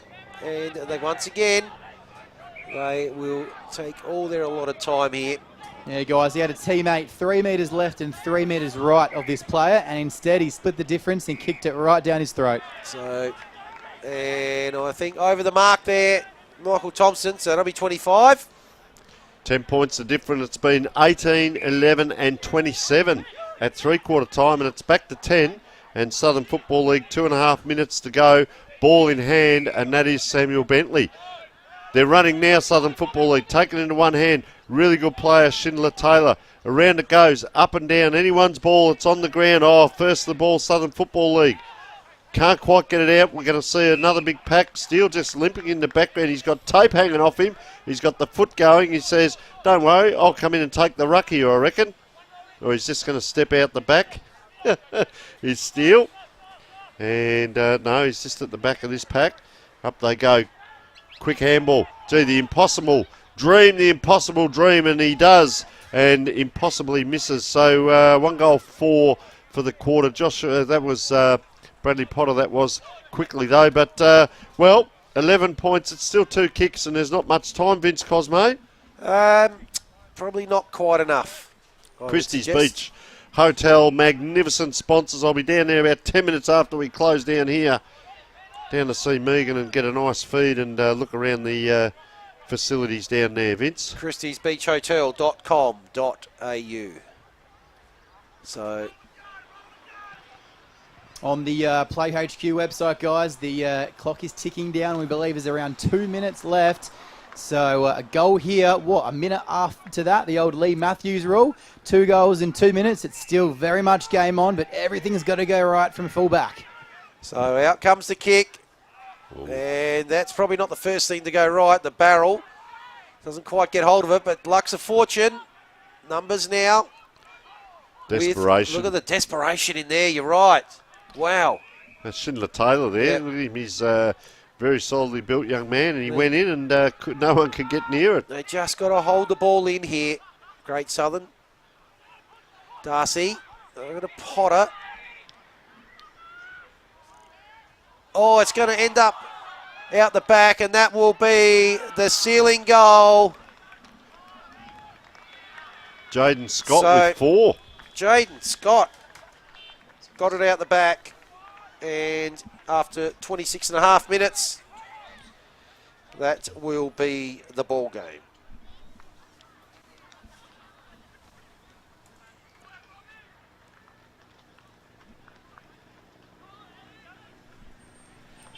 So, ball will come back to the middle.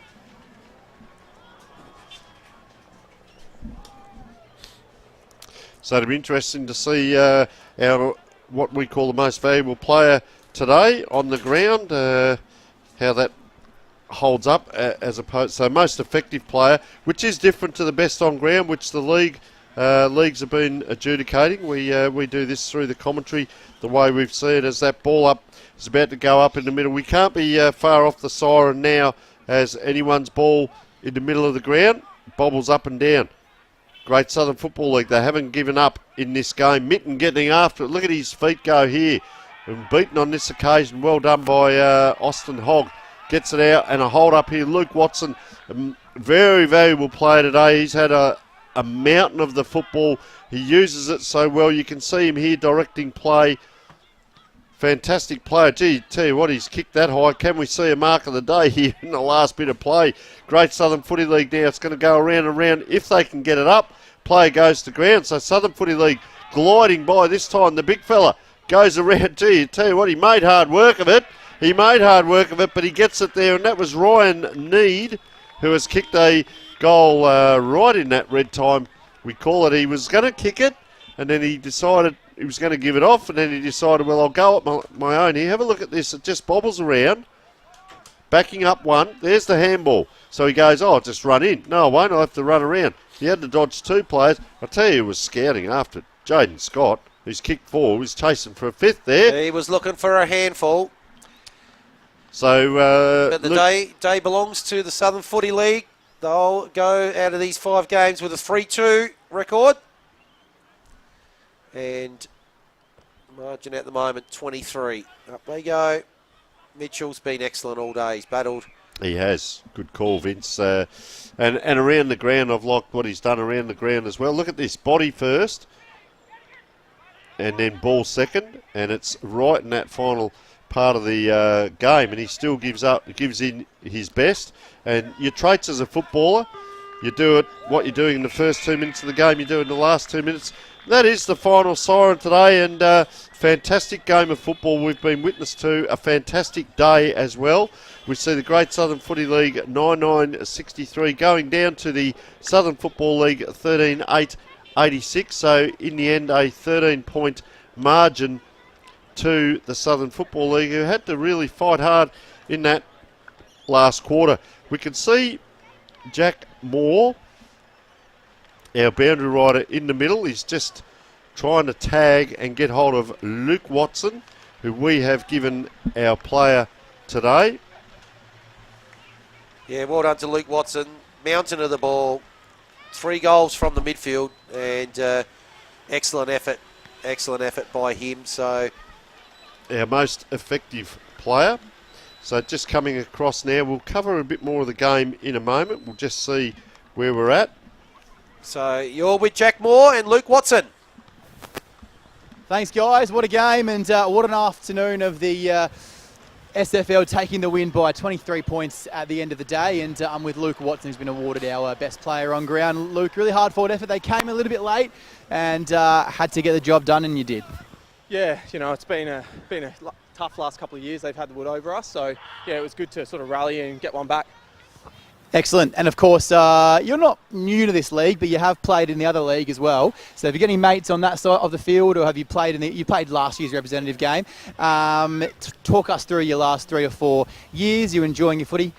Yeah, it's been really good. Obviously, just recently came on board to the Southern Footy League a couple of years ago, and it's been, growing and it's getting better and better, more competitive, and just really enjoying it. It's good, hard, tough footy league. Fantastic. And what's your goal for the rest of this season, and any messages you want to send out there to the viewing audience today? Just keep trying to play some consistent footy, and then hopefully get a few more wins, and that's about it. Cheers. Fantastic. All the best to you for the rest of the season. Back up to you guys, and what a game we had today. Yeah, thanks so much, Jack, and also Luke Watson. So that was fantastic of Luke to join us there, and as you can see there, the final score, 63 plays 86. And some highlights will be coming up shortly. We will go through some of the better players, as you can see on the screen there, Southern Footy League. So as we said, Vince, they led by 18, 11, 27 and 13. Our goal scorers, well, we've got Luke Watson down for 3, but Play HQ has 2. So we'll go through Bradley Potter with 2. Cathapoulis playing his role with 1. Nathan Beenham with 1. Jaden Scott with 4 in the end. Ryan Need with 2. Southern Footy League better players. First of all, Vince, comments on Luke Watson? Oh, it's a sensational game from Luke Watson. 3 goals from a midfielder. Spent a lot of the time in the centre square, and the battle between the 2 number 1s was just a sight to behold for a lot of that game. Luke Mitten, obviously, magnificent game from him as well, but Watson's probably chimed in with the 3 goals, and that's probably what got him across the line. Bradley Potter, number 3, he came in with 2 goals, so really liked his game as well. Yeah, Bradley Potter was good.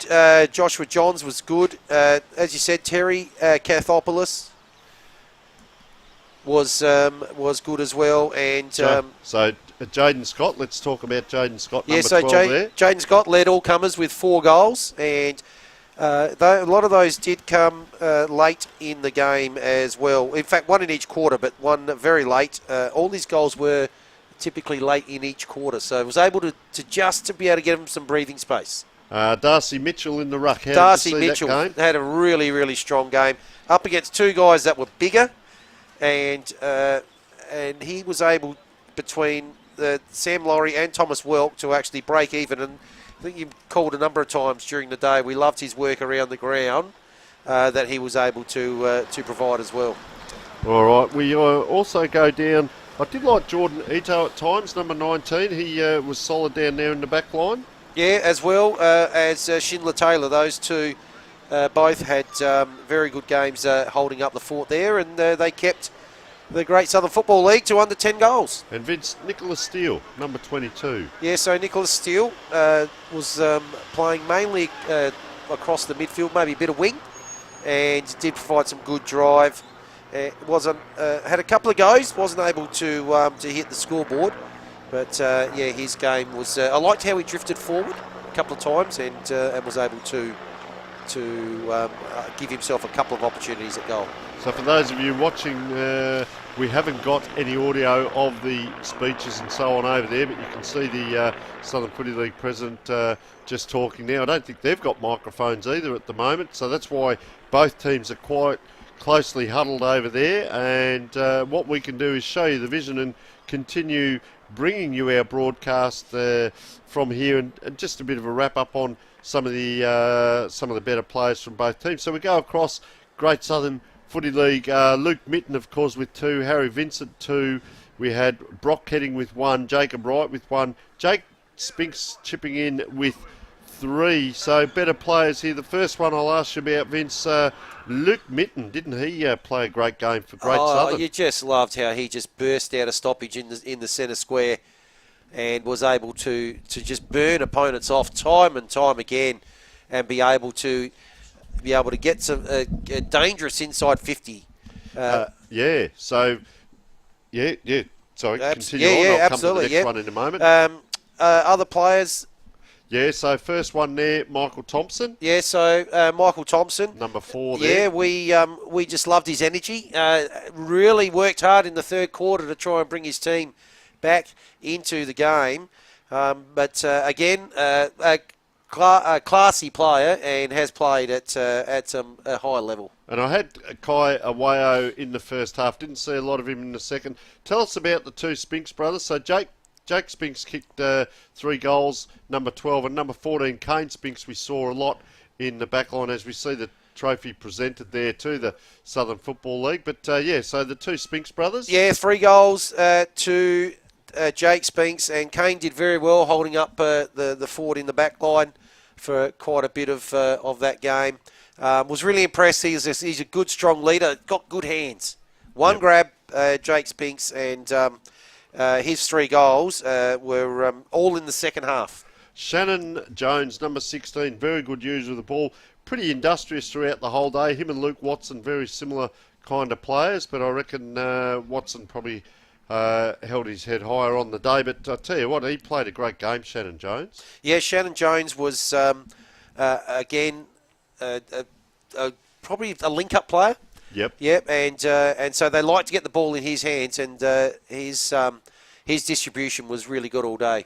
The other one I spoke of myself in the game, Lachlan Cam, I thought had a very good game down back and then went forward. So he's probably his first half. Jesse McKinnon, number 20. Yeah, very industrious. Yeah, Jesse McKinnon, almost along with Luke Mitten, probably the 2 best players I would think for Great Southern Football League. He was everywhere, McKinnon. Forward, back, in the midfield, and his distribution. How many times did he actually win a 1-on-2 or a 1-on-1 when he was able to get the ball going forward? As we just have a look. So Luke Mitten getting the medal there. So we'll just keep an eye on this, because it might be one from each team, or it may be best on ground. We're not sure, because we haven't got the audio of the speeches over there. They haven't got mics either, unfortunately. But he did play a great game, the battle of the number ones.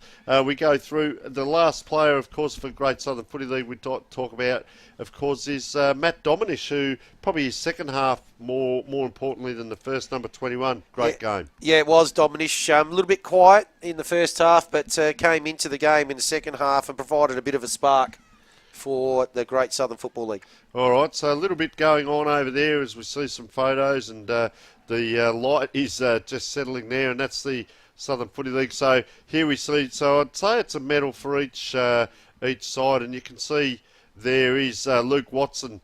He's also being presented, so that's fantastic for himself. So the 2 number ones and some nice photos and presenting going on. We'll cross over our boundary rider, Jack Moore, who's been out in the cold all day and called some earlier games today as well. Jack, some special comments from yourself?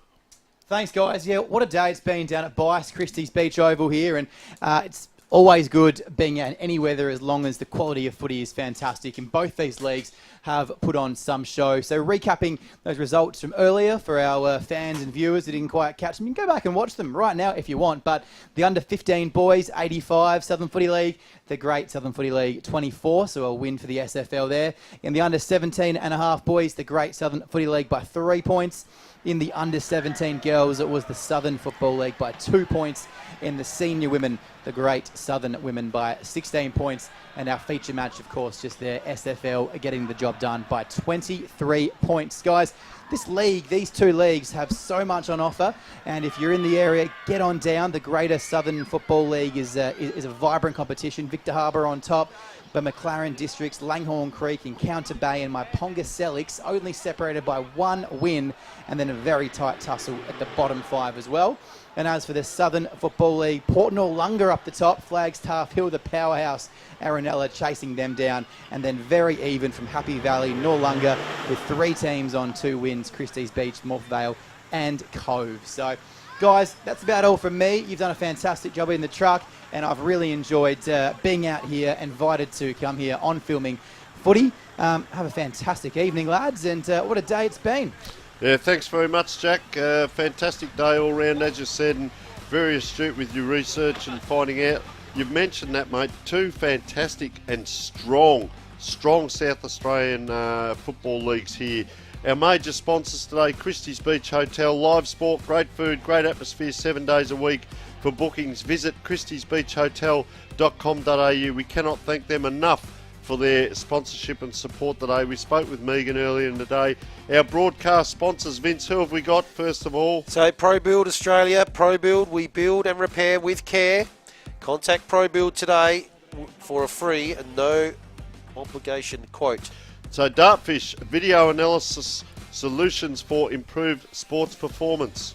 Our Sportal scoreboard brought us the scores all day, much more than a scoreboard. Play highlights, promote your sponsors, advertising, player milestones, movie nights, and share community events, all on a huge Sportal screen. And Filming Footy stats, just absolutely sensational. We have over 700 coaches and clubs around Australia. We are leading the way with the analysis. We have a special person coming on board and helping us out with that in the near future as well. So it's just getting better and better with our footy stats, with over 1,500 events per game.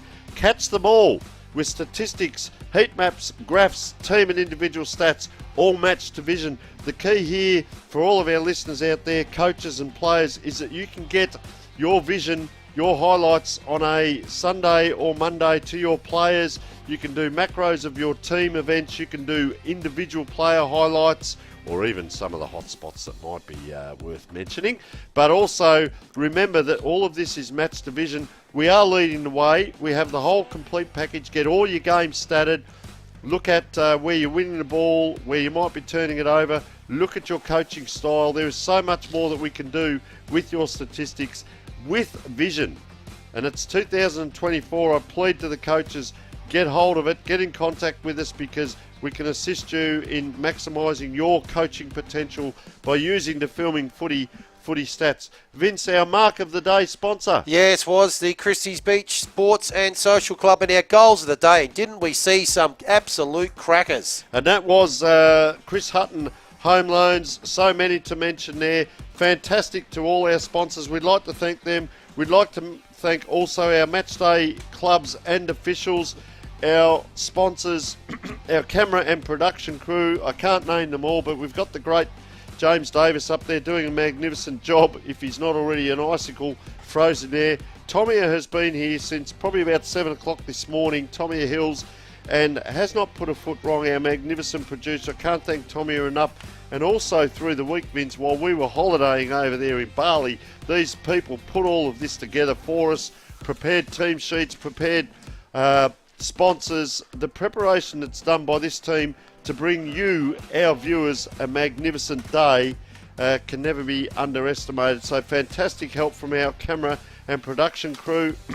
On behalf of myself, Tony Neal, Vince Cosme and Jack Moore, and our other commentators throughout the day, which was Jad Goshen and all the assistants. Thank you. We hope you enjoyed the coverage and have a safe long weekend.